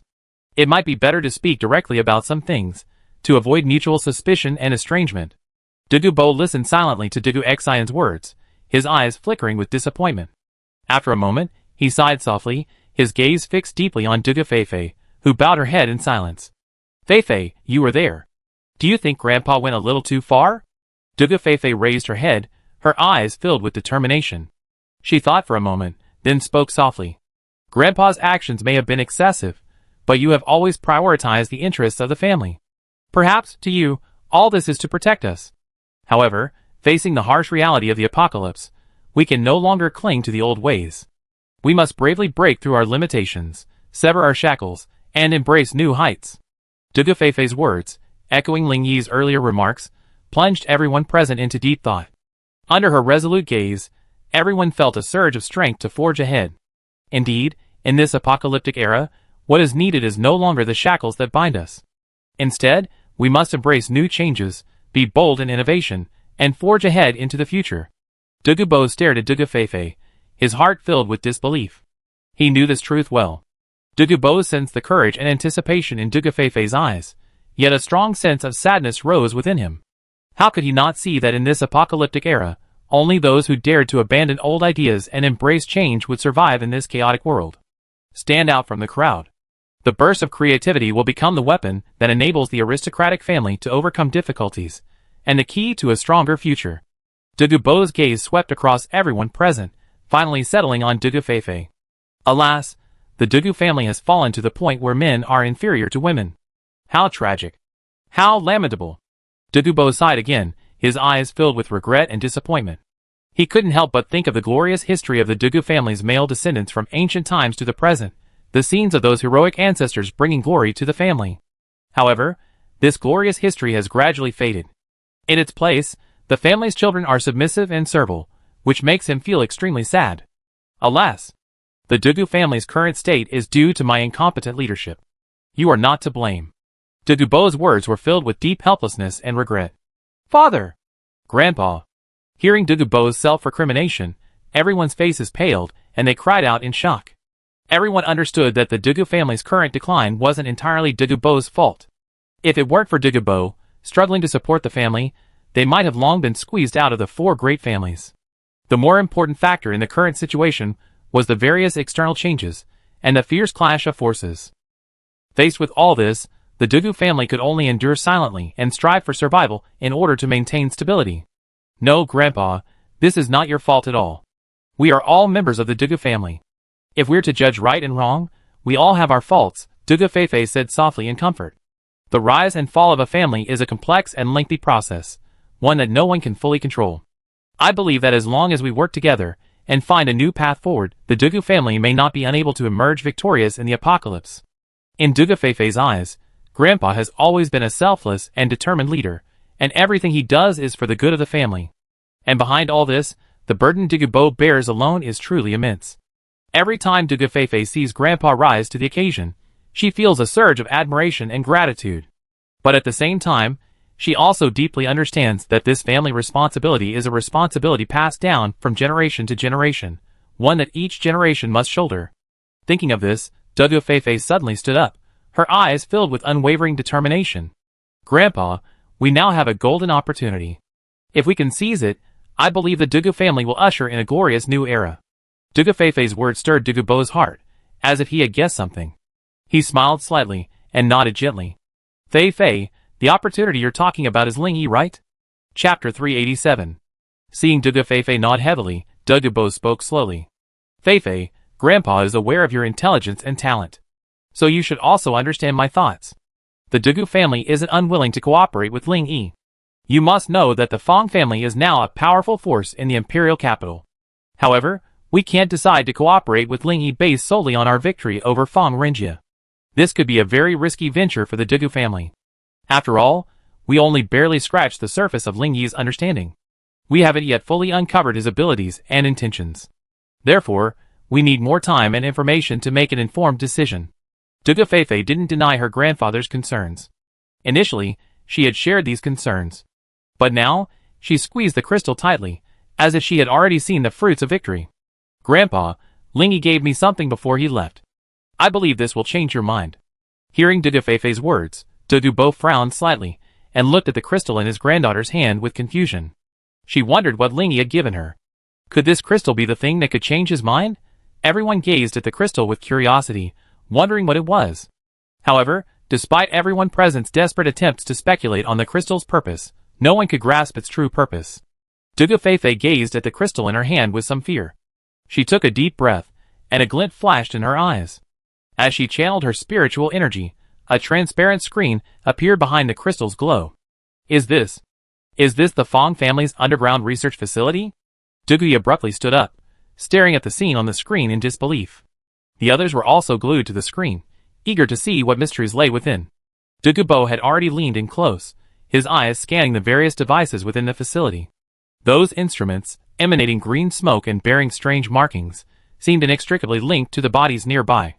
His heartbeat quickened, and a shiver crept up his spine. What secrets did this facility hold? He stared fixedly at the screen, as if the truth of this mystery would be revealed in the next moment. As they continued to delve deeper, a shocking scene unfolded before them. The facility was filled with high-tech equipment, its green fluorescent lights interweaving to create a mysterious and terrifying scene.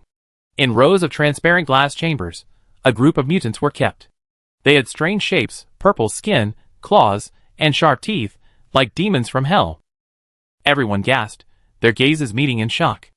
They were all filled with immense fear at the scene within the research institute. Dugu Bo's heartbeat suddenly accelerated, and he clenched his fists as he glanced around at the others in the room. Their eyes betrayed deep fear and anger. The sound of their racing hearts echoed throughout the room, as if the entire space were filled with an uneasy atmosphere. Both fear and anger had ignited a flame within everyone's heart, burning relentlessly. This is a diabolical experiment, an act against humanity. This is a complete denial of ethics and morality, a trampling on the dignity of life. This rebellious act, completely betraying the bottom line of morality, fills one with deep fear. This is a desecration of humanity, and a disregard for life. Damn it! Damn it! The Fong family would do such a thing. How different are they from those zombies? This behavior is simply outrageous. Dugu Bo's beard trembled with rage. He glared at the inhuman mutants on the screen, pain and anger mingling in his eyes. The Fong family was once a prominent and prosperous family, but their current decline is chilling. He understood deeply that the true horror lies not in the existence of zombies, but in the distortion and trampling of human nature. At this moment, Dugu Bo's heart burned with fighting spirit once again, as if he had returned to the war-torn days of his youth. Dugu Bo's eyes were as sharp as a torch, condensed with determination and resoluteness. He felt himself standing beneath the military flag once again, his heart brimming with courage and determination. No matter how powerful or brutal the enemy, he would bravely advance, fighting with all his might for his country and his people. This was him, the legendary General Dagobah, the unyielding warrior. At this moment of national survival, the people are in dire straits. The Fong family, instead of serving the country with loyalty, have committed such acts for their own selfish ends. Even if I die, I must completely eliminate this scoundrel, and bring a touch of clarity and justice to the end of the world. Dagobah's words were filled with resentment and hatred for the Fong family. His blood boiled, and he longed to charge into the Fong family for a decisive battle. The Fong family saw their patriarch. Dagobah suddenly stood up, hands behind his back, chest puffed out. Like a sharp sword unsheathed, he gazed silently in the direction of the Fong family mansion. The surging passion within him drove him forward with unwavering resolve. Carrying the hopes of the people, and his oath to the nation, he knew that only by exposing the Fong family's schemes could he bring a glimmer of hope to this troubled imperial capital. I have decided to fight the Fong family with all my might. This is not only to maintain the stability of our family, but also to strive for a bright future for all humanity. No matter the cost, I will lead my clan to overcome all difficulties. I want the Fong family to know that the Dagobah family's forbearance does not mean we have lost our courage and resolve to fight. Everyone present exchanged glances and nodded deeply. We will follow the head of the family, forge ahead courageously, and fight for the honor and dignity of the Dagobah family. At this moment, the eyes of the Dagobah family's direct descendants shone with unwavering determination. They were determined to defend the family's glory and never retreat. Success or death, everyone knew it in the current situation.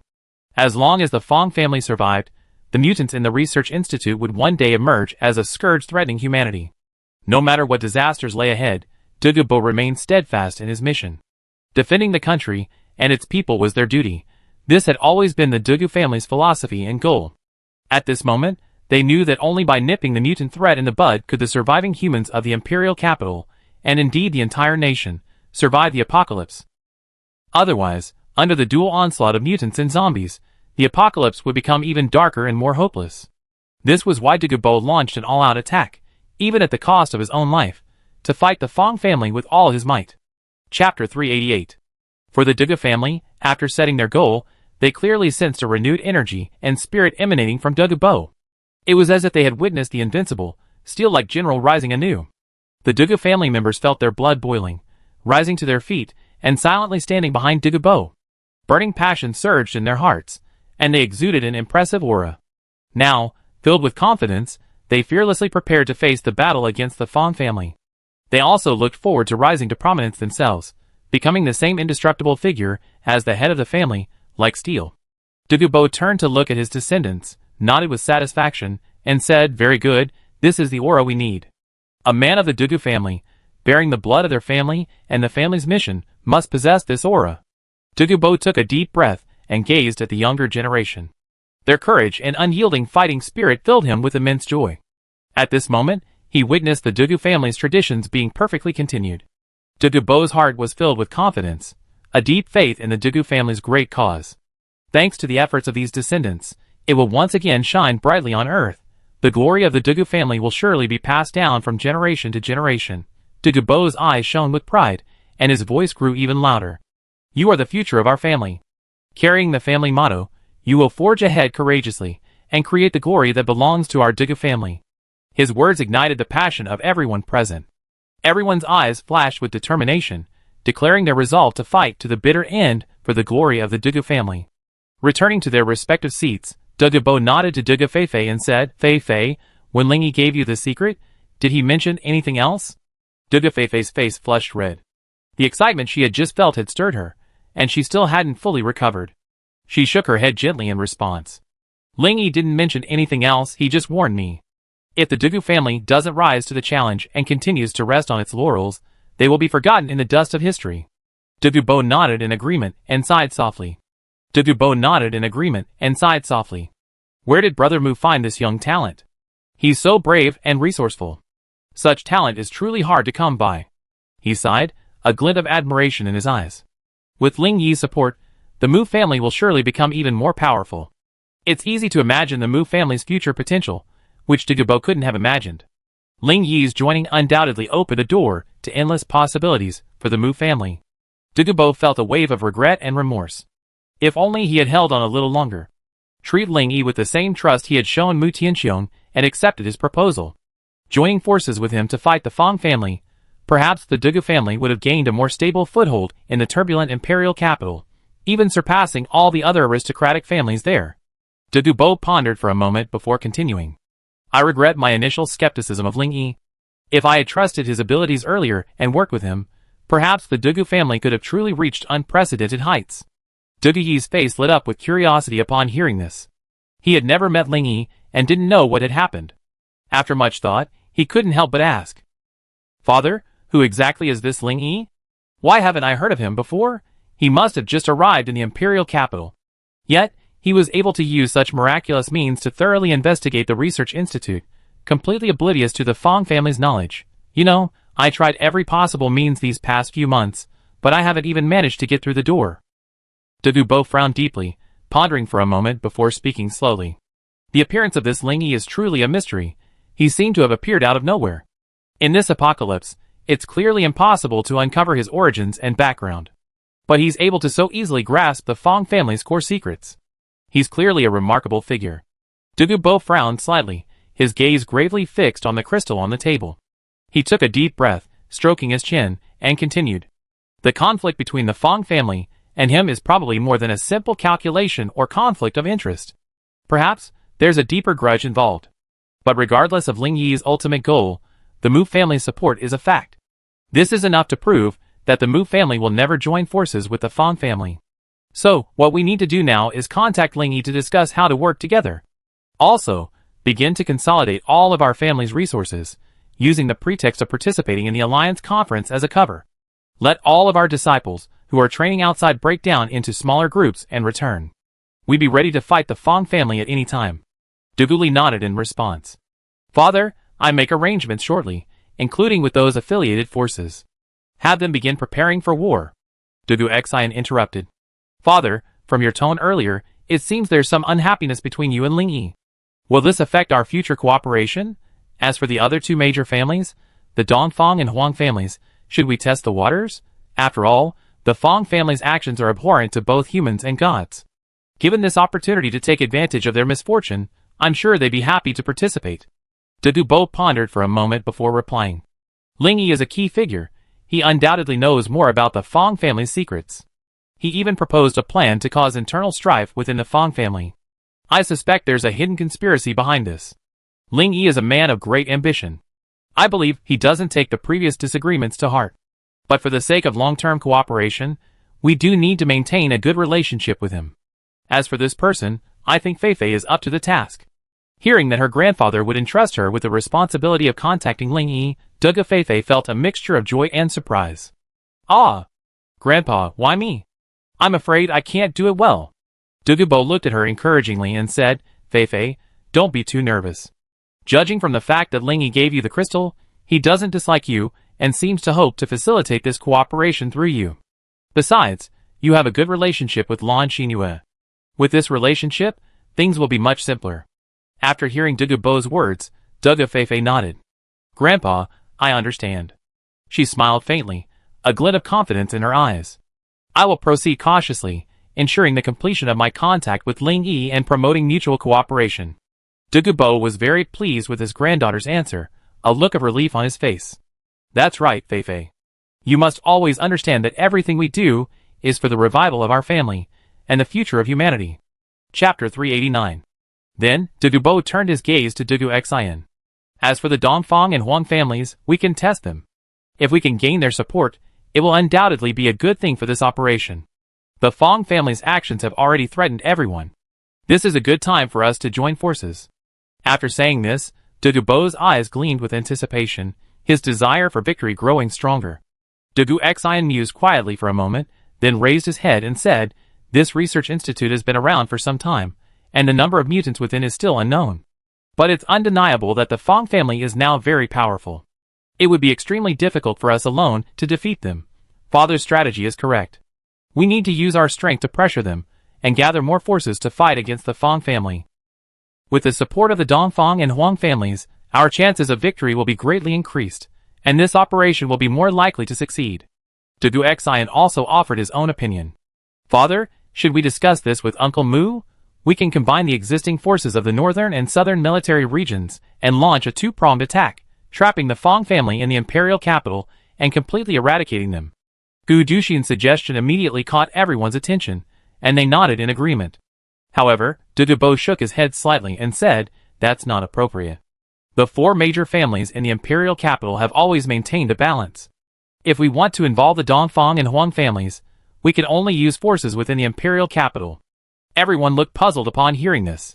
If Dugu Xian's two-pronged attack strategy succeeded, the chances of the Fang family being completely eradicated would increase.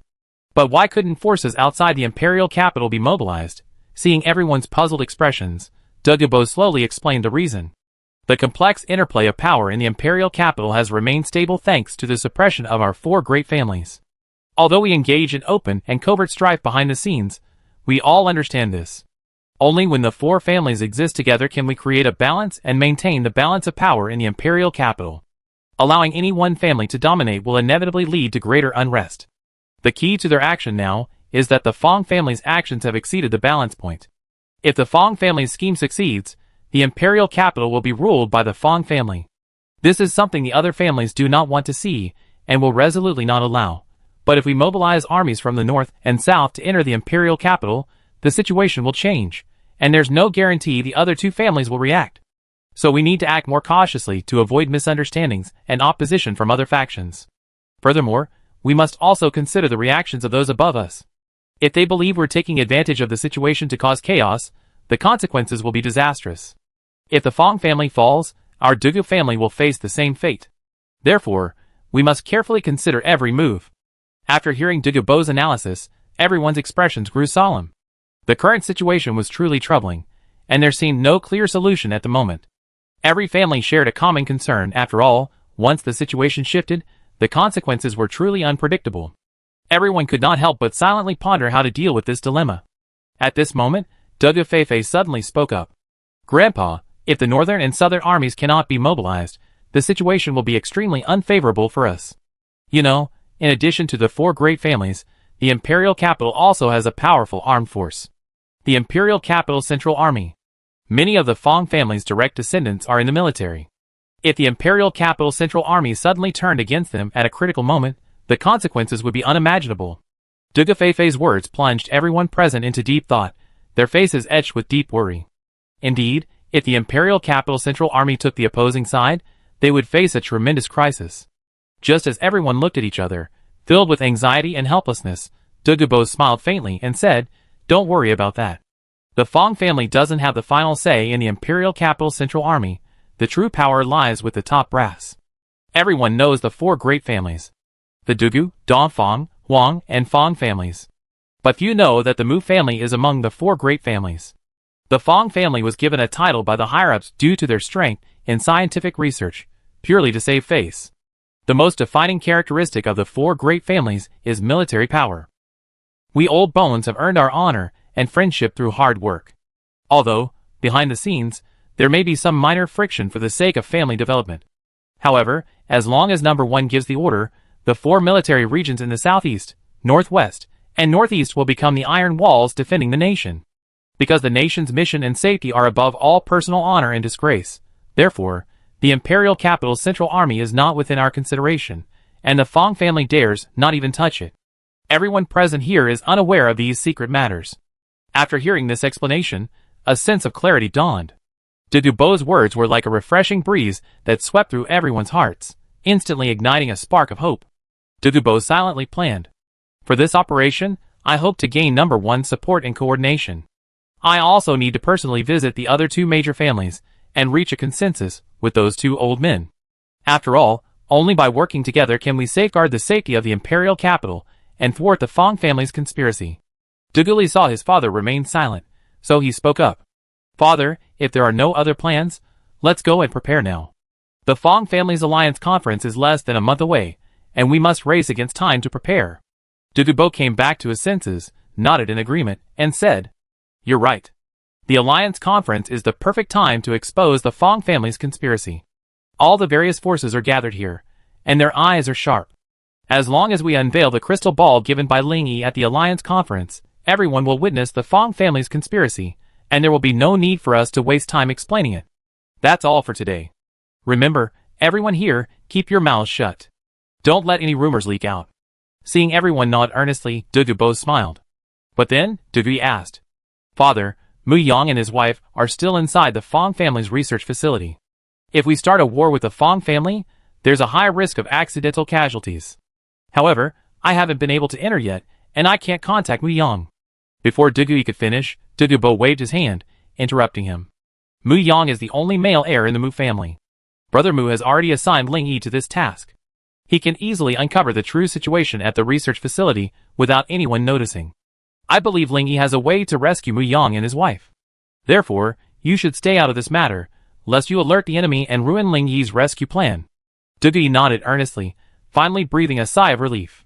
He and Mu Yang were close friends, and had been trying to pull him out of this quagmire. Now that there was hope, he instantly felt a great deal more at ease. Chapter 390. Dugubo looked around at everyone and, seeing no one raised any further questions, spoke. Fei Fei, stay for a while. Everyone else, please go. At this, the others left, leaving Dugubo and Fei Fei alone in the room. A hint of solemnity crossed Dugubo's brows as he spoke to Fei Fei with a hint of seriousness. Fei Fei, Ling Yi's abilities are limitless. We must cultivate a good relationship with him. The letter Brother Mu sent me does contain some information that is quite speculative. Perhaps the relationship between Ling Yi and Mu Xia has developed to a certain point. This also means that the Mu family now has a son-in-law with unlimited potential. Dugu Fei Fei was stunned upon hearing this, a complex emotion flashing in her eyes. This news caught her off guard. Wasn't Mu Xia the granddaughter-in-law of the Fong family? How had she suddenly become Ling Yi's woman? Before Dugu Fei Fei could recover, Dugu Bo's voice rang out again. And I noticed Lan Xinhua and Ling Yi's relationship is quite ambiguous. Our previous meeting gave me the feeling of a husband and wife following suit. Dugu Fei Fei frowned slightly upon hearing this, a hint of confusion forming. She couldn't guess what her grandfather was trying to say. Dugu Fei Fei pondered this, then suddenly raised her brows, as if a thought had occurred to her. She looked up at Dugu Bo in disbelief, her eyes filled with shock. It seems you understand what I mean. Dugu Bo took a sip from his teacup, a faint smile on his face, and continued. During these long years of the apocalypse, whether we wanted to or not, we were forced to abandon our former mundane ways. The secular rules we once cherished have shattered, no longer able to guide our path forward. In this ruthless apocalypse, Grandpa knows your heart well. You have always longed to find a partner who is both talented, powerful, and handsome. However, among the young elites of the imperial capital, no one seems to catch your eye. In this apocalyptic age, where strength reigns supreme, if you don't proactively reach out and seize opportunities, they will vanish like a meteor. After hearing these words, Dugu Fei Fei completely understood Grandpa's meaning. She couldn't help but recall the scenes of her encounter with Ling Yi. After a long pause, her brow furrowed slightly, and she spoke softly. Grandpa, I understand what you mean, but Ling Yi already has a partner. They're both as close as sisters. My stealing their love seems a little. Dugu Fei Fei didn't know how to describe her feelings at the moment. This is the cruelty of aristocratic families. If the family needs you, you have no say. She had only met Ling Yi once, and all she knew about him was hearsay. What's more, the two sisters, who had grown up together, had a murky relationship with him. Dugu Bo stood up, gently patted Dugu Fei Fei's shoulder, and said, in the end times, it's normal for men to have 3 wives and 4 concubines. For a talent as outstanding as Ling Yi, no woman can completely constrain his life. Grandpa won't force you to do anything, but being on good terms with Ling Yi will do more good than harm. I hope you consider this carefully. Everything is for the future of the family. Dugu Fei Fei stared at Dugu Bo, a flicker of hesitation in her eyes. She understood the deeper meaning behind her grandfather's words. Ling Yi's abilities and potential were truly impressive. He was trying to get her to throw herself into his arms, using his beauty trap to win her over, thereby leveraging Ling Yi's power to benefit the family. However, Dugu Fei Fei also understood that such a decision would involve sacrificing her own feelings and freedom. She slowly closed her eyes, pondering her options. If I agree to Grandpa's request, perhaps I can use Ling Yi to change the fate of our family. But that would also mean I would have to pay a heavy price. Dugu Fei Fei's heart was filled with conflict, unsure of her decision. Dugu Bo, standing by, didn't urge her, but simply watched his granddaughter quietly, awaiting her final response. After a long moment, Dugu Fei Fei suddenly opened her eyes, a glint of something inscrutable in them. Dugu Fei Fei slowly looked at Dugu Bo, and spoke to him expressionlessly. "Grandpa, I promise you, I'm willing to shoulder the family's mission." Dugubo couldn't hide his inner joy. He gazed deeply at his granddaughter, patted the back of her hand, and said with emotion, "Fei Fei, your choice makes me incredibly happy. The family's responsibility will fall to you. I believe you will lead it to glory." Dugubo looked at his granddaughter, who had left in despair. His brow furrowed slightly, then instantly relaxed. He gently stroked the crystal ball in his hand, muttering to himself, "Don't blame Grandpa. Compared to the family's rise and fall, personal honor and disgrace are nothing." Dugubo's gaze was deep, and through the crystal ball in his hand, he seemed to see endless history. He smiled faintly, his thoughts drifting through memories. Every family has its ups and downs, and as the head of the Dugu family, he had long seen through the illusion of personal honor and disgrace. Deep within Dugubo's heart, a plan he had been planning for years had been hidden. He had been waiting for an opportunity, and this incident with the Fong family had given him hope. Dugubo's goal was to be the one who could lead the Dugu family back to its peak, or even further. He believed himself to possess boundless wisdom and exceptional abilities, capable of shouldering the heavy responsibility of bringing the Dugu family to prominence. Dugubo clenched the crystal ball in his hand, muttering softly, "I endured for years, silently striving, just to wait for the person who would disrupt the situation to appear. Lingy, please don't let me down." If anyone could see Dugubo's expression, they would be horrified. His smile was so sinister, so terrifying. "Send this letter to the northern military region as quickly as possible." Suddenly, Dugubo spoke into the empty living room. As soon as he finished speaking, a figure appeared out of nowhere, then vanished in an instant, leaving only the hazy blur of a black robe. Dugu Feifei didn't know how she returned to her room. She sat quietly on her bed, gazing sideways at herself in the mirror, a look of loss and confusion in her eyes. "I used to be the jewel of the Dugu family, a princess-like existence. But when the family needed me, I became a commodity, ready to be handed over at any moment." A tear slipped unconsciously from the corner of Dugu Feifei's eye. She pursed her lips, feeling the tears fall, her heart clinging to an unspoken promise. Suddenly, she clenched her fists and narrowed her eyes firmly. Resoluteness and determination shone in her clear eyes. The outcome was set. No matter how difficult the road ahead, she must face it bravely. Wipe away the tears with all your strength, stand up, and complete this mission.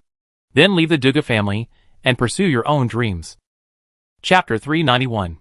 In a hotel in the imperial capital, Lan Xinyu snuggled in Ling Yi's arms, her voice soft. "I can't believe a hotel in the imperial capital is still open.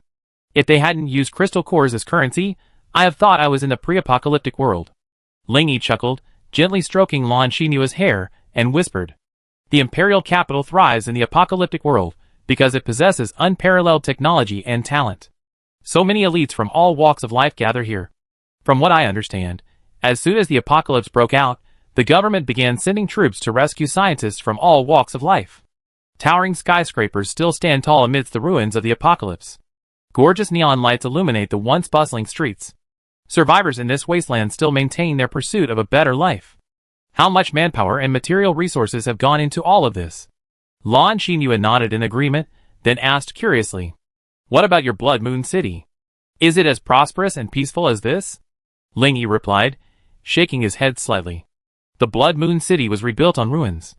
In terms of prosperity, it certainly can't compare to the imperial capital. Population size plays a decisive role in a city's prosperity. My city only has tens of thousands of people, but here there are at least hundreds of thousands, or even more. But I can guarantee the peace you mentioned. Everyone in my city is beaming with smiles. The city's dilapidated state and the clamor of zombies have never changed their pursuit of peace. Everyone is pursuing their dreams and striving hard. Striving for a better living environment, they constantly strive. The imperial capital, however, is a place steeped in darkness and desire, rife with intrigue and political schemes."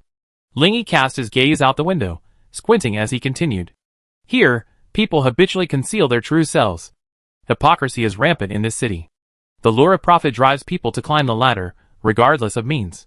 I wonder when I finally see the clear sky. On the grand stage of the imperial capital, whether before the apocalypse or now, everyone plays their own role, yet few find their true self." After hearing Ling Yi's words, Lan Xinyu fell into deep thought, secretly alarmed. She hadn't given it much thought, nor had she deeply considered the intrigues behind it. "Why do you feel this way? Have you ever been to the imperial capital before?" At Lan Xinyu's question, Ling Yi's gaze began to shift upward, gazing at the starry night sky. His voice held a hint of age. I haven't been to the imperial capital, but the environment I've been in. The complexity of the situation is terrifying. A single careless move could lead to complete destruction. No place in this world is completely simple. Every corner has its own unique story. And behind the prosperity, there lies a dark undercurrent. Ling Yi paused and averted his gaze, as if unwilling to recall past memories. At this moment, Ling Yi felt so unfamiliar to Lan Xinyue. A trace of doubt and worry welled up in Lan Xinyue's heart. Ling Yi's eyes seemed to conceal some unknown secret, leaving her feeling somewhat bewildered. She couldn't help but stare at him, trying to discern the secret within. Ling Yi's air of old age, and the basis for his judgments, like a man in his 70s, struck Lan Xinyue as incredibly strange. She felt the distance between their inner worlds and the real world. It felt as if an insurmountable barrier stood between them. Lan Xinyue decided to take the initiative to break the silence between them. She raised her hand and gently touched Ling Yi's face, trying to feel his inner secrets through her hand. However, while the touch made her feel Ling Yi's warmth, she still couldn't understand his inner thoughts. It was merely a form of comfort for her, completely ineffective. This further confused her, and made her want to delve deeper into Ling Yi's inner world. Ling Yi looked down at the bewildered Lan Xinyue, gently took her hand, and said with a smile, "Little idiot, what are you daydreaming about? Are you mesmerized by my handsome face?" Lan Xinyue blushed, gently nudged Ling Yi's shoulder, and said angrily, "You're truly narcissistic. I'm just curious about what you've been through. Why do you give me the feeling of seeing through the world?" Ling Yi chuckled softly, a mysterious glint in his eyes. "Actually, I traveled extensively, witnessed all sorts of wondrous sights and people, and been deeply tempered by them. Perhaps these experiences have given me insights that may be giving you the illusion of unreality." Lan Xinyue put her arms around Ling Yi's neck and chuckled softly. "Perhaps you could tell me about those unforgettable experiences?" she asked curiously, a hint of anticipation in her eyes. Ling Yi smiled faintly and shook his head gently. "My experiences are so bizarre that even I find it hard to describe them. Perhaps in the near future, I will embark on another journey. Then, I take you to see for yourself everything I experienced." Lan Xinyue shrugged lightly. She could sense Ling Yi's perfunctory tone. It seemed this man held a deep secret. Having said that, she decided to put aside her curiosity and not ask further questions. Because she believed that one day, Ling Yi would open his heart to her. "If you don't want to talk about it, then don't. You're being so secretive. By the way, I'm sorry about what happened at the Dugu family today. I didn't expect it to end like this, and I can't help it all." Lan Xinyue couldn't help but sigh, a hint of helplessness and regret in her eyes. She wasn't good at diplomacy or negotiations. She felt powerless and helpless about what happened at the Dugu family. Ling Yi smiled calmly, without any displeasure. "It's not your fault. If Dugu Bo had agreed so readily today, I would have hesitated. As the head of an aristocratic family, he wouldn't easily make a promise without receiving any benefits or advantages." Faced with Ling Yi's comfort and explanation, Lan Xinyue asked with some confusion, "Perhaps I was too impatient.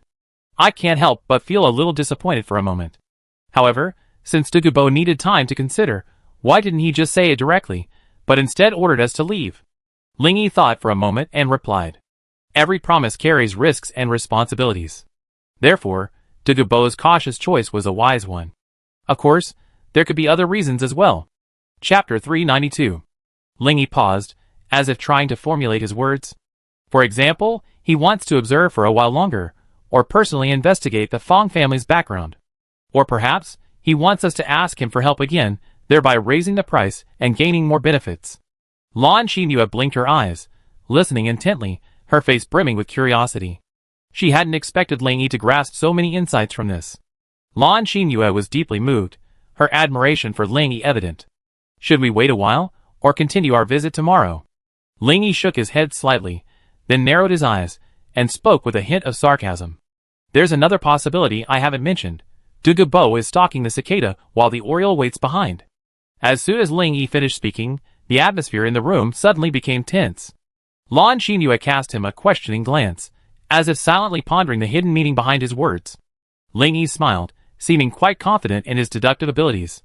Lan Xinyue shook her head vigorously, filled with shock and disbelief at this speculation. "That can't happen. The Dugu family is the pillar of the nation. Both politically and militarily, they are unshakable. I simply cannot fathom why they would betray the country."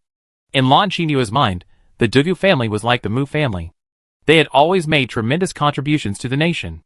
The loyalty and dedication passed down through generations in this family brooked no assumptions or doubts. She firmly believed that the Dugu family would continue to protect the nation and contribute their strength to the people, never betraying the nation's trust. Lan Xinhua, listen to me. Ling Yi stared at her, his tone serious. We can't ignore that possibility. Dugubo might be seeking to leverage external forces to stir up trouble in the imperial capital. While we're engaged with the Fong family, he could seize the opportunity to act. Although this is my first time dealing with Dugubo, he strikes me as unfathomable. Perhaps Dugubo's goal isn't simply to stir up trouble in the imperial capital.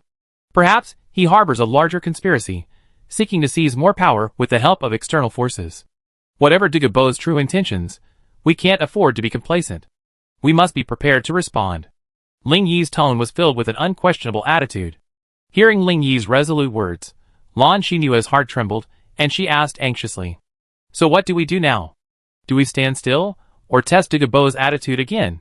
Ling Yi pondered for a moment, then smiled faintly, revealing a confident expression. He spoke slowly. The Dugu family might as well wait and see for now, remaining constant in the face of ever-changing circumstances. The fox's tail will eventually show. My plan will also be adjusted accordingly, eliminating the possibility of other forces helping. First, find a way to get Mu Xia's parents out.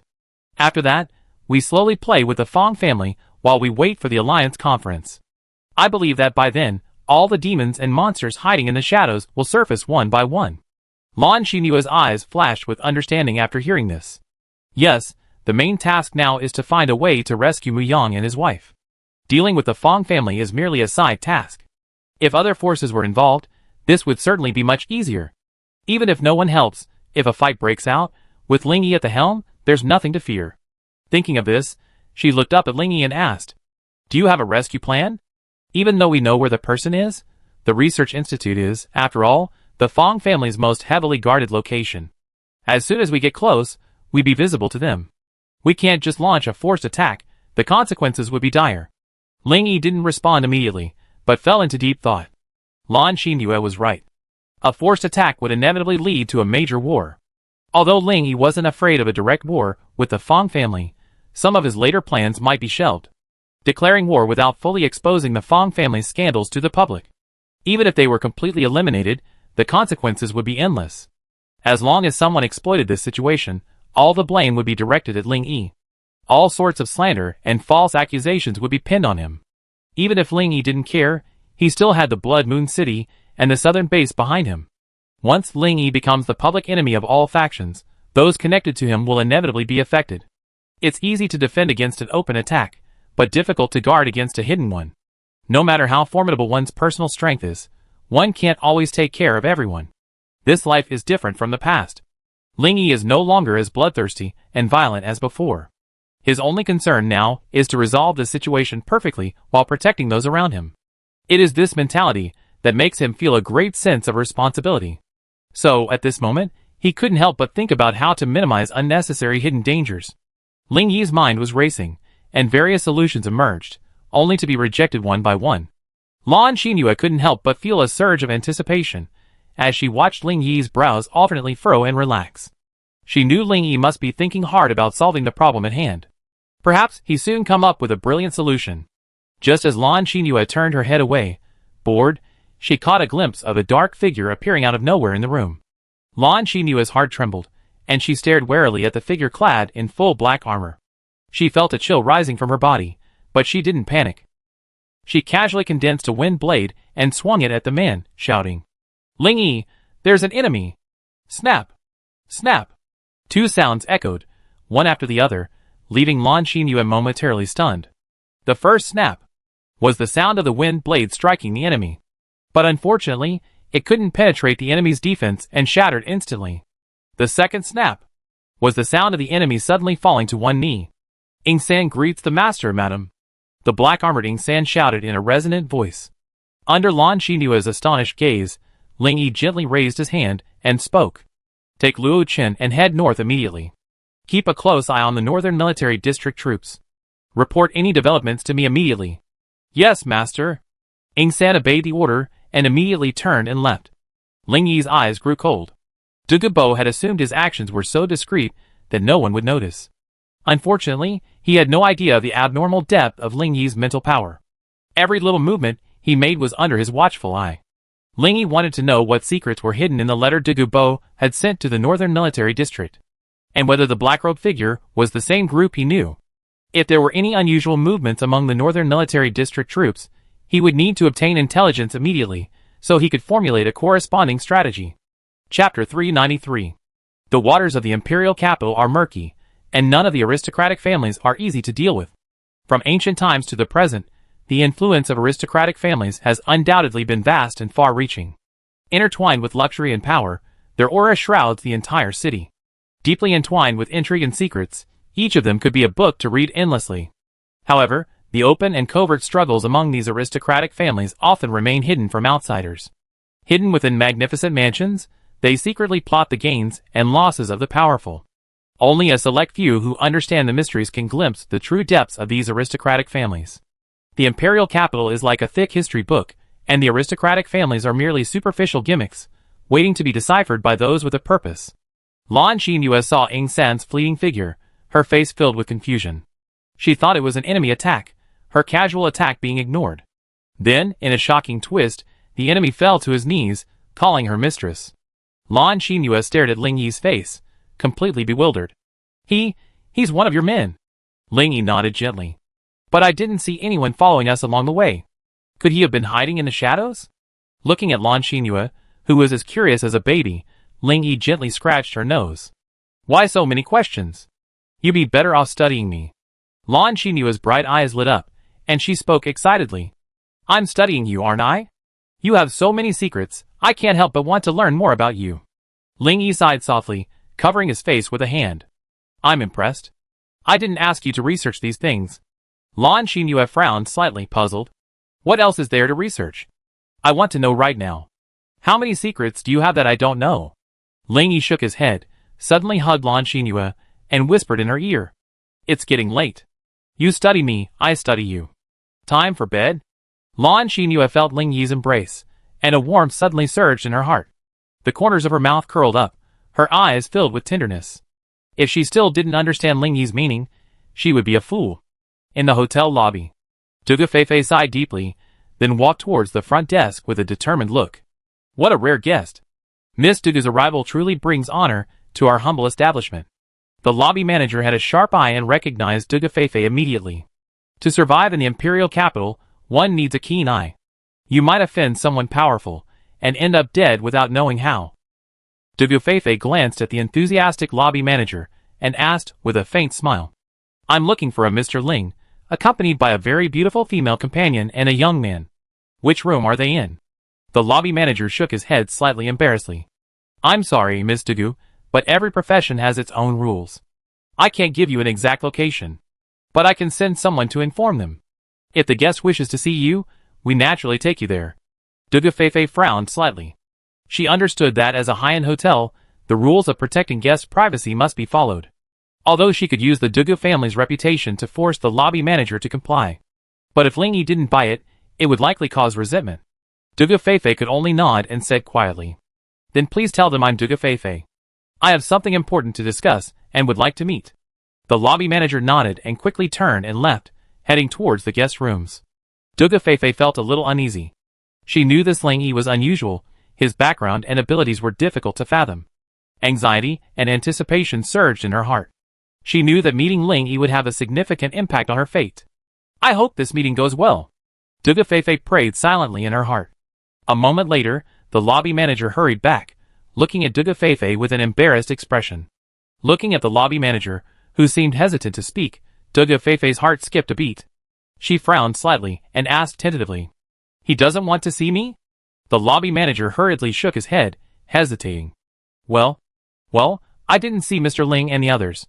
Feifei looked at the lobby manager in confusion and asked. What do you mean? Speak clearly, don't be so vague. The lobby manager wiped the sweat from his forehead and began to explain. Mr. Ling is attending to some personal matters, so I can't disturb him. How about you wait a moment, and I go up and check later? Feifei felt a little dissatisfied, but thinking about her purpose for coming here, she could only nod reluctantly. Okay, then I wait. But this wait lasted until late at night. Yawning, the lobby manager returned to Duga Feifei in a daze. He couldn't remember how many times he'd been urged to go find Ling Yi. He could feel his legs trembling. Miss Dugu Ling? Mr. Ling isn't done yet. Why don't you come back tomorrow? Duga Feifei looked at the lobby manager suspiciously, her voice icy. Are you deliberately teasing me here, and you're not actually there? The lobby manager's expression paled slightly, and he quickly shook his head. With a helpless, bitter smile on his face, he waved his hands in defense. No, Miss Dugu, how could I dare lie to you? Mr. Ling is truly busy. Alas! What am I supposed to say? He thought he could just go and inform her and be done with it, but he didn't expect it to turn out like this. He couldn't help but grumble inwardly. How could I have known Mr. Ling was so formidable? He's still fighting after over 3 hours. His stamina is simply astonishing, his fighting prowess off the charts, leaving even men in awe and ready to bow down. Duga Feifei looked at the lobby manager, who had a resentful expression on her face, and raised her eyebrows in a shout. Do you think that with the Fong family backing you up, I, Duga Feifei, can't do anything to you? The lobby manager clenched his teeth, still not answering. Duga Feifei sneered. Do you think the Duga family is inferior to the Fong family, and that I'm easy to bully? Her eyes sharpened. You better tell me the truth, or you face the consequences. Even if I demolish this place, I'm sure the Fong family won't come to my Dugu family to seek justice for you. The lobby manager's heart tightened, and his sleepiness vanished. He knew he had to tell the truth. The Fong family's reputation could only intimidate those smaller clans. If the Dugu family, one of the 4 great families, really wanted to take action against him, no one would stand up for him. The lobby manager sighed softly, a hint of bitterness in his tone. It's not that I'm deliberately hiding this from you. Since you insist on knowing, I tell you straight out. But I hope you won't blame me after I tell you. Chapter 394. The lobby manager's words piqued Duga Feifei's curiosity. This made her even more curious about what Ling Yi was actually doing. Duga Feifei nodded eagerly, signaling the lobby manager to continue. The lobby manager, sensing Duga Feifei's impatience and knowing there was no time to lose, had to bite the bullet and speak. Mr. Ling and his female companion have been engaging in activities inappropriate for children. Duga Feifei's face suddenly changed upon hearing this. She blushed and tried to say something, but her lips refused to obey, and no words came out. The lobby manager, seeing this, swallowed and muttered to himself. It's not my fault. You forced me to answer. Duga Feifei glared at him angrily, then spoke coldly. Do you think I'm a 3-year-old? You believe such childish talk? Now immediately take me there. Or I really hit you. The lobby manager, inflamed by Duga Feifei's fury, knew he couldn't hold back. It's better to offend a guest than to offend this tigress. I never touched the Dugu family's tiger whiskers. Thinking of this, the lobby manager steeled himself and handed Ling Yi's room card to Duga Feifei. Duga Feifei took the card, gripping it tightly in her hand, a glint of mockery in her eyes. You could have done it earlier. You made me wait for hours, huh? The lobby manager gave a helpless smile, secretly glad that this forced confrontation had been averted. After receiving the room card, Duga Feifei ignored the lobby manager and made her way to Ling Yi's door. She listened for a moment, but heard nothing. This result made her curse inwardly. Damn lobby manager, he's really trying to trick me. Duga Feifei knocked gently on the door, but there was no response. She frowned, a trace of doubt rising in her heart. She quietly swiped her card and pushed open the door, only to find the room empty, save for a note on the table. Duga Feifei frowned deeply and carefully took the note, which read, "It's extremely rude to disturb someone's sleep. Are all members of your aristocratic family so self-righteous and self-willed?" It's truly eye-opening. Duga Feifei's gaze was hazy. She realized she had been under their watch the entire time. A wave of melancholy washed over her as she stood in the room, scanning her surroundings, trying to find any clues. Looking at the open window, it was clear that Ling Yi and Lan Xinhua had left from there. Duga Feifei gently stroked her bangs, letting the cool breeze caress her face. She muttered softly, "What should I do? This isn't what I wanted. Why has simply surviving become so difficult?" Unbeknownst to Duga Feifei, just above her head, the sky was shrouded in darkness. Ling Yi, his foot on the bloody evil blade, held Lan Xinhua's waist, looking down at her. Lan Xinhua asked softly, a hint of teasing, "It seems you're incredibly charming. Look at me, a lady from a noble family. You come to me so late at night, and you haven't even met me yet. You're such an unromantic man." Ling Yi smiled at Lan Xinhua, a sly smirk flickering in his eyes. "Haha, is that so? Perhaps I charm many women. But unfortunately, that heart already belongs to another. Feeling Ling Yi's hand playfully on her breast, Lan Xinhua shyly lowered her head, unsure how to continue the teasing. Ling Yi looked up at Duga Feifei standing by the window, muttering to himself. I hope you can understand what to do, rather than blindly following orders. If you truly cross my line, even if you're their best friend, I will be ruthless and show no mercy. Ling Yi's unwavering conviction intensified his resolve. At the same time, he realized he needed to act now. Find a way to resolve the current problem once and for all. In this complex apocalypse, he couldn't be bound by the past. He needed to face the challenges of the future with drastic measures. Ling Yi took a deep breath, his gaze shifting to the Fong family, then to the Dugu family. The presence of the black-robed men behind both families forced him to remain vigilant. Although Ling Yi was not afraid of the black-robed men's threat, he could not deny their immense strength. Ling Yi would never allow the base and talents he had personally built to be destroyed by the black-robed men. Just as Ling Yi was pondering this, Lan Xinyua's voice inquired. Ling Yi, what should we do next? Do we need to report the situation here to Commander Mu? Ling Yi smiled slightly, looked down at Lan Xinhua, and spoke softly. Not yet. I need more intelligence before I can make a decision. Lan Xinhua nodded obediently, responding softly. Yes, all yours. Over the next period of time, representatives from various external forces began arriving in the imperial capital. These representatives of foreign powers gathered in the imperial capital. The interactions and exchanges between them gradually unfolded into a magnificent feast. They busily moved among the various local families, constantly digging up more information and resources. On this vast stage, each character had their own hidden purpose and mission. The convergence of these different forces made the already turbulent imperial capital even more confusing. At the Dugu household, a servant was reporting to Dugu Feifei. Miss, we found Ling Yi and Lan Xinhua. Dugu Feifei had been searching for Ling Yi for some time, but he seemed to have left the imperial capital, with no news of him. Dugu Feifei raised her brows, a glimmer of hope flashing through her heart, and asked excitedly, Where are they? The Dugu family servant quickly replied. Our men spotted 2 people in the north of the city. Dugu Feifei's eyes flickered with confusion as she muttered. North of the city? What are they doing in that deserted place? The servant hurriedly explained. Young lady, you may not know. With the influx of various forces in the imperial capital, the population density is increasing. The originally planned settlement area is simply insufficient. So the Fong family dispatched personnel to urgently clean up and tidy up the north of the city to accommodate those foreign forces and facilitate unified management. After a pause, the servant continued. Young lady, you may not know. The north of the city is bustling right now. Many of those foreign forces are carrying various supplies. They set up stalls along the streets, hawking their wares. The bustling scene is no less lively than a pre-apocalyptic market.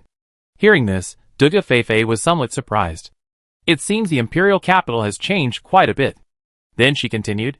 Tell someone to keep a close eye on Ling Yi. Don't lose him. I'm heading north of the city right now. Chapter 395. Dugu Feifei pressed her lips tightly together, her brow furrowed slightly, revealing her inner anxiety and urgency. Her thoughts raced, her hands gripping the steering wheel turning pale. She sped through the congested city streets, hoping to find Ling Yi in the north. Dugu Feifei's heart held only a glimmer of hope. Ling Yi was the only person she could rely on. She prayed silently, hoping to find Ling Yi as soon as possible. She didn't want to be sacrificed for no apparent reason. Buildings lining the street flashed by quickly, her eyes fixed on the road ahead, her sight fixed on the North City. The streets of the North City were filled with the cries of hawkers. Amid the bustling crowds, survivors bustled back and forth. Vendors shouted their wares, their lively cries echoing in the air. For a moment, the streets were filled with a unique and bustling atmosphere. Amidst the throng, a woman in gorgeous attire suddenly appeared on the street.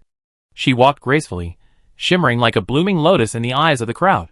Captivated by her beauty, the crowd fell silent, their gazes fixed on her with awe. Everyone's breath seemed to pause, as if time itself had stood still at her appearance. Her beauty was not only breathtaking but also radiated a unique allure that inspired reverence. Faced with such a peerless woman, the crowd couldn't help but feel a surge of desire. But they knew that desire shouldn't be easily translated into action. For the allure of beauty lies in the mystery of unattainable desire. But there were those who were obsessed with lust. Someone in the crowd muttered to himself, eyes gleaming. Oh my God! I actually got to see such a beautiful woman. If I could kiss her, I'd die. A middle-aged local man nearby coughed, interrupting the man's ramblings. The middle-aged man looked at him with a look of despair, saying with a hint of fear, "This person is the jewel of one of the 4 great families, the Dudu family. You really don't know how to spell death, do you?" The interrupted man looked at the middle-aged man with a bewildered expression. "What the hell are the 4 great families? I'm already at the peak of the 5th stage. Why should I be afraid of them?" The middle-aged man's mouth twitched, and he sneered, a flicker of contempt in his eyes. "Peak of the 5th stage? In front of the 4 great families, you're just a weakling, insignificant ant, not worth mentioning." His words were filled with sarcasm and disdain, as if he were looking at a ridiculous fool. The middle-aged man paused, a hint of sarcasm flashing in his eyes. "You ignorant country bumpkin. How could you possibly understand the terror of the 4 great families? They have countless troops behind them. With a single command, the entire imperial capital will be plunged into endless disaster because of you. I'm afraid not even your body will be found in the end. I'd better stay away from you. If I get implicated by you, it would be tragic." The man who was interrupted expressed disbelief. He had no idea such forces existed in this world. Watching the middle-aged man hastily depart, his expression suddenly changed, and he couldn't help but regret his arrogant words. At that moment, he caught the woman's gaze. A sudden, nameless panic gripped him, a sense of inexplicable fear that sent a chill down his spine. Those bright eyes seemed to reveal some unfathomable power, as if searching for something, sending shivers down his spine. The man felt a sudden shudder through his body, and he ran, wishing he had 2 more legs. At a stall not far away, Ling Yi was browsing merchandise with Lan Xinyu. Ling Yi glanced at the stall, which was filled with colorful trinkets and handicrafts. Suddenly, he spotted a unique necklace, shimmering with a captivating light. The necklace was inlaid with a unique gemstone that emanated a mysterious power. An idea struck Ling Yi, and he casually picked up the necklace to examine it. As he grasped the necklace, the mysterious gemstone began to tremble slightly, emitting even stronger energy fluctuations. Ling Yi couldn't help but feel curious. He sensed a strong wind energy from the gem. Something that amplifies wind energy, quite effective. The vendor was a young man. Seeing Ling Yi's interest in the necklace, he quickly greeted him with a smile. He explained with a broad smile, "You have good taste, brother. The gem on this necklace can amplify wind energy, making your wind spells even more powerful. And, even more amazingly, its energy regenerates after it's consumed. This isn't a one-time use treasure." Ling Yi smiled slightly, looking at the young man with some curiosity. He had already investigated his attributes, and found that he possessed wind energy. This gem should be a top-notch auxiliary equipment for him. But knowing its benefits, he still wanted to sell it, which really puzzled Ling Yi. Ling Yi narrowed his eyes, smiled faintly, and asked, "How much?" Since the other party knew the value of the gem, Ling Yi was curious about his reason for selling it. If it was just for money, with his 6th level strength, why would he sell this auxiliary equipment? The young man smiled slightly, and a hint of cunning seemed to hide in his eyes. To most people, this gem may be just an ordinary necklace. But for a gifted Wind Awakener, it can unleash infinite power. I'm selling it not for wealth, but to see it shine brightly in the hands of the right person. The young man paused and continued. This gem is actually a promise of protection. It can fully unleash the potential of Wind Awakeners, allowing them to master the essence of the wind element, becoming as swift as the wind and as powerful as a storm. This is not a simple necklace, but a hope. I hope every Wind Awakener can seize the direction of their destiny. His words made Ling Yi roll his eyes and grumble. I just asked you how you sell it, and you kept nagging. You sound like you're looking for someone with a predestined relationship. Does that mean it's free? The young man was stunned by Ling Yi's words, then said awkwardly, Brother, you're joking. Nothing is that easy. If you want it, you still have to pay a small price, but there are some discounts for those with a predestined relationship. The young man added with a smile. I can tell at a glance that you're a hidden master. Of course, I also believe that you're someone who knows how to cherish opportunities. If you're sure you want it, I can give you a special discount. Chapter 396. Lan Xinyu stood aside, listening to the conversation between Ling Yi and the vendor, and couldn't help but laugh. Then she looked at the young man and asked, Stop beating around the bush. Just state the price. If it's suitable, we buy it. If not, forget it. The young man's eyes lit up at this, and he beamed with compliments. This beautiful lady is like a fairy descending from heaven. Your graceful face, like a blooming lily, is enchanting. He quickly adjusted himself and continued. Just for your beauty, how would you like to take this necklace for a 7th level crystal core? The young man's compliments, along with the word 7th level crystal core, drifted through the space, attracting the attention of those around him. Everyone looked over curiously, wondering what treasure could be worth a 7th level crystal core. Lan Xinhua looked at the young man, with a mixture of amusement and a smile. 7th level crystal core? How many people today can eliminate a 7th level zombie?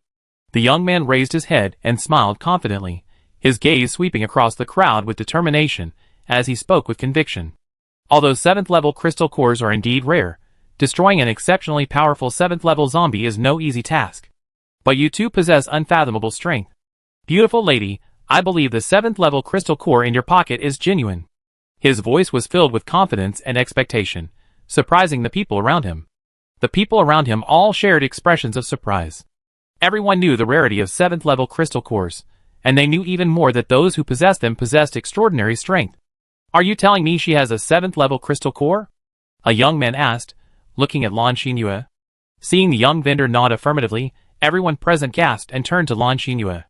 Many had the look of wild beasts with ignited appetites, their eyes gleaming with greed. They longed for the power of a 7th level crystal core, like long-starved travelers yearning for a feast filled with delicious food. Everyone's pupils dilated instantly, their heartbeats audible. Because this news meant they would gain endless power and wealth.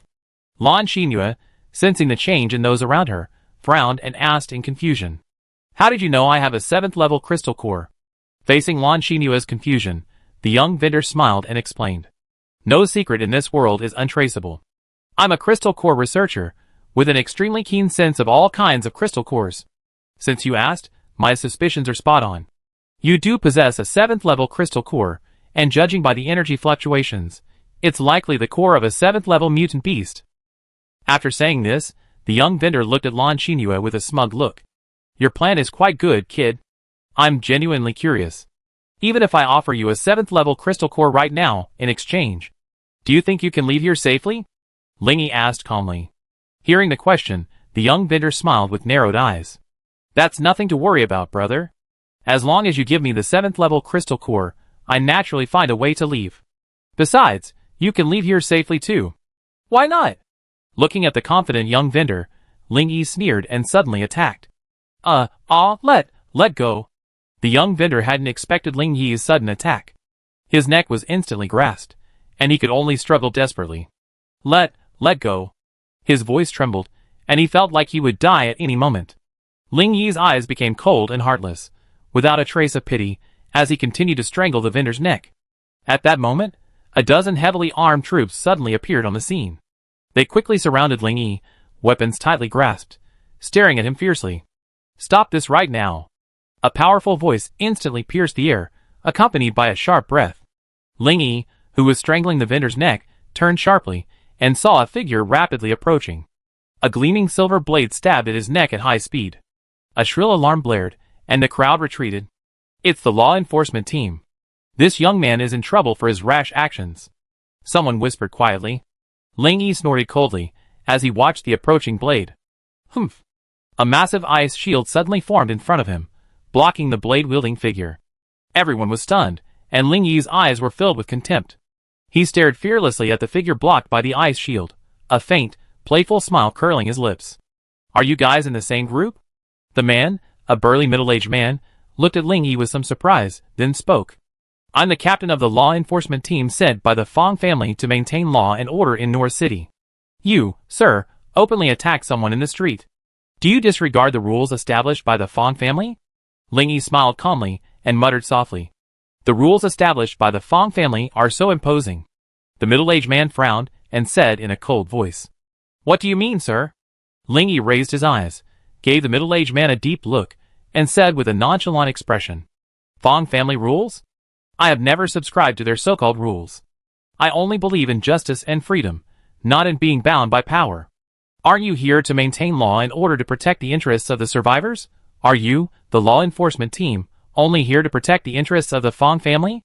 Ling Yi casually dropped the young vendor, who coughed a few times and gasped for air. The gaze he gave Ling Yi was filled with fear and uneasiness. He had never expected the young man before him to be so powerful and overbearing. Ling Yi didn't even glance at the young vendor. He spread his hands, smiled, and continued to speak to the captain of the Fong family's law enforcement team. Rules exist to maintain order and justice. Only by properly enforcing them can people respect them. However, if these rules are abused and treated unfairly, They lose their original value, and how can they convince people? The law enforcement captain sneered. Your Excellency is truly eloquent. Are all of us here blind? Everyone saw you suddenly attack the vendor behind you. Ling Yi spread his hands, his face filled with disdain. He deliberately raised the price to try to steal my 7th-tier crystal core. Fearing I wouldn't give it to him, he publicly spread the news that I had a 7th-tier crystal core. He expected me to yield under pressure. You don't intervene in this coercive buying and selling tactic, but instead blame an innocent victim who was threatened. This arbitrarily misjudging right and wrong is truly eye-opening. Chapter 397. Ling Yi suddenly sneered, his gaze razor-sharp, as he swept over the members of the law enforcement team, a hint of coldness in his voice. Since he can choose such despicable means, why don't I teach him a lesson? After hearing Ling Yi's words, many people around him nodded repeatedly. They turned to look at the young vendor and pointed, clearly indicating that Ling Yi was not lying. Ling Yi smiled calmly, his gaze fixed firmly on the frowning law enforcement team leader, his words revealing the courage to uphold justice. Don't think that evil forces can trample on kind people at will. I will never yield. Many people present nodded and loudly echoed, deciding to stand by Ling Yi and defend their rightful rights. The law enforcement team leader's expression had now grown even gloomier. He glanced coldly at the crowd around him, a sinister glint in his eyes. Those caught in his gaze felt a chill run down their spines, and couldn't help but take a few steps back. The captain of the enforcement team, unabashedly furious, spoke with a voice filled with sarcasm. Who do you think you are? You can do whatever you want. This is the imperial capital, and the Fong family now rules the north of the city. Even if there's a genuine injustice, it's our job as the enforcement team to intervene. Do you think you can single-handedly defy the entire Fong family? How naive. Hearing the captain's sarcasm, Ling Yi calmly raised his head. Fixing him firmly, he took a deep breath and spoke. I'm not naive, nor do I want to defy the entire Fong family. I don't even know the Fong or Lu families. I'm simply a believer in justice. I believe that by standing on the side of justice, I can change everything. If the Fong family you're talking about is truly so overbearing, powerful, and unreasonable, what's wrong with me confronting them? The law enforcement captain withdrew his sarcasm, a subtle glint in his eyes. Ling Yi glanced at him, then continued with a smile. You may think I can't defeat the Fong family alone, but you overlooked one point. Justice is an unstoppable force. It unites people and brings light to the clouds. I believe that by courageously confronting evil, we can unleash boundless power and dispel the influence of darkness. As soon as Ling Yi finished speaking, a round of applause erupted. Most of the survivors around him applauded, their eyes filled with admiration and respect. Many of them were from outside forces, completely unaware of the complex dynamics of the imperial capital. They simply felt that Ling Yi's words made perfect sense. Does power entitle one to do whatever they please and act with impunity? The atmosphere at the scene suddenly became heated, like the force of justice. It was truly ignited at that moment, permeating everyone's heart. In this apocalypse filled with darkness and crisis, they needed more than just a warrior, they needed a spiritual leader. Ling Yi's words were like a baptism of sunshine, instilling new hope in the people. The determination to change flickered in everyone's heart. Everyone looked at him, their eyes revealing unshakable resolve. Under the banner of justice, they vowed to work together to break through the clouds and usher in the light and hope of a future. Well said, little brother. Damn it, just because you're powerful you think you're great. I had enough of these idiots, demanding control over everything and demanding protection money. Brother, I'm with you. If a fight breaks out today, count me in. I'm with you too. Count me in. The crowd looked at the righteous Ling Yi, their eyes revealing unshakable resolve. Under the banner of justice, they vowed to work together to see the light and embrace a bright and hopeful future. Ling Yi's lips curled slightly as he took in the determined eyes and excitement of the crowd. He spoke again firmly. Brothers, we must uphold justice and not stand idly by. No matter how arduous the road ahead, I am willing to march shoulder to shoulder with you. Maintain the kindness in your hearts and restore justice to this damned apocalypse. I will fight the evil forces to the bitter end, until the very end. Everyone nodded in agreement, their gazes coldly fixed on the members of the law enforcement team. The captain of the law enforcement team felt a cold sweat on his forehead. Unexpectedly, in an instant, the spearhead at the scene was completely directed at the Fong family. He looked at the gazes of those around him with a pale face, a sense of desolation filling his heart. He had miscalculated everything. He had never expected the young man before him to possess such a sharp tongue. He was deeply aware that the Fong family had become the scapegoat, and he himself the face of undeniable responsibility. For a brief moment, his confidence vanished. The captain of the law enforcement team took a deep breath, attempting to ease the tension. He spoke calmly. "Young man, we are simply performing our duties. We have no intention of favoritism." His voice was firm and forceful, attempting to reassure the audience of their neutrality. But things were different now. The crowd's eyes remained filled with suspicion, unable to change their opinion of the Fong family. In everyone's minds, a firm conclusion had already formed. The suspicion of the Fong family was unshakable. No matter how powerful their words, they couldn't change the cruel reality. Lingy glanced at the crowd around him, his lips curled slightly in a sneer. He didn't say anything, but the sarcasm and disdain in his eyes conveyed his inner thoughts more strongly than any words.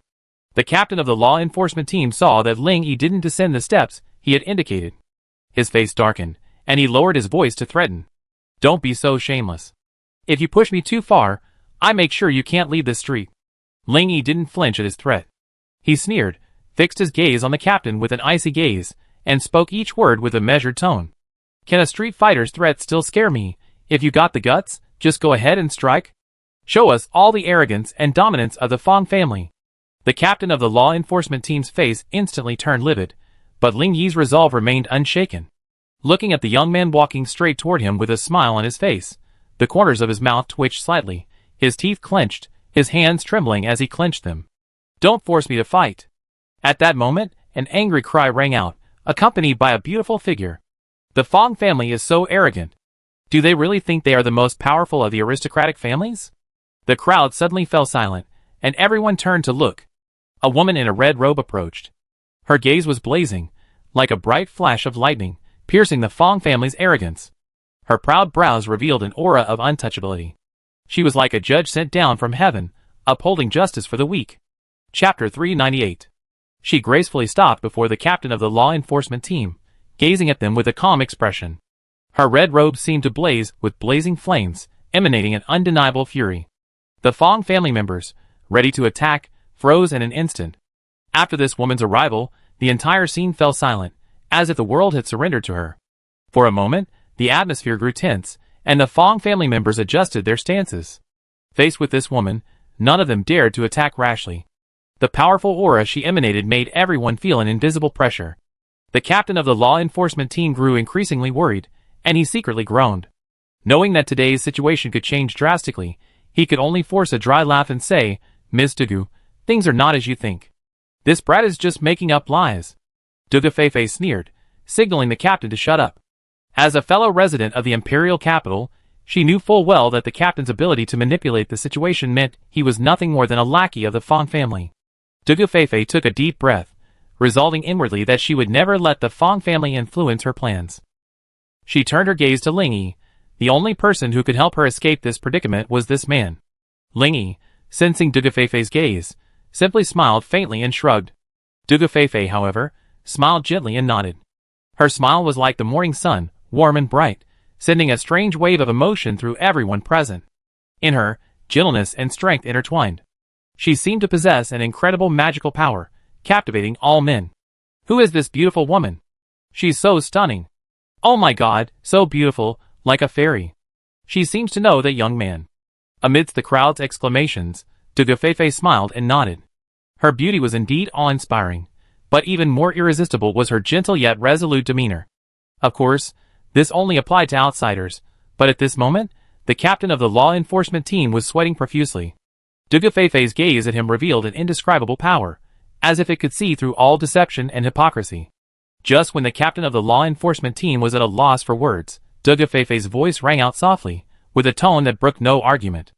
"Mr. Ling is a distinguished guest of the Dugu family. If you feel you can, and want to declare war on them, then please do so." Just as the captain of the law enforcement team hesitated, a sudden burst of sneer echoed. Everyone looked in the direction of the voice, and saw a figure in a black robe standing not far away. A strange black light emanated from his waving sleeves. His entire body was wrapped tightly, making no facial features visible. "Dugu Feifei, when did you learn to stand up and protect men?" the man said coldly, his voice thick with sarcasm. Dugu Feifei smiled proudly, her eyes gleaming with determination. "Protection isn't a man's responsibility, it's everyone's responsibility. I stand up because I believe in justice, and I want to speak up for the voiceless victims." Her voice was firm and resolute, as if she were holding high the banner of justice, guiding people on the path of equality and respect. Her words elicited a silent nod of approval from many. Dugufefe stared at the black-robed figure, a hint of amusement in her eyes, and continued. "Don't think that hiding yourself so well won't make anyone recognize you. If I remember correctly, you were defeated by Mr. Ling behind me. I heard you couldn't even withstand a single blow from him, demonstrating Mr. Ling's unfathomable strength. If it comes to protection, it should be Mr. Ling who's protecting me. Am I right, Fong Renjie?" Hearing this, everyone in the room shifted their gazes between Ling Yi and Fong Renjie. Although many of them had only recently arrived in the imperial capital, the story of Ling Yi severely injuring Fong Renjie with a single blow had long been a familiar story. Although no one had ever witnessed Ling Yi's strength, he was still able to defeat a prominent figure of the imperial capital's younger generation, and defeat him instantly with a single blow. This was enough to prove that Ling Yi was a genius, his strength nearly unmatched. Ling Yi's name had long been known among the survivors, making him a beloved idol for the younger generation.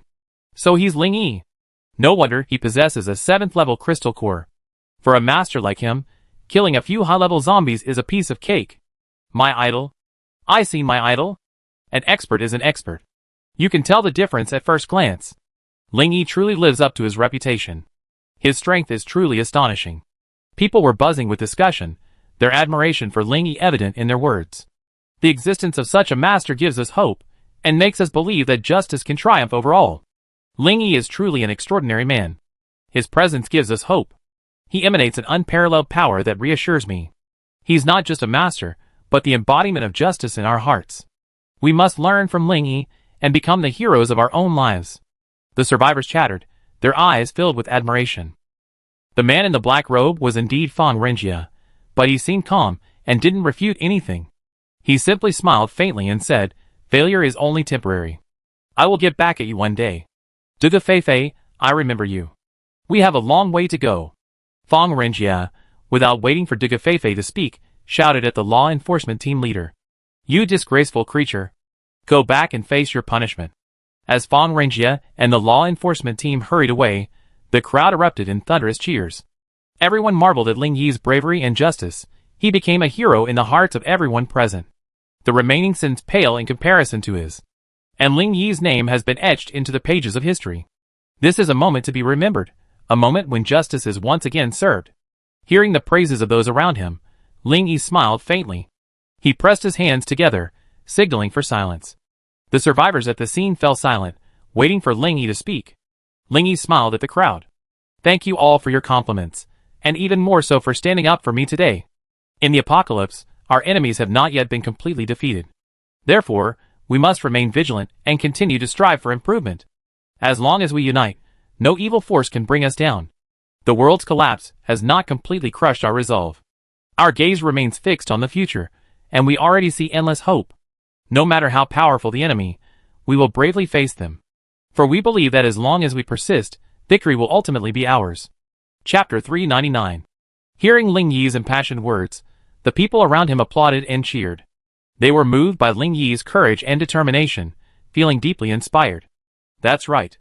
We can't retreat," a young man said excitedly. "We must unite as one and face the evil forces together." "Yes. Only by uniting as one can we overcome any difficulty," another young man added confidently. "We must mobilize more people to participate, and make this force for justice even greater," a middle-aged man suggested passionately. "Only in this way can we truly change the status quo and let justice triumph over evil." The others nodded, their faces brimming with hope and determination. Ling Yi interrupted at the perfect moment. "If you're interested, I welcome you to join me. I established a survival base in the south, in the former city M, called Blood Moon City. My goal is to build a strong team of survivors. Then, we conquer the lands, annihilate the zombies, and restore peace to humanity." After hearing Ling Yi's words, everyone's faces lit up with excitement and anticipation. They hadn't expected Ling Yi to establish a survival base in the south, and even call on everyone to join his team of survivors. This opportunity was truly rare, and many expressed their willingness to join and fight to the bitter end for humanity's peace. These survivors weren't fools. Although many of them had already joined other survivor bases, but remember, water flows to low places, and people strive for high places. The crowd wasn't just flippantly thinking about switching sides just because of Ling Yi's boasts. Ling Yi had already demonstrated his true strength. Not only was he personally formidable, but he also had the support of the Dugu family, one of the 4 great families of the imperial capital. This only spoke volumes about the depth of his connections. Furthermore, Ling Yi wasn't just talking. He had already announced his intention to establish a survivor base in the south called Blood Moon City. This base would provide shelter and resources for the survivors. Furthermore, his goal wasn't just his own safety. He wanted to assemble a powerful team to fight a desperate battle against the zombies and restore peace to humanity. This was an unprecedented opportunity, a chance to change the fate of the survivors. And so, their eyes converged with determination. They decided to respond to Ling Yi's call, join this survivor team, and fight to the bitter end for the peace of humanity. At this moment, someone in the crowd suddenly shouted, "I finally remembered. I've seen people from the Blood Moon City before. My team came from the northwest, but the journey wasn't smooth. Zombies and mutant beasts were everywhere. So, we had to take a detour from the southwest to the imperial capital. We were chased and intercepted by a horde of zombies along the way, and nearly annihilated. Just when we were desperate, a force of several hundred men descended like a divine force. They wore uniform armor, and wielded blood-red long swords. Their figures moved across the battlefield like a gust of wind, their swords flashing, and their blades darting. The zombies simply couldn't stop them. The blood-red long swords, in their hands, transformed into streams of razor-sharp light, slashing through the zombies one by one. Even a horde of tens of thousands of zombies was utterly routed by their slaughter. After the battle, we learned they claimed to be from the Blood Moon City, and their team's name was Blood Demon. I really didn't expect they were Mr. Ling's men." As soon as he finished speaking, another person spoke up. "Now that you mention it, I remember that our team also took a detour south. When we passed through City G, we discovered there wasn't a single zombie in the city. There was also a survival base there, housing tens of thousands of people. Knowing that wherever there are people, there are zombies, we were incredibly curious, and after some inquiries, we learned that it was a team of 100, all women, claiming to be from the Blood Moon City, who had cleared out the zombies. It seems the Blood Moon City, created by Mr. Ling, is incredibly powerful." After hearing the two's descriptions, everyone exclaimed in admiration, marveling at the mystery and might of the Blood Moon City. Everyone's attention was fixed on Ling Yi. The ability to build such a powerful survival base filled everyone with awe and yearning. Ling Yi was also somewhat bewildered. He hadn't expected so much to have happened in the Blood Moon City during his absence, and it had, unknowingly, gradually become visible to the world. He had originally intended to use his trip to the imperial capital to raise awareness for the Blood Moon City. But he hadn't expected that someone around him had already unintentionally accomplished this. Ling Yi looked at the excited crowd before him, a surge of pride welling up in his heart. The changes in the Blood Moon City had exceeded his imagination, and he deeply understood that this was an opportunity. He decided to seize this opportunity, and further propel the Blood Moon City toward glory. Lan Xinhua leaned over to Ling Yi and asked quietly, "Is that group of women your confidants?" Ling Yi came to his senses, and nodded in response. "They must have been behind the scenes. They were already tinkering with it when I was here. These girls are restless, and we kept them well maintained at the base. It hasn't been long since they started wandering around, causing so much worry." Lan Xinua's lips curled up slightly, a mischievous glint in her eyes. "You seem quite charming, aren't you? Maybe they came out just to find you." Hearing this, Ling Yi paused, reflecting on the personalities of these women. Beautiful faces flashed through his mind one after another. Xia Mobing's playful and adorable face was particularly memorable. Ling Yi chuckled, then sighed, his eyes filled with helplessness. "You haven't seen their tricks before. They're both hilarious and frustrating," Lan Xinhua said with some concern. "Do you think I, a newcomer, will be ostracized by them?" Ling Yi smiled and gently soothed. "Xinhua, don't worry. We're all family. We won't ostracize anyone. Whether you're a newcomer or a newcomer, they welcome you." His words radiated warmth and tolerance, instantly dispelling much of Lan Xinua's worries. "I'm talking about, if something unpleasant were to happen, would you take sides?" Lan Xinua's lips curled up as she pressed on. "I see who dares. If anyone dares to act like a troublemaker, I punish them with my family discipline." Ling Yi met Lan Xinua's eyes, and replied with a grin. The confidence he exuded reassured Lan Xinhua. She knew very well that by Ling Yi's side, no matter what unpleasant things happened, she would be protected. Chapter 400. Duga Feifei had already been standing by. Seeing that Ling Yi didn't immediately respond to her, she could only wait patiently. She looked at Ling Yi with eyes filled with curiosity and admiration. Ling Yi's performance, before and after, delighted Dugu Feifei. His wit and intelligence only deepened her admiration. This man had an elusive side that was truly fascinating. What had just happened left Dugu Feifei with only one thought. Ling Yi, he's a natural leader. He knows how to capture people's hearts, and his wisdom surpasses that of ordinary people. He can easily resolve every problem that troubles others. His leadership is convincing, and everyone is willing to strive for his goals. His calmness and decisiveness earn him deep admiration. His extraordinary charisma and confidence give everyone unwavering confidence and hope. Dugu Feifei couldn't help but grow even more curious about Ling Yi's abilities.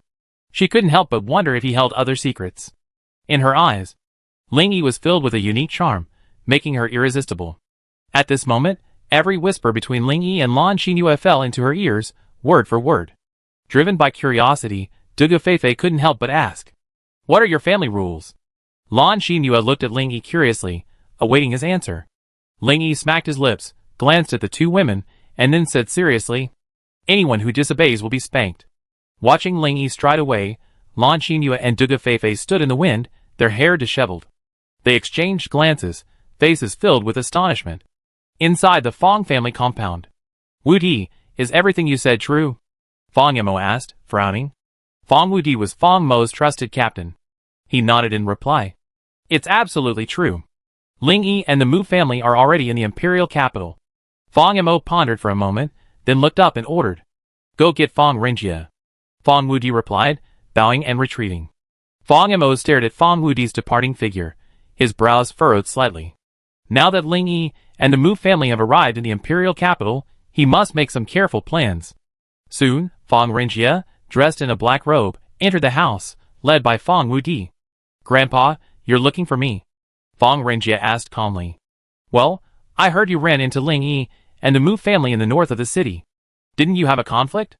Fong Renjie nodded in response. "The law enforcement team clashed with them, and later Dugu Feifei got involved, so I intervened." Fong Yamo tapped his fingers lightly on the table, his eyes flickering back and forth over Fong Renjie. After a long pause, he asked suspiciously, "Your current state is entirely due to Ling Yi. When you encountered him in the imperial capital, on our turf, didn't you ever consider avenging your previous loss?" As soon as he finished speaking, the room fell silent, the faint sound of Fong Renjie's heavy breathing audible. Fong Renjie was silent for a moment, then replied with a wry smile. "Grandpa, of course I want revenge, but Ling Yi's strength is unfathomable. I dare not engage him rashly." Fong Yamo was stunned upon hearing this, staring at his grandson in disbelief. "Is this still the same arrogant young man from the imperial capital? You reached the peak of the 8th level now, yet you claim you dare not fight him. Could it be that Ling Yi's talent is truly so formidable that he's already reached the 9th level?" Fong Mo's face was filled with disbelief and confusion. Fong Renjie, seeing Fong Mo's shock, spoke slowly. "Grandpa, I know I become cowardly and no longer as brave and fearless as I once was. But I hope you understand that facing a formidable opponent like Ling Yi, it's wise to choose cautiously. I need time now. As long as I improve further, I have a chance to regain my dignity." Fong Renjie's voice shone with determination. Fong Yamo wasn't pleased by his grandson's statement. He simply asked calmly, "How long will it take you to break through the 8th level bottleneck? No force has yet announced the existence of a 9th level cultivator. If you can reach the 9th level, our Fong family will surely make a stunning debut, completely." Before Fong Yamo could finish his words, Fong Renjie shook his head and replied with a wry smile. "I don't know." Fong Mo's face twitched, bewildered by this sudden and unexpected response. He frowned and looked at Fong Renjie, wanting to speak but stopping himself. Fong Renjie ignored Fong Mo's stunned expression and continued. "Although I reached the bottleneck of the 8th level, breaking through to the 9th level requires more than just sufficient elemental energy. It's not like the previous realms, where simply reaching the peak will lead to a smooth progression. The threshold of the 9th level, it feels to me, requires even greater inner understanding. During this time, I've been searching for a way to break through, hoping to find the perfect opportunity. However, the path to a breakthrough seemed shrouded in mystery, making it seem like an eternity." After hearing Fong Renjie's explanation, Fong Mo's heart remained restless for a long time. He had always hoped that Fong Renjie would reach a higher realm in time. This was absolutely crucial for the Fong family. In the apocalypse, the first 9th level person would emerge from the Fong family. That would be an incredibly shocking event for all forces. At that point, who would dare to underestimate the Fong family? Who would dare to challenge them? The emergence of a 9th-level expert meant that the Fong family's prestige would be indelible. The Fong family would become a force no one dared to challenge in the apocalypse. All forces. They would not dare to ignore their existence, and would all prostrate themselves at Fong Mo's feet. By then, the Fong family's status would have soared, becoming a formidable force in the apocalypse. But at that moment, Fong Renjia's response instantly shattered Fong Mo's dreams. After a long silence, Fong Mo asked weakly, "Is the 9th rank truly an unattainable dream, with no solution at all?" Fong Renjia sighed deeply, and looking at Fong Mo's gloomy expression, he spoke softly. "No, the 9th rank is not an unattainable dream. It's just that, at the moment, I haven't found the right method." A hint of determination lingered in his voice. "But I have some clues. If my guess is correct, I can definitely find an opportunity for a breakthrough, and achieve my goal of reaching the 9th rank." A glimmer of hope flashed in Fong Mo's eyes, and he looked at Fong Renjia with a touch of ecstasy, his burning ambition reignited. He leaned forward involuntarily, anxiously asking, "Quick, tell me, where is the opportunity to break through to the 9th level? As long as there's hope, Grandpa will provide whatever resources you need." Chapter 401. Fong Renjia's lips curled up beneath his hood. On the surface, he took a deep breath and replied in a gentle tone. "Grandpa, the opportunity to break through to the 9th level isn't to seek external resources. It's to explore one's own potential, raising both basic and supernatural attributes to their utmost. Then, by comprehending the power of rules, one can truly break through to the 9th level. My situation is different from others. Grandpa, for example, is a single attribute supernatural awakener. So, as long as one raises both basic and supernatural attributes to their utmost, one can break through to the 9th level in one fell swoop. But I'm a 5-element supernatural awakener. I must comprehend all 5 supernatural powers to their utmost. And then, raising basic attributes to critical mass, can open the path to the 9th level." Fong Mo listened intently to Fong Renjia's insights, because he would encounter this step sooner or later. But he never imagined that breaking through to the 9th level would be so arduous and difficult. Fong Mo couldn't help but wonder, was the 9th level the end of cultivation? He began to doubt his abilities, whether they were enough to break through this limit. But at the same time, a deep desire for the power of the 9th level ignited within him. Perhaps, only by reaching that pinnacle could one truly experience the beauty of the heights. Fong Mo stroked his chin and said to Fong Renjia, "Renjia, judging by what you said, breaking through to the 9th level is practically impossible." Fong Renjia nodded in response. "That's true, but life, after all, needs challenges to be interesting. Although it may seem difficult, as long as we work hard, we can achieve it. Overcome difficulties with wisdom and perseverance, and I believe I can slowly reach those unattainable heights. If I can successfully break through, my strength will undergo a drastic transformation. We all know that the difference in strength between one level is stark.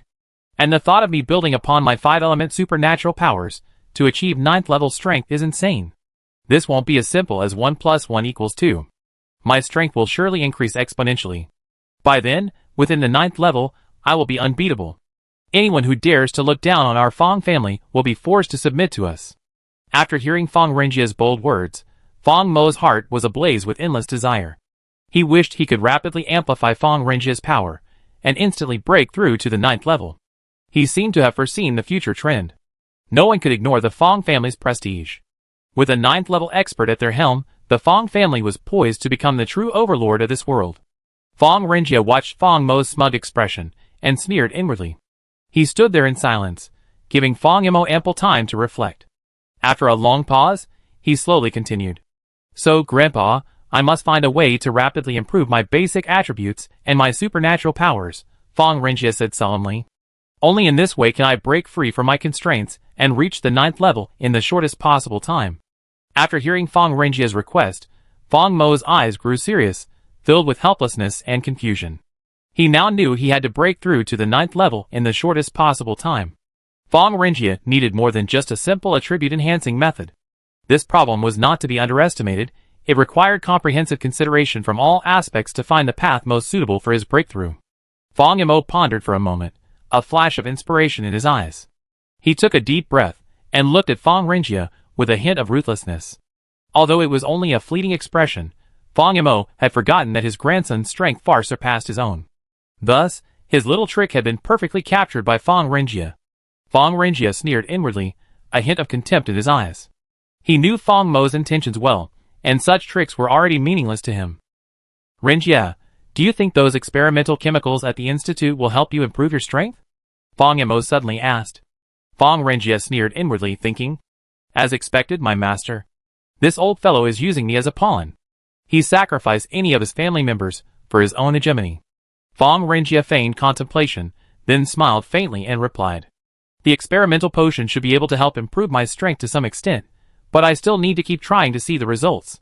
Fong Mo nodded, looking as if hesitant to speak, and spoke after a while. Yes, only through continued experimentation can we know the results. There may also be unknown risks along the way. Fong Mo pondered for a moment, a glint of determination in his eyes. But no matter how great the risk, we must bear it. Only through continuous experimentation can we perfect the potion and achieve even better results. His voice revealed a passion and determination for exploration. Renjie, as the next head of the family, you must shoulder this responsibility. I decided to have you go to the research institute to test the effects of various potions, hoping you can quickly break through to the 9th level. Grandpa knows this is unfair to you, but I still hope you agree. Fong Renjie clenched his fists and spoke with a look of excitement. Grandpa, even after I become this awful mess, am I still afraid of the side effects of those potions?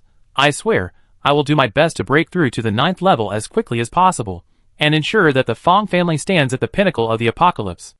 Fong Mo smiled and nodded. Very good, child. Remember, no matter what difficulties you face, you must persevere. Believe in yourself, believe in Grandpa. When you reach the 9th level, you will surely gain everything the Fong family has to offer. If one could see Fong Renjie's face now, it would be horrifying.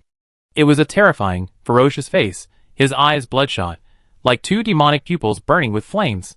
The corners of his mouth curled up, revealing an unpredictable, evil smile, as if a demon from the abyss had descended upon the mortal world, sowing the seeds of destruction. Fong Renjie's heart was roaring furiously. Hypocritical and hypocritical, with no regard for my life or death. At that moment, Fong Renjie felt as perilous as if surrounded by a pack of wolves. In this sinister Fong family, he felt like a lonely lamb, mercilessly pushed to the brink of a cliff. Fong Renjie longed to bark his fangs and claws, unleashing fierce revenge on this hypocritical relative before him. Let him taste the same despair he had. He vowed to make every member of the Fong family pay. Even if his last drop of blood remained, he would shed it. Fong Renjie clenched his fists, his eyes gleaming with determination. The oath resonated powerfully in his heart. Chapter 402. No matter how dark the road ahead, Fong Renjie will bravely forge ahead and never retreat. This Fong family needs a reshuffle, and he will play this role forever. Thinking of this, Fong Renjie took a deep breath and said, Grandpa, for the Fong family, I will do anything and will never let you down. Hearing Fong Renjie's firm declaration, Fong Mo's eyes flashed with relief and pride. He slowly stood up, placed his arm around Fong Renjie's shoulder, and spoke affectionately. My son, you are the hope of our family and my pride. The responsibility you bear is great, but I believe you are up to it. Go! For the honor of the Fong family, shoulder this heavy burden. I firmly believe you can lead the Fong family to glory. Not long after Fong Renjie left, Fong Wudi reappeared in the room. Fong Mo asked slowly, sipping his tea. Have you found any clues? Who exactly is this Ling Yi? Fong Wudi unfolded a notebook and began his report. Ling Yi, an orphan, is a student at a certain university. He has no other special background. Fong Mo asked, frowning in confusion. Is it that simple? You don't even know who his parents are? Fong Wudi shook his head. There's no information in the file, only him, and it's all just ordinary records. Fong Mo pondered for a moment, then spoke thoughtfully. It doesn't seem right. Such a powerful figure is fatherless and motherless. Could he have sprung from a rock? Fong Wudi flipped the page of the notebook and continued. It's a pity that it's the end of the world now, so I can't get any information from people who know him well. But recent investigations indicate Ling Yi's active period began after the apocalypse. The head of the family may not know this, but he's a survivor from City S, and escaped with a group of people. Fong Mo turned to Fong Wudi in surprise and asked, quite surprised. City S? One of the nuclear explosion sites? Seeing Fong Wudi nod affirmatively, Fong Mo took a deep breath, and then a question occurred to him. I remember that the S City nuclear explosion seemed to have been leaked in advance. Do you think it was this Ling Yi who was behind it? Fong Wudi pondered for a moment, then spoke slowly. I suspected this too. After all, leaked details about a nuclear explosion aren't easy to come by. If all this was Ling Yi's doing, then the power behind him must be formidable. As he spoke, Fong Wudi's eyes flashed with a sharp glint. Fong Yimou shook his head, unwilling to dwell on what had already happened, and changed the subject. Don't forget that Mu Xia was also in S City back then. I suspect the Mu family is involved. Forget it, let's not dwell on these insignificant matters. You mentioned earlier that Duga Feifei and Ling Yi were also close. Is that information true? Fong Wudi nodded seriously. Indeed, after Ling Yi and the Mu family arrived in the imperial capital, they immediately visited the Dugu family. After they left, Duga Feifei searched the capital for them, even staying up late waiting in a hotel. Until she openly stood up to the law enforcement team in the north of the city and defended Ling Yi. I suspect the Dugu family and Ling Yi may have reached some kind of agreement. Fong Yimou twirled the teacup in his hand, muttering to himself after a long silence. That old fox Dugu wouldn't easily reach a consensus. Fong Yimou frowned, his gaze fixed on the tea leaves floating in his cup, his heart filled with doubt. But this old man actually willingly pushed his precious daughter out to get closer to Ling Yi. This truly baffles me. To say there's no ulterior motive is truly unbelievable. Fong Yimou pondered inwardly, knowing there must be something hidden behind this. He had always been highly wary of Ling Yi, as he was so mysterious. This time, Dugu Bo had actually taken the initiative to arrange for his granddaughter to approach Ling Yi, making Fong Yimou even more wary. Could it be that the old man saw Ling Yi's potential and wanted to use him to achieve some goal? The more Fong Yimou pondered, the more suspicious this matter seemed. He knew Dugu Bo was not one to trust others easily. This unusual behavior suggested that Ling Yi must have something special. The situation in the imperial capital was currently complex and volatile. Fong Yimou knew he had to proceed with caution. If he got caught up in the situation, the consequences would be disastrous. Thinking of this, Fong Yimou couldn't help but turn his gaze to Fong Wudi, deciding it would be best to start with Ling Yi. Wudi, based on your research, do you think Ling Yi has any weaknesses, or areas where he could be exploited? Fong Wudi pondered for a moment, then suddenly raised his head, a sly glint in his eyes. If the patriarch wants to check and balance Ling Yi, I do have a half-baked idea. Seeing Fong Yimou nod imperceptibly, Fong Wudi smiled and continued. As for Ling Yi's weaknesses, due to the incomplete information, it's difficult to make a definitive conclusion. But one thing is certain, this man is extremely lustful. From what I understand, Ling Yi has many women around him. I heard he maintains ambiguous relationships with over a dozen women within the base he built. And now, he's living in the same room with a female general from the Mu family, and their relationship is incredibly ambiguous. So, I think we can start with the women around him. As long as we have those women under our control, I'm sure Ling Yi will be cautious and won't act rashly. Fong Yimou muttered softly, stroking his chin. Lustful? That's not a good hobby. Since ancient times, heroes have been tempted by beautiful women. How many heroes have died on women's bellies? But do you think such a lustful and philandering man would care about the lives of the women around him? With his current power, he could get any woman with just a wave of his hand? Hearing this, Fong Wudi was speechless. Fong Mo's fingers began tapping involuntarily on the table, thinking about how to exploit Ling Yi's weakness. Just as Fong Yimou was pondering, a cold voice suddenly rang out. Such a simple question? Why bother with so much trouble? The two of them instinctively turned to look, only to see a black-robed figure quietly standing in the hall. Fong Yimou quickly stood up and bowed flatteringly. So you're the envoy? Please take a seat.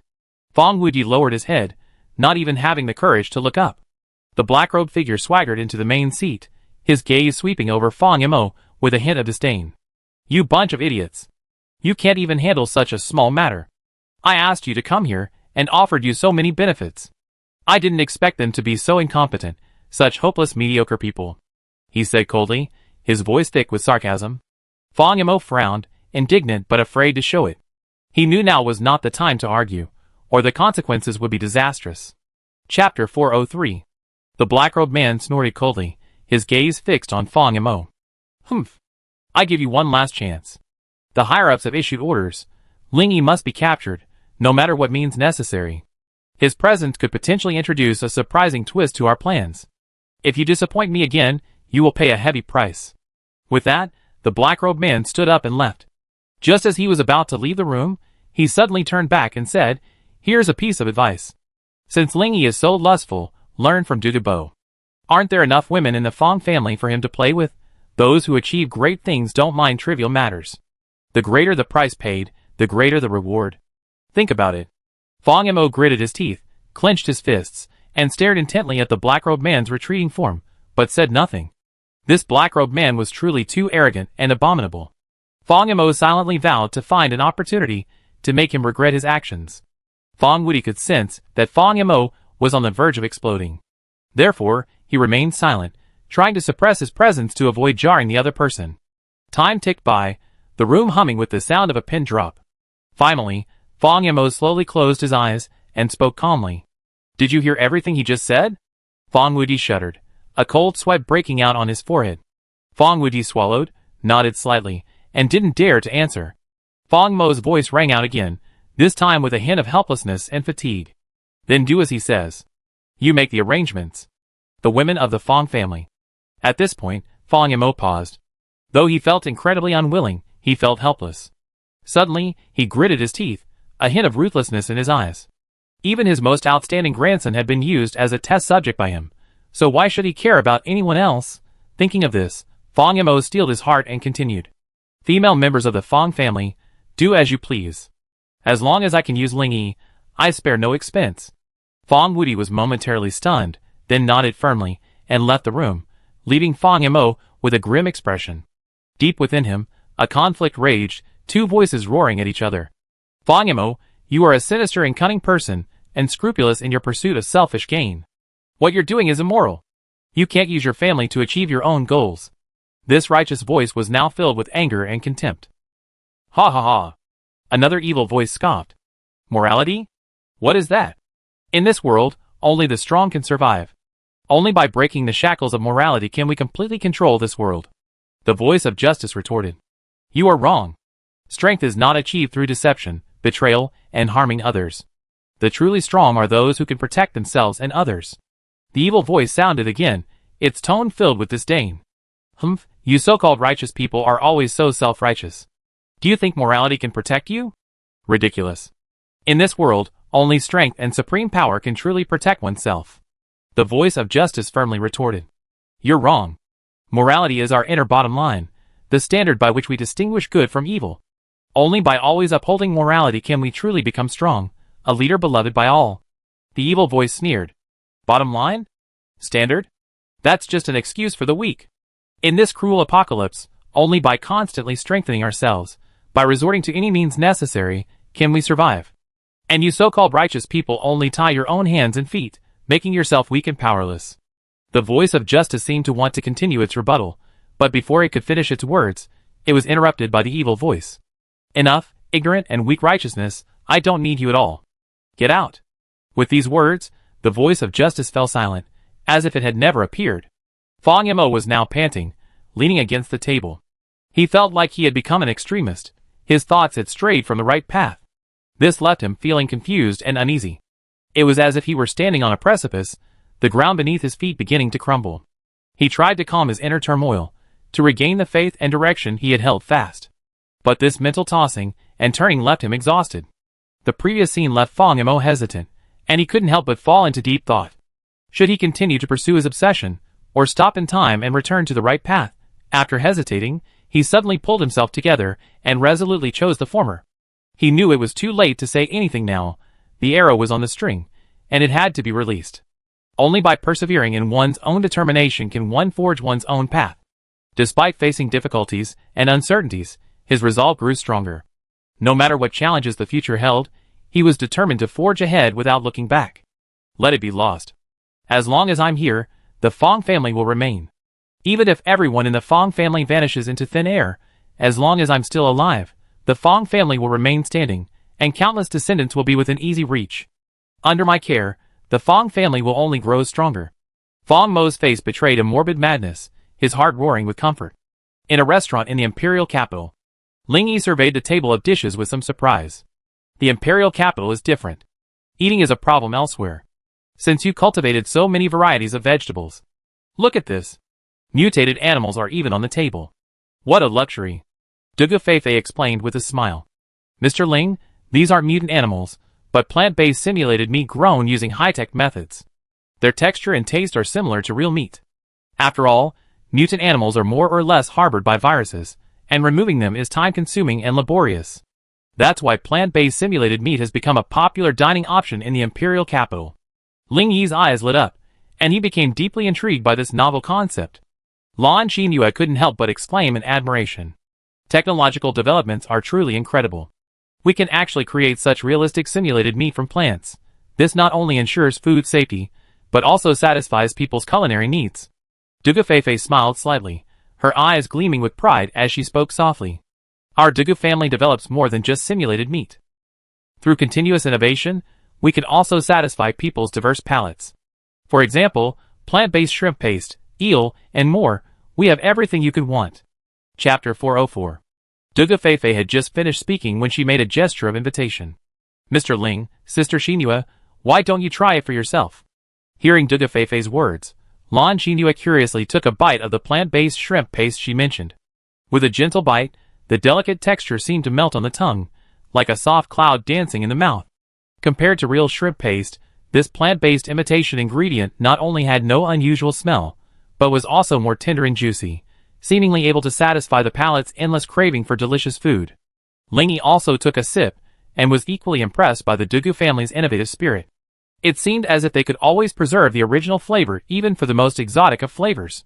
Seeing the expressions on Ling Yi and Lan Xinua's faces, Dugu Feifei knew they were both very satisfied. Dugu Feifei smiled. I'm glad you two like it. I was worried it wouldn't suit your taste. Lan Xinhua mumbled as she shoveled food into her mouth. It's delicious, so delicious. I've forgotten what these dishes taste like. Now that my taste buds are stimulated again, I feel so blessed. Dugu Feifei nodded in satisfaction, then looked at Ling Yi, anticipating his comments.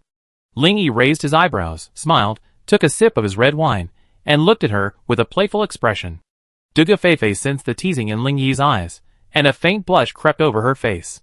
She asked nervously, Mr. Ling, what do you think of these dishes? Ling Yi smiled, gently set down his wine glass, and stared at her. Miss Dugu, how these dishes taste isn't really important.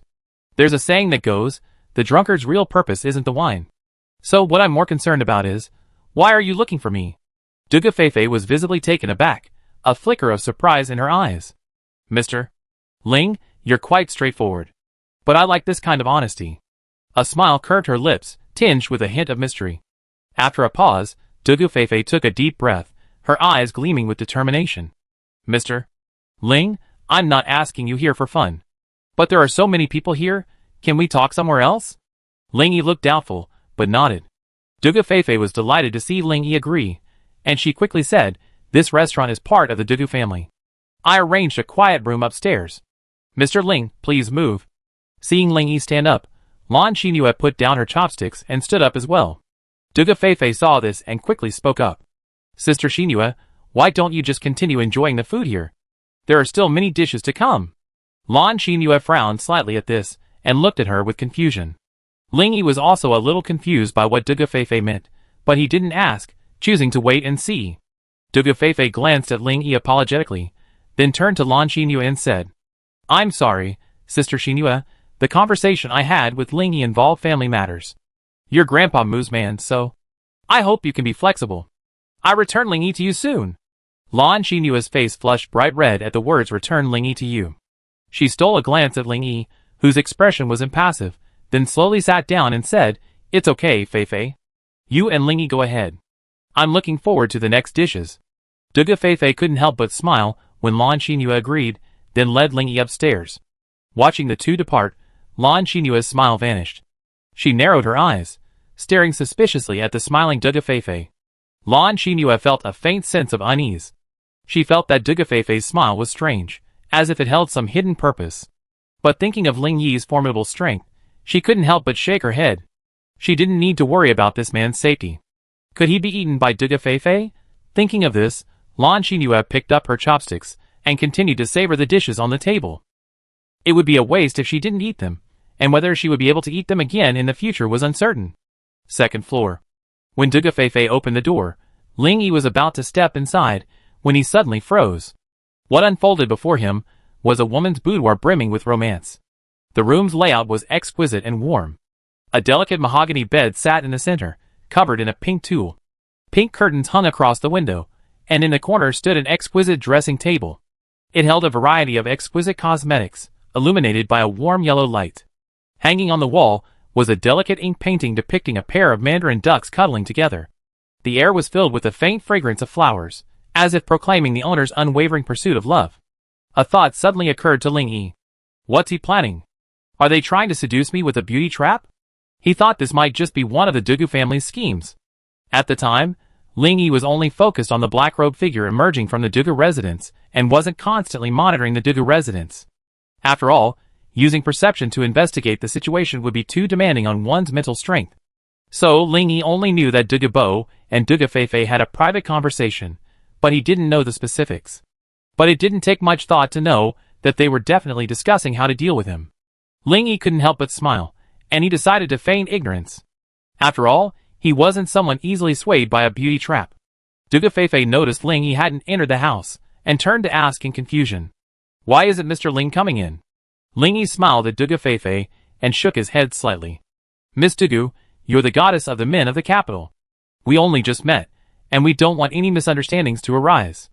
As the saying goes, intimate contact between men and women is forbidden. If I were to enter a room without warning, I'd be criticized. Not to mention the damage to your reputation. If those nymphomaniacs found out, they eat me alive. His words were gentle and humorous, revealing his respect and admiration for Dugu Feifei. Although Ling Yi wasn't a good person, facing a beauty like Dugu Feifei, if he didn't have desire in his heart, he'd be a worthless person. But Ling Yi understood the principle. No one comes to a temple for no reason. He had always been adept at reading people's hearts, especially with beauties like Dugu Feifei. He knew that desire could lead him astray and lead him into a trap. So, he decided to use clever tactics and silent actions to achieve his goal. He had to understand the true intentions of this woman before him. Only by truly understanding her motives could he better respond to and prevent potential problems. Chapter 405. Dugu Feifei blushed slightly at Ling Yi's words. She bit her lower lip gently, a strange feeling of shyness welling up in her heart. 1,000 words seemed to swirl in her mind, but she couldn't find the right words to express them. With a hint of shyness, she looked into Ling Yi's eyes and said, Mr. Ling really knows how to make a girl happy, if you don't mind. I want to call you Brother Yi, but you can just call me Feifei. Formal titles always feel awkward, Brother Yi. Is that okay? Hearing the seductive and sweet voice, Ling Yi felt his bones tingle, and he muttered to himself, Damn, what a little devil. But he replied with a smile. Of course, Feifei. I also think formal addressing is too restrictive. You can call Xinyu a sister, and calling me brother is fine. From now on, let's just call each other affectionately. His words were filled with warmth and harmony, which made Feifei feel strangely happy. Then, my brother Yi, please come in. I'm in charge of this restaurant, so I prepared a room for your daily rest. It's not as complicated as you think. To me, it's just an office. Dugu Feifei smiled again and invited Ling Yi in. Ling Yi glanced at the open door, thought for a moment, and then couldn't help but smile. Okay, then I won't be polite. With that, Ling Yi swaggered into the room and sat down on the sofa. When Dugu Feifei saw Ling Yi enter, she took a deep breath, turned around, and immediately closed the door and secured it. Ling Yi saw all of this, but he only frowned slightly, saying nothing. He decided not to alert the enemy, opting instead to continue observing and biding his time. Dugu Feifei brought him a cup of tea and quietly sat down on the sofa. She stared at Ling Yi in a trance, her thoughts unclear. She sometimes frowned, sometimes opened her mouth, as if hesitant to speak. Ling Yi curled his lips, then suddenly put down his teacup and looked at Dugu Feifei sternly. Your eyes reveal a deep confusion, as if you have something important to say? Dugu Feifei was slightly taken aback, then, upon seeing Ling Yi's serious expression, she smiled faintly, took a sip of tea, and spoke softly. Actually, I think. Unfortunately, Ling Yi interrupted her, his tone tinged with annoyance. Feifei, I once heard a saying, the more beautiful a woman is, the more likely she is to deceive. Hearing this, Dugu Feifei was puzzled for a moment. Then, unmoved, she met Ling Yi's gaze. She smiled faintly. Brother Yi, your view of beautiful women is too one-sided. Beauty doesn't necessarily mean deception. Different people have different personalities and values, so we can't generalize. Brother Ling simply smiled faintly, nodded in agreement, and sighed. You're right. Beauty certainly can't be the sole criterion for judging a person. Everyone has their own unique charm. And we need to give everyone fair evaluation and opportunities. Hearing Ling Yi's answer, Duga Fei-Fei's smile grew even brighter. However, Ling Yi's next words left her completely stunned. But a beautiful exterior concealing a vicious heart is enough to keep people at a distance. Ling Yi raised an eyebrow at Duga Fei-Fei and spoke lightly. Ling Yi, what do you mean? What exactly do you want to say? Duga Fei-Fei's eyes flickered with confusion and bewilderment, even a hint of irritation. She didn't understand why Ling Yi suddenly brought the conversation to this point. But Ling Yi smiled mysteriously, breaking the silence. I simply feel that in this world filled with deception and deceit, sincere and kind people are always bullied. This isn't because the hypocrites are powerful. It's because the bullied have become accustomed to blindly compromising and submitting. Ling Yi observed Duga Fei-Fei's pensive expression and continued after a pause. You called me here to discuss something, a single man and a single woman with surveillance cameras. What exactly are you trying to accomplish? Do you think you can ruin my reputation with these tactics, and thus render me unable to move a single step in the imperial capital? You're thinking too simply. Duga Fei-Fei looked at Ling Yi in confusion. Surveillance cameras? She didn't have any of those things prepared. After a pause, she let out an innocent smile. Brother Yi, you misunderstood. I had no intention of spying on you. I called you here because I genuinely need your help with something that concerns the Dugu family's future and my own personal destiny. Her voice betrayed a deep sense of deliberation. Duga Fei-Fei's gaze shifted as she continued. As for ruining your reputation, I have no such intentions. If I really wanted to do that, there are plenty of ways. There's no need to go to all the trouble and get myself involved. She gently waved her hand, calming herself down, appearing innocent. Hearing Duga Fei-Fei's words, Ling Yi froze. Looking at her innocent expression, he hesitated for a moment. He wondered to himself, what exactly does this woman want? Is she truly clueless? Through his swirling thoughts, Ling Yi stared suspiciously into Duga Fei-Fei's eyes, trying to find a flaw. After a long moment, Ling Yi withdrew his gaze, realizing he might have misjudged Duga Fei-Fei. In her clear eyes, Ling Yi detected a hint of persistence and honesty. This made Ling Yi believe that perhaps she truly knew nothing. Like Fang Renjie, she had been used as a pawn in this entire conflict. Suddenly, Ling Yi felt a wave of sadness. Although born into a wealthy family, they had no worries about food and clothing. However, wealth and status could not bring them true happiness and satisfaction. For the children of aristocratic families, they are trapped in this vain world, lacking true freedom and true love. Ling Yi sighed deeply and said quietly, It seems it really has nothing to do with you. Duga Fei-Fei was somewhat confused when she heard this. Then she saw Ling Yi raise one hand, and arcs of electricity crackled and sizzled all over his palm. Duga Fei-Fei was surprised to find that the arcs on Ling Yi's palm seemed to have life. The arcs flickered like graceful blue dancing elves, swirling around his palm and emitting a strange energy wave. Her eyes widened in curiosity, wondering what Ling Yi was going to do.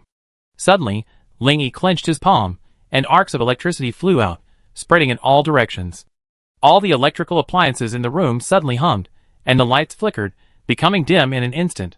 The lightning and the appliances seemed to resonate with each other, filling the entire room with intense electromagnetic waves, like a magical maze. Chapter 406.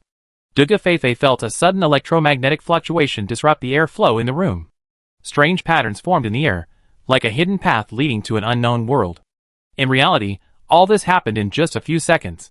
The electromagnetic fluctuation suddenly disappeared, and the room returned to silence, leaving only a faint electromagnetic echo and the smoke emanating from the electrical appliances, as if a magical electrical frenzy had occurred.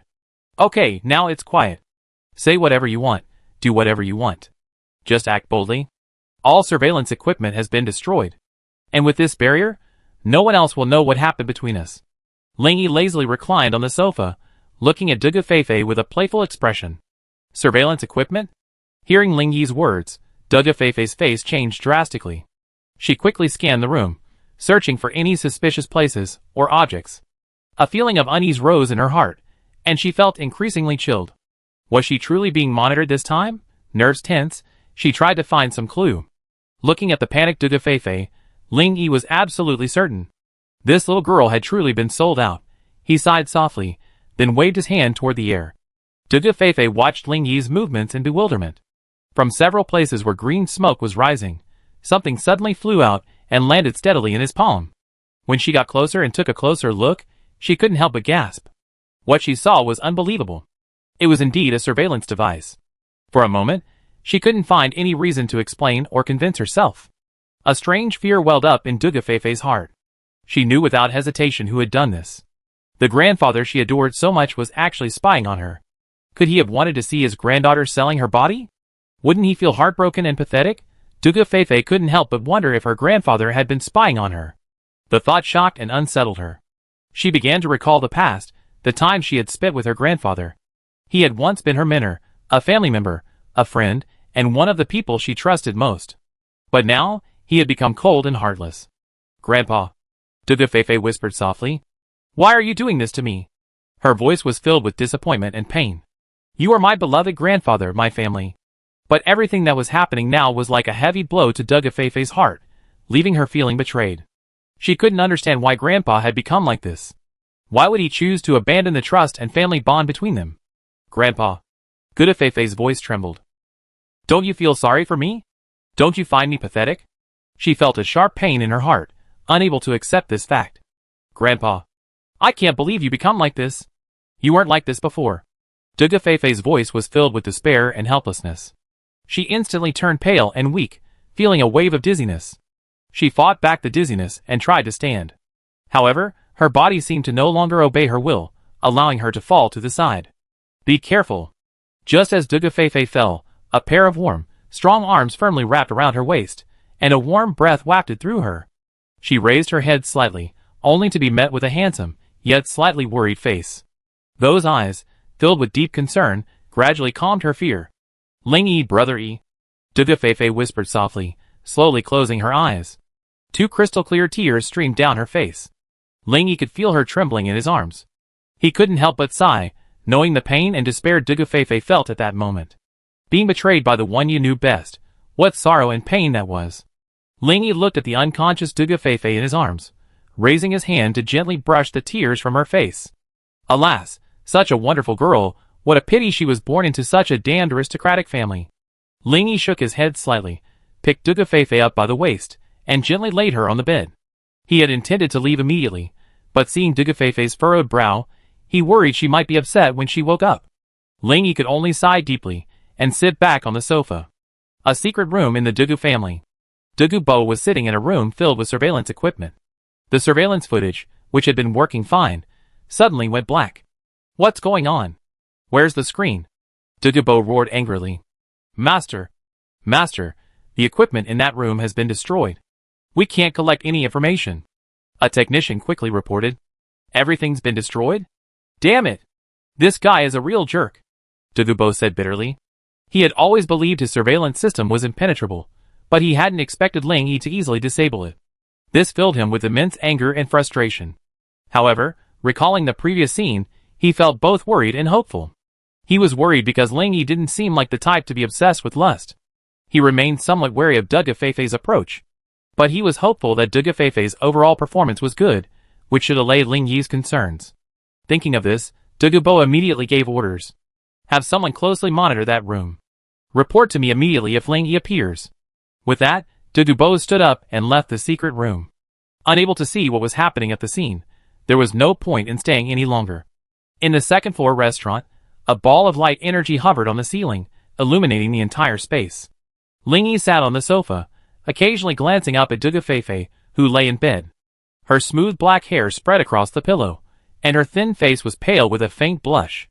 With each gentle breath, her plump lips trembled slightly, as if holding an indescribable allure. A faint light caressed her face, adding a mysterious and captivating glow. She looked so beautiful that Ling Yi's eyes were drawn to her. Duga Feifei's fragrance, a sweet, intoxicating scent lingering in the air, made Ling Yi want to be closer. Ling Yi felt as if he were lost in an eternity, completely absorbed by her endless charm. "Damn! It's not like I haven't touched women before, but why do I feel my composure slipping away?" Ling Yi took a deep breath, trying to calm himself. He knew he couldn't let himself be swayed by this feeling, or he would lose control. Chapter 407. At this moment, Duga Feifei dreamed of the wonderful childhood memories she had with her grandfather. She remembered that every day after school, her grandfather would play with her. They would play hide-and-seek in the garden or sit in the study reading storybooks. In her dream, Duga Feifei saw a warm and peaceful scene. She and her grandfather sat in a rocking chair in the garden, sunlight filtering through the leaves. They laughed and chatted, sharing their hearts.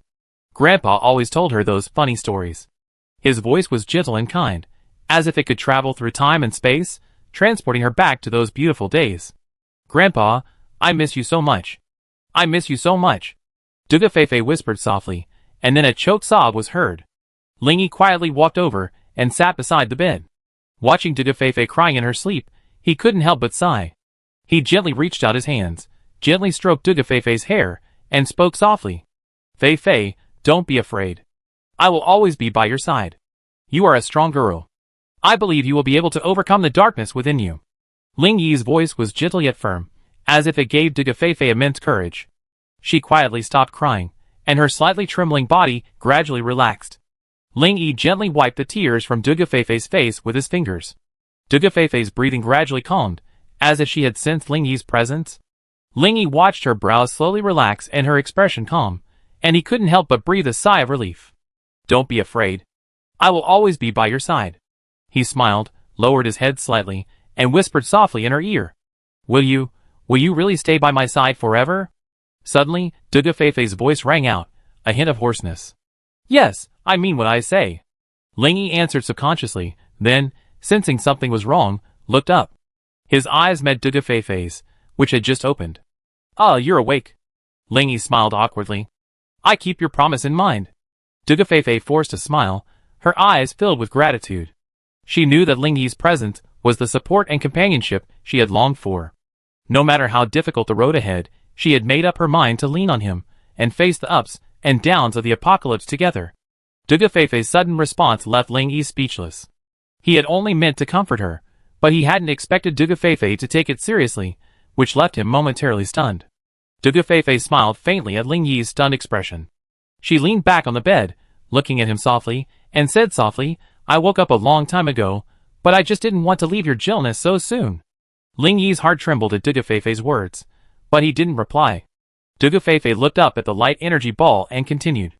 "Actually, you knew all along that I had ulterior motives for approaching you, so you were so wary of me, right?"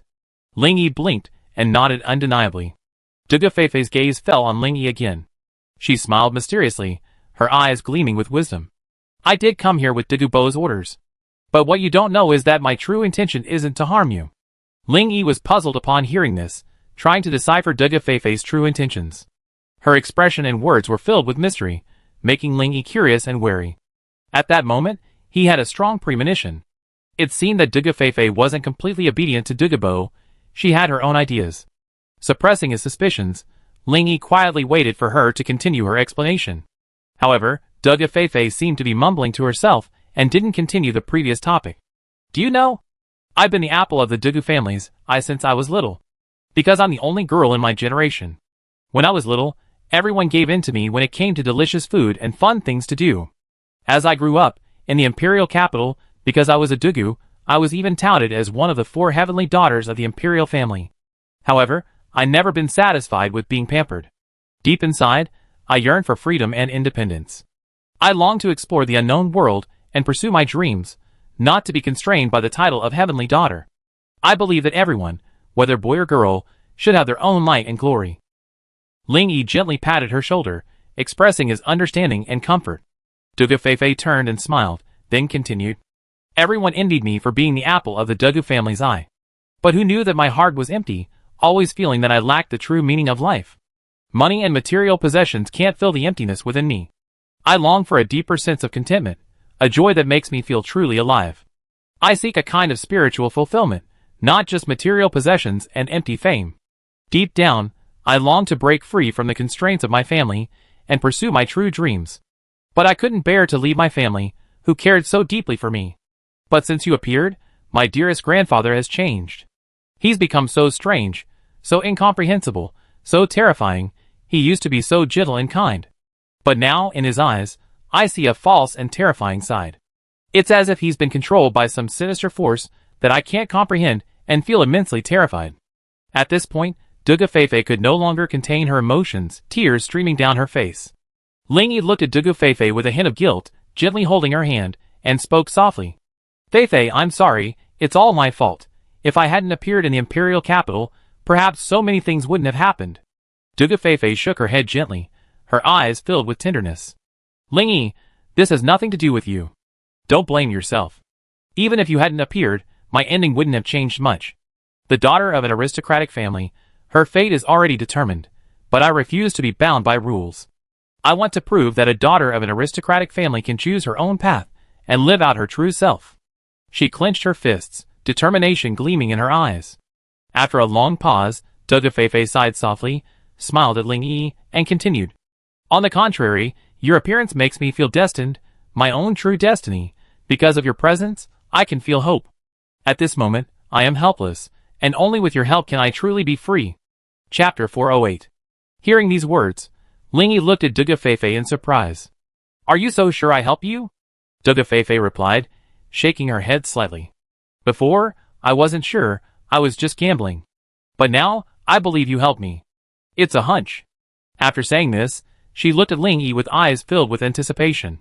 Ling Yi took a deep breath, gazing into Dugafeifei's expectant eyes. He didn't immediately make a promise, but spoke instead. I'm sorry, given the current situation, it's difficult for me to make the right choice. First, I can't help but wonder if this is a self-torture scheme combined with a honey trap. Dugafeifei was about to explain when Ling Yi waved her hand, interrupting her. Secondly, when I first visited the Dugu family, I was practically driven out. The next day, you started looking for me all over the capital. It's so obvious. To say there's nothing fishy about it is an insult to your intelligence. Dugafeifei couldn't help but let a wry smile play across her lips after hearing Ling Yi's words. She knew Ling Yi had seen through her scheme, but she didn't regret it. This time, her purpose was to sincerely seek his help, though her methods might have been a bit extreme. Dugafeifei sighed softly and responded calmly. Ling Yi, I understand your concerns, but I have no ulterior motives. I simply sincerely hope to receive your help. After a pause, she continued to explain. You're right, actually. Dugubo did ask me to get close to you, ideally to have sex with you. At this, Dugafeifei let out a wry smile, tears welling in her eyes. But I must be honest with you. I'm not a woman who walks lightly. A hint of helplessness lingered in her voice. I was forced into this mission. You know, as a child of an aristocratic family, there are some things I have no choice in. Dugafeifei's emotions grew agitated. I also know I'm not the only one forced into this. Everyone has their own baggage and frustrations, but that doesn't mean we can't change. No matter how many shackles lie behind me, I will break free from them one by one. I refuse to live a life of bondage. Listening silently to Dugafeifei's words, Ling Yi could sense her inner resolve and determination. He sighed inwardly. Regardless of whether her words were true or not, life is indeed filled with frustration. Sometimes, people need to face their inner struggles and pain in order to truly grow and change. You're absolutely right. Ling Yi hesitated for a moment, but continued. Everyone has their own story and challenges. Living like a puppet is truly tragic. Only by facing things bravely and striving to change can one find their own freedom. Dugafeifei felt Ling Yi's understanding and support, and her emotions gradually calmed down. After a moment's silence, Dugafeifei suddenly spoke. Actually, I always wanted to tell you something. Ling Yi looked at her puzzled. I always thought you were special, Dugafeifei said. There's a deep, captivating power in your eyes that makes me feel at ease and warm. Ling Yi was somewhat surprised to hear this. He hadn't expected to be evaluated in this way. He raised his hand, pointed at his own eyes, and chuckled. Just these blood-red eyes of mine, you actually feel a sense of security and warmth.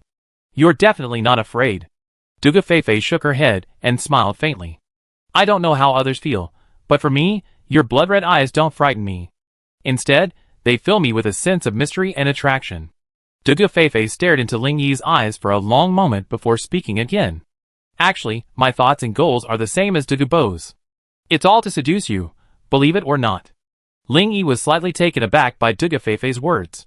He hadn't expected her to state the reason so bluntly, and he couldn't help but feel a hint of confusion and bewilderment. Are you planning to retreat in order to advance? This was Ling Yi's current thought. Looking at the puzzled Ling Yi, Dugafeifei brushed her hair away from her ear and chuckled self-deprecatingly. Haha, do you think I speak in a rather uncouth manner, not at all like a lady from a noble family? Ling Yi raised his eyes, gave Dugafeifei a serious look, and smiled. Perhaps this is your true self. I think your directness and honesty are your most charming qualities. There's no need to be bound by others' expectations of you. Being yourself is the most important thing. Hearing Ling Yi's comments, Dugafeifei let out a shy smile. She felt a warm warmth in her heart. Up to now, Ling Yi was the only person who truly understood her. So, she decided to no longer hide her true feelings. She would unapologetically show her most natural side. Because she knew that only such honesty could. Only then would Ling Yi let down his guard and believe that he wasn't deceiving. Dugu Feifei calmed herself and suddenly smiled confidently. Ling Yi, whether you believe it or not, I'm going to tell you this. Initially, I was indeed asked by Dugu Bo to win you over. From his analysis, your only flaw was lust. So, he asked me to get close to you, even at the cost of my body, to bring you to the Dugu family's side. Dugu Feifei gently brushed her hair, her gaze fixed firmly on Ling Yi. But I know that whether the mission succeeds or not, I won't get what I want. If I succeed, I'd be a tool for you to vent your anger, and I could be abandoned at any moment. If I fail, there's no guarantee you ask me to accompany someone else next time. I don't want to be manipulated, and I certainly don't want to be a prostitute, slept with by thousands of men. Ling Yi gazed deeply at Dugu Feifei, secretly admiring her determination and independence, and an involuntary fondness for her grew in his heart. Dugu Feifei paused before continuing. So I figured, since I can't get rid of you anyway, I might as well serve you for once, and then, relying on Dugu Bo's appreciation for you, he'd take me out of the Dugu family. Then, I'd truly be free and have a new life. Hearing Dugu Feifei's words, Ling Yi's eyes flickered with an unfathomable emotion. He pondered for a moment, then slowly asked, How can you be sure you still be free after becoming my woman? Dugu Feifei smiled and replied, So, my previous plan was to negotiate with you. I stay with you for one night, and then you take me away from the Dugu family. Once we leave the imperial capital, we owe each other nothing. I take my sunny path, and you take yours? After hearing Dugu Feifei's words, Ling Yi fell silent. Her plan sounded a bit unconventional, yet it held a unique allure. After a long pause, Ling Yi smiled slightly and said, Since you're talking about the past, what are your thoughts now? Do you have new ideas? Chapter 409. Dugu Feifei nodded gently, her eyes gleaming with determination. You're right. My thoughts have indeed changed. After meeting you today, I discovered you're far more complex than Dugu Bo claimed. Every detail about you exudes an unparalleled charm, sparking a deeper interest in me. As I tried to understand you, I discovered your inner self is even more complex and diverse than your outward appearance. Your thoughts, your eyes, even the subtle changes in your expression, are a mystery that intrigues me. They say you're lustful, but in my opinion, that's completely untrue. In my eyes, they completely misunderstood your true nature. Your taste and appreciation transcend superficial sexual desires. I believe you pursue a spiritual and emotional connection. Otherwise, while I was unconscious, you had plenty of opportunities to do something to me, but you didn't. When I was awake, I saw the tenderness and care you showed me. I knew you were a good person, a good man. Especially in this apocalypse, such a thing is simply out of reach. Looking at Dugu Feifei, whose eyes seemed to be twinkling with stars, Ling Yi couldn't help but feel a little surprised. He shook his head slightly, and replied with a wry smile. I'm a good person. Ha ha, I remember she said that about me back then. But the result disrupted all my plans, causing me to run around everywhere and nearly get killed several times. So, I don't want to be a good person anymore, you know? Hearing Ling Yi's wry smile, Dugu Feifei's eyes flickered with confusion, and she sighed softly. Perhaps life's twists and turns and setbacks have caused you to lose your direction and original intention. She looked at Ling Yi affectionately. Your heart has always been filled with tenderness and kindness. Because I can sense that you're different from others, just like what you said about being a good person. Despite facing certain dangers, you still resolutely did it. And I believe that the woman you spoke of has always been by your side, unharmed. Ling Yi was silent for a moment. Dugu Feifei's guess was undeniably accurate. Xia Mobing was now one of the women he deeply loved. Ling Yi gazed into Dugu Feifei's eyes, a sudden smile breaking across his face. He leaned casually against the headboard, gently lifted her chin with his hand, and spoke. Dugu Feifei, I have to admit, you're a very intelligent woman. Ling Yi's smile and flirtatious gestures made Dugu Feifei's heart beat faster, and an inexplicable throbbing surged within her. She sensed a special power hidden in Ling Yi's eyes, drawing her inextricably. His casual gesture seemed to convey an ambiguous message, sending a slight heat through her body. She blushed and lowered her head, not daring to meet his gaze. Ling Yi, seeing this, couldn't help but chuckle, his hands behind his head as he asked, Tell me, how do you want me to help you? Dugu Feifei's eyes lit up at Ling Yi's question, and she clenched her fists excitedly as she spoke. It's actually very simple. I decided not to make a deal with you anymore. I'm going to be your woman, and you be my only man. Ling Yi was startled by Dugu Feifei's sudden confession, and fell into deep thought. For him, His relationship with Duga Feifei had always been distant. After all, they didn't have much in common. Ling Yi frowned slightly, unsure how to respond to this sudden proposal. Ling Yi hesitated, trying to calm his inner turmoil. Looking back at Duga Feifei's earnest, expectant gaze, he smiled. Duga Feifei, your courage is truly special. But how can I believe that what you say is true? You must know that both you and Duga Bo were motivated by a purpose. Furthermore, your intelligence and talent amaze me a little. Duga Feifei's heart trembled. She understood Ling Yi's doubts. Who would easily believe the words of a woman they had just met, one with a purpose? With a soft sigh, she resolved to prove her sincerity with concrete actions and regain Ling Yi's trust. Gently brushing her hair past her ear, her eyes gleamed with determination. Suddenly, Duga Feifei spun around and threw herself directly onto Ling Yi. She hugged Ling Yi tightly, her eyes revealing deep love. Before Ling Yi could react, she had already raised her alluring red lips to his. Ling Yi was immediately bewildered, having never expected her to be so bold. But he couldn't bear to push Duga Feifei away, allowing her lips and tongue to entangle with his. The fragrance of Duga Feifei's body stirred in Ling Yi, and he felt an unprecedented desire rising quietly. His heart was agitated, deeply drawn by this sudden passion. Watching the desire between them gradually grow, one couldn't help but anticipate what would happen next. At that moment, Duga Feifei raised her head, her eyes blurry and her cheeks flushed. Her eyes betrayed an indescribable desire. As if driven by a force, her heartbeat accelerated. Courage surged within her, knowing that tonight would be the day for a gamble that would change her fate. And this gamble would bring her unprecedented excitement and hope. Now you can believe what I said is true, right? Duga Feifei bit her lip lightly, a hint of amusement in her eyes. At that moment, the system announced that Duga Feifei's loyalty had surpassed 90. This made Ling Yi delighted, not only because of the system upgrade, but also because he was certain that Duga Feifei hadn't deceived him. A faint smile played on Ling Yi's lips, and he frivolously ran his fingers across her chest. That's not enough. I want to delve deeper, and see the depth of your sincerity. Duga Feifei raised an eyebrow, her eyes filled with allure. Her graceful figure loomed in the light, as if giving Ling Yi a teasing hint. Ling Yi's desire intensified under her allure. Ling Yi's heartbeat quickened as he saw the teasing in Duga Feifei's eyes. He couldn't help but lean forward, reaching for her waist, gently closing the distance between them. Duga Feifei, sensing Ling Yi's gesture, closed her eyes slightly, emitting a seductive aura. Ling Yi's hand slowly slid across her waist, feeling warm and soft. Their breaths mingled, and temptation and desire filled the room. The morning sun streamed through the window, warm and soft.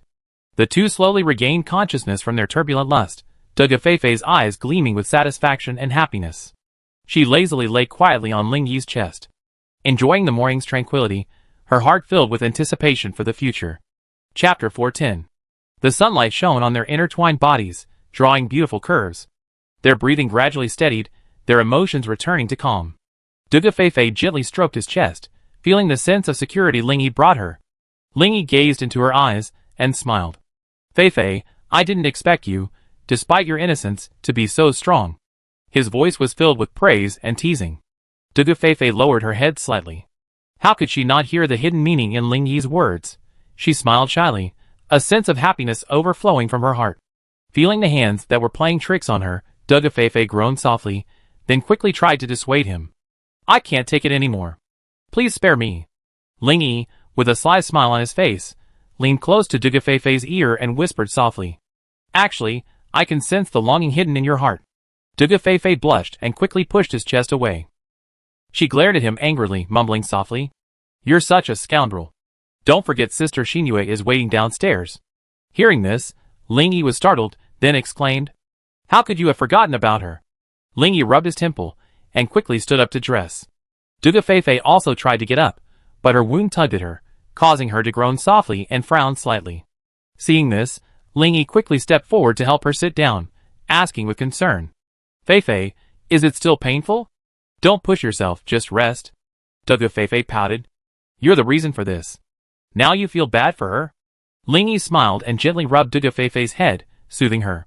It's all because of your charming little charm. Just lie down and rest.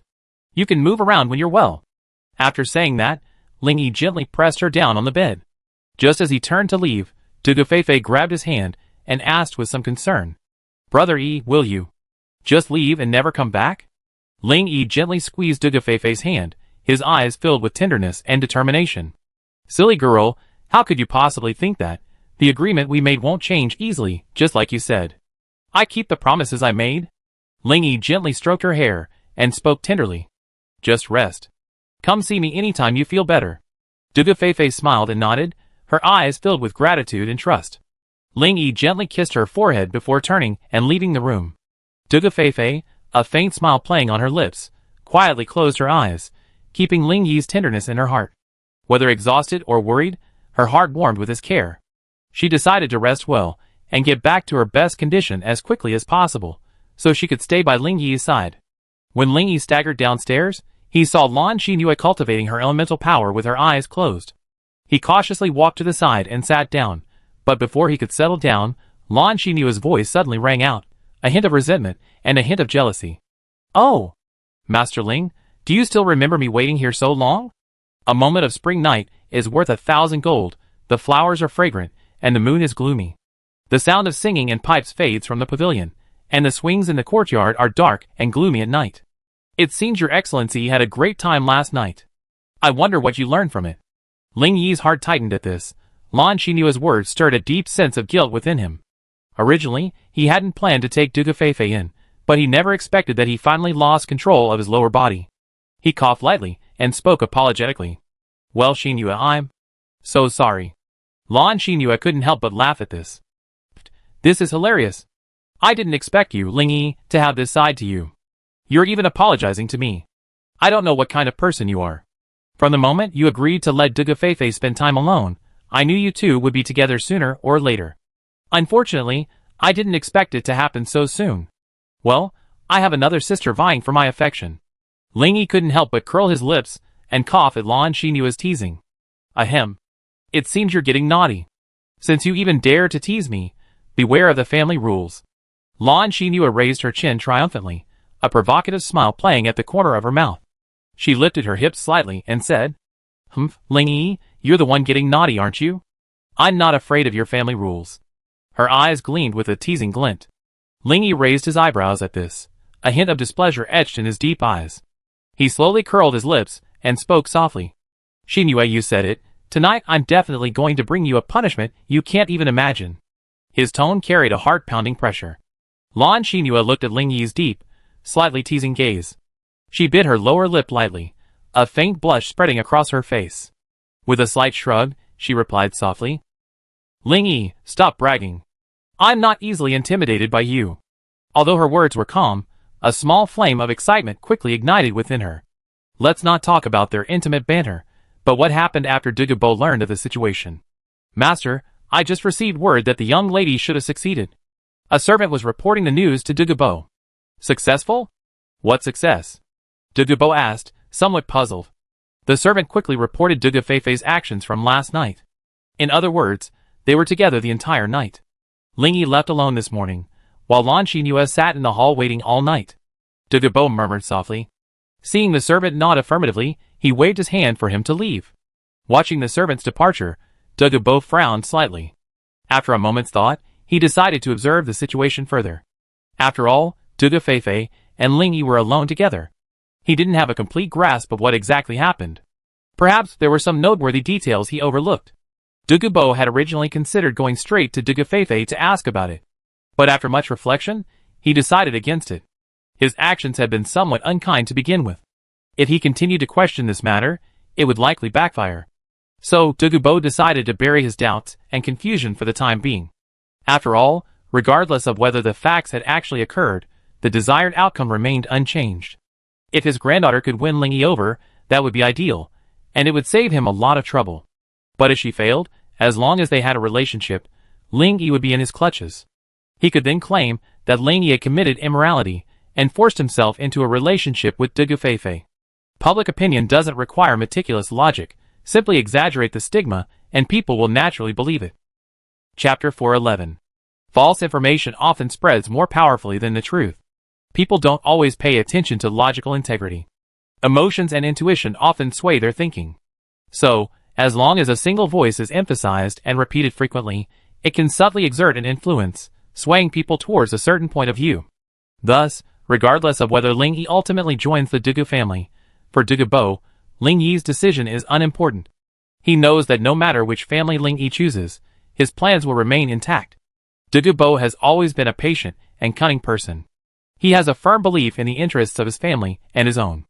No matter what, he will continue to work hard until he achieves his goal. He knows that in this apocalypse, the weak will be devoured, so he remains vigilant and alert. Through covert observation and planning, Bo has developed keen observation skills and the ability to assess the situation. This enables him to navigate the ever-changing landscape of crisis. He made the right decisions quickly, protecting his family's interests and his own position. Ling Yi, no matter how strong you are, I don't care about having more grandsons-in-law if I can use them. If you insist on opposing me, I will make it impossible for you to take a single step in the imperial capital, and your reputation will be ruined. Bo sneered, a cold glint in his eyes. He believed that as long as he possessed enough cards, personal strength would be nothing but a passing cloud. Ling Yi was unaware that Bo had been watching from the shadows. To appease Lan Xinyue's jealous heart, he had already accompanied her on several rounds of the streets north of the city. During this period, Ling Yi, due to his previous conflict with the Fang family, had become a prominent figure in the northern part of the city. People greeted him, and tried to establish connections wherever he went. However, Ling Yi did not become complacent or be blinded by flattery. He knew that relying solely on his own strength and hard work would not earn him the respect and recognition of others. More importantly, he had a group of loyal companions, and the powerful Blood Moon City as his backing. Therefore, Ling Yi firmly believed that as long as they united as one and worked together, they would create endless possibilities in the journey towards the end of the world. In this turbulent imperial capital, they waited for even greater storms to strike. After a long day of traveling, Ling Yi finally returned to the hotel and lay exhausted on his bed. With his current strength, he wouldn't feel physically exhausted. It was mainly the mental exhaustion that weighed on him. No man would happily accompany a woman shopping. However, sometimes, shopping with a woman can be a way of expressing love and care. After all, for someone you truly love, you're willing to invest some effort and time, no matter how exhausting it is. Although he felt exhausted, he still found satisfaction in a woman's happy smile. Lan Xinyue was ecstatically trying on various clothes, teasing, "My great master Ling, you're boasting about your abilities, aren't you going to enforce the family rules? But you look so exhausted, so fragile." Hearing this, Ling Yi lay on his side and looked at Lan Xinyue. Lan Xinyue wore a purple dress with black stockings. She exuded a sense of nobility and elegance, radiating a pleasant, refined aura. Her steps were light and graceful, like a fairy descending to earth, her skirt fluttering behind her like petals. Every time she turned, her snow-white collarbone trembled slightly, emitting a captivating glow. The sight made Ling Yi's eyes sparkle, and his heart itched. He gave Lan Xinyue a sly smile and beckoned her finger. "Dear, come over to me. You look so charming in purple. Let me admire you up close." Lan Xinyue smiled, a hint of pride in her beautiful eyes. She walked slowly towards Ling Yi, gracefully lifting her purple dress as if walking on a catwalk. Ling Yi was captivated by her aura, captivated by her confidence and beauty. Lan Xinyue smiled brightly, and sat down beside Ling Yi. "What? Are you attracted?" Ling Yi nodded indifferently, his eyes filled with envy and admiration. He sniffed and could clearly smell Lan Xinyue's delicate fragrance. Lan Xinyue could sense the admiration and desire in Ling Yi's gaze. She smiled, lowering her head, a hint of mischief in her eyes. She gently brushed her hair and said playfully, "I won't just make you fall in love, I make you fall in love with me." Ling Yi's lips curled up slightly, and he gently lifted Lan Xinyue's chin, saying flirtatiously, "My beauty, don't forget that your husband has mastered peerless martial arts. Just wait and see. When my spear is born, the moment of unparalleled splendor will arrive." Lan Xinyue smiled slightly. Ling Yi's boasting was truly amusing.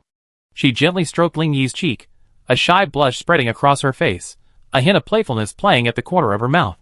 "Peerless beauty? Don't just brag. We have to see if your spearmanship matches your bragging skills." Hearing this, Ling Yi pulled Lan Xinyue into a bear hug, smirking. "Don't beg for mercy if you lose." Lan Xinyue felt a little dizzy from Ling Yi's bear hug. The teasing on her lips gradually gave way to tenderness. She smiled, tilted her head, and whispered softly into Ling Yi's ear, "Then don't let me down, or I won't let you go." Ling Yi felt the softness of her body, and a warm feeling welled up in his heart. He coughed lightly, and replied with a smile, "Don't worry, I will show no mercy." Ling Yi looked at Lan Xinyue before him, a desire to protect her welling up in his heart. He gently embraced her, his eyes filled with doting and tenderness. I will use all my strength to make you feel the most sincere love. Looking at the lazily sleeping Lan Xinyue, a hint of tenderness flashed in Ling Yi's eyes. Then, he closed his eyes and pretended to doze, but his mind was communicating with System Carl. Carl, long time no see. What have you gained since absorbing another system last time? Ling Yi asked expectantly. Carl's phantom flickered in Ling Yi's mind and replied. Master, after merging with that system, I successfully upgraded to level 3. Now my abilities have been greatly enhanced. The plane we belong to can also provide you with more support and assistance. Ling Yi smiled and nodded with satisfaction. Very good, very good. Could you please give me an overview of the situation? What kind of support can you provide me? Carl's phantom smiled slightly and quickly explained. Master, thanks to the increased abilities, the system will now drop better auxiliary items, such as advanced enhancement potions, high-level attribute weapons, and so on. Chapter 412. Carl paused, as if considering how to continue his report. Also, I'm well aware of the Master's need for communication. So, we added a special feature that allows the Master to communicate directly with team members through his brain. This will not only improve the efficiency of command transmission, but also allow you to better understand the latest updates from your team members. As soon as Carl finished speaking, Ling Yi's brows began to furrow. This was great news. Currently, only the military controls satellite communications, leaving other survivor groups unable to maintain real-time communication. In this situation, isolated survivor groups can only rely on traditional communication methods, such as handwritten letters or short-range walkie-talkies, to maintain contact and cooperation. Although the transmission speed is much slower, it is the only hope for survivors to communicate. Now, with Carl's feature, it will undoubtedly have a huge impact on Ling Yi and the Blood Moon City. This means that Ling Yi's side has broken through the limitations of traditional communication methods. Even if the military monopolizes the communication method, it will have no impact. And it is absolutely safe, because Carl's feature is completely independent of this dimension, without the risk of interception or decryption. Ling Yi's brows suddenly furrowed slightly. He pondered for a moment, then asked doubtfully. This special feature sounds very useful, and will indeed improve our team's collaboration efficiency. From now on, I can convey instructions more quickly and accurately, while also understanding each team member's real-time status. But you just said that I can only communicate with the team members through a single line. Isn't that too limiting? Carl replied with a smile. Master, don't worry. The reason you're the only one who can contact the team members is because we're worried their frequent communications might disrupt your daily life. While they can't contact you directly, they can leave you messages. As for the categorization and urgency of the messages, Master, don't worry. I created a virtual personal assistant for you. It will help you quickly and accurately filter various types of information and deliver it to your brain immediately, eliminating the need for you to review each one individually. It will also help you consolidate all team member information, giving you a clearer picture of their real-time situation. Hearing this, Ling Yi couldn't help but exclaim in admiration. Carl, this virtual personal assistant is incredibly thoughtful. Well done, I love this feature. Not only does it help me filter information, it also consolidates the team members' intelligence, allowing me to better grasp the situation. Carl nodded with a smile. Yes, Master, the virtual personal assistant will be a valuable assistant, helping you manage team affairs more efficiently. Ling Yi nodded repeatedly with great satisfaction, excited about this new feature and looking forward to the convenience and speed it would bring. Are there any other new features? I'm getting a little impatient. Ling Yi asked expectantly. Carl, seeing this, was also incredibly happy. Ling Yi's approval showed that his hard work had paid off. He smiled happily and continued. As long as you like it, Master, I'm sure the next features will delight you even more. Through my constant research and experimentation, I'm now fully capable of teleporting Master between planes. Ling Yi was stunned by this, then asked in astonishment. Transportation. How is that even possible? Each plane has its own rules and powers. If an external force beyond the power of these rules intervenes, the plane controller will immediately attack and expel it. Carl replied with a faint smile. Master, what if there's a way to merge with the rules of the planes? For example, transforming external forces beyond the power of these rules into a part of the plane itself. Ling Yi pondered for a moment and nodded. As long as the plane's rules are balanced, it won't affect the plane world, and it can also assimilate other forces to enrich itself.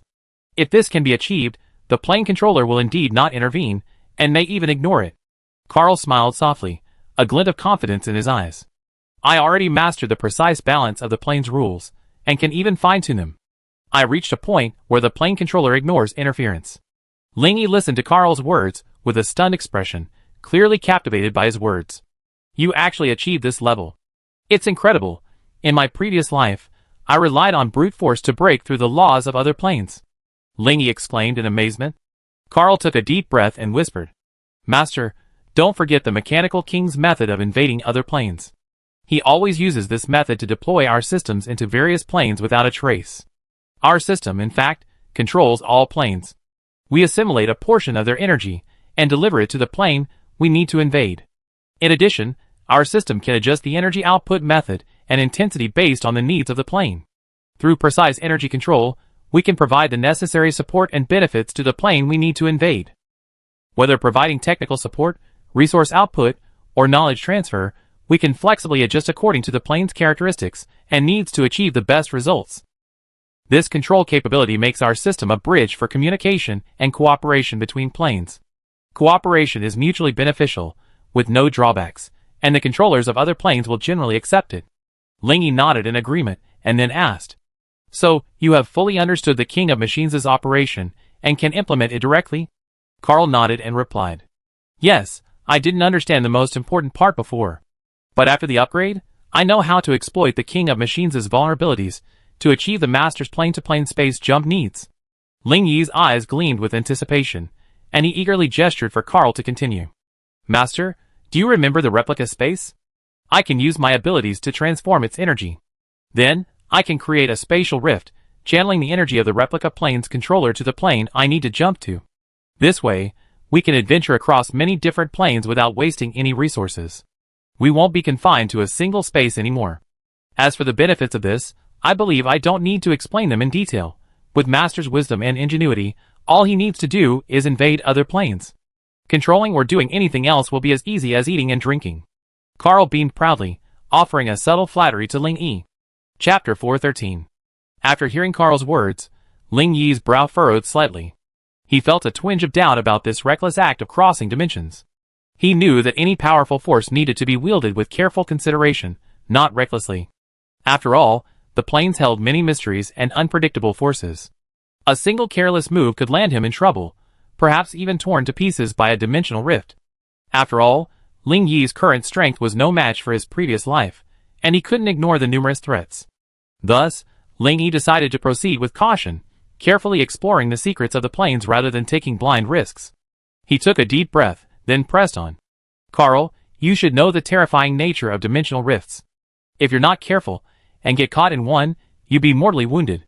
Ling Yi pondered for a moment, gazing into the distance, his eyes gleaming with burning desire and endless recollection. He continued in a low, resolute voice. A spatial rift is like a mythical beast, its bloody maw gaping open, devouring any life that approaches. It's like a dark abyss, inspiring awe. You have no idea whether the scene beyond the rift is life or death. Even if I survive, with my current strength, tearing space apart again and returning to this plane is absolutely impossible. Ling Yi's eyes were tense and anxious. He knew that spatial rifts were no ordinary thing. They were an unpredictable and uncontrollable force. Once caught in one, there was no way to escape. Master, have you forgotten about your infinite clones? Carl seemed to have known Ling Yi's concern, and he replied with a faint smile. Ling Yi's mind was swirling with thoughts, feeling powerless against this unpredictable and uncontrollable force. But after hearing the phrase infinite clones, and under Carl's smiling gaze, a flicker of understanding crossed his eyes. A sudden surge of inspiration washed over Ling Yi, a feeling of embracing infinite possibilities. The corners of his mouth curled up, his eyes filled with joy, no longer confused or powerless. At this moment, the power of the spatial rift was no longer a terrifying unknown, but a miracle holding infinite possibilities. Imaginative scenes suddenly surfaced in Ling Yi's mind. The clones, each possessing their own unique personalities, wandered through the boundless void, displaying diverse skills and powers in various planes. A strange feeling arose in him, as if this ability to clone infinitely could help him explore and control these unpredictable forces. Seeing Ling Yi's expression, Carl smiled and nodded. It seems the master has understood. Yes, you can use your clones to travel to other planes and create endless possibilities. Just like the King of Machinery, who utilizes the system to cultivate new controllers in various planes, the master simply uses his clones to travel between planes. You can embark on unimaginable adventures. Through different planes, cultivate a variety of new controllers. Create a glorious era that truly belongs to you. Although the clone may die halfway, compared to you, it will be completely unharmed. Ling Yi's pupils involuntarily began to shrink. The temptation was simply too great. If this method truly created thousands and thousands of new clone controllers, what a magnificent spectacle it would be. You must understand that these clones, unlike the system, are not bound by the constraints of the mechanical king. These infinite clones are all parts of his body, split from the original power, existing independently and brimming with infinite possibilities. If Ling Yi ever needs it, he can summon his clones to temporarily return to his original body. Just imagine, just like 1 + 1 = 2. With the combined power of his clones, what a terrifying existence Ling Yi would become. Thinking of this, Ling Yi asked eagerly, "Carl, tell me your specific ideas. I can't wait to try them out." Carl sensed Ling Yi's eagerness, nodded, and explained directly. "Master, after upgrading, I discovered many secrets about the dungeon space. It turns out the dungeon space we're using is just one of them. Surrounding it, countless dungeon planes are stacked one after another. I suspect that each host of this system possesses a separate dungeon plane for training." Carl's voice grew increasingly excited, his voice thick with excitement. After a while, he continued his explanation to Ling Yi. "The existence of these dungeon planes means the master possesses a vaster source of clones. As long as I assimilate these dungeon planes, I can send you into them to hunt the controller. This discovery is truly exciting." Ling Yi listened to Carl's excited explanation, a flicker of surprise in his eyes. He cleared his throat, his voice trembling slightly as he asked, "So what method is required to assimilate these dungeon planes?" Carl smiled mysteriously. "It's actually very simple, a deception. Before the master devoured the replica controller, I used the energy of his plane to communicate with the controllers of other planes in the void. When the energy transmission reached the edge of assimilation, I sent the master's pre-prepared clone into that plane. As soon as this succeeded, the master could devour the replica controller. And the controller of the plane I was communicating with would lose control of the energy transmission within that replica plane. Without the plane controller, the replica space would have been reduced to dust in the void. When the plane controller discovered this, even a furious outburst would be useless. Even if they wanted to find the clone to vent their anger, it would be impossible. The clone, having undergone energy assimilation, had long since vanished into the vast sea of humanity. No trace of it could be detected." Ling Yi's face immediately crossed with surprise upon hearing Carl's explanation. However, a sly glint flickered in his deep eyes. Such an easy, cost-free method. Yet, it could yield rich rewards. It was truly Ling Yi's favorite way to play. A surge of excitement surged within Ling Yi, captivated by this ingenious, unconventional strategy. If such a method succeeded, the rewards would be simply too tempting. He couldn't help but fantasize about how he would skillfully utilize this method to pave a path to the top. "Haha. Carl, my painstaking efforts to subdue you were well worth it. The surprise you brought me was truly beyond my expectations." Carl also smiled faintly, then spoke. "In this lonely and gloomy apocalypse, only the presence of my master has allowed me to find light and hope again. I will be forever grateful to you, for you are the most important person in my life. No matter what difficulties and setbacks I face, I believe that with your guidance, I will surely be able to crush the king of machinery under my feet. You are my strongest support, and your name will be forever engraved in my heart." Chapter 414. Ling Yi was very pleased with Carl's statement. He smiled slightly and said, "Don't worry. If your strategy succeeds, that step will be just around the corner." Ling Yi's eyes shone brightly, as if brimming with a blazing flame. He stared at Carl with blood-red eyes, seemingly imbued with wisdom beyond time and space. It was as if the success of this strategy was already a foregone conclusion. After a pause, Ling Yi continued, "While we have time now, and since this month's dungeon entry opportunities haven't been used yet, let's experiment." His words revealed an insatiable desire for spatial leaps, making his proposal impossible to refuse. Carl pondered for a moment, his eyes gleaming with a sharp light. Then he quickly connected the dungeon system and quietly opened a spatial rift. As the spatial rift slowly widened, it seemed like a gateway to endless possibilities. In that instant, he decisively sent Ling Yi into a brand new dungeon dimension. Upon entering the dungeon, Ling Yi immediately condensed a clone, sending it to deal with the attacking enemies. The moment the clone separated from his body, it displayed the same skills as Ling Yi in combat. Sharp moves crisscrossed the air, lightly dodging every enemy attack. The long sword in his hand flashed with a cold light, and swirled out. It pierced through the defenses of the enemies, who rushed towards him without any resistance. His movements were smooth and fierce, and each attack seemed like a full-strength blow, leaving the enemy unable to defend. Ling Yi's original body soared into the sky, like a flash of lightning, floating gracefully in the dungeon. He glanced at the battle between his clones, appearing remarkably calm.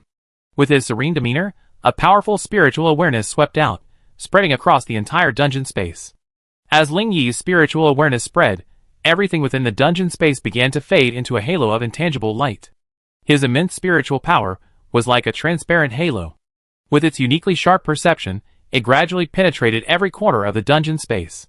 It was as if, under his scrutiny, all hidden secrets would surface.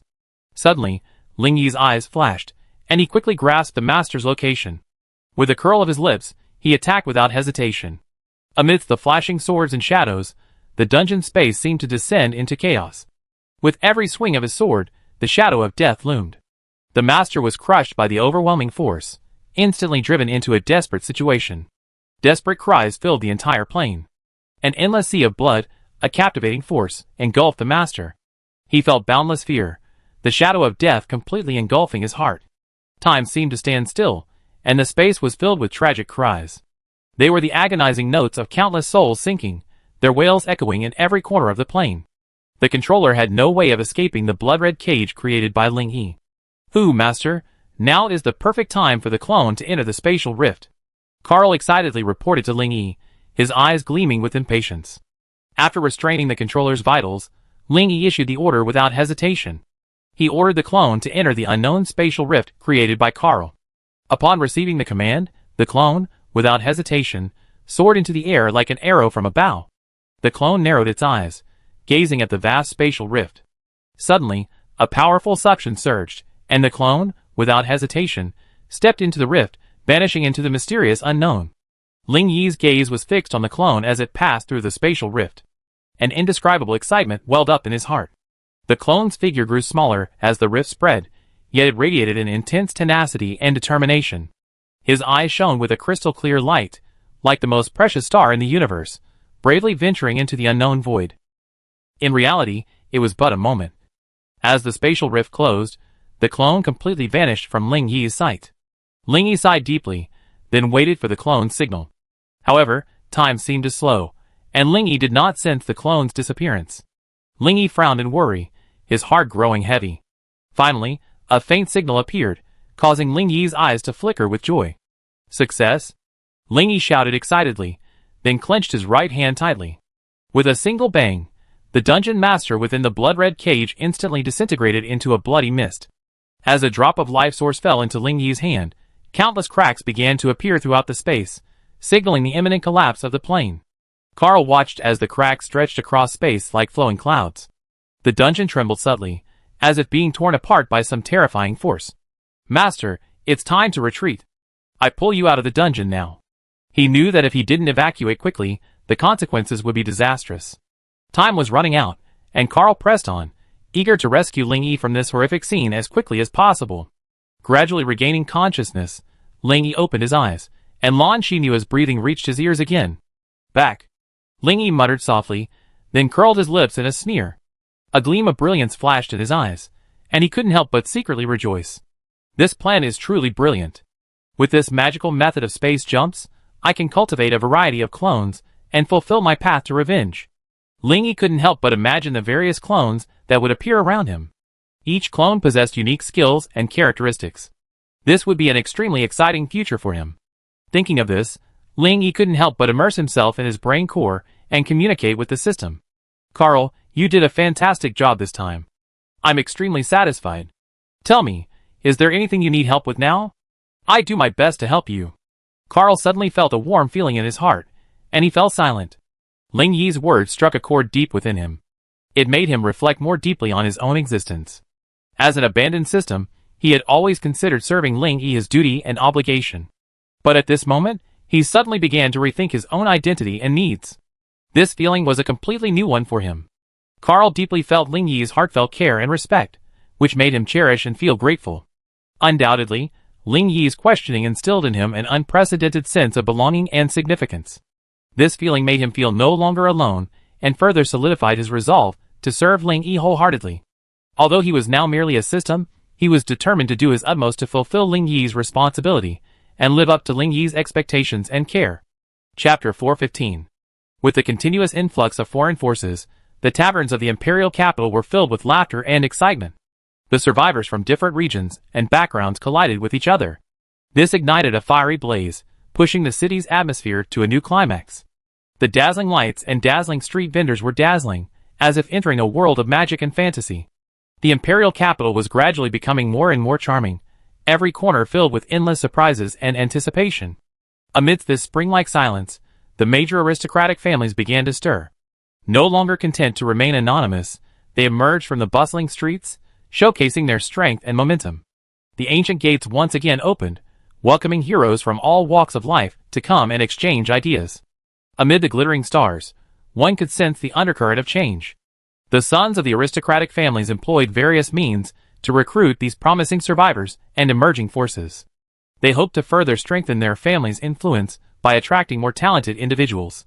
Ling Yi's life lately had been like a gentle spring breeze, enriched daily by the company of Lan Xinyu and Dugu Feifei.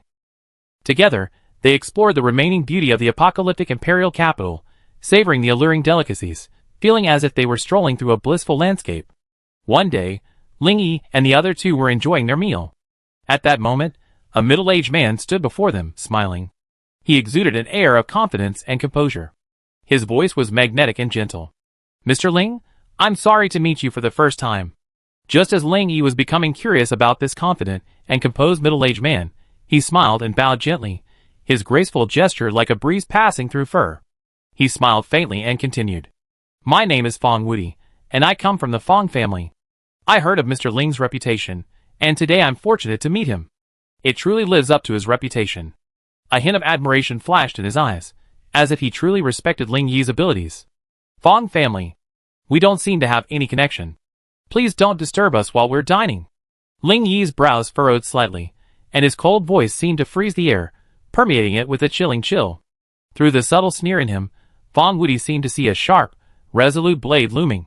This aura undoubtedly instilled a sense of trepidation in him. Although Ling Yi hadn't yet revealed his true strength, Fong Wudi felt that Ling Yi before him was like a dormant venomous snake. Deceptively calm, he had in fact issued an order to leave. He knew that remaining silent would only put him in a more passive position. So, Fong Wudi took a deep breath and called out, "Why don't you just roll over here and apologize to Mr. Ling?" As soon as he finished speaking, two young men suddenly appeared. Plop! They knelt before Ling Yi, their foreheads pressed firmly to the ground with great respect. Fong Wudi smiled faintly and pointed at the two men, displaying his unhurried demeanor. He spoke leisurely. "Mr. Ling, these two men have behaved rudely before, leaving you with a negative impression of the Fong family. Now, I brought them here specifically to apologize, hoping to atone for their mistakes." Ling Yi glanced at the two people on the ground. They were the young man selling goods in the North City that day and the captain of the Fong family's law enforcement team. Ling Yi smiled faintly, as if pondering something. After a moment, he slowly spoke. "Since you come to apologize, I will naturally consider accepting it." He deliberately emphasized the word consider, conveying his determination not to forgive easily. These words, like an invisible pressure, deeply impacted those present. Many people nearby were captivated by the scene, and many had been there at the time. Faced with Ling Yi's domineering demeanor, the two men on the ground trembled and pleaded for mercy. The young man choked with sobs. "Sir, I didn't know your identity at the time, and I'm deeply ashamed. I'm just a desperate man, and I had no choice but to take your property, but I have no ill intentions." The law enforcement team captain added in a low voice. "Mr. Ling, I'm blind and indiscriminate. I hope you can forgive me just this once. I will never make the same mistake again." Their voices echoed through the restaurant, filled with sincere remorse. Ling Yi didn't respond immediately, but took a sip of his drink. Then he turned to Lan Xinyu and Dugu Feifei and asked, "What do you two think? Should we forgive them?" Lan Xinyu smiled softly, a hint of sadness in her eyes, and spoke gently. "No one is perfect.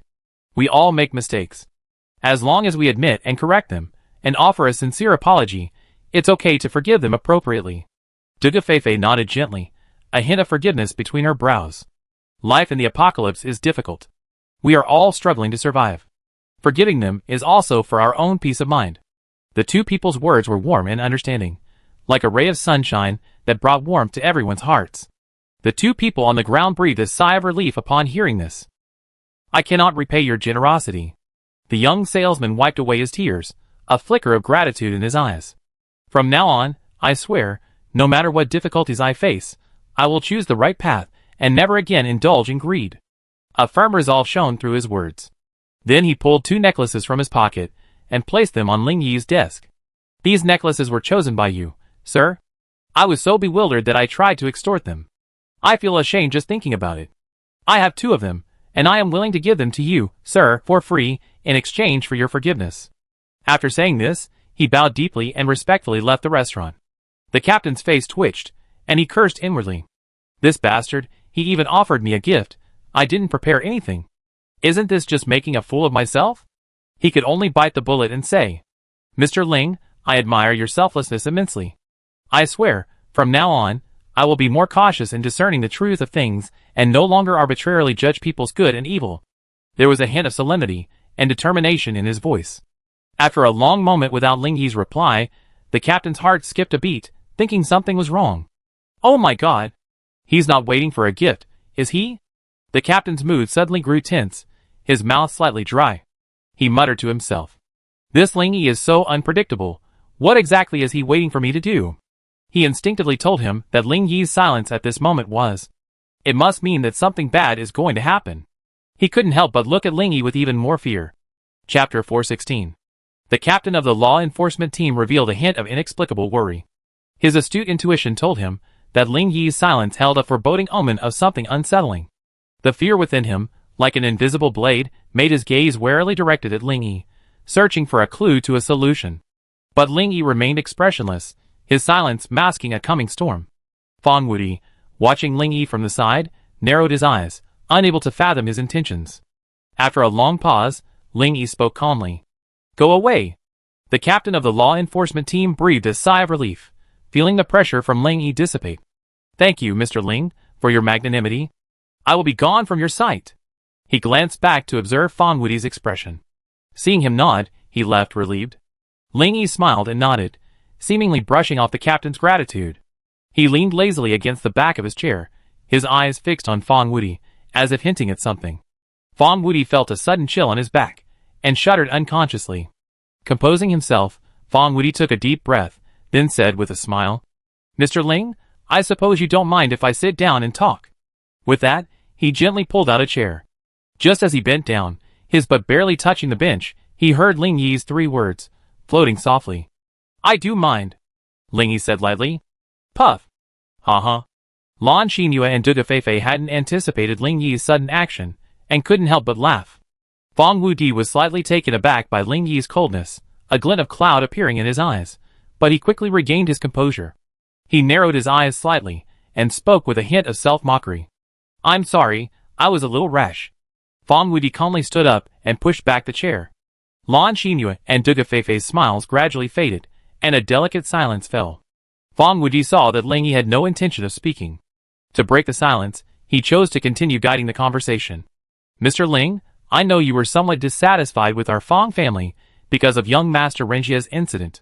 Fang Wudi's eyes revealed a hint of apology, and his lips curled slightly, as if he was considering his next words. "Our patriarch is deeply sorry. After all, it was young Master Renjia who first offended Miss Lan, leading to Mr. Ling's punishment. However, this incident happened a long time ago, and young Master Renjia has already paid a heavy price. The patriarch hopes you will forgive us and allow us to reach a reconciliation." Fang Wudi paused, straightened his clothes, and continued respectfully. "On behalf of our patriarch, I extend my most sincere apologies to Miss Lan.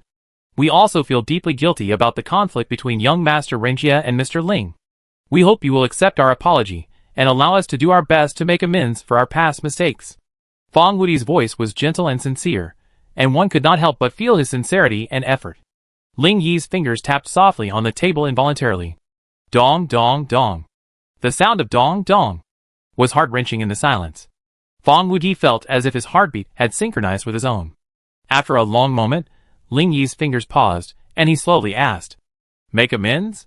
You flirt with my woman right in front of me, and then tell me you can make amends? Who gave you the courage to say that?" A cold glint flashed in Ling Yi's eyes, and he stared intently at Fong Wudi. At this moment, Fong Wudi seemed flustered, unsure how to respond.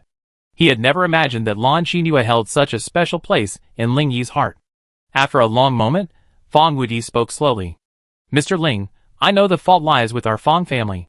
Therefore, we are interrupting you today to resolve the rift between us. So we sincerely hope you can forgive us. If you have any requests, please feel free to ask. The Fong family will definitely give you a satisfactory answer. However, despite Fong Wudi's sincerity, Ling Yi's expression remained unchanged. He pondered for a moment, then raised his eyes, staring at Fong Wudi, a playful smile playing at the corners of his mouth. Ling Yi narrowed his eyes, leaned forward, his voice tinged with sarcasm. Make whatever you want. Ha. The Fong family is so arrogant. Then he smiled and raised his eyebrows, like a graceful leopard observing its prey. There's an old saying, an eye for an eye, a tooth for a tooth. I wonder if you understand what I mean. Ling Yi's gaze was deep, revealing a hint of provocation. Fong Wudi stood there, his eyes vacant, unable to discern Ling Yi's true intentions. He couldn't help but wonder, what on earth was Ling Yi up to? He thought hard, trying to divine the other party's intentions, but he was at a loss. After a while, Fong Wudi took a deep breath, suppressing his inner confusion and bewilderment. He frowned, projecting composure, and asked respectfully, I am foolish and cannot immediately grasp the true meaning of this statement. Please, sir, please clarify. Ling Yi snorted, his eyes filled with icy coldness, his voice like the bitter cold of winter. If my request was to molest the women of the Fong family, would you be able to make the decision? He slowly stood up, his posture erect, as immovable as a towering mountain. Fong Wudi's heart trembled, as if he were in a world of ice. Even with his 6th-level strength, he felt a chill run down his spine. In front of Ling Yi, it seemed as if all boundaries and rules were nothing but empty words. He was like the most violent storm in the night, unstoppable. Lan Xinhua and Duga Feifei stared at Ling Yi in shock upon hearing his words. They could never have imagined that after all this beating around the bush, Ling Yi would actually make such an outrageous request. This was a blatant slap in the face of the Fong family, a complete and open declaration of war against them. The Fong family was a prominent family, one of the 4 great families of the imperial capital. Now, there was a hint of a rising star among the aristocratic families. Duga Feifei looked at Ling Yi with some concern. As a member of an aristocratic family herself, she knew the importance they placed on reputation. It had reached a remarkable level. They regarded reputation as a priceless treasure. Once it was damaged, it was as if their reputation had been shattered, the entire family's glory and dignity had been lost. Whether in positive foreign relations or internal struggles, aristocratic families prioritized maintaining their reputation. Any behavior that damaged their reputation would be resolutely rejected and resisted, with the protection of the family's honor being paramount. The style and dignity of a noble family should not be underestimated, let alone violated. Chapter 417. Everyone around him stared at Ling Yi with horror. They held their breath, staring at him with deep awe. In this world where aristocratic families hold all the sway, Ling Yi was probably the only one who dared to challenge him so openly, forging ahead fearlessly like a lone ranger. The crowd silently watched Fong Wudi, expecting him to explode in rage and lash out. However, Fong Wudi's expression was surprisingly calm. Even in such a depressing atmosphere, he remained unmoved. What surprised everyone was that he smiled faintly, as if he could see through everyone's thoughts. Or as if he were witnessing a play that no one else could comprehend. This calm demeanor evoked a strange sense of doubt. At the same time, it also instilled a sense of curiosity about this seemingly unsolvable predicament. What exactly does Fong Wudi have up his sleeve to challenge Ling Yi? Fong Wudi nodded calmly, a subtle smile playing on his lips. The head of the family anticipated this question, and specifically instructed me. If Mr. Ling is truly interested, the young women of the Fong family will certainly willingly embrace the woman of your choice. When the surrounding people heard this news, they fell silent for a moment, their eyes filled with deep shock. Everyone was stunned by these words. Sighs, murmurs, and whispers filled the air, the scene in chaos. Finally, someone raised their voice, bewildered. How could this be? The Fong family would actually make such a promise. No, the Fong family can't do this. Fong Xiu, the 3rd daughter of the Fong family, and one of the 4 beauties, is my dream girl. More and more people around began shouting and discussing, shocked by the news. Would a woman from the Fong family willingly throw herself into his arms? This is too unexpected. This Fong Wudi is truly audacious, daring to make such a promise. Doesn't this push Mr. Ling to the pinnacle? The women of the Fong family are all stunning beauties, both beautiful and talented. I heard the Fong family's doors are always bustling with visitors, and those young ladies look down on the sons of other aristocratic families. But to think they would be so bold as to open the door to their backyard to Mr. Ling. Everyone exchanged glances, repeatedly expressing their doubts, as if they couldn't believe their ears. After all, the Fong family's decision was truly unexpected, jaw-dropping. In their minds, the women of the Fong family were always strictly guarded and protected. How could they willingly throw themselves into Mr. Ling's arms? For a moment, everyone was filled with questions, speculating about the Fong family's motives and intentions. Was it motivated by profit, or was it forced? Suspicion quickly spread throughout everyone's hearts, and the Fong family's actions became a mystery worth exploring. Lan Xinhua and Duga Feifei also looked at Fong Wudi in astonishment, their eyes filled with disbelief and surprise. They couldn't believe their eyes, and even more so, they refused to accept what they heard. Shock and confusion intertwined, as if the entire world had spun 180 degrees. Their expressions instantly grew complex, and their mouths opened, but no sound emanated. They couldn't believe that the Fong family had actually used their women to win over Ling Yi. Such tactics were truly astonishing, making one wonder where the Fong family's bottom line lay. Lan Xinua's heart was filled with disgust and contempt for the Fong family, and a deep sense of vigilance rose. She couldn't help but glance at Ling Yi, wondering what her man would choose. Duga Feifei, however, frowned, gave a wry smile, and secretly felt sorrow for the women of the Fong family. Duga Feifei's brow furrowed, her heart filled with bitterness. She could deeply understand the helplessness and sadness of the women of the Fong family. Not long ago, she had been in the same situation. The once cherished jewel of the family, now treated as a commodity to be sold, unable to choose her own fate. This kind of emotional pain can only be truly understood by those who have experienced it. Duga Feifei felt a pang of sadness. She deeply understood the feeling of being constrained. As a free and independent woman, being treated as a bargaining chip, given away to satisfy others' desires, this was heartbreaking. Duga Feifei couldn't endure this situation, so she decided to leave the family. But she wondered if the women of the Fong family possessed the same courage and determination as she did, risking their lives to fight for their freedom. After all, breaking free from bondage isn't just a battle of ideas, it's a redefinition of self-worth. To escape a fate controlled by others, and pursue one's own happiness, one must transcend self-imposed limitations, and bravely face one's inner fears and anxieties. Only through hard work and struggle can one find one's own path to enlightenment. Duga Feifei's gaze also focused on Ling Yi, anticipating his response. As the person involved, Ling Yi was filled with astonishment and helplessness. He simply couldn't understand why large families were so prone to sending their women away. It was as if they were merely dispensable accessories. Though his heart was filled with 1,000 words, Ling Yi could only choose to remain silent. The speechless expression in his eyes was enough to convey his helplessness. Fong Wudi's eyes flickered when he saw Ling Yi didn't respond. His silence didn't discourage him. He chuckled softly and continued in a more sincere tone. Our patriarch is well aware of Mr. Ling's abilities. It is precisely because of this that he is willing to set aside his status and pride to work with you to advance this great plan. Before he finished speaking, he clenched his fists, his gaze firm and sincere. Only through unity can we face the challenges of the apocalypse and discover more opportunities. The patriarch sincerely invites Mr. Ling to sit down and plan our future together. Ling Yi smiled faintly, his eyes revealing a hint of helplessness and regret. He shook his head gently, his attitude casual and calm. The Fong family's regard for me deeply humiliates me. I don't believe I have the ability to participate in your so-called grand plan. His voice was gentle yet firm, without hesitation. For Ling Yi, the rejection had already been etched in his mind. However, he also knew that since the other party had shown respect, he couldn't be too arrogant. After all, there were many people watching, and Ling Yi didn't want to be seen as an arrogant and conceited person who didn't know the current situation in the eyes of the survivors. Looking at Fong Wudi's expectant expression, Ling Yi sighed softly. With a smile, he offered a modest and measured response. I'm used to being alone. I feel more suited to developing in my own territory, contributing my strength to the future of those around me. Therefore, I can only apologize for not having the honor of sharing a future with the Fong family.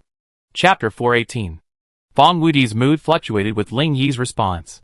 His eyes, once filled with anticipation, gradually dimmed. Thoughts tangled in his mind, like a lost dance. He had thought Ling Yi would bring a glimmer of hope, but he hadn't anticipated it would be nothing more than a dark night.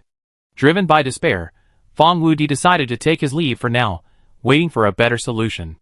Thinking of this, Fong Wuji silently put away his heavy heart, a glimmer of determination flashing in his eyes.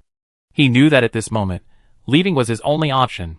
So he smiled and said goodbye to Ling Yi, as if to regain a glimmer of hope. He hoped that in that moment of farewell, he could gather more strength for the future journey of persuasion. No matter what, he was determined not to let this dark cloud linger on his heart forever, but to strive for that ray of light that would break the dawn. Ling Yi's strength is truly incredible. If he can't be forced to choose a side or remain neutral, it's like a ticking time bomb for the Fong family, poised to explode at any moment. Perhaps other families don't care who Ling Yi is close to, because they have no intersections or conflicts. However, the Fong family faces an unprecedented dilemma.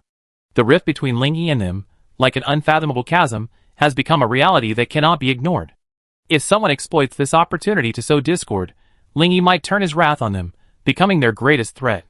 In the complex environment of the imperial capital, the Fong family must proceed with caution to avoid adding fuel to the fire and further escalating the situation. Watching Fong Wuji's departing figure, everyone in the restaurant looked at Ling Yi with immense awe. Who could have imagined that the Fong family would stoop so low to such a degree to win over Ling Yi? Ling Yi felt the gazes of those around him, and smiled, his eyes brimming with confidence and composure. Fong Wuji's arrival was a perfect advertisement for Ling Yi. The survivors had to admit that Ling Yi's strength was so great that even the aristocratic families bowed their heads. As everyone looked at each other in bewilderment, Ling Yi's gaze flashed like lightning. Standing proudly at the forefront of the storm, he exuded a unique majesty and bearing. Ling Yi's strength not only undermined the authority of the aristocratic families, but also planted an unshakable faith in the hearts of the survivors. He was a truly powerful being, unmatched. Ling Yi calmly raised his glass and gestured to the people around him. As if a magical force had descended, they all raised their glasses. They toasted Ling Yi, expressing their endless admiration and respect for him. Ling Yi chuckled softly, his tone tinged with self-mockery and resignation. Perhaps a mountain dweller like me has become accustomed to wandering alone. I always feel that high-ranking officials and temples will make me lose my yearning for freedom. Hearing Ling Yi's words, everyone burst into laughter, feeling that he was too modest. One of them praised him. "Mr. Ling, your character is truly rare. Like a clear spring, gurgling through the mountains. Your spirit of pursuit of freedom is like that of a lone, proud eagle. Soaring high in the heavens, who can limit your ambition?" The others echoed this sentiment, expressing envy and admiration for Ling Yi's independence and free-spirited attitude. Another person asked curiously, "Mr. Ling, could you please tell us about the survival base you created? I plan to visit your base once things are over in the imperial capital. If it truly is a paradise, I inevitably join it." Ling Yi smiled and raised his hand, signaling silence. His voice was elegant and melodious, bringing a sense of warmth and intimacy. "Brother, I'm glad to hear you're longing for our survival base. I could describe our base with countless words, but even if I spent 1,000, I still couldn't truly capture its beauty. It's a paradise of blue skies and azure seas, a place of hope for human rise. There, you find vibrant apocalyptic agricultural products, and a group of close-knit family-like companions. We strive to create a community where people can share their experiences and grow together.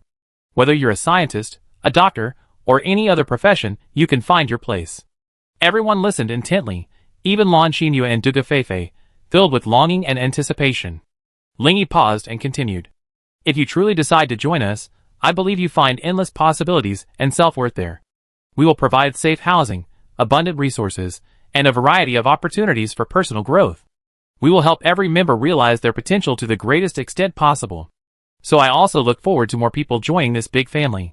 I believe that the future survival base will be even more prosperous." Ling Yi's words were filled with passion and a vision for the future. It felt like stepping into a world you longed for. Everyone was filled with anticipation for the future survival base. Many had already firmly decided to join in and become part of this paradise. A middle-aged man, more reasonable, asked tentatively jokingly, "Mr. Ling, are these things you're saying true? Isn't it like those pre-apocalyptic phone scams, tricking people into doing hard labor?" Ling Yi nodded at the middle-aged man and replied with a smile. "Although the Blood Moon City is a small place, it's free from intrigue and scheming. On the contrary, we always treat each other with harmony and mutual support. Together, we embody a peaceful and tranquil approach to life. Amidst the shadow of the apocalypse, our faith remains clear as water, steadfast and bright. No matter how time changes, how harsh the environment, or how terrifying the zombies, we remain true to our original aspirations, protecting each other's warmth and dreams. With sweat and hard work, we meticulously cultivate the vitality of this city, never stopping for a moment. Every day, we hold our heads high and face the ever-increasing crisis with the utmost faith. And when the storm strikes, we are like a stabilizing force, unwaveringly guarding this place of salvation. So, you need not worry about anything, for our Blood Moon City will dispel all worries. As a wise man once said, doubt only binds the soul, only the brave can explore the unknown. Believe it or not, only personal experience can prove the truth. Whether or not to join the Blood Moon City is a personal choice. We will never force anyone. At this moment, the crowd erupted in cheers. Everyone excitedly raised their arms and waved them in the air. In their hearts, this Blood Moon City was no longer just a place of dreams. It was a paradise they longed to experience for themselves. Chapter 419. Excitement and anticipation spread, like a raging fire, igniting the hearts of everyone present. They didn't know what the future held for them, but that didn't matter. For they believed that only through personal experience could they reach the core of truth. In the near future, the survivors embarked on a journey to the Blood Moon City. Full of passion and a yearning for the unknown, they welcomed the beautiful survival bases of the apocalypse. After calming down, Lingyi looked at Lan Xinyu and Duga Feifei, who remained silent, and couldn't help but ask, "What's wrong with you? You look so distracted?" Duga Feifei replied, shaking her head. "I never thought the Fong family would go so far in public for you. Offering such an unconditional offer is simply incredible. What's even more surprising is that you flatly refused. Aren't you even the slightest bit tempted? You know, these young women of the Fong family. They're not just as beautiful as flowers, but each possesses unique charm and talent. They're all charming and unique. The graceful young lady is like a spring flower, pleasant and refreshing. The lively and lovely young woman is like the summer sunshine, warm and cheerful. The gentle and virtuous lady is like the autumn breeze, tranquil and elegant. The intelligent and wise woman is like the deep chill of winter, independent and resolute. With their diverse temperaments and charms, they attract countless people's attention and shine the light of the Fong family." Duga Feifei raised her glass, took a sip of her drink to moisten her throat, and then continued. "Especially Fong Xiyu of the Fong family. Her aloofness and arrogance make her stand out in the bustling crowd. No matter where or when, she always captivates men with her noble demeanor and confident smile. She seems like a fairy descended from the heavens, dancing with a graceful figure like a cloud. Every inch of her skin radiates a breathtaking glow. Like a flower blooming in a sea of people, she captivates everyone. She shines like a star at the center of the universe. She is unbridled freedom, irrepressible self-confidence, and the jewel of the Fong family. Countless men in the imperial capital can't let go of their fascination with her." Lingyi listened to Duga Feifei's long speech, blinking involuntarily, a hint of amusement in his eyes. He raised his hand slightly, yawned, and spoke with a deliberately bored air. Wow, Feifei, you're such a kind-hearted person, spending so much time telling me about Fong Xiyu's beauty. You're so devoted to her. Could she possibly be better than you?" "Ha ha." Lingyi raised his eyebrows exaggeratedly, his eyes full of amusement. Duga Feifei couldn't help but laugh at Lingyi's playful expression and said, "Don't underestimate Fong Xiyu. While she may not be as warm-hearted as me, she has her own charm and talent. If you don't believe me, wait until you see her in person. I guarantee you'll be astounded by her beauty and charm." Lingyi simply smiled faintly, then shook his head slightly, dropping the subject. Lan Xinyu suddenly spoke, a hint of doubt in her tone. "Lingyi, why do you think the Fong family is so humble in their overtures to you? Has your strength already intimidated them to such an extent?" Lingyi frowned and shook his head, a look of deep thought in his eyes. "Xinyu, the Fong family's overtures to me aren't likely due to my personal strength. I suspect they may have a more important agenda behind the scenes. Perhaps they're trying to win me over, or perhaps they don't want to make me their enemy. The Fong family's humbleness is simply for their own selfish gain. How could I be swayed by such hypocrisy?" In this ever-changing apocalypse, Lingyi has long understood the bottom line of human nature. He smiled calmly, ignoring the Fong family's flattery. Because Lingyi firmly believes that only true strength and influence are the foundation of one's life. After a pause, Lingyi continued. "Everything you just witnessed was nothing but the hypocrisy of power struggles. In this apocalyptic world of conflicting interests, people constantly change their masks. It's impossible to discern the truth from falsehood in expressions, and it's impossible to measure the good and evil within." Lingyi's words resonated like thunder in the ears of Lan Xinyu and Duga Feifei. Lingyi smiled at their surprised expressions, his eyes revealing a calm and wise expression. The apocalypse is like an intricate chessboard. Everyone needs to fulfill their role and deploy their chips. Hypocrisy is the norm, and deception is commonplace. Therefore, we cannot trust anyone. Remember this, to avoid being deceived. We must always remain vigilant and not easily trust others. Only then can we see past the superficial disguise and discern the true motives behind it. Duga Feifei sighed deeply, her heart aching. The world is growing darker and worse, and there are more and more people worthy of suspicion. They are like ghosts lurking in the darkness, elusive and elusive, hiding behind complex shadows. I must remain vigilant and constantly warn myself. Regardless of who they are, I must carefully consider them before choosing whether to trust them or not. For only in this way can I uncover the hidden conspiracies and protect myself from deception. Duga Feifei's heart ignited with a resolute resolve. She took a deep breath, her eyes gleaming with determination. She clenched her fists, her hands pale from the force. She cried out in her heart with unwavering conviction. I will never allow myself to be manipulated again. I will uphold my principles and bravely face the challenges ahead. Ling Yi noticed Duga Feifei's abnormality and instantly understood her thoughts. He gently held her trembling hand, offering silent and gentle comfort. Duga Feifei felt Ling Yi's gentle touch. A warmth welled up in her heart, like a star shining in the darkness. No matter how many challenges she faced in the future, she believed that Ling Yi was there for her. Accompanying him, she would never again be someone else's puppet. Standing by her principles and refusing to be manipulated, this was her vow, deep in her heart. Duga Feifei's eyes gleamed with determination. As she lowered her fist, a blush crept between her fingers, like a sign of growth. She began to breathe deeply, as if each breath brought her the strength to persevere and fight. Giving Ling Yi a sweet smile, Duga Feifei assured him she was fine. But her grip on Ling Yi's hand tightened. Her gentle gaze betrayed a deep affection, as if she sought to gain more courage and strength through it. At this moment, she and Ling Yi exchanged no words. But in each other's eyes, they found the courage and trust to move forward resolutely. Chapter 420. The news of the Fong family's wooing of Ling Yi quickly spread throughout the imperial capital, causing fear and unease among the other aristocratic families.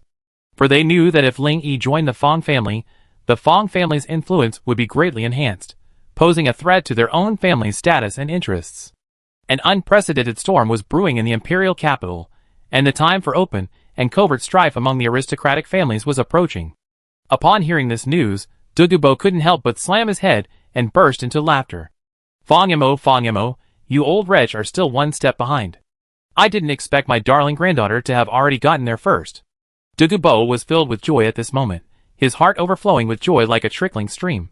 He was incredibly happy about Fong Mo's missed opportunity, as if a beautiful painting was just missing the final stroke. This time, his initiative had allowed his darling granddaughter to reach the other side of victory, becoming the first person to touch Ling Yi. The Dongfang family of the imperial capital. Dongfang Yao paced back and forth in the living room for a long moment before slowly asking, "Who exactly is this Ling Yi? Besides his defeat of Fong Renjie, has he done something earth-shattering that we're unaware of?" Dongfang Yao's brow furrowed. After a moment's thought, he suddenly raised his head, a flicker of doubt in his eyes. He gazed at the crowd with a questioning look and continued, "Perhaps our understanding of this person is too superficial." A hint of inquiry lingered in his tone. "Ling Yi, his name isn't just a figment of his imagination. He may be hiding a terrifying secret we don't know about." Dongfang Yao's words piqued everyone's curiosity, and they all waited quietly for Yao's next words. After careful consideration, Dongfang Yao seemed to have grasped some key points. He raised his head, weighing his words.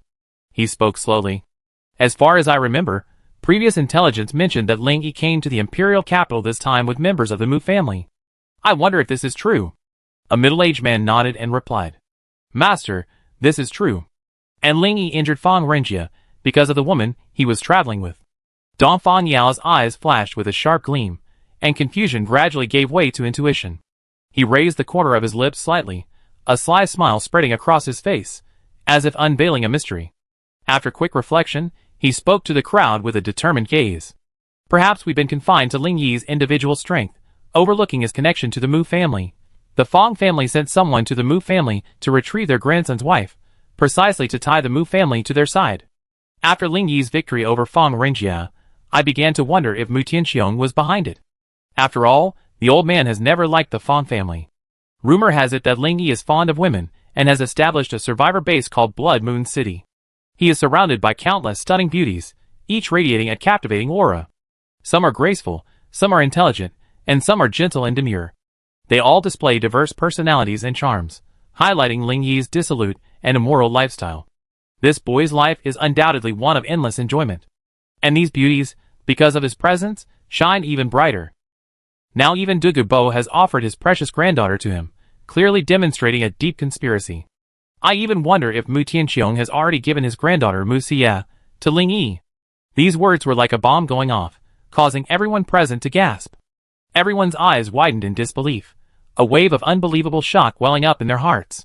They could never imagine that Mu Tianqiong, this iron-blooded warrior, could be so bold as to give his granddaughter to Ling Yi. After all, everyone in the imperial capital knew that Mu Xie was the Fong family's granddaughter-in-law. If all this were true, the Fong family would be utterly disgraced. However, from this, it seemed that there was a deeper hidden reason behind all this. An unpredictable conspiracy. If this were exposed, it would likely shake the entire imperial capital. A sense of unease and fear rose in the hearts of the people. They didn't know what kind of turmoil and changes this would bring. Even more worrying was whether more people would be implicated in the conspiracy behind this. The middle-aged man beside him frowned, his worry evident. He studied Dongfang Yao's eyes, sighed softly, and a hint of helplessness and worry lingered in his words. If the patriarch's words are true, the Fong family will probably insist on their own way and take risks. The imperial capital will then be in turmoil and confusion. It would be a truly unforeseen chaos, and it would be even more difficult for our Fong family to remain immune.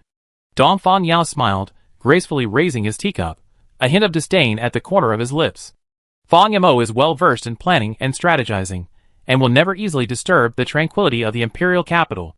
To the Fong family, Mu Xie is nothing more than an alliance on paper, a bargaining chip used to contain and annex the Mu family. The Fong family's public offering of their women was solely intended to curry favor with Ling Yi. As long as he remained neutral, the Fong family would be considered successful. Elegant yet cunning, they deeply understand the weaknesses of human nature and have mastered the game of chess. Another middle-aged man asked tentatively, "Master, what should we do next? Should we also contact Ling Yi?" Dongfang Yao smiled and waved his hand, his gaze gazing into the distance, confidence and determination gleaming in his eyes. "Ah, that's unnecessary. Ling Yi is already a fierce tiger, exposed within the imperial capital. I believe he will become a significant force in stirring up the situation in the imperial capital. Now, we simply need to leverage his power and wait in the shadows for the right moment. Let's unleash another storm and completely crush the enemy, leaving no trace and no regrets." Hearing this, everyone nodded silently, understanding that Dongfang Yao had already made a decision. Similar conversations were constantly unfolding among the various families in the imperial capital, and the protagonists in all of them were the influential figure Ling Yi. Ling Yi's presence, like a dazzling rainbow, reflected people's curiosity and yearning. He not only caused a stir among the powerful and wealthy, but also sparked endless discussion among the common people. At that moment, it seemed as if all eyes in the imperial capital were fixed on him. Everyone who knew him was admiring him. From the wealthy gazing at the stars to the common people lingering over the flowers, Ling Yi was the topic of heated discussion. However, these conversations were only a small part of the ever-changing situation behind the scenes in the imperial capital. Standing at the center of the imperial capital stage, Ling Yi had already seen the true dynamics of this political dance.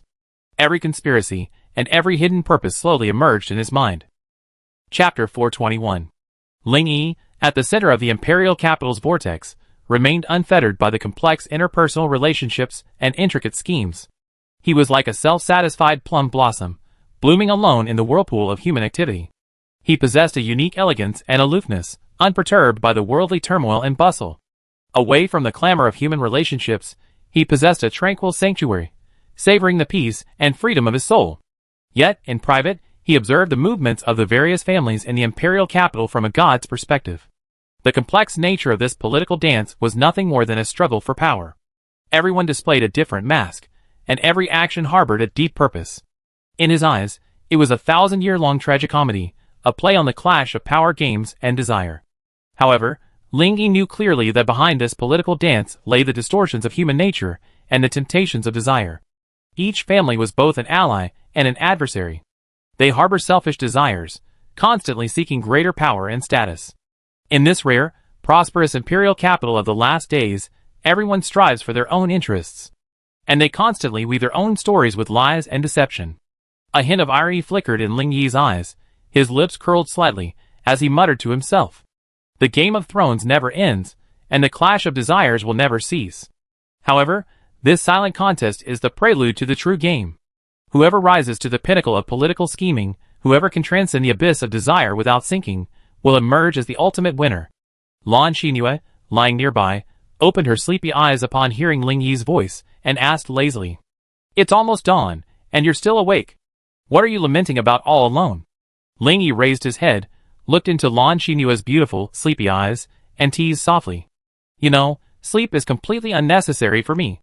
I'm just warming your bed." Lan Xinyu smiled softly at Ling Yi's warm smile. She knew this man had always loved her in this way. In his embrace, she always felt endless warmth and security. Lan Xinyu gently stroked Ling Yi's cheek and spoke softly. "You are such a gentle and considerate man. You make me feel incredibly happy." Ling Yi looked out the window at the gradually rising morning light, his heart as clear and beautiful as the approaching new day. He gently stroked Lan Xinyu's hair and spoke softly. "Perhaps it's because of the momentary tranquility we experience at this moment that we can truly grasp the joy within. Alas, time is merciless, and the passage of time always seems so swift. In the blink of an eye, we're back to the reality of wielding swords and slaughtering enemies. Those moments of overflowing joy seem but fleeting, beautiful dreams, so fragile and fleeting." Lan Xinyu sensed a profound meaning in Ling Yi's words. Her thoughts drifted away, as if transcending the barriers of time and space. However, a sudden thought struck her, causing her pupils to shrink and her emotions to tremble.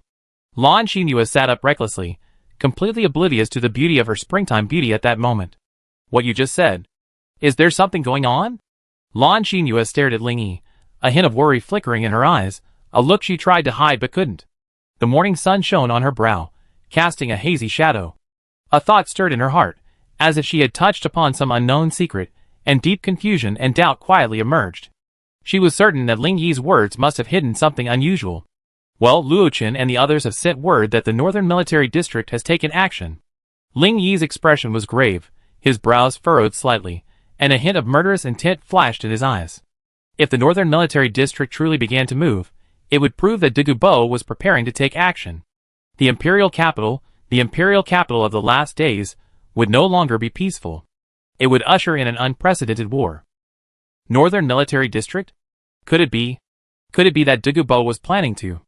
Lan Xinyu's eyes widened, her heartbeat suddenly accelerating, and the anxiety and fear on her face became even more apparent. She trembled uncontrollably, biting her lip tightly. She couldn't accept this unbelievable speculation. Dagobah, that once awesome military leader, could now betray his own beliefs. This news was like a bomb, quietly exploding in her heart, completely destroying all hope and sense of security. Lan Xinyu pondered carefully, her suspicions growing from Dagobah's actions against the Northern Army. Worry and helplessness surged in her, and she began to contemplate how to face this harsh reality. Countless possible strategies quickly emerged in her mind, as she contemplated how to reverse this predicament. The future of the imperial capital was gradually losing its luster, and a sense of despair permeated the air. However, her chaotic thoughts proved completely useless. Lan Xinyu could only look helplessly at Ling Yi, pinning all her hopes on him. "Ling Yi, do you have any ideas? Only 1 in 100 humans are left. We must not engage in any more internal conflict. We must prevent this tragedy from happening." Ling Yi stared at Lan Xinyu, a glimmer of determination in his eyes. "Don't lose heart. Although we face unprecedented difficulties, I still hold onto a glimmer of hope." He took a deep breath and spoke with determination. "If this is a fait accompli, we can consider various perspectives and find new solutions. As long as we remain rational and united, I believe we can find a way to prevent this tragedy." A glimmer of hope flashed in Lan Xinyu's eyes at these words. She could sense Ling Yi's unwavering faith. It was like a ray of warm and resolute sunshine shining deep into her soul. It was this unbreakable faith and courage that would become the source of their strength to overcome this difficult situation. Seeing Ling Yi's eyes, a gleam of thought gradually ignited, as if he were lost in the contemplation of a difficult problem. Lan Xinyu tucked herself into bed obediently, her eyes gleaming with admiration and adoration. The girl's heart was filled with admiration for Ling Yi's wisdom, and she also looked forward to the surprises and solutions he would bring. After a long period of contemplation, Ling Yi's brow gradually relaxed. Inspiration raced through his mind, and countless clues and ideas tangled in his vortex of thought. And in this boundless world of imagination, his mission was to find and select the most superior and appropriate solution. At this moment, Ling Yi was like an artist, skillfully extracting the essence of beauty from endless ideas, composing one magnificent and exquisite work after another. Chapter 422.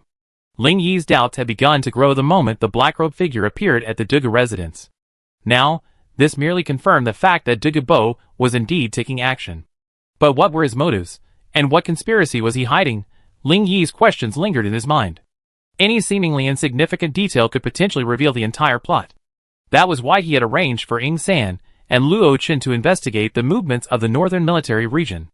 It now appeared that his suspicions and concerns were correct. Dugu Bo was indeed preparing for something major. And there was one thing Ling Yi hadn't told Lan Xinyu. According to Ying San's reconnaissance report, the zombie hordes in the north were displaying unusual behavior, seemingly converging in an organized manner toward the imperial capital. They seemed to be guided by some mysterious force. Some moved in small groups, while others migrated in large groups. This seemed to suggest a certain intention and purpose. And the truth behind this might also be closely related to the black-robe figure. However, while everyone was anticipating the alliance meeting hosted by the Fang family, they were unaware that turmoil had already begun outside the imperial capital, poised to unleash an unprecedented catastrophe.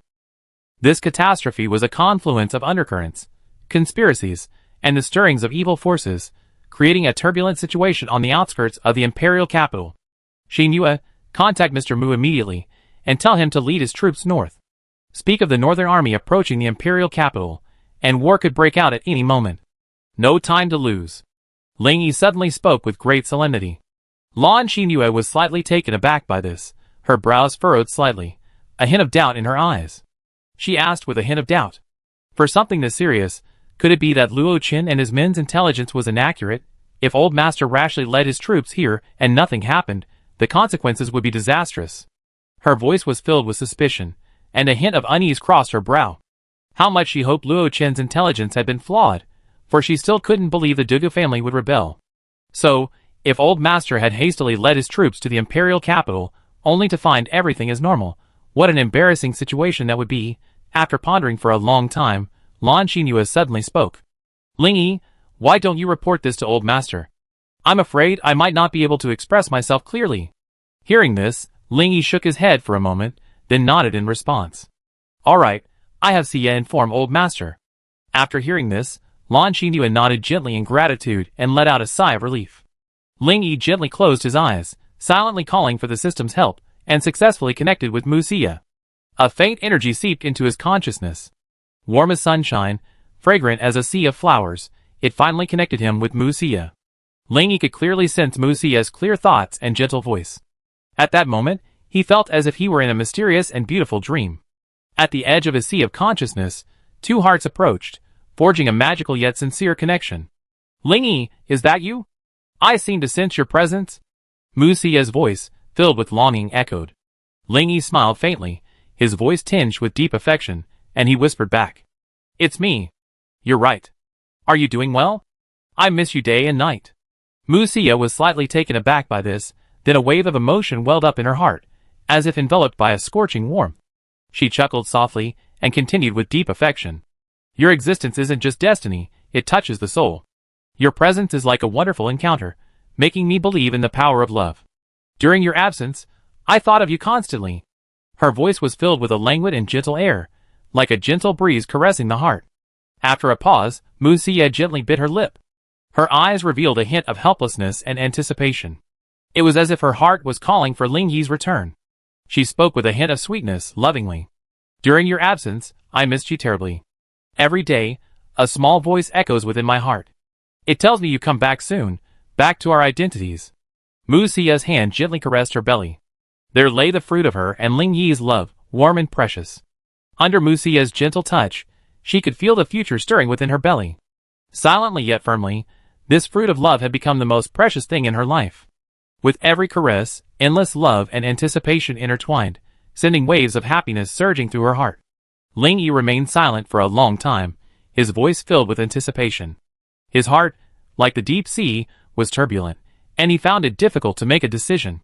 He knew full well that most of the women around him were already pregnant. But he couldn't be there for them, and for a moment, he felt an impulse. Ling Yi wanted to abandon his current predicament and rush back to be with them.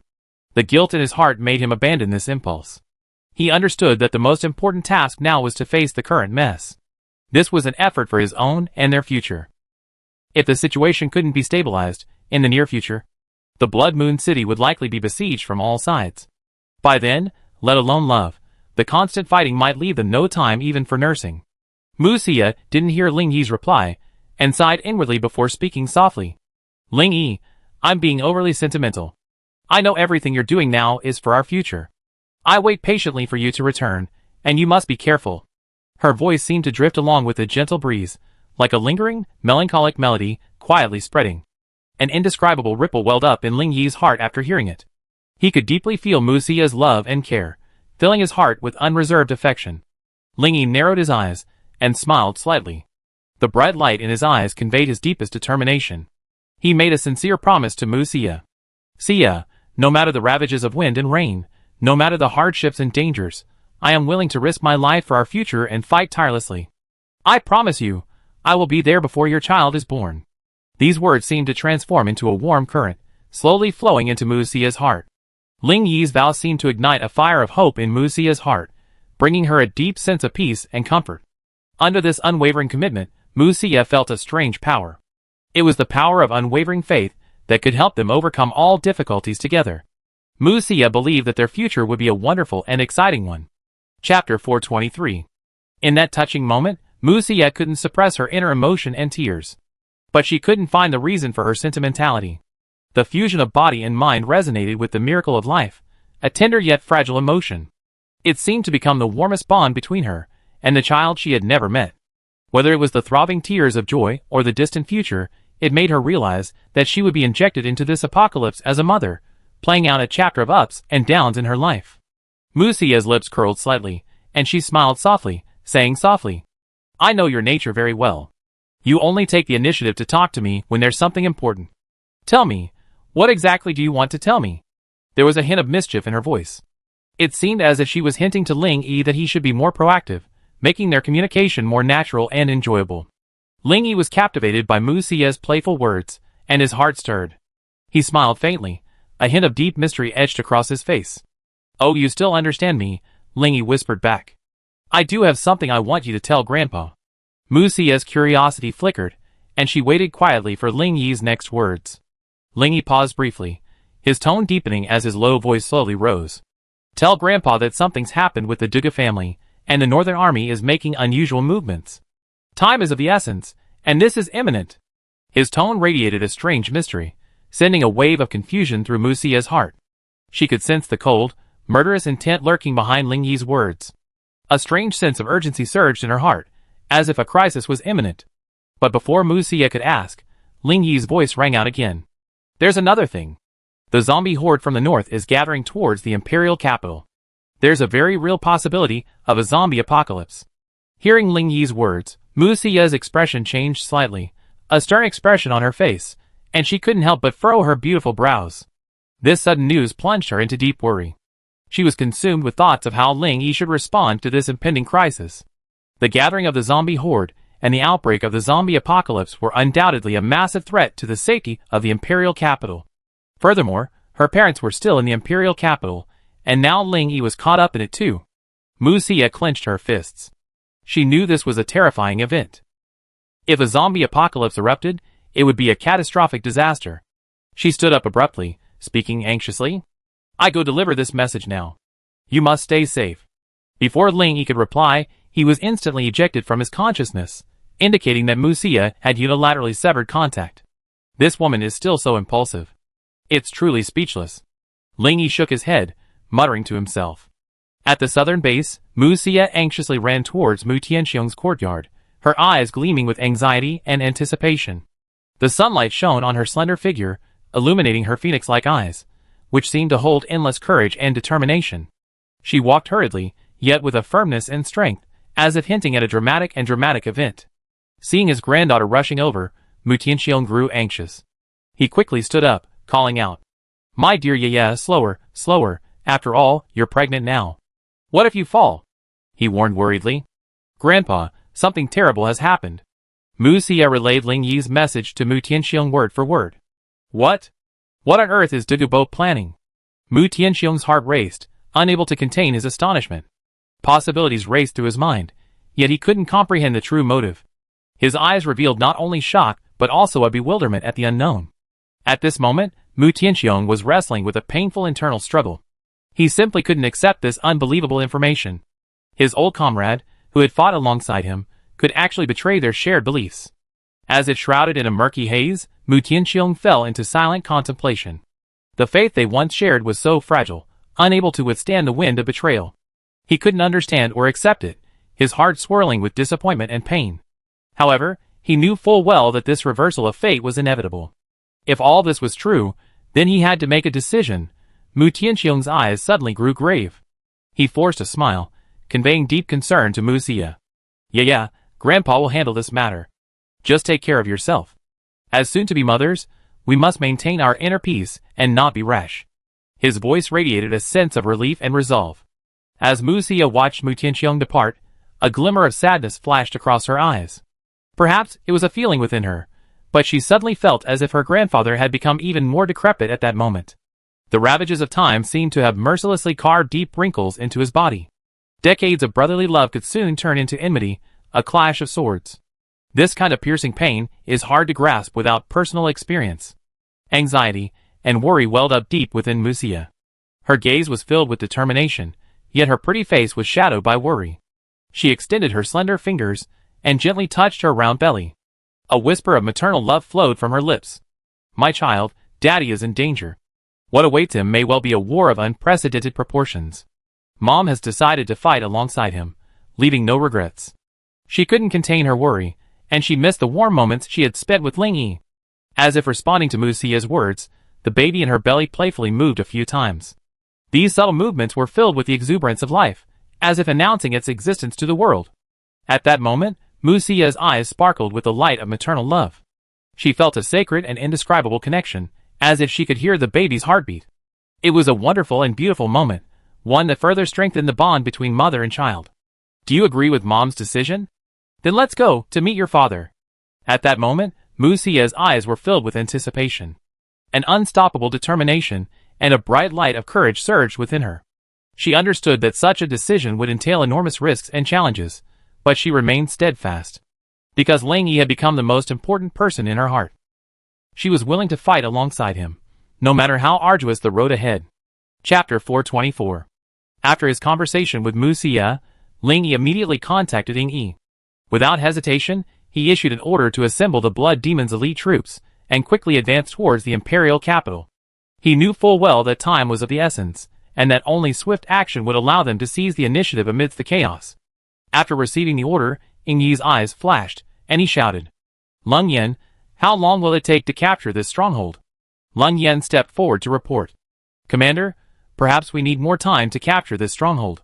At first, we thought it was just a base of survivors who were overconfident.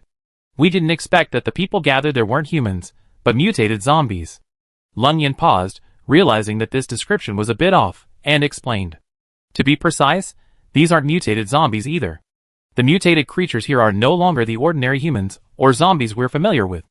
They exude a terrifying, dark green aura.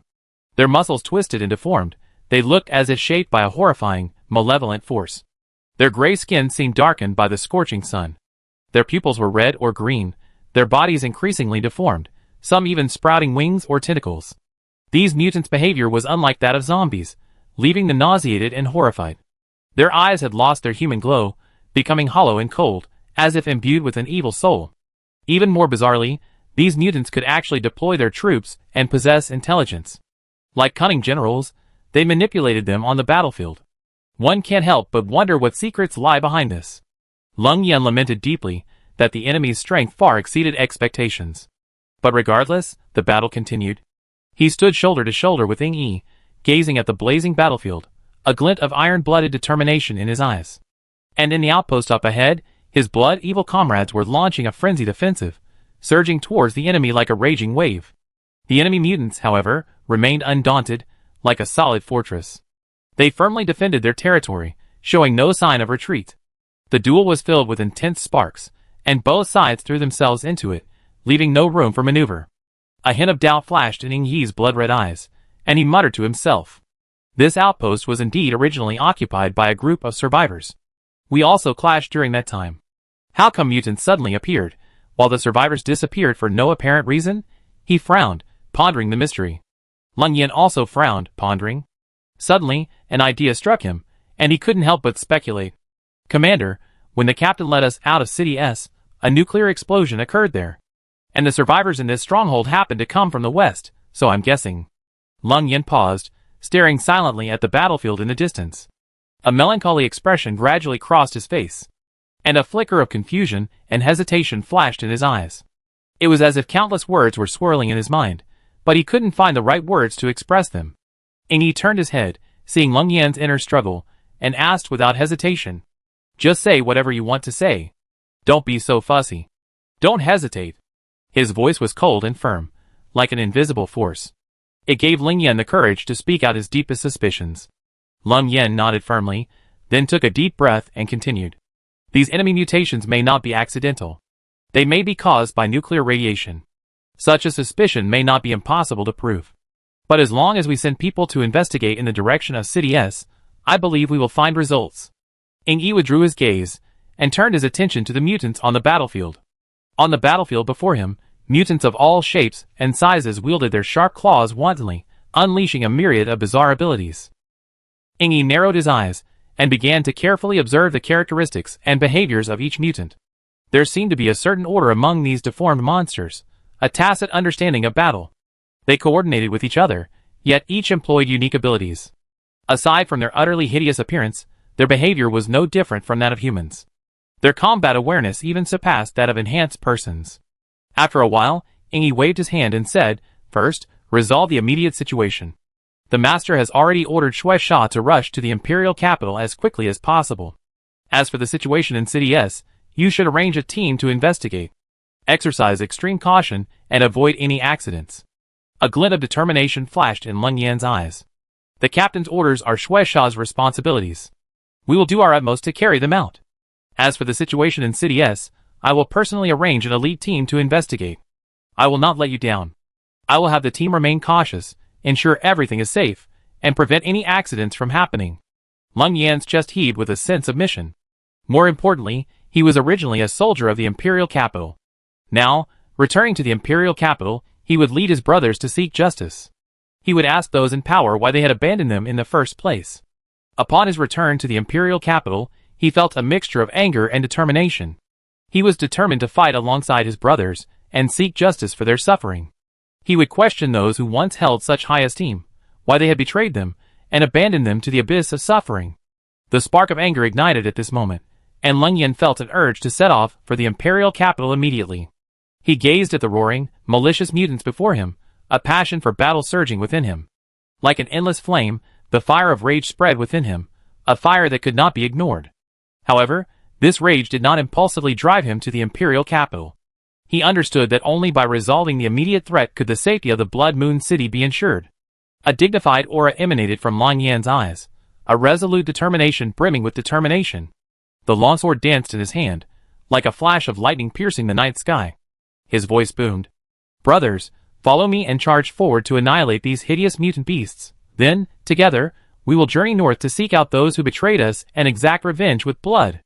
Lung Yan's resounding cry echoed in the ears of the veteran Blood Demon members, instantly igniting the fighting fire within them. A powerful force surged from their bodies. Like a torrent, it converged into an unstoppable offensive. Their gazes were resolute, eager to annihilate the enemy before them with a single blow. Then, they would march north to seek out those who betrayed them, making revenge with blood their motto. After several rounds of charging, the battle between the Blood Demon members and the mutants reached a stalemate. The Blood Demon members gripped their blades tightly, their eyes revealing a fierce determination and resolve. Chapter 425. And those mutants also displayed astonishing strength and combat abilities. The two teams exchanged blows, each attack accompanied by flashes of light and sparks, and the battle became extremely intense. As time passed, Ing Yi looked up at the sky, a hint of impatience in his eyes.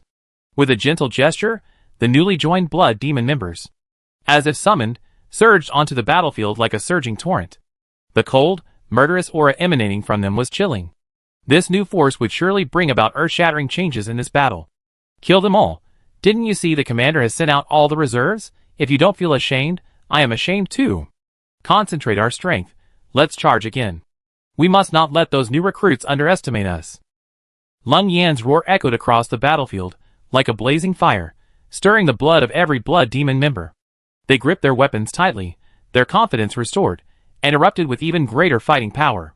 This was not just a simple charge, but an opportunity to demonstrate true courage and strength. Now, they had to prove to the new recruits with concrete actions. The power of these veterans could not be ignored. Night gradually fell, and moonlight streamed down upon the dilapidated town. It illuminated the shattered buildings and shattered streets. The lonely streets bore traces of the ravages of various supernatural powers. The battlefield was covered in layers of mutant debris. A cruel, deathly silence permeated the eerie battlefield. The blood-evil members stood in silence, reaching out to lift their fallen comrades one by one, their eyes gleaming with unwavering faith. As time passes, they will continue to march forward, their brotherhood etched in their hearts, fearlessly facing the battlefields of the future. Commander, 12 of our newly joined comrades, brothers who shared life and death, have perished. Lung Yan's voice was filled with immense sorrow. Each fallen comrade left an indelible mark on his heart. His eyes, though moist, remained unwavering, his resolve blazing within him. He will continue to lead his brothers, and fight for the blood-evil banner. No matter how difficult the road ahead, he will defend the passion and faith of his brothers. Ingi closed his eyes tightly, the veins in his forehead throbbing. He took a deep breath and spoke slowly. This is the price paid in this fierce battle. We will never forget their struggle and sacrifice. We must follow their example and persevere until the very end. We swear to defend the Blood Demon's banner to the death, forever following our master's footsteps, and never give up. Everyone stood in awe, as if they could sense a rock-solid strength rising within them. Their gazes grew more determined, their hearts more resolute, unwavering. Every member of the Blood Demon understood that only through unity and courage could they meet the greater challenges ahead. Ingi looked at the spirited team and nodded with satisfaction, then continued. Leave the cleanup of the battlefield to the logistics department. Everyone rest for the night. Tomorrow, we continue our journey to the northern capital.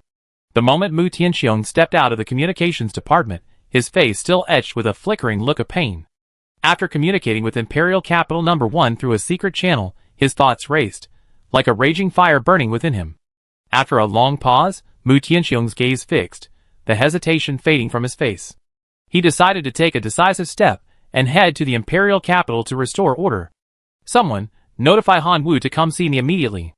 Mu Tianxiong waited for what felt like half a century. Every second seemed to play out 1,000 possibilities in his mind. And when he decided to head for the Imperial Capital, the fog within him instantly dissipated. A resolute look flickered in his eyes, no trace of hesitation left. At his command, the guards hurried away, as if carrying his resolve to move forward. A moment later, Han Wu entered Mu Tianxiong's room with a solemn expression. Commander, you're looking for me. Mu Tianxiong tapped the table lightly, as if weighing his words. Han Wu noticed a hint of anxiety in Mu Tianxiong's eyes, and he couldn't help but frown slightly. After a long pause, Mu Tianxiong spoke slowly, his voice heavy. Han Wu, the situation in the Imperial Capital is becoming increasingly grim, and the challenges we face are becoming increasingly severe. I need you to lead the army north with me to dispel the haze of conspiracy and restore peace to the Imperial Capital. This will be a life-or-death battle, a situation where you may face a near-death experience. Now, you are the only one I trust. Would you be willing to fight alongside me once again? Mu Tianxiong's words revealed his trust in Han Wu and his expectations of him. His voice was resolute and passionate, resounding and resonant, as if reshaping a world covered in ice and snow. The corners of his mouth curled slightly, radiating a fearless majesty. In Mu Tianxiong's gaze, Han Wu sensed the profound expectations placed upon him. This instilled in him a silent resolve to once again carry the banner of glory and bravely embark on the journey north. Hearing Mu Tianxiong's sincere words, Han Wu felt the weight of responsibility. He took a deep breath, gazed resolutely at Mu Tianxiong before him, and replied, I am willing to follow the commander's lead and embark on this perilous journey. No matter what lies ahead, be it mountains of swords or seas of fire, I will never leave your side. Under your command, my troops will fight shoulder to shoulder until the very end. Han Wu's resolve and loyalty were evident as he saluted, signaling his commitment to accompany Mu Tianxiong into this life-or-death battle. Mu Tianxiong nodded with satisfaction, patting Han Wu on the shoulder. I was not mistaken about you. Gather our strongest forces and march out tomorrow morning. Han Wu gave Mu Tianxiong a deep look, a glint of determination in his eyes. He knew this expedition would be a thrilling battle. But he wasn't afraid. Instead, he spoke with unwavering passion. Commander, I will do my utmost to ensure the safety of the base. Gather our strongest forces and follow you to conquer the imperial capital. Han Wu responded with a solemn vow, then saluted with a solemnity and left the room. Soldiers are guided by obedience to orders, forging their iron will and razor-sharp determination. They bravely forge ahead, like travelers on a journey, unafraid of the darkness, persevering in their pursuit of the light of their mission. In them, honor and courage intertwine, paving the way to countless victories, their hearts forever burning with the flame of their mission. They are the bravest warriors and the warmest guardians. In their arms, the great passion for defending their country is nurtured. When two meet on a narrow road, the brave prevails. This is the perfect portrayal of the iron-blooded soldier. Chapter 426. The scent of various elegant perfumes filled Mu Xia's residence. A group of graceful women whispered softly, their brows etched with worry. They held special status. They were Ling Yi's closest companions. A gentle and melodious voice, a mysterious yet alluring parting of red lips. Alas, his behavior is truly infuriating. He clearly had the opportunity to communicate, but he only chose to contact you, ignoring all the other sisters. I sent him countless private messages, but not a single reply. It truly infuriates me. Xia Mobing complained disgruntledly, her face etched with displeasure. The other women exchanged glances, clearly experiencing the same situation. Bing Bing, you know his temper. Stop complaining. Besides, his current situation is difficult. He doesn't have time for sentimental pursuits, Mu Xia counseled. Sister Xia, you're right. Xia Maoyang sighed softly. He's a man with a sharp tongue but a soft heart. We all know he doesn't actively express his emotions. Xia Mobing lowered her head and whispered. Ah, I know that too, but I just feel a little regretful. After all, he's quietly giving to us, just in a way that's familiar to him. Lu Zi quietly raised her head, gazing at the full moon outside the window. She spoke softly. Perhaps we can look at him from another perspective. His sharp tongue but soft heart is precisely what makes him so unique. This reserved approach may resonate more deeply with people than those who speak out their hypocrisy. Lu Zi's voice was like a gentle breeze, gently caressing the women's ears. Everyone was lost in thought, their words stirring a ripple in their hearts. Pa pa pa. The resounding sound of applause brought everyone back to their senses, and they all turned to Mu Xia in unison. I called everyone here because I have something important to discuss with you. The situation in the imperial capital is complex, rife with political intrigues and traps. Although Ling Yi's strength is formidable, he has only just scratched the surface of this complex situation. Now, the imperial capital's hidden enemies have become even more complex and elusive, and every step could lead to endless danger. Under these circumstances, the dilemma he faces is unprecedentedly complex and daunting. So, I have an idea, and I'd like to seek your advice. Mu Xia calmed down, gazing at the expectant eyes around her as she continued. I'm going to the imperial capital to fight alongside Ling Yi. A flicker of determination flashed in Mu Xia's eyes, her voice low and firm. My mind is made up. Even without your support, I will embark on the journey to the imperial capital without hesitation. Her words conveyed a fearless courage that seemed to ignite a fire deep within those around her, rekindling courage in their eyes. Xia Mobing was the first to respond, a playful glint in her eyes. As she did so, she gently brushed her palm across her belly, as if expressing tenderness and anticipation to her future baby. She smiled. Your proposal, like my own wish, has long been part of my plan. Z and I have long been exploring and planning our route to the imperial capital. Xia Mobing's eyes gleamed with a hint of pride and excitement. Actually, I already started making arrangements before I met Ling Yi. But considering so many of my sisters were pregnant, I was worried about the travel, so we've been delayed for so long. Xia Mobing paused before continuing. The reason I decided to go to the imperial capital now is because, after several physical examinations, I discovered a strange phenomenon. After the apocalyptic genetic mutation, human reproduction has undergone drastic changes. Pregnancy is no longer the 9 months it used to be. The doctor estimates that it will take a full 3 years for our baby to be born. Indeed, as the mother's body grows stronger, the fetus's growth slows. This is because they need to absorb more energy to nourish their growth. After several years of gestation, they are finally born into this world. This change has also instilled in future humans a greater reverence for the birth of life, and a deeper understanding of the hardships and wonders of childbirth. This new reproductive cycle not only presents unusual challenges to humanity, but also makes the arrival of each new life even more precious and miraculous. Perhaps in the near future, a new generation of newborns will be the true rulers of this plane. The new humans. They will have the privilege of inheriting their parents' mutated genes, thereby expanding their own abilities and wisdom. They are the new rulers of this plane's creatures, and with abilities and mindsets beyond ordinary humans, they will lead the plane towards ever more wondrous and uncharted directions. In fact, this was also a precursor to a dimensional upgrade, though it wasn't immediately apparent. After hearing Xiao Mobing's explanation, the women suddenly understood. They were all first-time mothers, and while they lacked experience, they did have some common sense. It had been several months since they became pregnant. Although medical equipment could accurately detect signs of pregnancy, their bellies showed no reaction at all, as if they weren't pregnant at all. Now the truth was revealed. Despite the lack of noticeable changes in their bellies, the women firmly believed that the little baby within them was alive and growing silently, preparing for their future reunion. After hearing Xiao Mobing's explanation, Mu Xia's pupils dilated, sparkling with joy. The smile on her face seemed to grow even brighter. In other words, whether it's combat or the use of supernatural powers, we can use them without worry, and even the little baby in our bellies can continue to grow safely. Seeing Xiao Mobing nod triumphantly, everyone was ecstatic. Her words dispelled everyone's fear of battle and their concerns for the baby's safety. They rekindled everyone's resolve to forge ahead. Everyone cast glances at her with admiration and respect. So now, no worries plague us.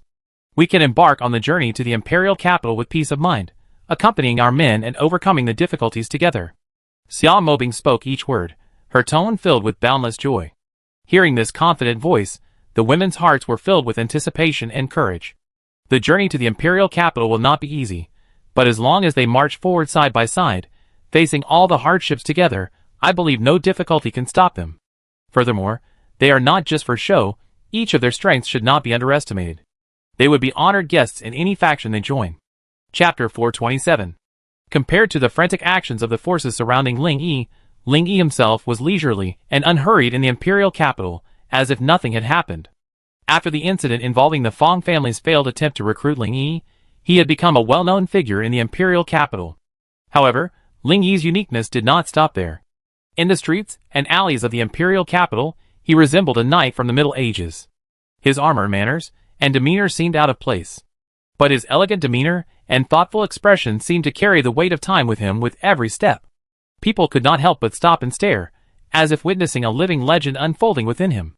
Ling Yi, the name was like a brilliant meteor in the starry sky. It shone with a unique radiance and carried a mysterious allure. It was a story woven of strength and courage, a captivating legend. While everyone marveled at Ling Yi's prowess, they still struggled to unravel the mystery surrounding him. It was as if he had countless unknown secrets. One day, Ling Yi strolled alone through the streets with joy, savoring this rare moment of tranquility. The night before, his hard work had left him feeling cheerful, and finally, in the early hours of the morning, two sweet, sleeping faces appeared beside his pillow. Ling Yi walked quietly, the streets seeming remarkably peaceful, as if time had stopped for him. The sun shone through the leaves onto him, enveloping him in a warm glow. Ling Yi couldn't help but marvel at this apparent peace. He raised his head, his eyes wandering among the mansions of the aristocratic families, as if searching for the endless secrets hidden within. Towering walls and unfathomable courtyards resembled a stage set behind the scenes. Countless fascinating stories and complex lives unfolded. However, behind the prosperity of this mansion lay a mystery beyond the reach of ordinary mortals. Only those within could sense the hidden conflicts unfolding. It was like a grand historical scroll, slowly unfolding in silence. As the years passed, the past faded like smoke, and the ever-changing situation within the mansion, filled with hidden conspiracies and schemes. Ling Yi's eyes gleamed with determination, knowing full well that this moment was crucial. He needed to find a clever and comprehensive plan to cope with the impending upheaval. To this end, he continually pondered various possible paths, hoping to find a glimmer of hope amid the turmoil of the imperial capital. "Ah! What's wrong with you? You're walking with your head down, and you hurt me." Accompanied by a delicate complaint, Ling Yi felt his head touch a soft spot. Ling Yi looked up, and for a moment, he was stunned. He saw a charming and beautiful woman, looking at him with a look of grievance. That stunning face commanded deep admiration, as if a fairy had descended to earth. Her graceful willow-shaped eyebrows were as bright as a rainbow, framing her deep eyes, which shone like a starlit night sky, emitting a captivating radiance. Her rosy, cherry-red lips curled slightly upward, revealing a captivating allure, as if condensed with the fragrance of a rose. But her beauty was by no means that of a frivolous, worldly woman. Instead, she possessed a blend of pride and elegance. Any man who saw her would be captivated by her beauty. The woman lowered her head slightly, a delicate blush blooming on her cheeks as she breathed, like a flower about to bloom. Her soft palm remained pressed against his chest, as if the unexpected collision had hurt her. Ling Yi felt a surge of remorse, and quickly apologized awkwardly. "I'm so sorry. I was lost in thought. Did I hurt you?" His tone was filled with sincerity and apology, as if pouring his heart into it. The beautiful woman parted her lips, her bright eyes gleaming with a seductive glint. With her glance, she seemed to be drawing Ling Yi into her unique world of allure. The slight curl of her lips revealed a hint of allure, and every gesture exuded seduction. Her delicate hand gently touched her chest, and a mysterious attraction emerged, making her allure irresistible. "Look at it, it's all swollen. Do you think you're hurt?" Ling Yi frowned in embarrassment, though he chuckled inwardly. "Ha, interesting. I'd be surprised if that area wasn't swollen. You have such a captivating, angelic face, yet you're deliberately trying to be both willing and reluctant. I'd like to see what tricks you're up to." Thinking of this, Ling Yi smiled subtly, a hint of amusement in his eyes. His slightly furrowed brows instantly relaxed, and the corners of his mouth curled up slightly, as he spoke flirtatiously. "Beauty, your way of teasing is truly unique. Any other man would probably be unable to resist your alluring charm. To express my apology and acknowledge your acting, I decided to rub the area you were hit by. Don't worry, my technique is very skillful and gentle, and I won't hurt you." As soon as he finished speaking, Ling Yi deliberately stretched out his hand in the air, and made a few dragon claw hand gestures. The beautiful woman, seeing Ling Yi, looked like a scoundrel. She couldn't help but smile faintly, a hint of ambiguity in her eyes, as she looked at him. She gently curled her white fingers, and a breeze lingered around her fingertips. Ling Yi, as if drawn by this mysterious attraction, took an involuntary step forward. "Do you know that the most beautiful flowers in the world often bloom in the most dangerous places?" The beautiful woman's voice was soft and charming, like a touch of nature, melodious and intoxicating. Ling Yi raised his eyebrows and chuckled. "I long understood this truth. Beauty and danger, to a certain extent, complement each other. Besides, the more beautiful the flower, the sharper its hidden thorns. But I just love to pull out those thorns. Would you mind, young lady?" The alluring woman smiled charmingly at this, her eyes flickering as if she understood Ling Yi's thoughts. As expected of the highly praised Ling Yi, "Mr. Ling, you are truly as clear-headed as a mirror, and quite shameless. Beneath your seemingly peaceful words lies a fiery ruthlessness. Your eyes constantly gleam with cunning. At that moment, I began to realize your true nature. You have unscrupulously and completely exposed it. This shameless act makes me wonder how complex and unfathomable your inner self truly is." The alluring woman parted her red lips, her smile captivating like falling cherry blossoms, captivating and captivating. "But since Mr. Ling has invited me so sincerely, I simply cannot refuse. Your request just now was like a spring breeze, bringing joy to my heart. Opportunities like these are truly rare, and I absolutely cannot let Mr. Ling down. I happen to know of a quiet spot. Would you be willing to go and have a drink with me?" The charming woman suddenly changed the subject, unexpectedly following Ling Yi's lead and accepting his invitation. Chapter 428. Seeing Ling Yi's surprise, the alluring woman smiled gracefully, like a flower swaying gently in the spring breeze. This secluded place has a cliffside waterfall, and sunlight streams down into the valley below, creating a delightful scene. She continued, her eyes flickering, her voice full of affection. "There, I'd like to spend quality time with you, savoring the pleasures of life." Her eyes were like bright stars, gleaming with an alluring light. She gently raised her delicate finger, pointed to the distance, and described the beautiful scenery there. Seeing the fiery and seductiveness in the woman's eyes, Ling Yi's heart seemed to ignite. He took a deep breath and smiled. "Very well, then let me accompany you, my beauty, to that wonderful place. I can't wait to fully enjoy the natural beauty there, and savor the infinite beauty of this beautiful woman." At Ling Yi's words, the alluring woman's eyes flickered with a subtle hint of disgust, but she nodded with delight. She quietly extended her delicate hand and gently caressed Ling Yi's cheek, a captivating smile lingering on her lips. A seductive voice whispered on the breeze. "Then come with me. That place will be our private world, a beautiful paradise that belongs only to us." Ling Yi was now even more astonished. Every gesture of this woman held a hint of allure. He could clearly sense a seductive aura approaching her. It drew his mind involuntarily, like petals caressed by a gentle breeze, causing his heart to tremble slightly. The woman's enchanting smile danced in the air, painting an irresistible picture of beauty. Ling Yi's thoughts were bound by her unique ability, like an invisible thread entwined within him. The sunlight streamed down, illuminating her celestial beauty. She exuded a mysterious charm that drew him in. Her words, like a waft of floral fragrance, dispelled his inner confusion and gave him the courage to move forward. Her invitation seduced his soul, evoking a longing he had never felt before. Ling Yi followed her involuntarily, his heart filled with longing and anticipation for that tranquil retreat. The enchanting woman harnessed her wind powers, her form as lithe as feathers. At that moment, she was like a spirit of the wind, a free-flying phoenix, swiftly darting through the city streets, gorgeous and graceful. Ling Yi's lips curled, as if transformed into a soaring falcon, closely pursuing that enchanting figure. As the crowd's gaze stole upon the enchanting woman, her flowing hair and graceful figure, everyone stopped in their tracks, staring in amazement at this mysterious yet captivating woman. Her presence seemed to imbue the entire city with an invisible energy. Like a gentle breeze, it stirred the hearts of everyone who saw her. The two of them chased each other, darting through the wind like two swallows frolicking in the azure sky. With graceful movements, they engaged in a magnificent chase. One turned and flew off into the distance. The other accelerated, following closely behind. Finally, as night fell, the alluring woman came to a halt. Ling Yi raised his eyes, and gazed upon the fairyland-like scenery before him. It was as if he had merged with the splendor and tranquility of nature. Under a hazy sky, a verdant landscape of mountains stretched out, like reindeer strolling through the clouds. A waterfall, like a white silk ribbon, cascaded gracefully down the cliffs. It cascaded down into the Emerald Valley, its mist splashing and crystal clear.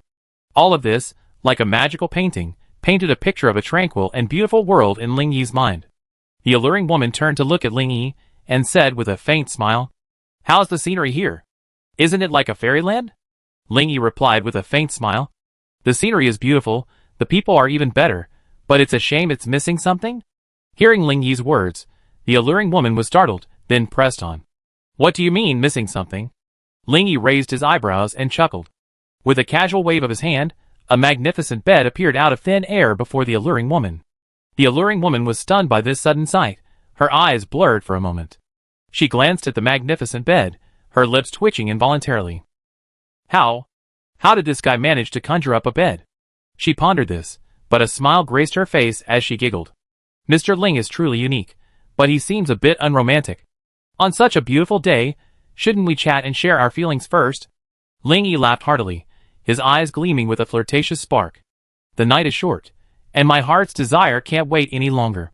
Let's put aside the nonsense and plunge into the depths of love." He sat on the bed, waving to the woman, as if inviting her into a realm of beauty. The enchanting woman's heart burned with rage. She decided to use her own ability, charm, attempting to distract Ling Yi's thoughts. Her eyes shone like crystal, and her smile held a hint of allure. The woman knew that as soon as she used her power, this man would be captivated by her charm. With a ruthless determination, she emanated strands of enchanting energy from her body. Slowly, she attacked Ling Yi, attempting to completely control him. Ling Yi's heart suddenly trembled. He felt a strange energy surge through his body, unprecedented in its power. Like a gentle yet resolute stream, it instantly flowed into his bloodstream, stimulating his restless cells and awakening his dormant passion. This energy, like a quietly rising flame, burned every inch of his skin. In a brief moment, his heart was filled with an intense urge. That urge came not from external stimuli, but from his own inner fire. It was an indescribable passion, like the long-slumbering earth suddenly beginning to tremble. At this moment, Ling Yi was filled with a heartfelt frenzy. It was as if a mysterious, magical force permeated every cell in his blood. He felt his heartbeat quicken, and a strange energy surged through his body, igniting a burning passion. For a moment, Ling Yi was unable to resist this powerful urge. Like a soaring flame, he couldn't help but gasp, his entire body flushed red. "Look into my eyes. Am I beautiful?"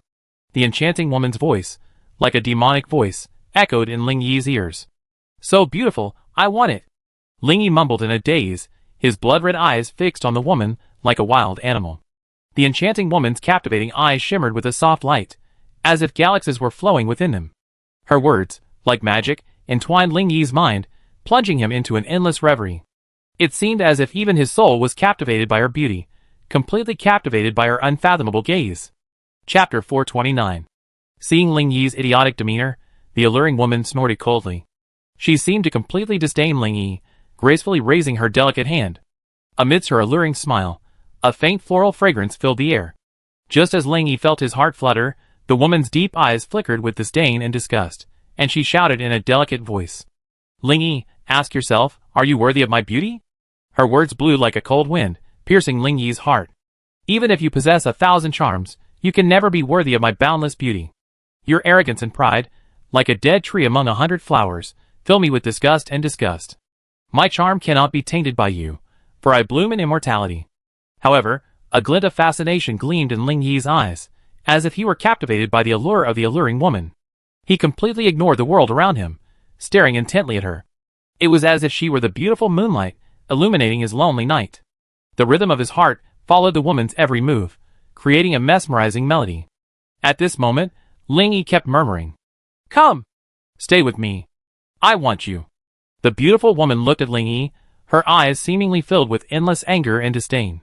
Her delicate lips moved slightly, as if about to utter some impassioned words. In the end, she chose silence, a silence more powerful than words. Her anger grew stronger in the silence. For a moment, the atmosphere became tense and oppressive, with only Ling Yi's murmurings remaining. After a long pause, the beautiful woman sneered, a gleam in her eyes. Ling Yi suddenly shuddered, then slowly lowered his head, as if falling asleep. Suddenly, the beautiful woman's pupils constricted, and she shouted aloud. Ling Yi, join the Fong family, kneel at my feet, Fong Xiyu, and become my most loyal servant. At this moment, Fong Xiyu was like a noble queen, a naturally proud aura emanating from her. Fong Xiyu's eyes gleamed, like a star blazing with dazzling light at the moment of falling. Her gaze was like lightning, stubborn and determined, as if she were determined to conquer the world. Ling Yi suddenly stood up from the bed, his eyes dim, devoid of their former brightness and sharpness. Like a ghost forgotten in a dark corner, he slowly approached Fong Xiyu. His steps were heavy and slow, as if trapped in an invisible cage, unable to escape. This irresistible force seemed to gradually reduce him to a puppet being manipulated. Seeing Ling Yi approaching, step by step, slowly following her, a playful smile flickered across Fong Xiyu's face. A charming voice lingered in the air like a thread, brimming with allure. Yes, come slowly, then kneel before me and submit to me. Ling Yi was like a puppet, seemingly pulled by an invisible force. He gradually bent his sturdy waist, as if about to perform some mysterious ritual. His knees lifted off the ground, only a tiny wisp of distance remaining. A unique tranquility and solemnity gradually gathered around him, chilling one to the bone. Ha! So what if you're a child of destiny? You still have to prostrate yourself at my feet. Seeing this, Fong Xiyu couldn't help but throw her head back and burst into laughter. At that moment, Fong Xiyu's laughter abruptly ceased, as if time had stood still. She suddenly felt a strong hand grip her slender neck tightly. The suffocating feeling plunged her into a vortex of fear and helplessness. You expect me to kneel down with just this kind of power? Isn't that too delusional? Ling Yi's voice suddenly rang out, a hint of cold mockery in his tone. His posture was like that of a cunning wolf king, emanating a majestic aura that coalesced into a fiery, blood-red gaze. Bang! With a single swing of Ling Yi's hand, Fong Xiyu's delicate body fell heavily onto the luxurious bed. Ling Yi's gaze revealed a hint of provocation and conquest. As if Fong Xiyu before him were his prey. A sly curve formed at the corner of his lips as he slowly approached the bed. Fong Xiyu, however, was filled with inner struggle and fear. She bit her lip deeply, a glimmer of unease in her eyes. How are you okay? Why is my power gone? What did you do to me? Fong Xiyu's voice trembled, as if an invisible wall blocked her search for the truth. Gazing at Ling Yi as he approached, her eyes were filled with a mixture of confusion and fear. Silly girl, from the very beginning, I saw through your hypocritical intentions. You are trying to control me with your superior mental strength and the power of seduction. You think you can control everything in your power, unmatched by anyone. However, your delusion is but a fleeting fantasy. Arrogance and conceit, like a faint candlelight, cannot deceive my sharp eyes. At this moment, I have sealed the elemental energy within you. You are now even more ordinary than an ordinary person. How do you feel? After hearing Ling Yi's explanation, Fong Xiyu couldn't help but express a look of disbelief and despair. Her eyes became somewhat lost, as if she were caught in an endless confusion. She couldn't help but wonder what the purpose of her so proud supernatural powers was. The current reality was not as beautiful as she had imagined. Instead, she felt as if she had fallen into a terrifying dream. Fong Xiyu tried hard to suppress her panic, but no matter how she mobilized the energy within her, it remained as calm as a stone sinking into the sea, not even a ripple rising. Despite her desperate struggle, all her efforts seemed to be in vain. Groping in the darkness was futile. This result caused the despair within her to grow, becoming completely uncontrollable. No, no, this is impossible, how could this happen? Fong Xiyu shook her head in disbelief, mumbling tremblingly. What are you trying to do? Get away. Suddenly, Fong Xiyu felt a sharp pain and looked in horror at Ling Yi, who was holding her ankle. Let me go! She screamed, kicking hard, trying to break free. Asshole, get away from me. Don't touch me. Ling Yi smiled wickedly, holding her ankle tightly, and slowly pulling her towards him.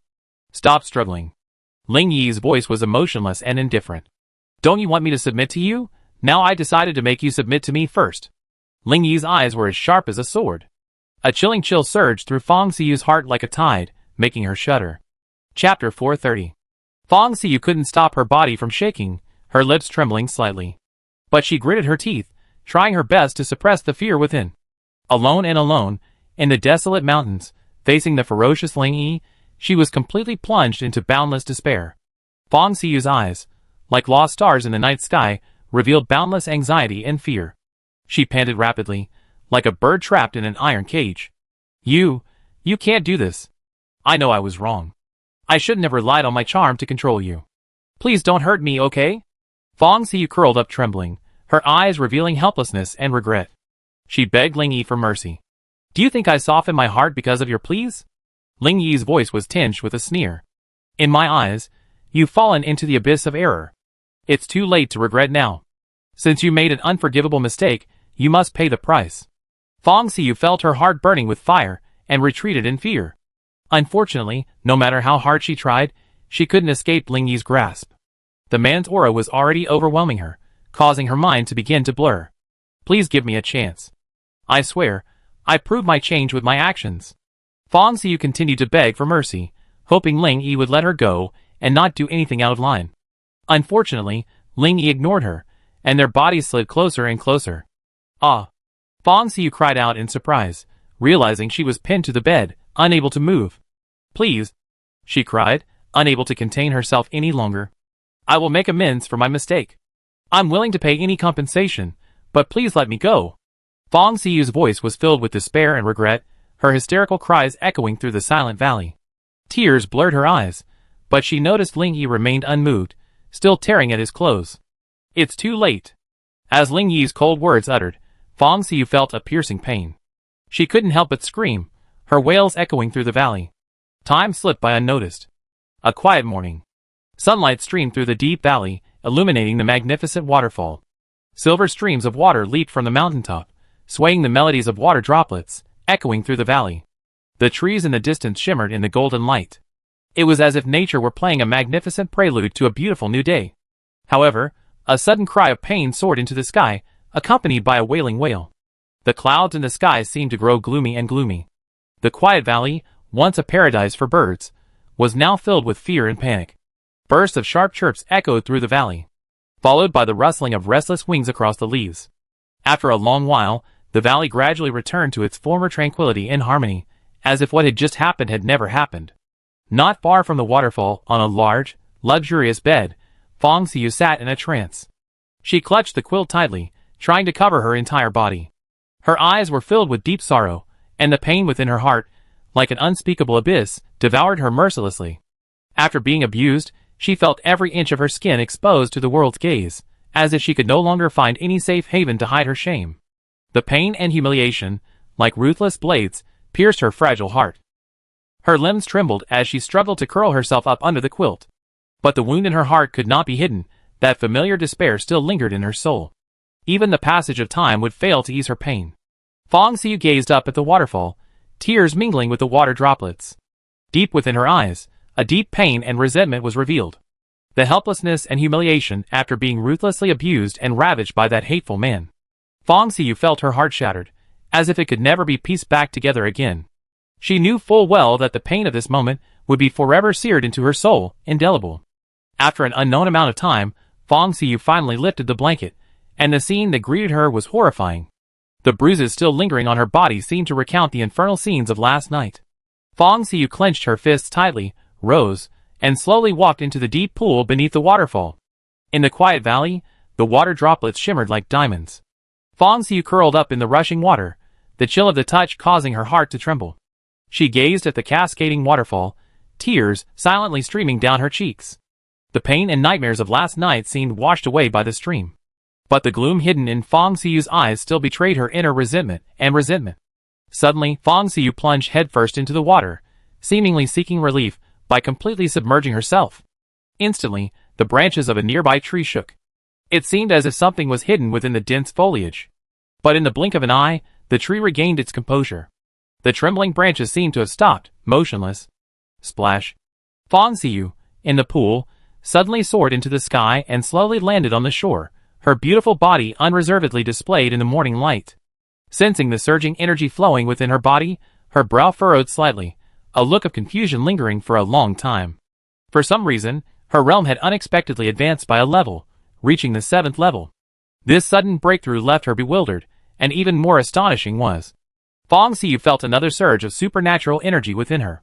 A dark, inky energy, like a bright light exploring the darkness, it imbued her with an unprecedented sense of power and gloom. This dark energy ignited a raging fire of battle within Fong Xiu. She slowly walked towards the large bed, silently putting on her violently torn clothing piece by piece. Suddenly, her gaze was drawn to a silver sword at the headboard. It lay there quietly, as if waiting for something. Fong Xiu reached out and gently touched it, and the sword emitted a pleasant humming sound, as if responding to her presence. She swung the sword without hesitation, and the sword's light shone like a brilliant star, instantly dispelling the surrounding darkness. Wind energy danced within the sword's light, drifting through the air like silk threads. Fong Xiu's figure was graceful and elegant, and the sword in her hand danced lightly. Like dancing petals, it instantly shattered the silence of the valley. Every move and every form revealed her unique understanding of swordsmanship, captivating everyone. As the sword energy swirled, her figure danced in the wind, like a sword dancer embodied by the soul, beautiful and enchanting.